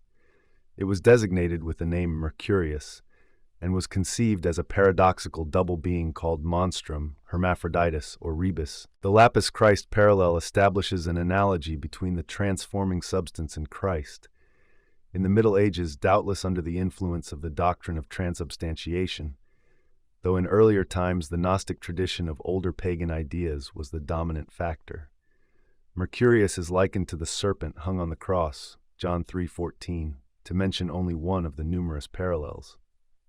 The paradigm of the unicorn, A. The unicorn in alchemy, or have chosen the example of the unicorn in order to show how the symbolism of Mercurius is intermingled with the traditions of pagan Gnosticism and of the Church. The unicorn is not a single, clearly defined entity, but a fabulous being with a great many variations. There are, for instance, one-horned horses, asses, fish, dragons, scarabs, etc. Therefore, strictly speaking, we are more concerned with the theme of the single horn, the alicorn. In the chemical wedding of Rosenkreutz, a snow-white unicorn appears and makes his obeisance before the lion. Lion and unicorn are both symbols of Mercurius. A little further on in the book, the unicorn gives place to a white dove, another symbol of Mercurius, who, in his volatile form of spiritus, is a parallel of the Holy Ghost. At least 10 out of the 15 figures in Lamspring's symbols are representations of the dual nature of Mercurius. Figure 3 shows the unicorn facing a stag. The latter, as Cervus fugitivus, is also a symbol of Mercurius. Milius illustrates the opus by a series of 7 symbols, of which the 6th is the unicorn couched under a tree, symbolizing the spirit of life that leads the way to resurrection. Penotis gives a table of symbols where the unicorn, together with the lion, the eagle, and the dragon, is the coordinate of gold. The aurum non vulgi, like the lion, eagle, and dragon, is a synonym for Mercurius. The poem entitled Von der Materium Pradik des Steins says, "I am the right true unicorn. What man can cleave me hoof from horn and join my body up again so that it no more falls in twain?" Here I must refer once again to Ripley, where we meet the green lion lying in the queen's lap with blood flowing from his side. This image is an allusion on the one hand to the Pieta, on the other to the unicorn wounded by the hunter and caught in the lap of a virgin, a frequent theme in medieval pictures. True, the green lion has replaced the unicorn here, but that did not present any difficulty to the alchemist, since the lion is likewise a symbol of Mercurius. The virgin represents his passive, feminine aspect, while the unicorn or the lion illustrates the wild, rampant, masculine, penetrating force of the spiritus mercurialis. Since the symbol of the unicorn as an allegory of Christ and of the Holy Ghost was current all through the Middle Ages, the connection between them was certainly known to the alchemists, so that there can be no question that Ripley had in his mind, when he used this symbol, the affinity, indeed the identity, of Mercurius with Christ. B. The unicorn in ecclesiastical allegory. The language of the Church borrows its unicorn allegories from the Psalms, where the unicorn stands in the first place for the might of the Lord, as in Psalm 29:6, "He maketh them also to skip like a calf, Lebanon and Sirion like a young unicorn," and in the second place for the vitality of man, as in Psalm 92:10, "But my horn shalt thou exalt like the horn of an unicorn." The power of evil is also compared to the strength of the unicorn, as in Psalm 22:21, "Save me from the lion's mouth, for thou hast heard me from the horns of the unicorns." On these metaphors is based Tertullian's allusion to Christ. His glory is that of a bull, his horn is that of a unicorn. This refers to the blessing of Moses. "Blessed of the Lord be his land, for the precious things of heaven, for the dew, and for the deep that coucheth beneath, and for the precious fruits brought forth by the sun, and for the precious things put forth by the moon. His glory is like the firstling of his bullock, and his horns are like the horns of unicorns. With them he shall push the people together to the ends of the earth." From this it is clear that the horn of the unicorn signifies the health, strength, and happiness of the blessed. Thus, says Tertullian, Christ was named the bull on account of 2 qualities, the one hard, ferocious, wild, untamed as a judge, the other gentle, mansuetus, tame as a savior. His horns are the ends of the cross. Justin Martyr interprets the same passage in a similar way. "Cornua unicornis cornu ius," For no one can say or prove that the horns of the unicorn could be found in any other object or in any other shape than in that represented by the cross. For the might of God is manifest in Christ. Accordingly, Priscillian calls God one-horned. One-horned is God, Christ a rock to us, Jesus a cornerstone, Christ the man of men. Just as the unicorn symbolizes the uniqueness of the unigenitus, so St. Nilus uses it to express the fearless independence of the Kalogeros, the monk. Movokeros estinotos zon autonomon. He is a unicorn, a creature on his own. St. Basil takes the filius unicornium to be Christ. The origin of the unicorn is a mystery, says St. Ambrose, like Christ's procreation. Nicholas Cosson, from whom I have culled these extracts, observes that the unicorn is a fitting symbol for the God of the Old Testament, because in his wrath he reduced the world to confusion like an angry rhinoceros, unicorn, until, made captive by love, he was soothed in the lap of a virgin. This ecclesiastical train of thought has its parallel in the alchemical taming of the lion and the dragon. Concerning the conversion of the Old Testament Jehovah into the God of love in the New Testament, Pisanelli says, "Of a truth God, terrible beyond measure, appeared before the world peaceful and wholly tamed after dwelling in the womb of the most blessed Virgin." St. Bonaventure said, "Christ was tamed and pacified by the most kindly Mary, so that he should not punish the sinner with eternal death." In his Speculum de Mysteriis Ecclesiae, Honorius of Autun says, "The very fierce animal with only one horn is called unicorn. In order to catch it, a virgin is put in a field. The animal then comes to her and is caught, because it lies down in her lap. Christ is represented by this animal, and his insuperable strength by its horn. He, who lay down in the womb of the Virgin, has been caught by the hunters. That is to say, he was found in human shape by those who loved him." St. Rupert compares Christ to the rhinoceros, and Bruno of Würzburg simply calls him cornu, horn. Cosson writes that Albertus Magnus, in his Hypotyposes, mentions the Virgin in connection with the monoceros. Albertus was an expert on alchemy and drew his quotations from the Hermetic treatises. In the Tabula Smaragdina, there is a sun of immense strength who comes down to earth and penetrates everything solid. It is not only in astrology that Virgo is an earth sign. In Tertullian and Augustine, the Virgin actually signifies earth. Isidore of Seville emphasizes the perforating effects of the unicorn. In the Tabula, the mother-son incest is very thinly disguised, a fact of which the alchemist Albertus was possibly aware. As I said before, the unicorn has more than one meaning. It can also mean evil. The physiologist Gracchus, for instance, says of the unicorn that it is a swift-running animal having one horn and evilly disposed towards man, they uparchien anthropis. And St. Basil says, "And take heed unto thyself, O man, and beware of the unicorn, who is the demon, for he plotteth evil against man, and he is cunning in evil doing." These examples should suffice to show how close is the connection between alchemical symbolism and the language of the Church. It is to be noted in the ecclesiastical quotations that the unicorn also contains the element of evil.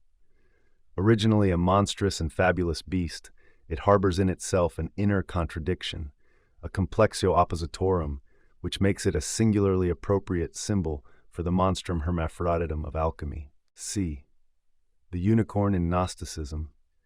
There is also a connection between the language of the Church and pagan Gnostic symbolism. Hippolytus, giving an account of the doctrine of the Gnasines, says that the serpent dwells in all things and creatures, and that all temples were named after her. Nao to nas, a play on the words Naskul serpent, Naoskul's temple. Every shrine, he says, every initiation, ileti, and every mystery is dedicated to the serpent. This immediately recalls the passage in the Tabula Smaragdina, Pater omnis telesmi todius mundi est hic. This is the Father of the perfection of the whole world.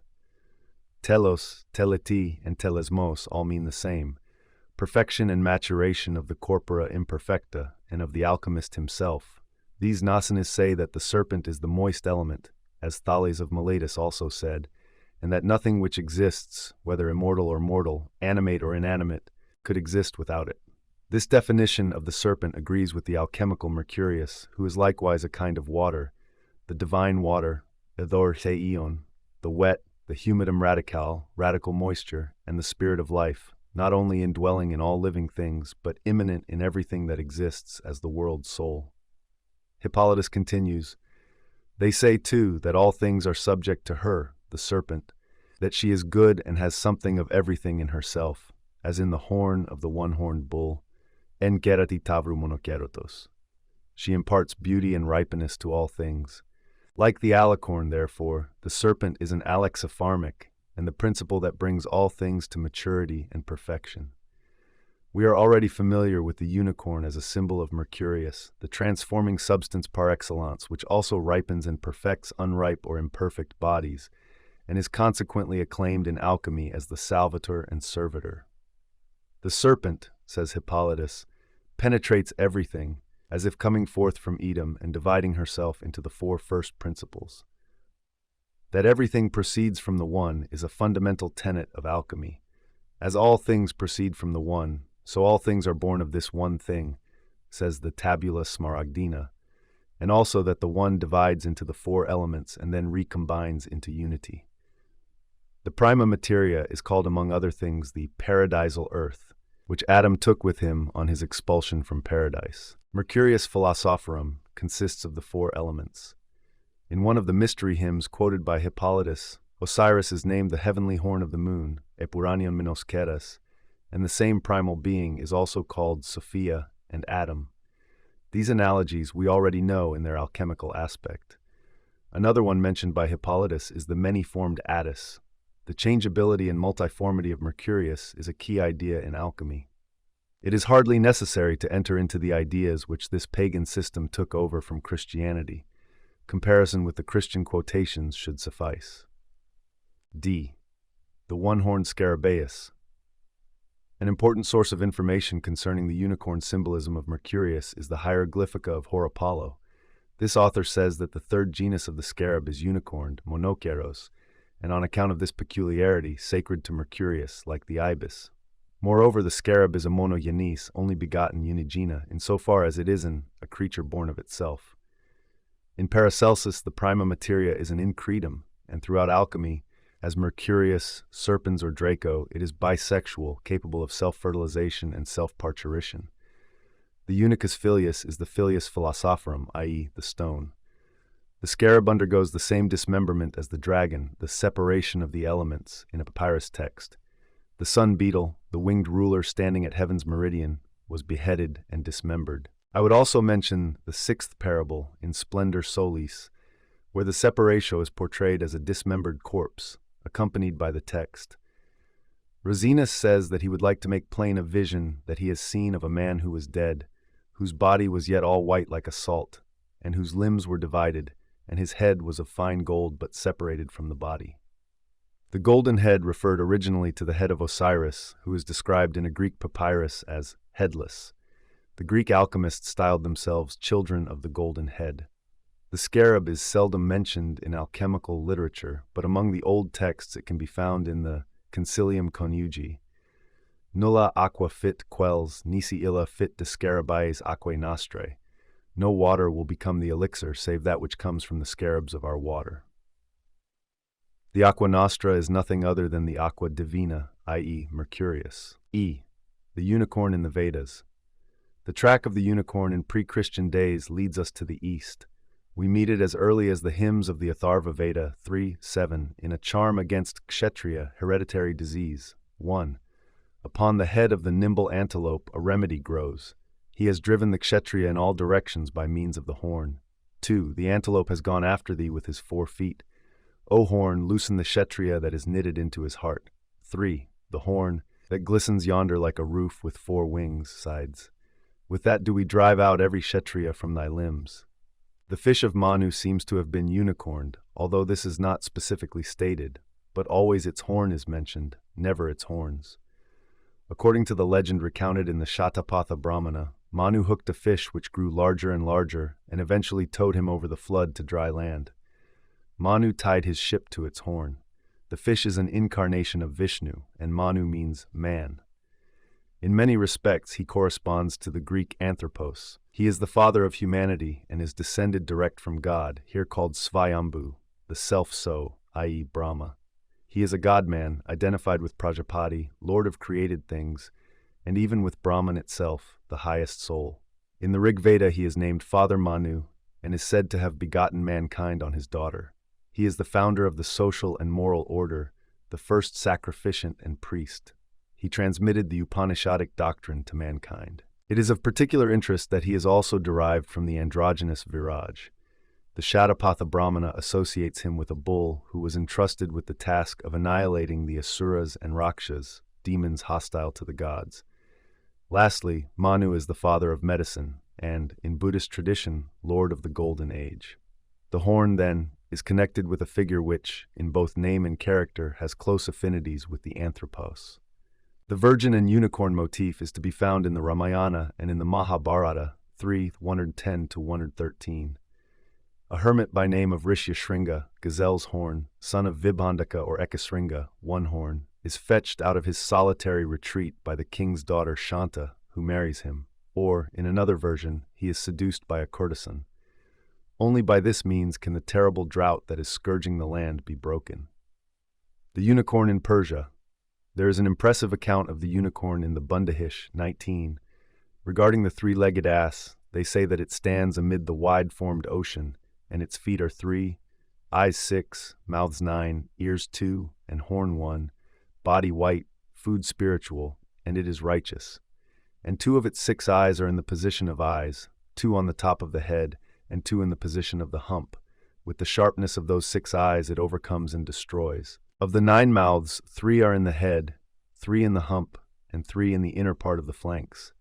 And each mouth is about the size of a cottage, and it is itself as large as Mount Alvend. Each one of the 3 feet, when it is placed on the ground, is as much as a flock of 1,000 sheep comes under when they repose together. And each pastern is so great in its circuit that 1,000 men with 1,000 horses may pass inside. As for the 2 ears, it is Mazendaran which they will encompass. The one horn is as it were of gold and hollow, and 1,000 branch horns have grown upon it, some befitting a camel, some befitting a horse, some befitting an ox, some befitting an ass, both great and small. With that horn it will vanquish and dissipate all the vile corruption due to the efforts of noxious creatures. When that ass shall hold its neck in the ocean, its ears will terrify, and all the water of the wide-formed ocean will shake with agitation, and the side of Ganavad will tremble. When it utters a cry, all the female water creatures, of the creatures of Al-Harmazd, will become pregnant, and all pregnant noxious water creatures, when they hear that cry, will cast their young. When it stales in the ocean, all the seawater will become purified, which is in the 7 regions of the earth. It is even on that account when all asses which come into water stale in the water, as it says thus, "If, O 3-legged ass, you were not created for the water, all the water in the sea would have perished from the contamination which the poison of the evil spirit has brought into its water through the death of the creatures of Al-Harmazd." Titar seizes the water more completely from the ocean with the assistance of the 3-legged ass. Of ambergris also, Ambar Ek, it is declared, that it is the dung of the 3-legged ass. For if it has much spirit food, then also the moisture of the liquid nourishment goes through the veins pertaining to the body into the urine, and the dung is cast away. The monster is evidently based on the number 3. Its ass aspect is reminiscent of the Indian wild onager in Ctesias, but as a cosmological being, it recalls the monstrous personifications of the prima materia in Arabic alchemy. In the Book of Astanis, for instance, one such monster, with the wings of a vulture, the head of an elephant, and the tail of a dragon, gives the adept the key to the treasure house. The ass stands in the ocean, like the tree gokard that grows from the deep mud of the sea. The Bundahish says of this tree, "It is necessary as a producer of the renovation of the universe, for they prepare its immortality therefrom." Some say it is the proper curing, some the energetic curing, some the all-curing. The ass and the tree are evidently related because they both represent the power of life, procreation, and healing. This is a truly primitive equation. Both are or have mana. The Arabic alchemists likewise obtain their prima materia from the tree in the western land. We read in the book of Abul Qasim, "This prime matter which is proper for the form of the elixir is taken from a single tree which grows in the lands of the west. And this tree grows on the surface of the ocean as plants grow on the surface of the earth. This is the tree of which whosoever eats, man and jinn obey him. It is also the tree of which Adam, peace be upon him, was forbidden to eat. And when he ate thereof, he was transformed from his angelic form to human form. And this tree may be changed into every animal shape. The monster and the tree both stand for the image, the elixir, the alexipharmic, and the panacea. The tree's peculiar power to change into any animal shape is also attributed to Mercurius versipellis. The ass is a daemon triunus, a chthonic trinity, which is portrayed in Latin alchemy as a three-headed monster and identified with Mercurius, salt, and sulfur. The classical rumor about the worship of an ass in the Temple of Jerusalem, and the graffito on the Palatine showing a mock crucifixion, I will mention only in passing. Likewise, the Saturnine aspect of Jehovah and Ayaldabaoth as demiurges, which brings these figures into conjunction with the equally Saturnine Prima Materia. G. The unicorn in Jewish tradition. The Talmud tells the story of how the unicorn Re'em escaped the flood. It was tied to the outside of the ark because, owing to its gigantic size, it could not go inside. Og, the king of Bashan, survived the flood in the same way. The passage runs, "The preservation of the unicorn is easily explained by those who say that the flood did not descend on the land of Israel. But how was it preserved in the opinion of those who say that the flood did descend?" Arjani answered, "They took young unicorns into the ark." But Rabba B. Bar-Hana reported that he had seen a young unicorn as large as Mount Tabor, which measures 40 parasangs, and that the girth of its neck was 3 parasangs, and its head 1.5 parasangs, and that the Jordan was choked with the dirt it voided. Johanan answered, "They took only its head into the ark." But the master said that its head measured 1.5 parasangs. Peradventure they took the tip of its nose into the ark. But when the ark rose on the water, Resh Lakish answered, "They tied its horns to the ark." But Ar-Hizda said that they had sinned with heat and were punished with hot water. How was the ark preserved, in your opinion? And moreover, where was Og, the king of Bashan? Peradventure a miracle happened to them, and the water remained cold at the sides of the ark. There is a corresponding version of this story in the Midrash collection entitled Pirkei Ar Eliezer, according to which Og sat down on a piece of wood under the gutter of the ark. The Targum Pseudo-Jonathan, commenting on Genesis 13, says that Og stayed on the roof of the ark. According to one Talmud legend, Og was descended from one of the fallen angels mentioned in Genesis 6, who came in unto the daughters of men.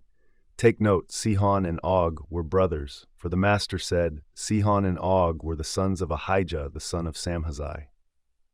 The commentary of Rashi says that Sihon and Og were the sons of Ahijah, who was descended from Shemhazai and Azael, the 2 angels who came down to earth in the days of Enoch.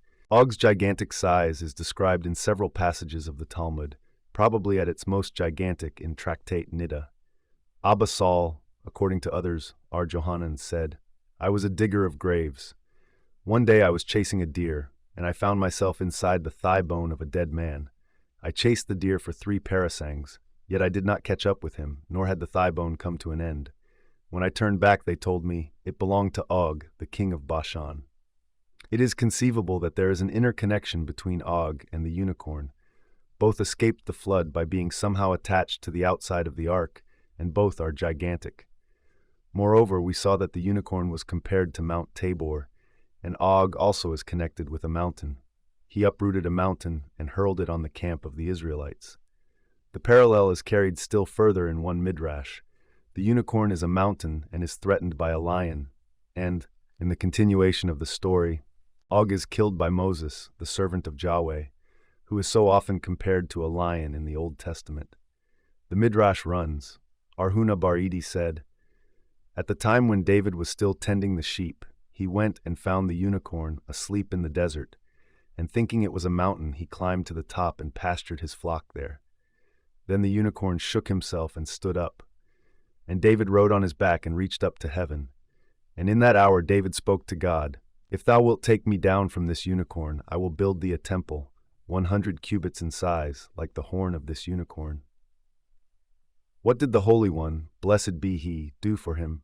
He ordained that a lion should come, and when the unicorn saw the lion, he was afraid and crouched down before him, because the lion is his king, and David descended onto the earth.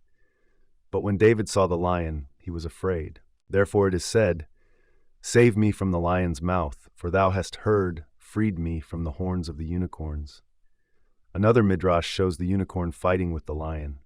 Here it is explicitly called the unicorn, ha'unikorius, and not Re'em. The passage runs, "And in our land there is also the unicorn, which has a great horn on his forehead. And there are also many lions. And when the unicorn sees a lion, he drives him against a tree, and the unicorn wants to slay the lion. But the lion moves from his place, and the unicorn butts his horn against the tree, and the horn pierces so deep into the tree that he cannot pull it out again. And then the lion comes and kills the unicorn. But sometimes the matter is reversed. In the chemical wedding, as in the royal arms of England, lion and unicorn are combined. Both are symbols of Mercurius in alchemy, just as they are allegories of Christ in the Church. Lion and unicorn stand for the inner tension of opposites in Mercurius. The lion, being a dangerous animal, is akin to the dragon. The dragon must be slain and the lion at least have his paws cut off. The unicorn too must be tamed. As a monster he has a higher symbolical significance and is of a more spiritual nature than the lion. But as Ripley shows, the lion can sometimes take the place of the unicorn. The two gigantic beings, Og and the unicorn, are reminiscent of Behemoth and Leviathan, the two manifestations of Jehovah. All four of them, as also the unicorned ass of the Bundahish, are personifications of the demonic forces of nature. The power of God reveals itself not only in the realm of the spirit, but in the fierce animality of nature both within man and outside him. God is ambivalent so long as man remains bound to nature. The uncompromising Christian interpretation of God as the summum bonum obviously goes against nature. Hence, the secret paganism of alchemy comes out in the ambivalent figure of Mercurius. By contrast, the androgyny of Christ is conceived as exclusively spiritual and symbolic, and therefore outside the natural context. On the other hand, the very existence of an adversary, the prince of this world, betrays the polarity of God, as shown in the androgynous nature of the Son in whom he is manifest. H. The unicorn in China. The unicorn also appears in China. According to the Lichi or Book of Rites, there are four beneficent or spiritual animals: the unicorn, Qi-Lin, the phoenix, the tortoise, and the dragon. The Qi-Lin is chief among four-footed beasts. It resembles the stag, but is larger, with the tail of an ox and the hoofs of a horse. It has a single horn of flesh. There are 5 colors in the hair of its back, and the hair of its belly is yellow or brown. It does not tread any living grass underfoot, nor eat any living creature. It shows itself when perfect rulers Chenjen appear, and the Tao of the king is accomplished. If it is wounded, this is an evil omen. Its first appearance was in the garden of the Yellow Emperor, 26 and 97 BC. Later 2 unicorns sojourned in Pingyang, Emperor Yao's capital. A unicorn appeared to the mother of Confucius when she was pregnant, and as an omen before the death of the sage, it chanced that a charioteer wounded a unicorn. It is worth noting that the male unicorn is called Qi and the female Lin, so that the generic term is formed by the union of both characters, Qi-Lin. The unicorn is thus endowed with an androgynous quality. Its connection with the phoenix and the dragon also occurs in alchemy, where the dragon stands for the lowest form of Mercurius and the phoenix for the highest. As mentioned before, the horn of the rhinoceros is an alexipharmic, and for this reason is, even today, a favorite article of commerce between the African East Coast and China, where it is made into poison-proof drinking cups.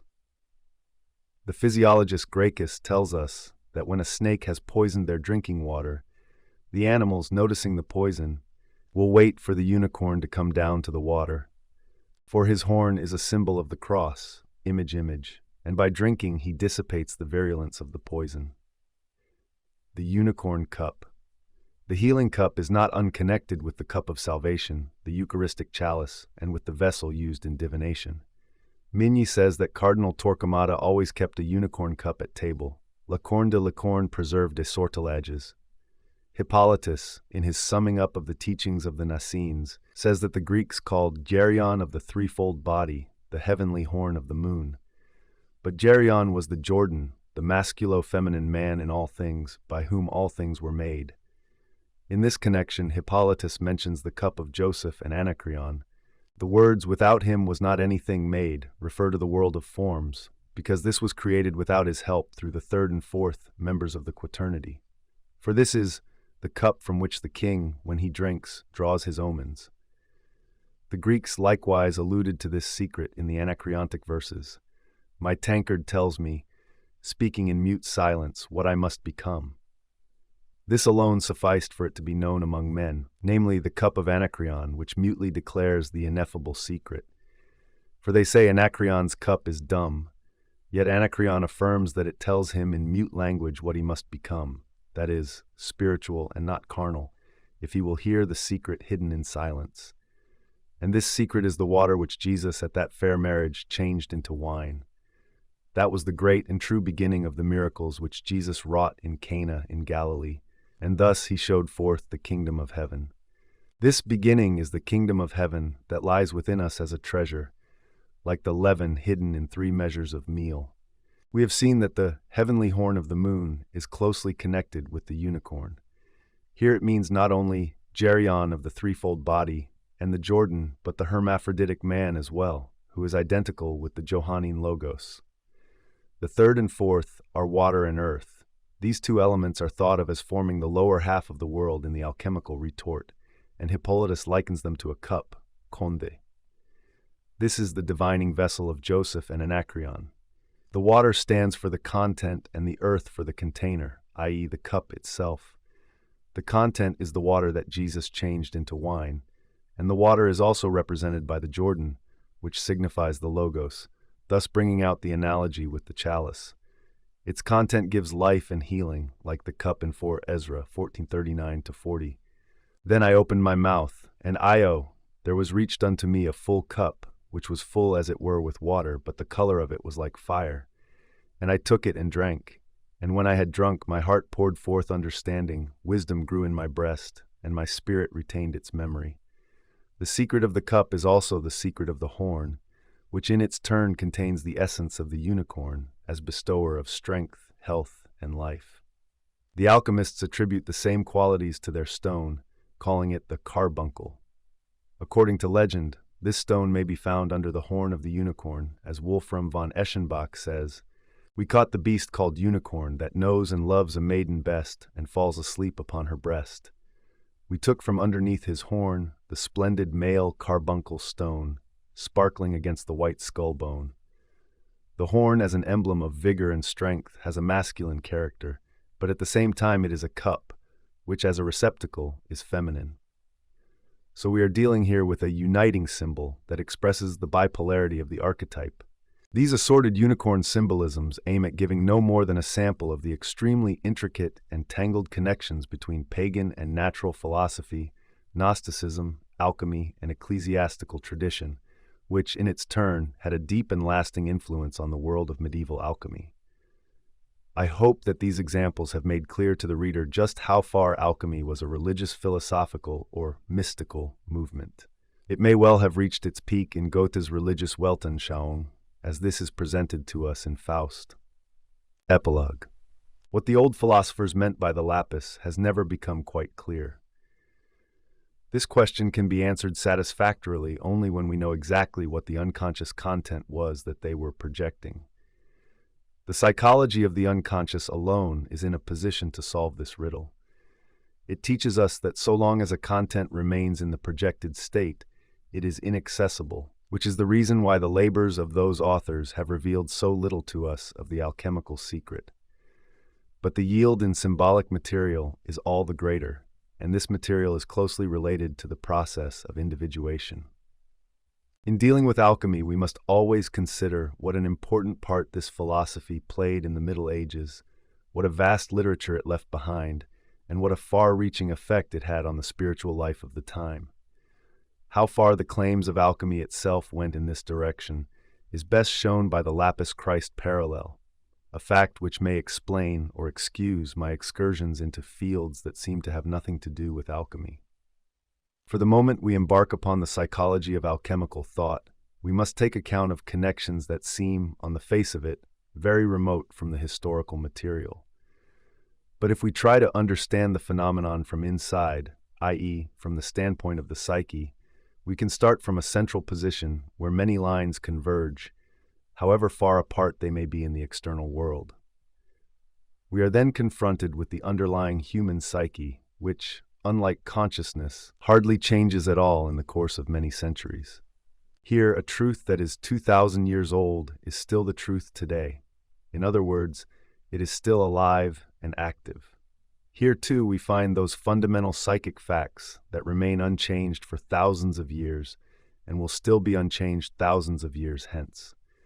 From this point of view, the recent past and the present seem like episodes in a drama that began in the gray mists of antiquity and continues through the centuries into a remote future.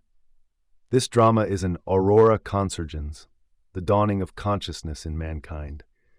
The alchemy of the classical epoch, from antiquity to about the middle of the 17th century, was in essence chemical research work into which there entered, by way of projection, an admixture of unconscious psychic material. For this reason, the psychological conditions necessary for the work are frequently stressed in the texts. The contents under consideration were those that lent themselves to projection upon the unknown chemical substance. Owing to the impersonal, purely objective nature of matter, it was the impersonal collective archetypes that were projected, first and foremost as a parallel to the collective spiritual life of the times, the image of the spirit imprisoned in the darkness of the world. In other words, the state of relative unconsciousness in which man found himself, and which he felt to be painful and in need of redemption, was reflected in matter and accordingly dealt with in matter. Since the psychological condition of any unconscious content is one of potential reality, characterized by the polar opposites being and not being, it follows that the union of opposites must play a decisive role in the alchemical process. The result is something in the nature of a uniting symbol, and this usually has a numinous character.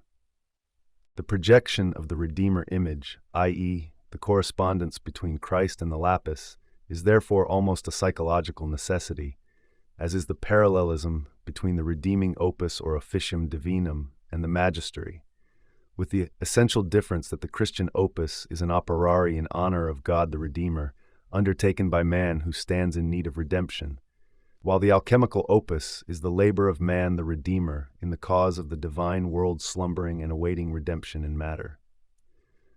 The Christian earns the fruits of grace ex opere operato, but the alchemist creates for himself, ex opere operantis in the most literal sense, a panacea of life, which he regards either as a substitute for the Church's means of grace, or as the complement and parallel of the divine work of redemption that is continued in man. The two opposed points of view meet in the ecclesiastical formula of the opus operatum and the opus operantis, but in the last analysis they are irreconcilable. Fundamentally, it is a question of polar opposites, the collective or the individual, society or personality. This is a modern problem insofar as it needed the hypertrophy of collective life and the herding together of incredible masses of people in our own day to make the individual aware that he was being suffocated in the toils of the organized mob. The collectivism of the medieval church seldom or never exerted sufficient pressure on the individual to turn his relations with society into a general problem. So this question, too, remained on the level of projection, and it was reserved for our own day to tackle it with at least an embryonic degree of consciousness under the mask of neurotic individualism. Sometime previous to this latest development, however, alchemy had reached its final summit, and with it the historical turning point in Goethe's Faust, which is steeped in alchemical forms of thought from beginning to end. The essential Faustian drama is expressed most graphically in the scene between Paris and Helen. To the medieval alchemist, this episode would have represented the mysterious conjunctio of Sol and Luna in the retort, but modern man, disguised in the figure of Faust, recognizes the projection and, putting himself in the place of Paris or Sol, takes possession of Helen or Luna, his own inner feminine counterpart. The objective process of the union thus becomes the subjective experience of the artifacts. Instead of watching the drama, he has become one of the actors. Faust's personal intervention has the disadvantage that the real goal of the entire process, the production of the incorruptible substance, is missed. Instead, Euphorion, who is supposed to be the filius philosophorum, imperishable and incombustible, goes up in flames and disappears, a calamity for the alchemist, and an occasion for the psychologist to criticize Faust, although the phenomenon is by no means uncommon. For every archetype, at its first appearance, and so long as it remains unconscious, takes possession of the whole man and impels him to play a corresponding role. Consequently, Faust cannot resist supplanting Paris in Helen's affections, and the other births and rejuvenations, such as the boy charioteer and the homunculus, are destroyed by the same greed. This is probably the deeper reason why Faust's final rejuvenation takes place only in the post-mortal state, i.e., is projected into the future. Is it a mere coincidence that the perfected figure of Faust bears the name, which we have already met, of one of the most famous of the early alchemists, Marianus, or, in its more usual spelling, Morianus? By identifying with Paris, Faust brings the conjunctio back from its projected state into the sphere of personal psychological experience, and thus into consciousness. This crucial step means nothing less than the solution of the alchemical riddle, and at the same time the redemption of a previously unconscious part of the personality. But every increase in consciousness harbors the danger of inflation, as is shown very clearly in Faust's superhuman powers. His death, although necessary in his day and generation, is hardly a satisfactory answer. The rebirth and transformation that follow the conjunctio take place in the hereafter, i.e. in the unconscious, which leaves the problem hanging in the air. We all know that Nietzsche took it up again in Zarathustra as the transformation into the Superman, but he brought the Superman into dangerously close proximity with the man in the street. By so doing, he inevitably called up all the latter's reserves of anti-Christian resentment, for his Superman is the overweening pride, the hybris, of individual consciousness, which must necessarily collide with the collective power of Christianity and lead to the catastrophic destruction of the individual. We know just how, and in what an exceedingly characteristic form, this fate overtook Nietzsche, tam ethich quam physi. And what kind of an answer did the next generation give to the individualism of Nietzsche's Superman? It answered with a collectivism, a mass organization, a herding together of the mob, tam ethse quam physis, that made everything that went before look like a bad joke, suffocation of the personality, and an impotent Christianity that may well have received its death wound, such is the unadorned balance sheet of our time. Faust's sin was that he identified with the thing to be transformed, and that had been transformed. Nietzsche overreached himself by identifying his ego with the Superman Zarathustra, the part of the personality that was struggling into consciousness. But can we speak of Zarathustra as a part of the personality? Was he not rather something superhuman, something which man is not, though he has his share in it? Is God really dead because Nietzsche declared that he had not been heard of for a long time? May he not have come back in the guise of the Superman? In his blind urge for superhuman power, Faust brought about the murder of Philemon and Baucis. Who are these two humble old people? When the world had become godless and no longer offered a hospitable retreat to the divine strangers Jupiter and Mercury, it was Philemon and Baucis who received the superhuman guests. And when Baucis was about to sacrifice her last goose for them, the metamorphosis came to pass. The gods made themselves known, the humble cottage was changed into a temple, and the old couple became immortal servitors at the shrine. In a sense, the old alchemists were nearer to the central truth of the psyche than Faust when they strove to deliver the fiery spirit from the chemical elements, and treated the mystery as though it lay in the dark and silent womb of nature. It was still outside them. The upward thrust of evolving consciousness was bound sooner or later to put an end to the projection and to restore to the psyche that which had been psychic from the beginning. Yet ever since the Age of Enlightenment and in the era of scientific rationalism, what indeed was the psyche? It had become synonymous with consciousness. The psyche was what I know. There was no psyche outside the ego. Inevitably, then, the ego identified with the contents accruing from the withdrawal of projections. Gone were the days when the psyche was still, for the most part, outside the body and imagined those greater things which the body could not grasp. The contents that were formerly projected were now bound to appear as personal possessions, as chimerical phantasms of the ego consciousness. The fire chilled to air, and the air became the great wind of Zarathustra and caused an inflation of consciousness which, it seems, can be damped down only by the most terrible catastrophe to civilization, another deluge let loose by the gods upon inhospitable humanity. An inflated consciousness is always egocentric and conscious of nothing but its own existence.